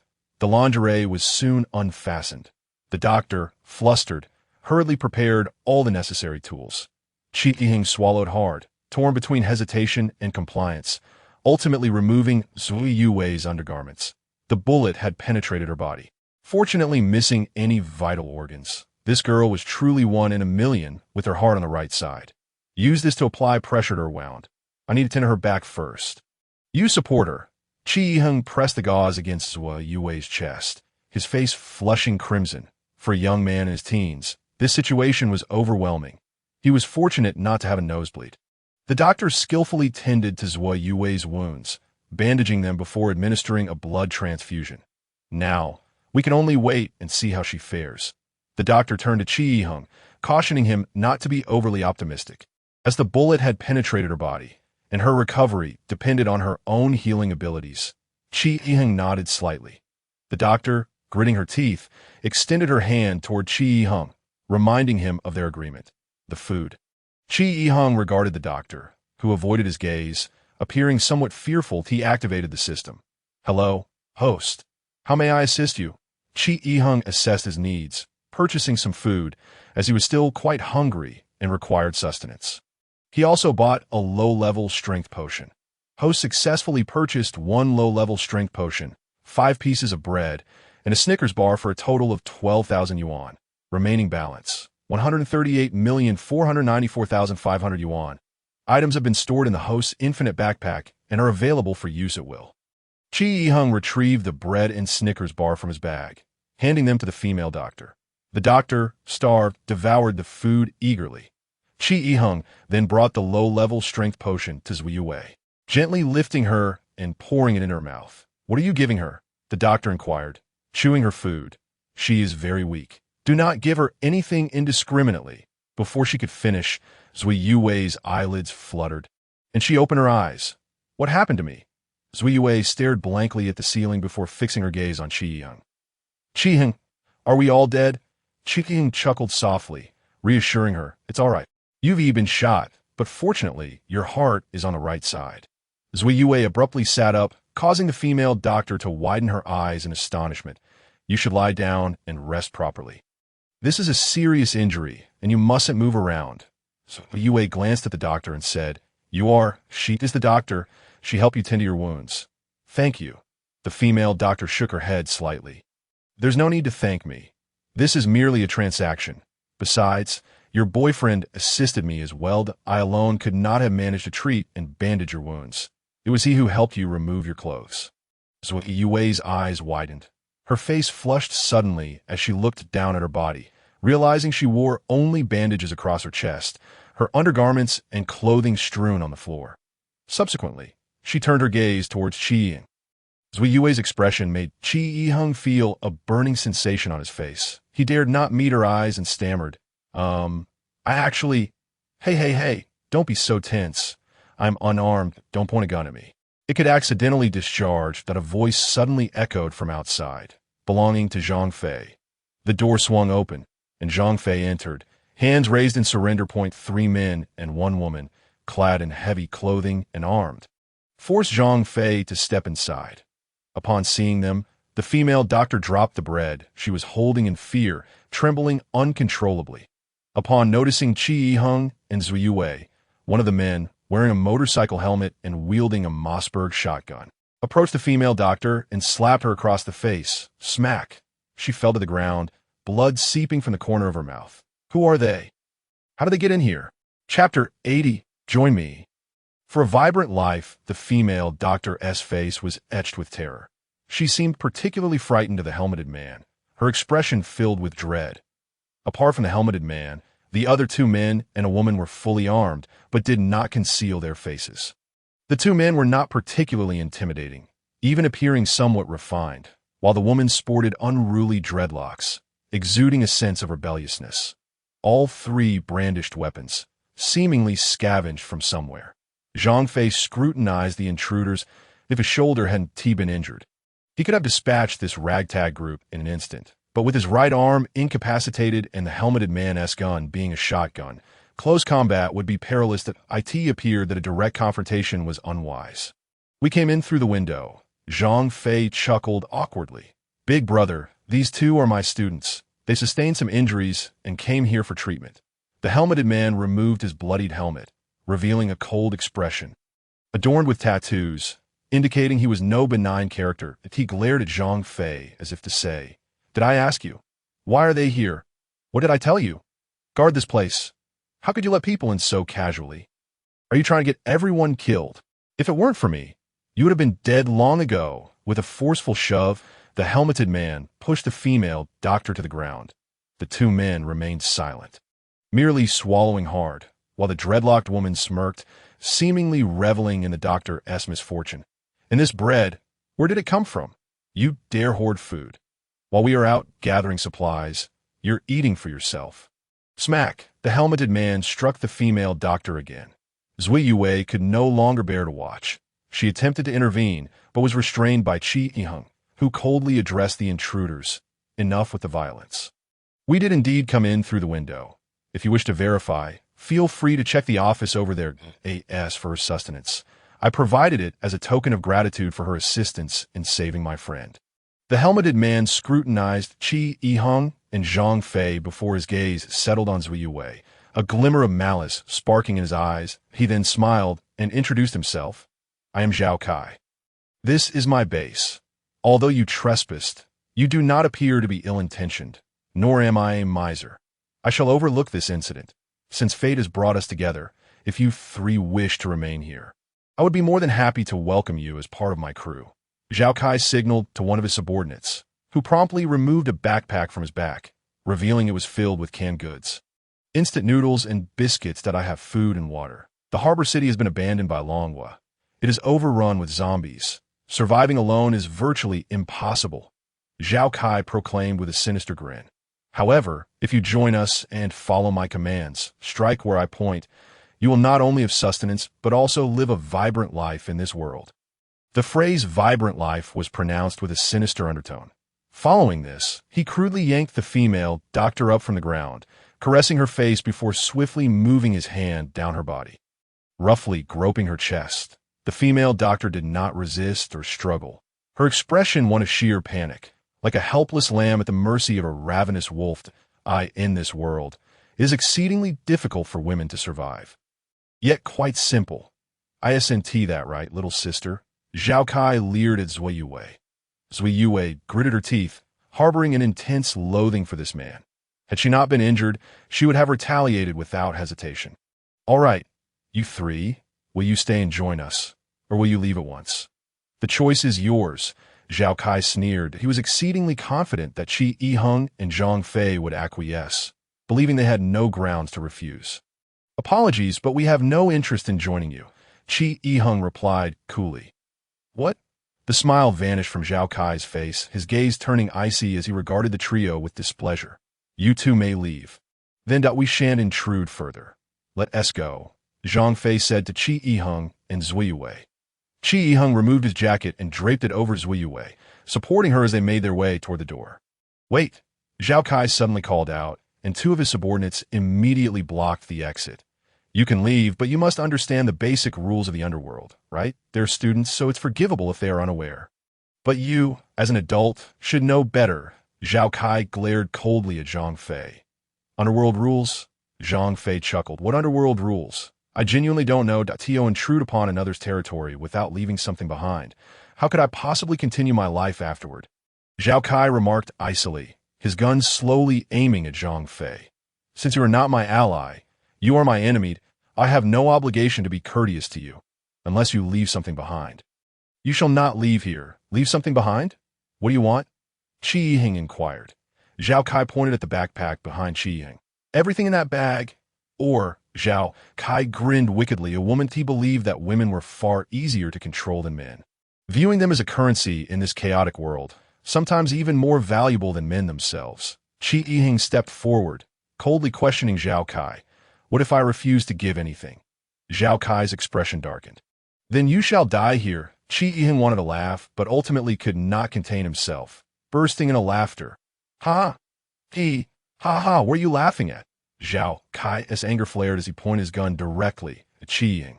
"Because it's amusing," Qi Yiheng replied nonchalantly. "I intend to leave with my companions now. Let us see who dares to stop me." Qi Yiheng's declaration was filled with authority, his piercing gaze radiating lethal intent. Zui Yue couldn't help but swallow hard. Qi Yiheng was no longer the same. His eyes now reflected determination and a newfound confidence, a confidence born from immense strength. Standing beside him, one could distinctly feel a reassuring sense of security. "Damn it, little brat, how dare you underestimate me?" Zhao Kai pressed the gun against Qi Yiheng's chest. "Hand over your bag, or I'll kill you. I truly will." Zhang Fei helplessly covered his face, having witnessed Qi Yiheng's terrifying prowess firsthand. These fools were genuinely courting death, yet it was not entirely their fault. Before witnessing Qi Yiheng's monstrous side, who could have anticipated that this seemingly harmless youth harbored such depths? "Idiot, don't speak." Zhang Fei warned that if you don't want to die, just stay out of this. He was not joking. Otherwise, they would face a gruesome demise. Chapter 81. Loss of control. Who the hell are you trying to scare? Zhao Kai laughed boisterously. "I in this building. I am the king." Zhang Fei silently cursed in his heart. "I advise you not to provoke me." Qi Heng fixed his gaze on Zhao Kai, a slight smile gracing his lips. "Because when I lose my temper, I may not even be able to control myself. All right, come at me." Zhao Kai pressed the gun firmly against Qi Heng's face. "You little brat, show me what happens when you get angry.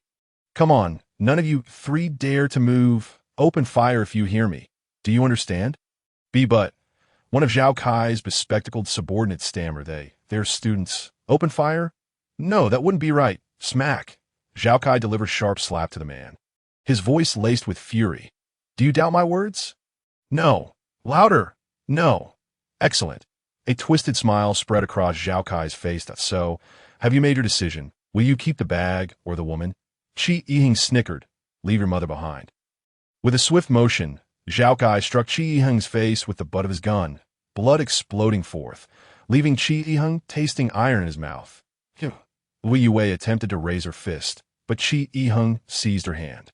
He licked the blood from his lips, the metallic taste igniting a fire within him. "Not bad. Crack." Zhao Kai struck him again. Qi Yiheng chuckled. "Go ahead, shoot. If you have guts, pull the trigger. Don't let me look down on you." "Scum." Zhao Kai's expression darkened, teeth clenched, his finger poised on the trigger. Covered in blood, Qi Yiheng began to undergo a transformation. His skin darkened, and his hair lost its luster. "Shoot. Hurry up.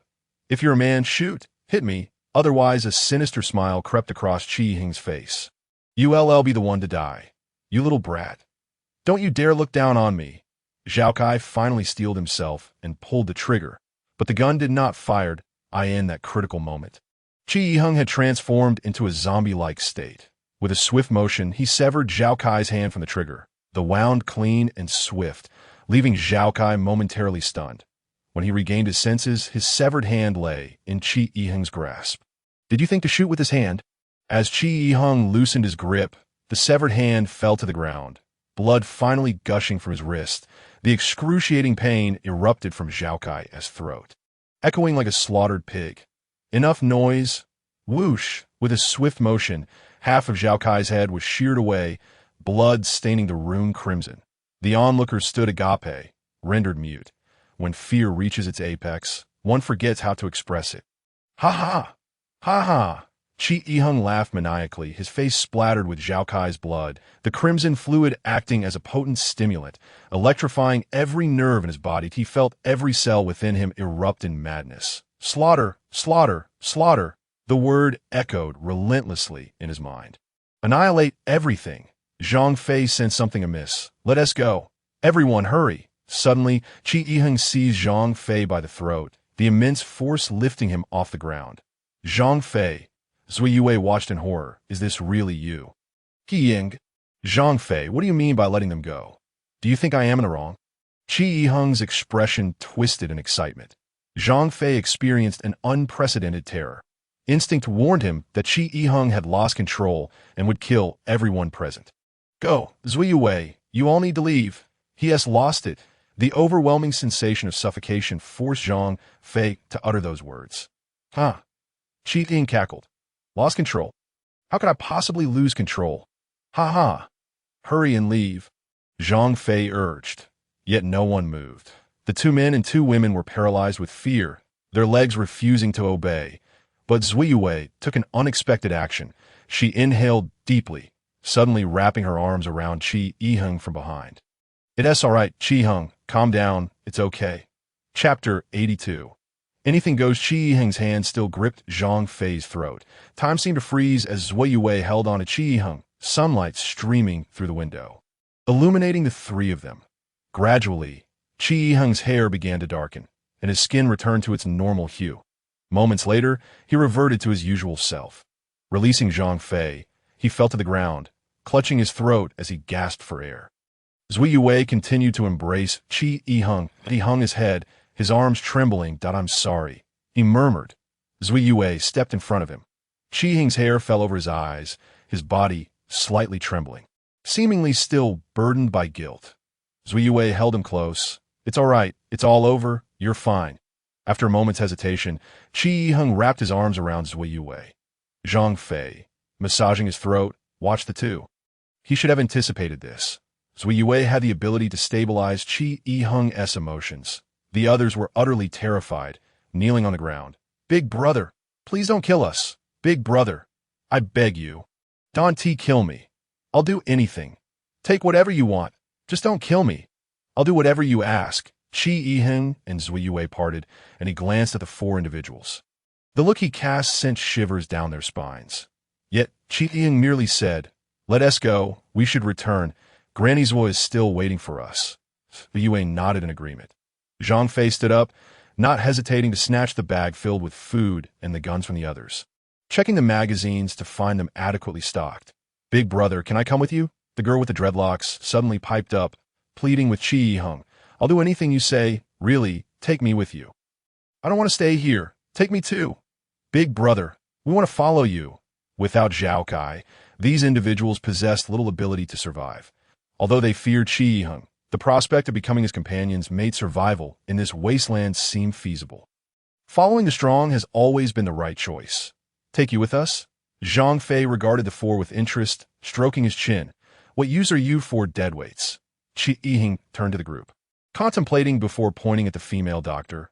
"Are you willing to come with us?" The female doctor, her mouth still oozing blood, swallowed hard and eventually nodded. In truth, she had not uttered a single word nor pleaded for Qi Yiheng to take her along. Qi Yiheng chose to include her, partly because she had assisted in saving Zui Yue, and partly because his group was indeed in need of a doctor. Moreover, the female doctor's timid demeanor suggested she was unlikely to be a threat. "Big brother, take me too." The girl with the dreadlocks, seeing Qi Yiheng's lack of response, grasped Zhang Fei's hand. "Big brother, let me join you. I could do anything, truly." Zhang Fei lifted the girl's chin, scrutinizing her closely. The girl with the dreadlocks was quite attractive, in her 20s, with a decent figure, though her smoky makeup was slightly messy. "She's my type," Zhang Fei chuckled, "but unfortunately, I've been a vegetarian for quite some time." Qi Yiheng considered the three individuals, then returned the food-filled bag to Zhang Fei. "Survival of the fittest. You three, if you want food or weapons, bring money or valuables to the eastern outskirts, and I can sell them to you." With that, Qi Yiheng and his group began to make their way down the stairs. "Big brother." The three attempted to catch up. However, a mere glance from Qi Yiheng was enough to deter them, instilling a fear that dissuaded them from approaching. It was a killing intent, a terrifying aura. They descended the stairs and found a taxi parked nearby. Zhang Fei took the wheel and sped off. Qi Yiheng sat in the passenger's seat, silent, that he realized he had become overly reliant on the monstrous power of his rage, completely overlooking the fact that he could lose control due to his bloodlust. Just moments ago, he had nearly killed Zhang Fei. If he had succumbed to his bloodlust, even Zui Yue could have fallen victim. Qi Yiheng recoiled at the thought. He stole a glance at Zui Yue in the rearview mirror, a ripple of emotion stirring within him. Why? Why did he care so much for Zui Yue? How had she unwittingly ascended to the forefront of his heart? Zhang Fei pressed the accelerator, speeding along. "By the way, beautiful, I still don't know your name." Zhang Fei asked the female doctor with a mischievous grin. The female doctor, still somewhat apprehensive, stammered her name. "Hanexu," in the blink of an eye. They arrived at Qiantai town. The bodies of those Zhang Fei had shot earlier lay silently, while a few zombies stood like mannequins in a display window. This was the only route leading to the outskirts, indicating that all was likely well at the base. It was midday. Following Zui Yue's directions, Zhang Fei soon spotted Granny's villa. The trench outside had been dug halfway around, suggesting that Lei had indeed been industrious these past few days. And to his credit, the rotund man was finally pulling his weight. Qi Yiheng chuckled as the vehicle approached. Lei, somewhat nervously, picked up his gun, but upon recognizing Qi Yiheng and the others, he excitedly waved. "Hey, Qi!" Yiheng leaned out and waved back, but suddenly froze. 3 men emerged slowly from the trench, shovels in hand, silently watching the occupants of the car. Who are they? Chapter 83. Making decisions upon seeing the 3 men. Zui Yue couldn't help but furrow her brow. The vehicle came to a gradual halt, and the 4 of them alighted. Lei rushed over, exclaiming, "You're unscathed. I knew you were lucky." He noticed Zhang Fei and raised an eyebrow in surprise, asking, "How come he is with you? And who is this woman?" Qi Yiheng smirked slightly, his gaze lingering on the trio of men behind Lei. "Who are they?" Before Lei could respond, the 3 men approached, extending their greetings. "You must be Qi Yiheng," one of the bald men with a beard said with a smile, reaching out his hand. "I'm Qian Xiao, and these are my brothers, Qian Xiaowei and Qian Xiaoduo." Qi Yiheng did not reciprocate the handshake, his demeanor cautious as he scrutinized the 3. The Qian brothers emanated a rustic charm, likely hailing from a farming background. Qian Xiao appeared somewhat unfriendly, while his 2 siblings had honest faces. "Last night they managed to escape here. Seeing them in such a pitiful state, we decided to take them in," Lei explained. "Pitiful?" Qi Yiheng frowned, bluntly questioning, "Who are they? Who is looking after them?" Lei was taken aback by Qi Yiheng's inquiry in front of the Qian brothers, awkwardly replying, "Well, it's them. So a grandma, one Xiaoshui, and teacher by all agreed to shelter them." The Qian brothers exchanged glances, their expressions a mix of embarrassment and displeasure. "Little brother Qi, we're not bad people. We've come to Haigang City to visit family.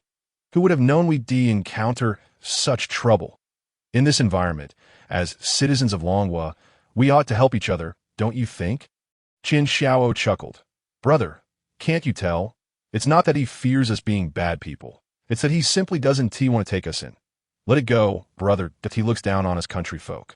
I never expected that the youngsters from the city would be so snobbish." "Younger generation?" Qi Yiheng's expression darkened, a hint of displeasure evident. Zui Yue immediately tugged at him, urging, "Let us go inside and discuss this." "Yes, let us head inside first. Zui Yue is still injured," Zhang Fei concurred. Qi Yiheng fell silent, supporting Zui Yue as they all entered the villa. "Brother, Sister Zua," Lei beamed as she ran towards them. "I missed you so much." Qi Yiheng affectionately ruffled Lei's hair. "Uncle?" Lei exclaimed in surprise upon seeing Zhang Fei. "You're here too." Zhang Fei chuckled, picking up Lei. "It seems our paths cross again." "Lei, Qi Yiheng." Wan Xiaoshui rushed out, enveloping Qi Yiheng in a tight embrace. "You finally returned." "Yes," Qi Yiheng replied with an awkward smile, instinctively glancing at Zui Yue. Zui Yue, however, paid them no mind and walked straight towards her grandmother. "Yue, are you hurt?" "It's nothing, Grandma. Just a minor injury," she reassured. Among the group of women surrounding Grandma stood a man in a well-tailored suit, around 30, wearing glasses, with slightly wavy hair and an intellectual demeanor, exuding the air of either an academic or a high-ranking professional. "Zua," Grandma introduced, "you should all be acquainted by now. These 3 are the Qian brothers, and this gentleman is Professor Shunqing." "Professor?" Shunqing approached Qi Yiheng and the others with politeness, adjusting his glasses as he spoke leisurely. "You must be Zua Grandma's granddaughter, Zui Yue and Qi Yiheng, am I correct? And these 2? "Oh, I'm Zhang Fei. Just an ordinary fitness coach. And she is Han Shui, a doctor." Zhang Fei replied with a calm smile that he is not merely a fitness coach. Lei interjected, dissatisfied as he exposed Zhang Fei's deception. "He is actually an agent from Ingwa. Qi Yiheng, how can you be with him?" "Indeed."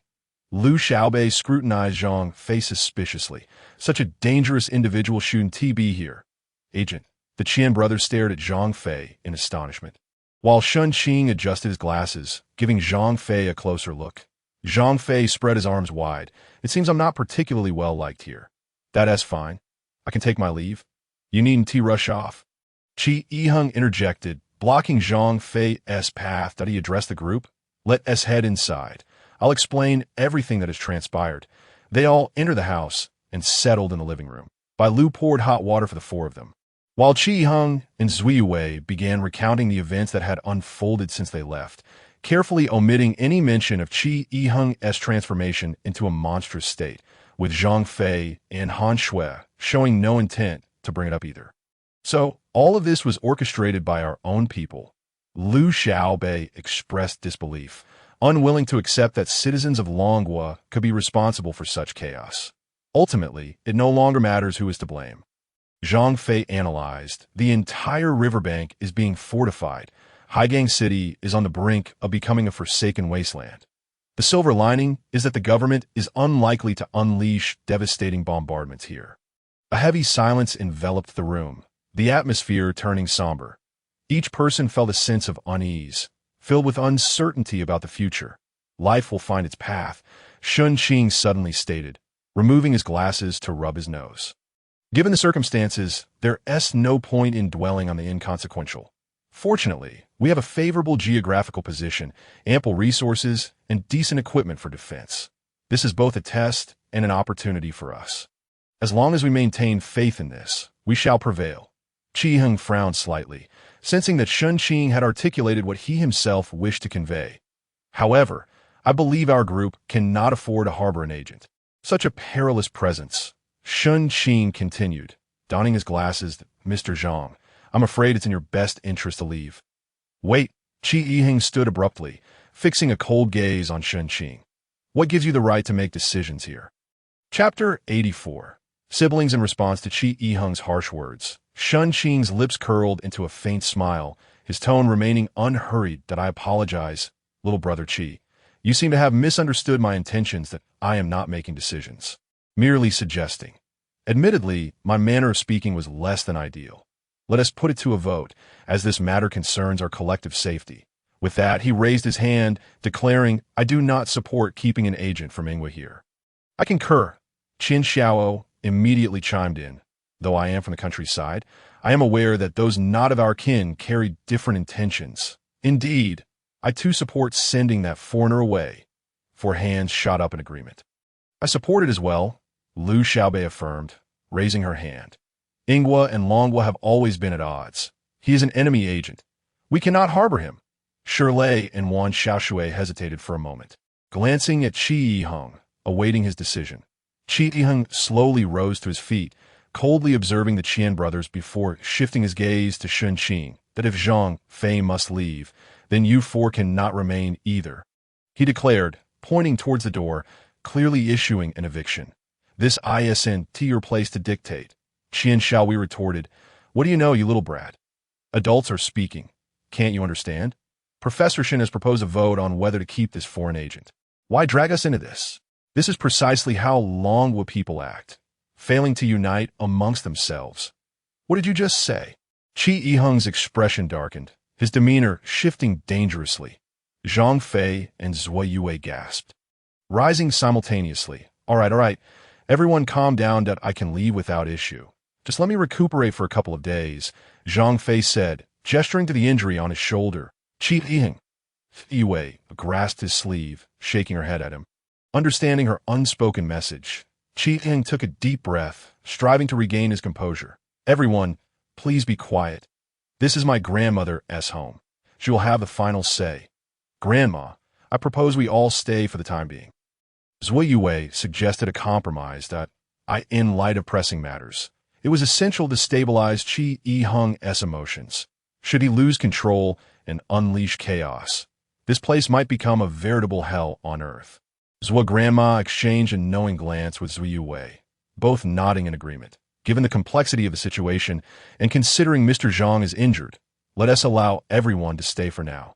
After all, Mr. Zhang has saved my granddaughter. And with the chaos outside, it would be cruel to turn him away. Since Grandma has spoken, we naturally have no objections, Shun Qing remarked, rising to extend his hand towards Zhang Fei. Welcome, Mr. Zhang. Zhang Fei smiled faintly and shrugged his shoulders. I apologize, my shoulder aches, Dr. Han.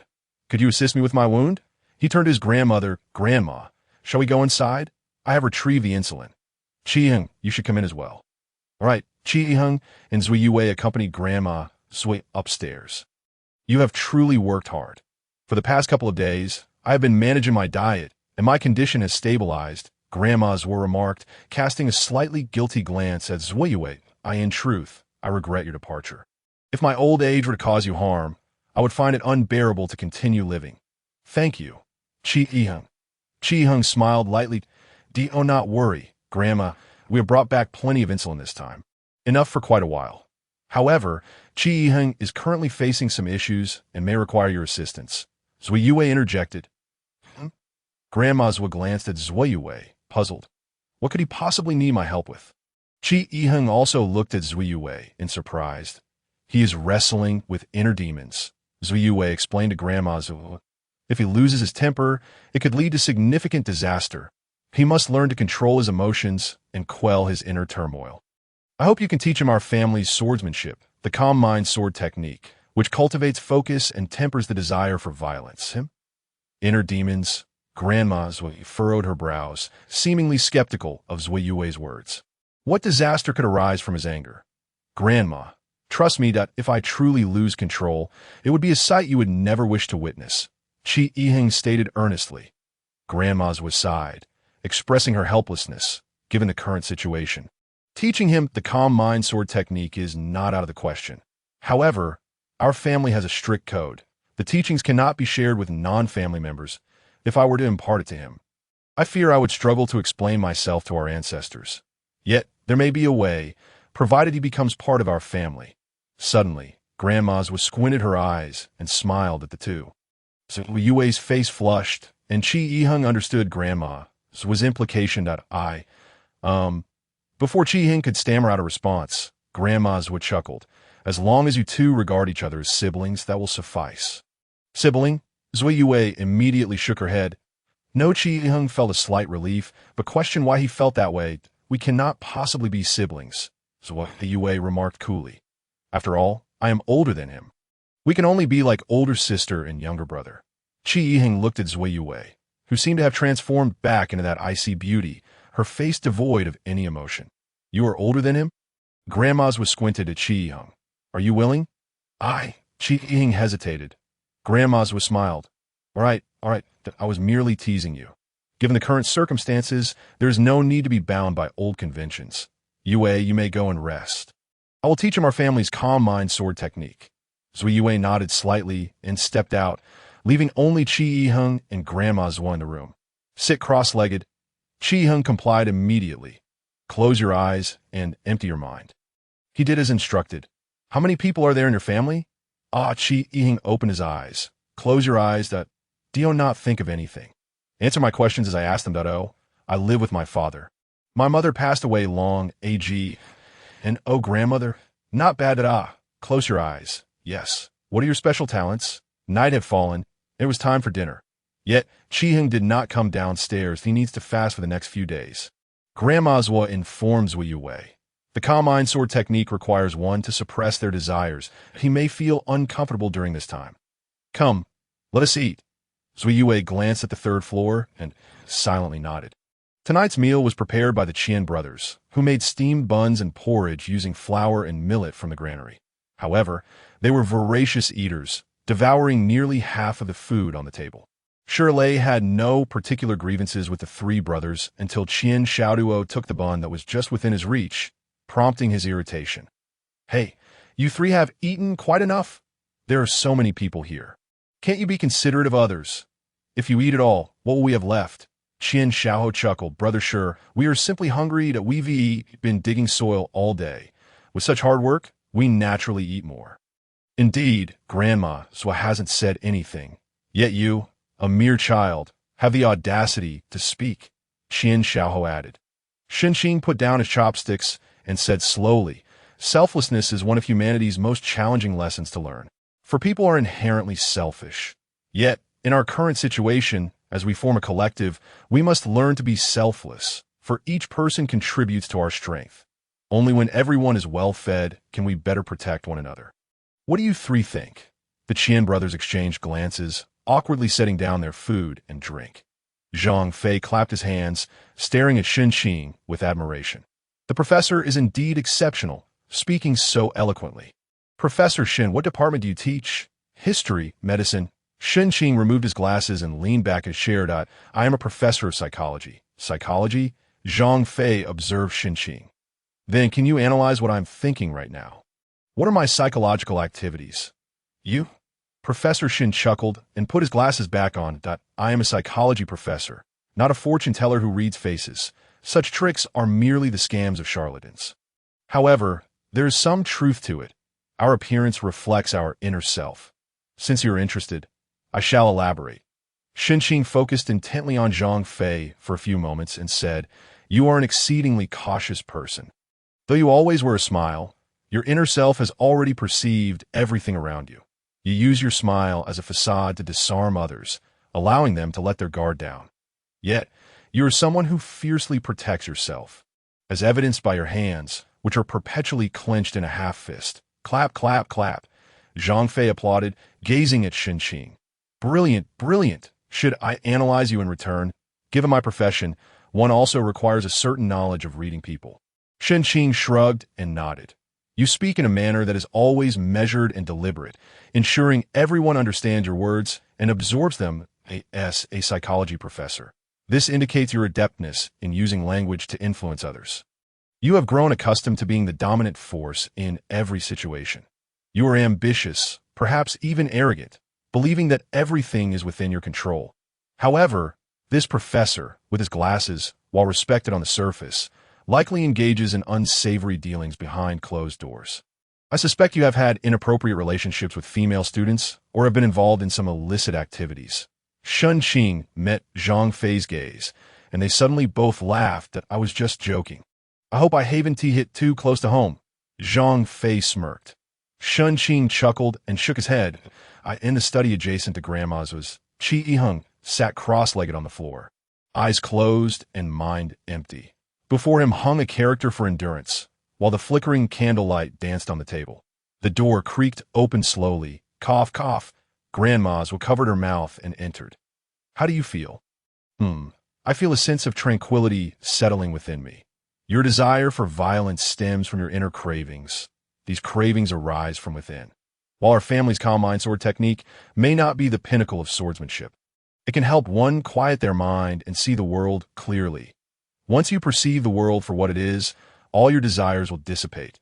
Grandma was seated herself before Qi Yiheng. Now, I wish to see you in a state of anger. Qi Yiheng was taken aback. What? I want to witness just how far your loss of control extends. No, I cannot. Qi Yiheng shook his head. I would harm you. Grandma's chuckled. I have trained my entire life. If I could be easily harmed by you, then all my efforts would have been in vain. Moreover, understanding the extent of your loss of control will inform me on how to proceed with your training. Qi Yiheng hesitated. Noticing his indecision, Grandma's deliberately remarked, I can tell you have feelings for our Yue. Don't you? Qi Yiheng was taken aback. I can see it in your eyes. Yet, I have heard you fancied one Xiao Shui. How could you also harbor feelings for our Yue? You need not say more. I will be blunt. You and Yue are impossible. I am aware of your circumstances. Even if you were to be reborn, you could never be with her. Yue is akin to a princess, while you are merely an ordinary person. How could you possibly be worthy of her, even if you both share mutual feelings? I would never consent. Qi Yiheng clenched his fists tightly, but ultimately sighed. You are right. Right? Grandma's was somewhat taken aback. This boy is surprisingly timid in this regard. Hey, is that so? You think it's right? Why are you so ineffectual? Cough, cough. Did your father not teach you? Did your mother not tell you to be brave in pursuing girls? Qi Yiheng shook his head. Granny's suddenly became somewhat irate. A martial artist is typically unrestrained by trivialities, yet she had brazenly uttered a curse. What I said earlier was merely nonsense. How can you be so weak-willed? Are you not even slightly incensed by my words? Qi Yiheng abruptly raised his gaze to Granny's, his eyes betraying a hint of fury. What did you just say? I said, how can you be devoid of anger? Not that phrase. How dare you be so spineless? Qi Yiheng suddenly stood up, his fists clenched tightly, his body trembling slightly. Granny's, I hold you in high esteem, but you may say anything about me. Just do not insult my mother. It became apparent that his mother was Qi Yiheng's Achilles heel. Granny's were forced to laugh, consciously retreating a step. And so what? If I were your mother, I would feel ashamed to have you as a son. I would not rest in peace even in death. To put it bluntly, you were born of a woman, but you are utterly lacking. Chi Yi-hung roared in anger. In an instant, he transformed. Granny's was stared in terror at the chained Chi Yi-hung, her body quivering. Before she could react, she felt a sharp pain in her neck and found herself hoisted into the A.I.R.S.O. swift. Chi Yi-hung furiously grasped Granny's throat, lifting her effortlessly into the air. Do not dare speak of my mother. With a splutter, Granny's coughed up a mouthful of blood.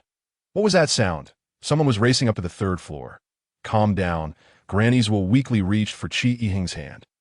It's all right. As Chi Yi-hung regained his composure, he released his grip. With a thud, Granny's collapsed to the ground, breathless that no, it can't be. What have I done? He howled, smashing through a window and vanishing into the night. Chapter 86. Return to normal or perish. Shun Xing opened the door to find Granny's lying on the ground and a shattered window, momentarily stunned. With a cough, Granny's spat out blood. Astonishingly still alive.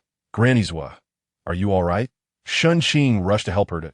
I am fine. That I never anticipated his wrath would be so terrifying, but thankfully he didn't kill me, which means his inner demons can still be restrained. Granny's gasped for breath. But why does my chest hurt so much? She began to cough violently, dark blood streaming from her mouth. Shun Xing's lips curled into a slight smirk. Granny's you are not young anymore. It's time for you to enjoy your rest in paradise. What? Granny's stared blankly at Shun Xing. Did you poison me? Shun Xing grinned, slowly placing his hand on Granny's neck, squeezing firmly. With a splatter, a jet of black blood erupted, and Granny's fell silent. Just then, Zui Yue and the others rushed up. Granny's Shun Xing called out. Upon witnessing the scene, everyone was rendered speechless. Granny! Zui Yue immediately embraced her grandmother. Granny! Granny! Han Shui quickly began administering first aid to Granny's I rushed up and found Granny's like this. Chi Yi-hung is nowhere to be seen, Shun Xing said helplessly. Zhang Fei's heart sank. The evident marks on Granny's neck indicated that Chi Yi-hung had lost control once again. Suddenly, Granny's appeared to rally, exhaling heavily. Did Han Shui revive her? Shun Xing gasped, instinctively taking a step back. Granny's clutched Zhuo Yue tightly, her gaze filled with despair as she looked at her granddaughter. No, Chi Yi-hung is... Granny's attempted to point at Shun Xing, but the flicker of life within her finally extinguished. A stream of black blood poured from her mouth, and Granny's had succumbed. Granny! Granny! Zui Yue could barely muster a sound as she held her grandmother, her heart shattered. Han Shui touched Granny's body, ultimately shaking her head in defeat. This was the doing of Chi Yi-hung. Shun Xing maintained his composure, commenting nonchalantly, "This troubled youth truly is a headache, resorting to such actions. Impossible." Shirley immediately retorted, "Chi Yi-hung couldn't have done this." "Exactly." Wan Xiaoshui concurred that no, that seems unlikely. Lu Xiaobei chimed in, "Chi Yi-hung had no motive to kill Granny's Wa." "Sometimes, murder requires no motive," Shun Xing replied coolly. "Just moments ago, only Chi Yi-hung and Granny's Wa were present. I doubt there were any other living souls within a radius of several hundred miles. Besides, we all heard Chi Yi-hung yell, and when I arrived, I found Granny's Wa lying on the ground. Bloodied, and he fled. It is only natural for a high school student to react this way after committing murder. He is merely trying to escape the grave consequences of his actions." Although Zhang Fei believed Chi Yi-hung was guilty, he remained silent, walking over to pat Zui Yue on the shoulder, wishing to offer some words of comfort. "Wait a moment. Zui Yue, let go of your grandmother." Zhang Fei pulled Zui Yue away, causing Granny's body to thud onto the ground. "What are you doing?" Zui Yue protested. "Look at her neck." Zui Yue noticed not only the clear marks left by fingers, but also the unmistakable gashes made by fingernails. Shun Xing's final grip had been too forceful, his long nails slicing through her throat. If Chi Yi-hung had truly transformed into a zombie, then it meant Granny's would soon follow suit. Zui Yue realized this as well, stepping into the study and retrieving the ancestral Zhuiji knife. Gripping it tightly, "Zui Yue, what do you intend to do?" Both Zui Yue and Zhang Fei stared at Granny's lifeless form. Yet as time passed, Granny's lay still, Showing no signs of transformation, Zhang Fei patted Zui Yue's shoulder. Time's up. She won't turn. Zui Yue's hands trembled as she glanced at the shattered window. Under the moonlight, the night was eerily serene yet desolate. She looked at Zhang Fei. I'll leave this to you. With that, she dashed downstairs wielding the knife. Zui Yue, where are you going? Zui Yue. Wan Xiaoshui followed suit. Hey, wait for me. Shirley trailed behind them. The three pursued the direction Qi Yiheng had fled. Qi Yiheng ran frantically. Unaware of how far he had gone, before stumbling and kneeling on the ground, he roared in rage. With a bang, the surrounding weeds were severed in unison, the immense force causing the ground to tremble. After venting his fury, Qi Yiheng returned to normal. Supporting himself on the ground, he gasped for breath. What have I done? What have I done? He pounded the earth with his hands, blood oozing between his fingers. A chilling wind swept through. Qi Yiheng summoned the system. Hello, host. How may I assist you? Unstable potion. Can it return me to normal? I'm sorry, host. I cannot answer that question. Then what use is your system? What do you know? Qi Yiheng directly opened the shopping interface, unhesitatingly making a purchase. Host successfully purchased 10 bottles of unstable potion for a total of 99,999,990 yuan. Remaining balance, 38,494,510 yuan. Items have been stored in the host's infinite backpack and can be accessed freely. Qi Yiheng spent nearly 100 million in a single breath, acquiring 10 bottles of unstable potion. Holding the 10 bottles of gray liquid, he uncapped them all. Either restore my normalcy, or let me perish. Tilting his head back, he unhesitatingly poured all the potions into his mouth. Chapter 87. The king Zui Yue sprinted towards the direction of the shattered window, with Wan Xiaoshui and Shirley hot on her heels. Stop running, both of you! Just stop! Shirley gasped, drenched in sweat. The trio had been running for 5 minutes without pause. For Shirley, the overweight one, this was his limit. Zui Yue paused to survey her surroundings, finding no trace of Qi Yiheng. However, given his abilities when enraged, she feared it would take a long time to catch up. Zui Yue, do you intend to kill Qi Yiheng for revenge? Wan Xiaoshui asked. Hands on her hips, slightly panting, we don't fully understand the situation. You cannot confront him. Zui Yue shot a glance at Wan Xiaoshui. I merely wish to locate him and ascertain what truly transpired. Yet, Zui Yue was acutely aware that her grandmother was likely a victim of the rampaging Qi Yiheng. If she were to find Qi Yiheng, what would she do? Zui Yue herself was uncertain. Would she take his life in vengeance for her grandmother? But could she even do that? At this moment, Zui Yue only hoped to find Qi Yiheng, and what to do afterward remained unclear. She harbored a glimmer of hope that Qi Yiheng would tell her he was not the one who killed her grandmother.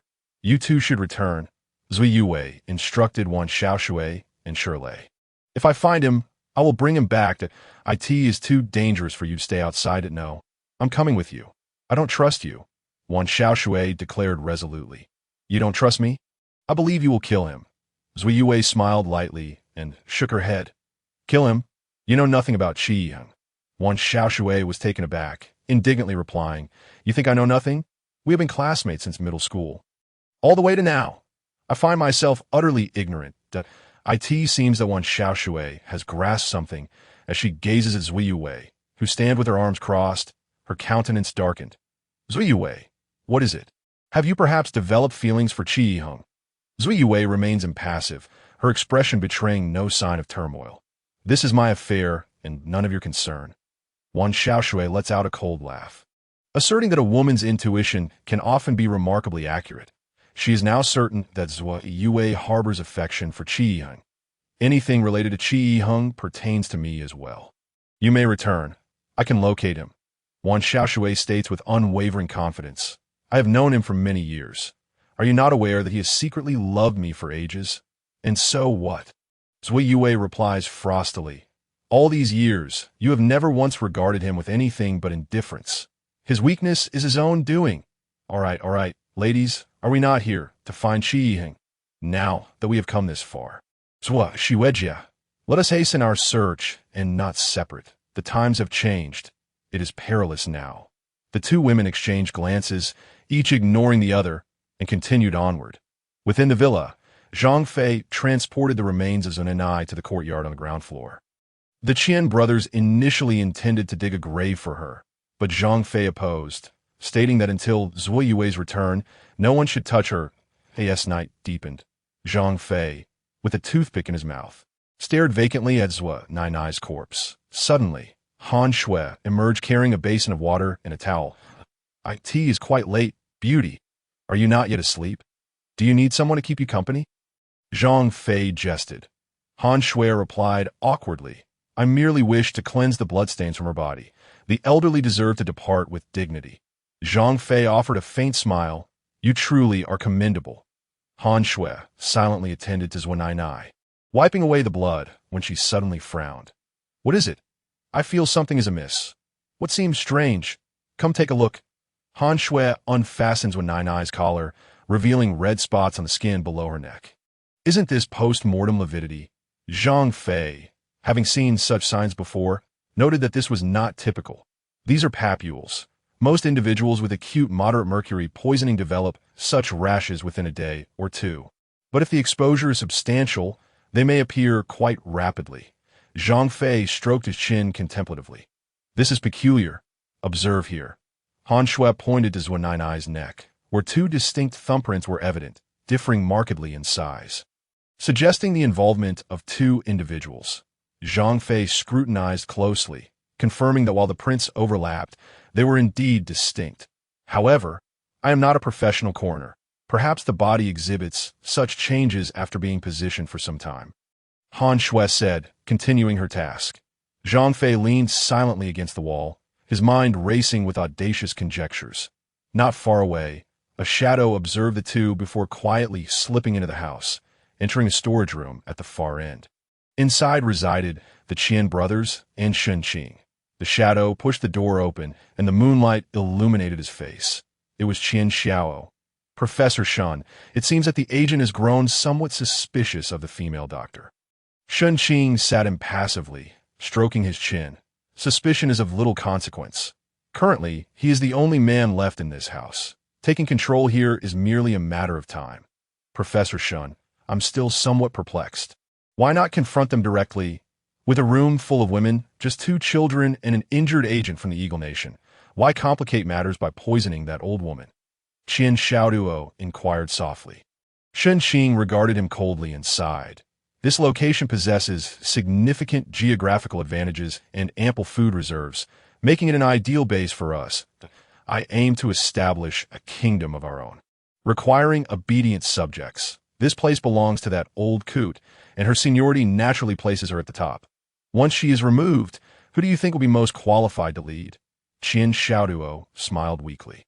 While I am uncertain about the unfolding events, the departure of that lad named Qi is indeed fortuitous. He was too vigilant and difficult to control that I detest individuals who cannot be managed. And what about the agent? Him? Shen Qing chuckled coldly. His identity renders him no threat to us. Once we've taken over here, whether he lives or is kept as a pet will depend on his performance. A sudden clattering sound of glass marbles echoed at the entrance. Qian Xiao gasped and swiftly opened the door. Lei stood there, bewildered. Qian Xiao quickly embraced her, clamping a hand over her mouth. Lei struggled. She must have overheard us, Qian Xiaoduo exclaimed.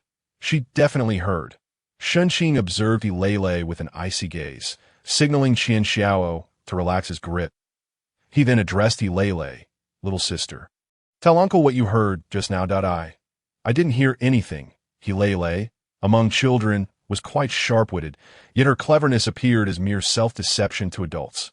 Shen Qing's eyes glinted menacingly, causing Lei to nearly burst into tears. Just as she was about to scream, Qian Xiao held her mouth shut firmly. Professor Shen, what should we do? Qian Xiao asked, flustered. Should we act now? Confront those individuals directly and take control. It is not yet the time. Shen Qing clasped his hands before his mouth. Forceful suppression is a last resort. I wish to win hearts. And what of this little girl? We cannot simply imprison her. There is no place to confine her here. Under the moonlight, Shen Qing's expression grew increasingly grim that a sinister smile crept across his lips. Little sister, Uncle believes that allowing you to live in a world plagued by monsters is far too cruel. You should be taken to a place devoid of pain and worries. Chapter 88. White Night. Zui Yue and her companions have been walking for an indeterminate length of time. Shirley, utterly exhausted, collapsed onto the ground that I can no longer proceed. I need to rest for a moment. I cannot walk any further either. Wan Xiaoshui plopped down beside him. The IT was now deep into the night. The limits of human physiology reached. All three felt overwhelming fatigue. Zui Yue surveyed her surroundings. They had traversed several kilometers, and logically, they should have been able to find traces of Qi Yiheng. Could it be that he had ventured even farther away? She was indeed weary, cursing herself for never having felt such fatigue before. Her wounds throbbed subtly with pain. How can Qi Yiheng run so fast? We have traveled this distance without a single clue of his whereabouts. Qi Yiheng is no longer the same person he once was, Zui Yue remarked with depth, reclining on the grass to take a brief respite. So, Xuejia, I believe that Qi Yiheng would never commit such an act. Shirley asserted once more, he had no reason to kill your grandmother. If it were the old Qi Yiheng, he would never have done such a thing. But now, a demon resides within him, a demon capable of destroying the world. Zui Yue replied.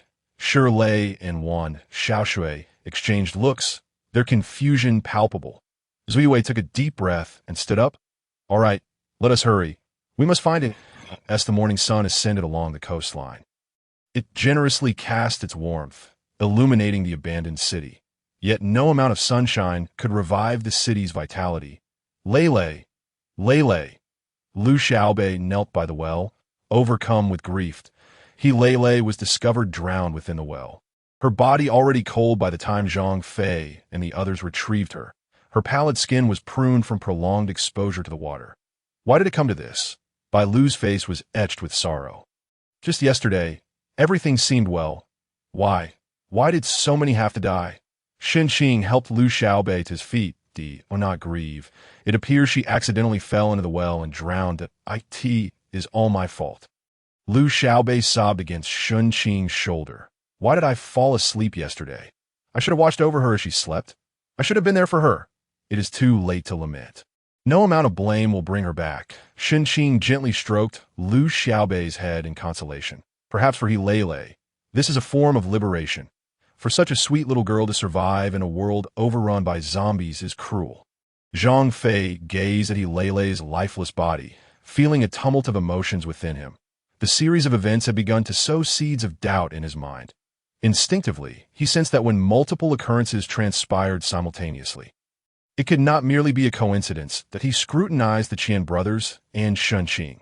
Xin Qing exhibited no signs of abnormality, yet the Qian brothers, particularly Qian Xiaoduo and Qian Xiaohai, seemed reluctant to meet Lele's gaze, as if they were hiding behind Qian Xiao, unusually quiet. Who was the first to discover Lele in the well? Zhang Fei inquired IT. Was I thought Qian Xiaoyu raised her hand, a gesture I noticed when I went to fetch water this morning. Zhang Fei fixed his gaze upon Qian Xiaoyu, his demeanor exuding an unsettling calmness that only heightened Zhang Fei's suspicion. The Qian brothers were behaving exceedingly unusually today. Xin Qing clapped his hands, assuming a leadership role as he began issuing commands. All right, everyone, life must go on. We must persevere. Qian Xiaoyu, you three will continue digging outside today, aiming to complete the trench within 2 days. The rest of you, please inventory our food supplies. I need to calculate precisely how long we can sustain ourselves.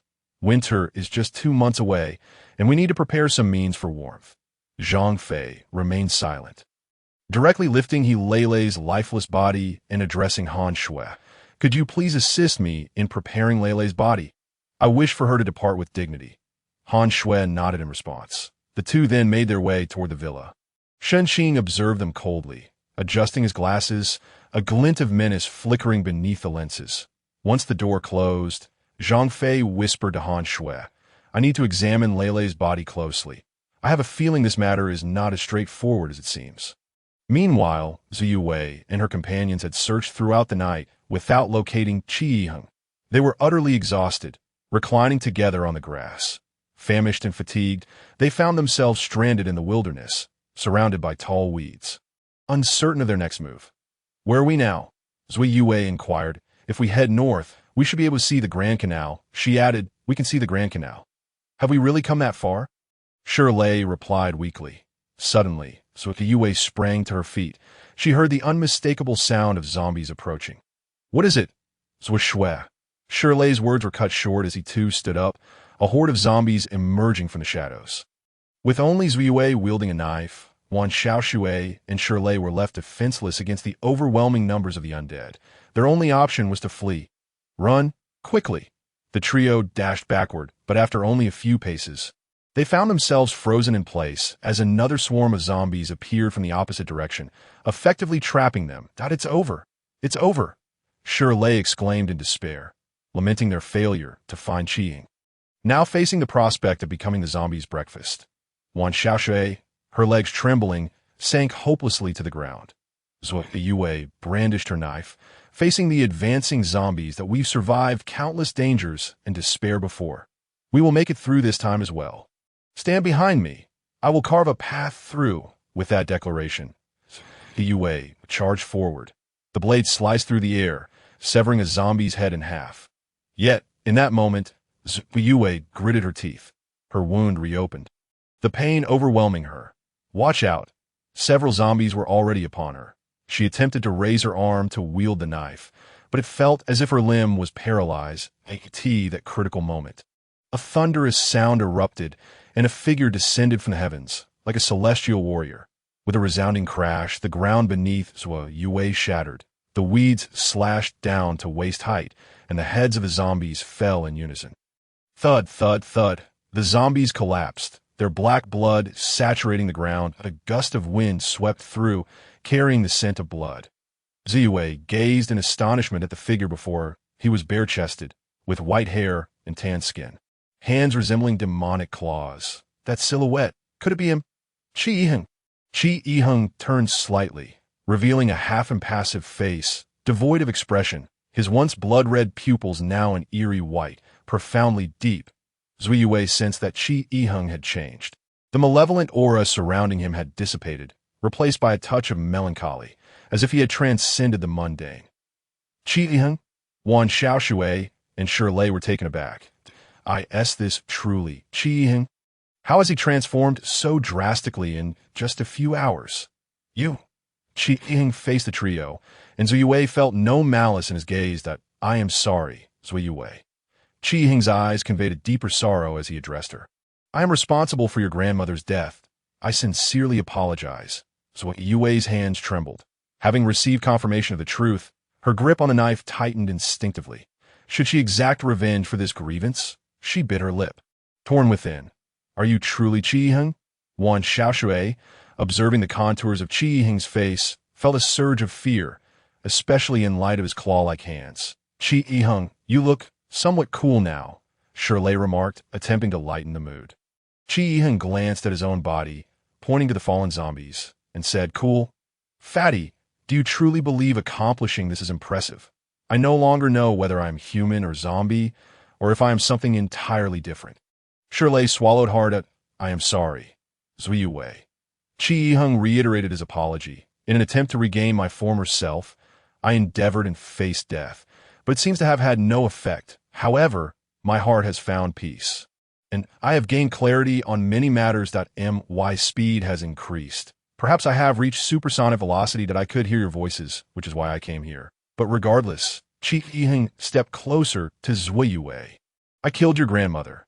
That is an unalterable fact. Therefore, should you wish to end my life, I shall accept it willingly." Zhuiyue lowered her head, summoning the strength to lift the knife, the blade mere inches from Qi Yiheng's heart. "But in my current state, you cannot kill me." As Qi Yiheng spoke, he gradually returned to his normal demeanor, taking a deep breath and stepping forward, pressing the knife's edge against his chest. Zhuiyue, holding the knife, cast her gaze downward, her long hair obscuring her expression. "No. No." Wan Xiaoshui stammered. "Shijin is already dead. Qi Yiheng, you cannot die." Qi Yiheng smiled. "This night, I've come to understand many things, Xiaoshui, for all these years. My cowardice in not confessing my feelings to you has led to your relationship with Shijin, hasn't it? I'm unsure now, but perhaps you liked me once. I merely squandered the opportunity." Wan Xiaoshui was taken aback, tears welling in her eyes. "You fool. Why are you only realizing this now? But after a moment's reflection, she added, perhaps I never truly liked you that much that a man's first love always holds a certain obsession. That yearning is ingrained in one's very bones. The unattainable is often deemed the most desirable. That I am dull and unremarkable. Unlike Shurjin, who is athletic, if given the choice, I would likely choose him as well. Chi Yiheng gazed at Zui Yue, offering a gentle smile. But, Zui Shui, we have known each other for less than a month, and yet, inexplicably, you have become paramount in my heart. The Yue's heart raced, her hand trembling around the knife. Chi Yiheng inhaled deeply. I like you, Zui Shui. This is my first and last confession. With that, he stepped forward, intent on allowing the blade to pierce his chest.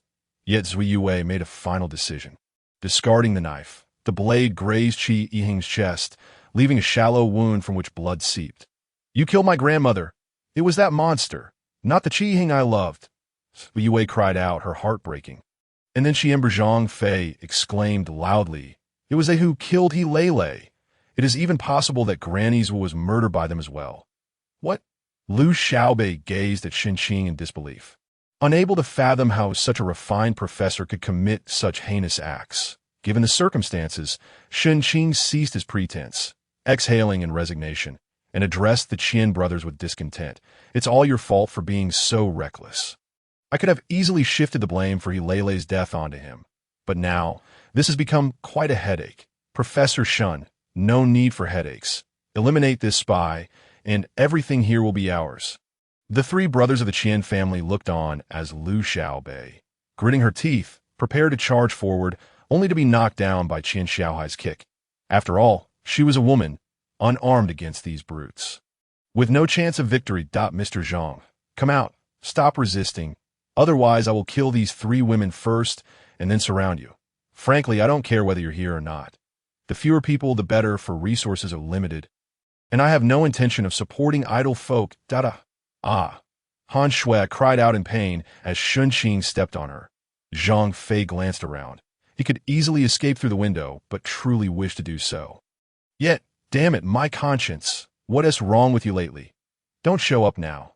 Zhang Fei forced a laugh, raised his hands, and stepped forward. All right, I surrender. With a smile on his face, Zhang Fei continued, don't shoot. I genuinely don't care about the lives of those three women. I only wish to survive, that I want to join you. What do you say? The Qian brothers turned to Shenqing, who was undoubtedly the one in charge. Shenqing smiled faintly, releasing Han Shui. You are a spy, and your capabilities are certainly superior to the average person, that if you were willing to join us and become my subordinate, I would gladly accept. However, bang! Shenqing shot Zhang Fei in the arm. Bang! Another shot struck Zhang Fei's calf, causing him to kneel on the ground. Your expression tells me you never intended to join us. Zhang Fei gritted his teeth, beads of sweat rolling down his forehead. Take him away. Bind him and bring him to the storage room. I have something to discuss with him. Qian Xiao immediately bound Zhang Fei tightly with rope, and together with Shenqing, they took him to the storage room. Go outside and keep an eye on those three women. Bind them as well, Shenqing instructed before sitting down in front of Zhang Fei. Qian Xiao exited. Zhang Fei smirked. Professor Shun, at this juncture. Do you have anything left to say to me? You are a spy. Surely you have a means to contact your people? Zhang Fei immediately grasped Shenqing's intentions, sneering but remaining silent. Shenqing sighed softly. Removing his glasses to rub his nose, Zhang Fei, I am not a murderer. Everything I do is for survival. Survival is the most fundamental human need. The elderly and children are merely burdens in this situation. Do you understand? I understand, of course, Zhang Fei scoffed. In fact, I can see that you're the most capable person in this house. Shenqing crouched down in front of Zhang Fei, his expression earnest. You must possess satellite positioning or something similar, right? Let your countrymen come to retrieve you and me. You and me? Yes, just you and me. Those three fools outside are merely my pawns, of no value. Zhang Fei grinned. I do have a way to contact the headquarters and can arrange for them to come for me, but I do not wish to associate with a beast. Shenqing donned his glasses. Coldly regarding Zhang Fei, you know, you disappoint me. Suddenly, cries of Lu Xiaobei echoed from outside. No. Shenqing, visibly irritated, rubbed his face before turning to exit and locking the door. Inside the villa, the three women had already been bound by the three brothers. Faced with three alluring women, the three bachelors could no longer contain themselves. "Big brother, I want this beauty," Qian Xiaoduo said, his eyes fixated on Lu Xiaobei as he swallowed hard and then scooped her up. Heading into the nearest bedroom, "Big brother, then I'll take this one with the big chest." Qian Xiaohai wasted no time, lunging for Bai Lu, his hands roaming eagerly over her body. Qian Xiao could no longer restrain himself either, hastily shedding his pants and pressing himself atop Han Shui. Bang! Shen Qing kicked open the door, his face dark. Qian Xiaoduo, startled at the sight of Shen Qing, exclaimed, "Professor Shun." Shen Qing approached Qian Xiaoduo and slapped him twice across the face. "Get out! If any of you touch those three again, I will castrate you." Fear gripped Qian Xiaoduo as he hurriedly grabbed his clothes and fled. Shen Qing draped his jacket over the scantily clad Lu Xiaobei. "I apologize." Shen Qing gently placed his hand on Lu Xiaobei's shoulder. They were exceedingly rude that Lu Xiaobei trembled, her eyes filled with a complex mix of emotions as she looked at Shen Qing. Shen Qing sighed lightly. "Honestly, I did not wish for things to escalate to this point, but rest assured, I will not harm you." Lu Xiaobei gazed intently at Shen Qing, her eyes catching sight of the gun at his waist. "An opportunity. Did you know?" Shen Qing lifted Lu Xiaobei's chin. "You remind me of a girlfriend from my school days. She was as beautiful as you, but she passed away from heart disease, which left me in despair for quite some time. Meeting you now feels like a divine blessing. Be my woman, and I promise here, apart from me, you will have the final say." Trembling, Lu Xiaobei hesitated for a moment and then nodded. Shen Qing embraced her. Lu Xiaobei's hand trembled as she reached for Shen Qing's gun at his waist, but a large hand firmly grasped hers. "Actually, there's something I lied about. My girlfriend didn't die of heart disease. I killed her because she wouldn't obey me." Shen Qing's gaze turned cold, exuding a murderous intent. "I have never been interested in women who disobey me." With that, Shen Qing forcefully pushed Lu Xiaobei away and unhesitatingly drew his gun. Bang! Bang! 2 shots rang out, and Lu Xiaobei collapsed in a pool of blood. Chapter 91. Those not to be provoked. Shen Qing's ruthlessness was something the Qian brothers were already familiar with. He was the one who had knocked Lei unconscious and tossed her into a well. The ability to be so cold-blooded toward the child made even the brash Qian brothers wary of Shen Qing. With a stern expression, Shen Qing exited the bedroom, took a few steps, then turned back, gritting his teeth as he shot Lu Xiaobei once more. "Ah!" Shen Qing shouted, seemingly venting his pent-up rage. Suddenly, there was a loud knocking at the door. The Qian brothers exchanged glances. "Could it be Zui Yue?" Shen Qing tilted his head, pointing at the door. "Whoever it is, let them in. No need." "What?" Qi Ying had already jumped in, opening the door to reveal Zui Yue and her companions. Looking utterly fatigued, having not slept for an entire night, and with Qi Yiheng having dragged them for over 10 kilometers, they had reached their physical limits. However, upon seeing the scene inside, the three felt a chill run down their spines, their scalps tingling. Wan Xiaoshui was so terrified she could not utter a word. "Ah! Excellent. Everyone is here." Shen Qing brandished his gun, arms wide open. "I hereby declare this place belongs to me." Qi Yiheng did not even spare Shen Qing glance. His eyes fixed on Lu Xiaobei's corpse in the bedroom. His fists gradually clenched.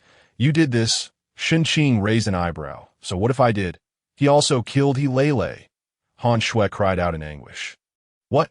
Shirley stared at Lu Xiaobei's body, suddenly erupting in rage. "I will kill you. I will tear you apart." Qi Yiheng restrained Shirley, aware that 4 guns were already trained on them. Rushing forward would only lead to death. Impatiently, Shen Qing remarked, "Why are today, as high school students, so volatile?" "Can I finish speaking? Not only her, but her grandmother was also killed by me." "What?"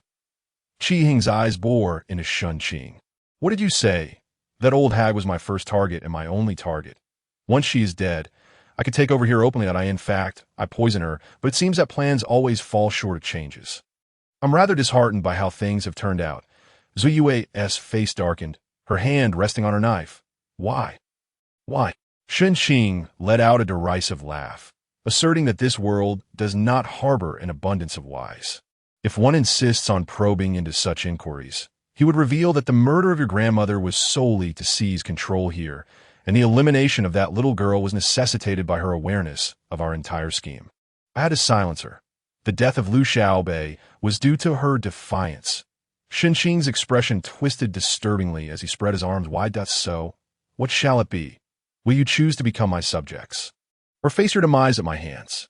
Apart from Zui Wei, the two of you gentlemen hold little value to me. I could grant you the mercy of departing this world sooner than expected. Qi Yiheng bowed his head, his hair concealing his eyes. Zui Wei and the others noticed that Qi Yiheng's hair had turned entirely white. Fatty, you go save Zhang Fei first. I've heard his voice. He should be in the storeroom. Yue, Xiaoshe, you two hide to the side. As Qi Yiheng spoke, he began advancing toward the four individuals.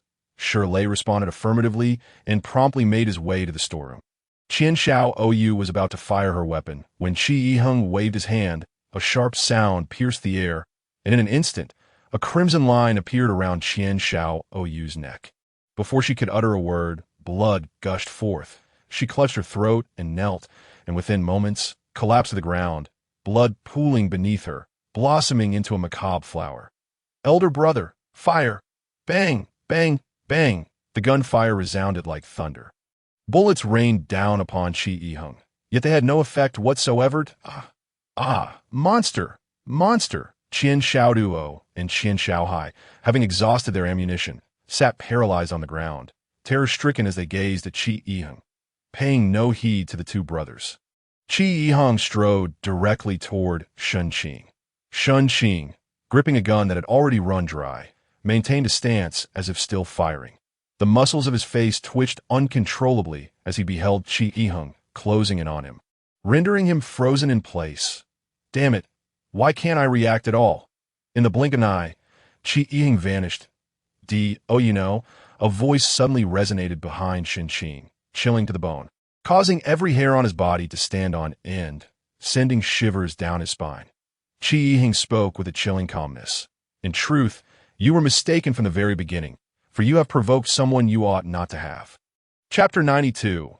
Pick it up. Shenqing felt an icy tremor run down his spine. Why? This boy spoke with such an unruffled demeanor, devoid of any palpable murderous intent. Yet why? Why did he feel such overwhelming dread? With a sickening splatter, Shenqing watched as blood erupted from his own body. Pain shot through his arms as they fell to the ground. With a gruesome sound, his legs severed cleanly at the knees.